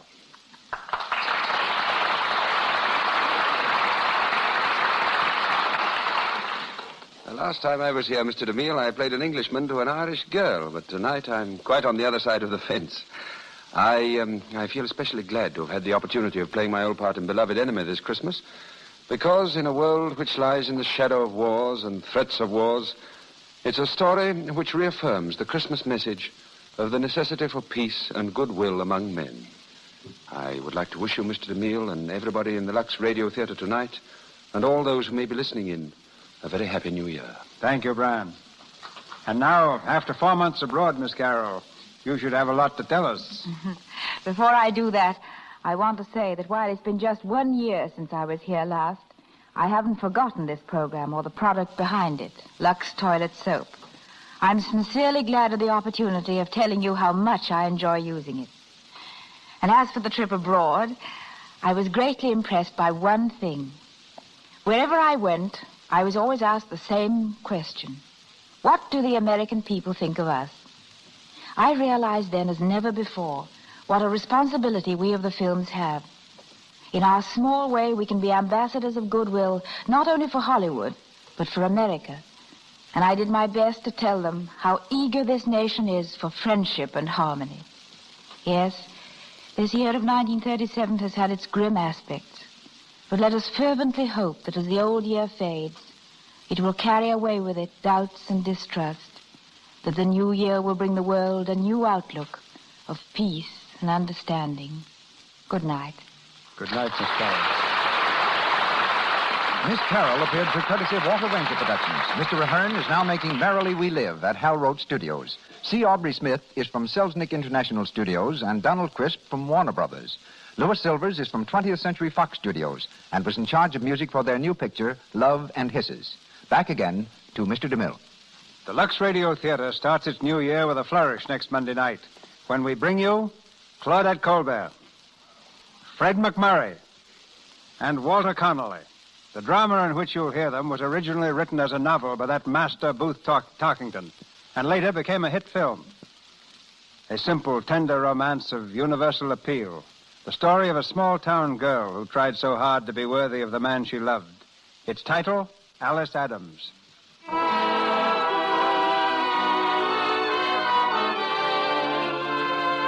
Our sponsors, the makers of Lux Toilet Soap, join me in inviting you to be with us again next Monday night when the Lux Radio Theatre presents Claudette Colbert and Fred McMurray in Alice Adams with Walter Connolly. They join me also in saying thanks to you for your support of their products, which enabled them to bring you this program throughout 1937. With your help, they'll make 1938 the greatest year in the history of the Lux Radio Theatre, a program dedicated to your entertainment. It's the sincere hope of all of us who work continually here in the Lux Radio Theatre with this weekly presentation that the new year will bring all of you the things you most desire, the things closest to your hearts. This is Cecil B. DeMille saying good night to you from Hollywood.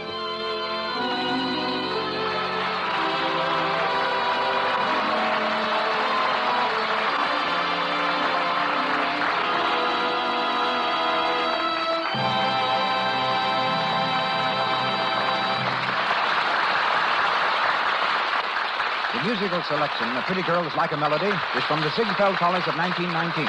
Your announcer's been Melville Ruick. This is the Columbia Broadcasting System.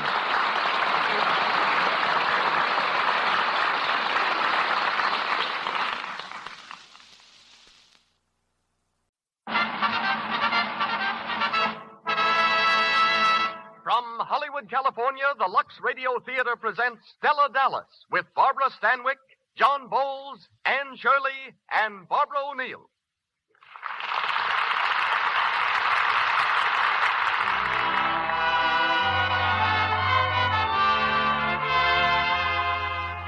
Lux presents Hollywood.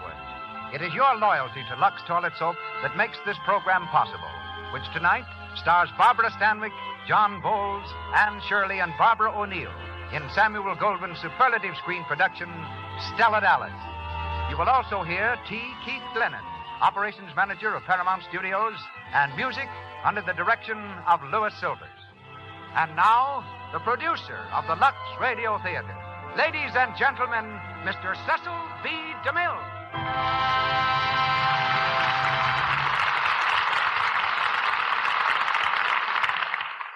Greetings from Hollywood, ladies and gentlemen. With this presentation, the Lux Radio Theater becomes 3 years old.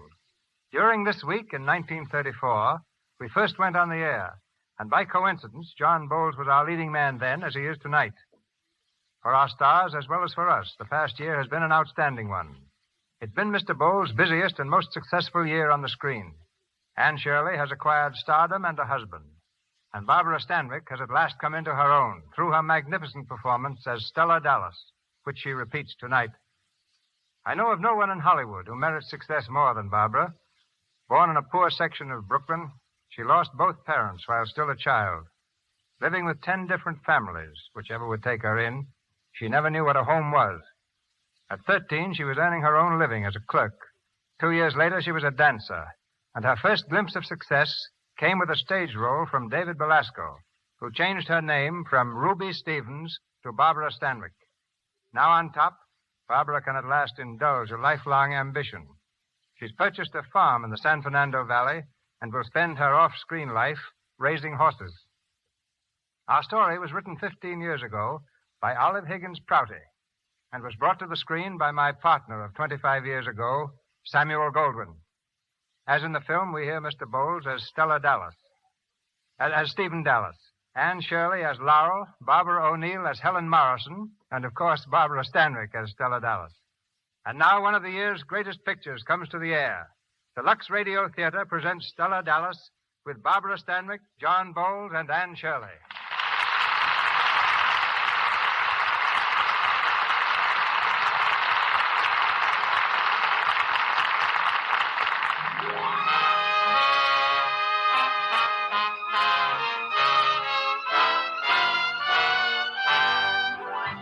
The year is 1919, and our scene is Main Street, in the little manufacturing town of Millhampton, Massachusetts. It's 10 o'clock Sunday evening, and the picture at the Bijou Movie Palace has just finished. In the crowd, drifting out through the lobby, is Stephen Dallas, assistant manager of the town's factory. And at his side, walking as close to him as she dares, is Stella Martin,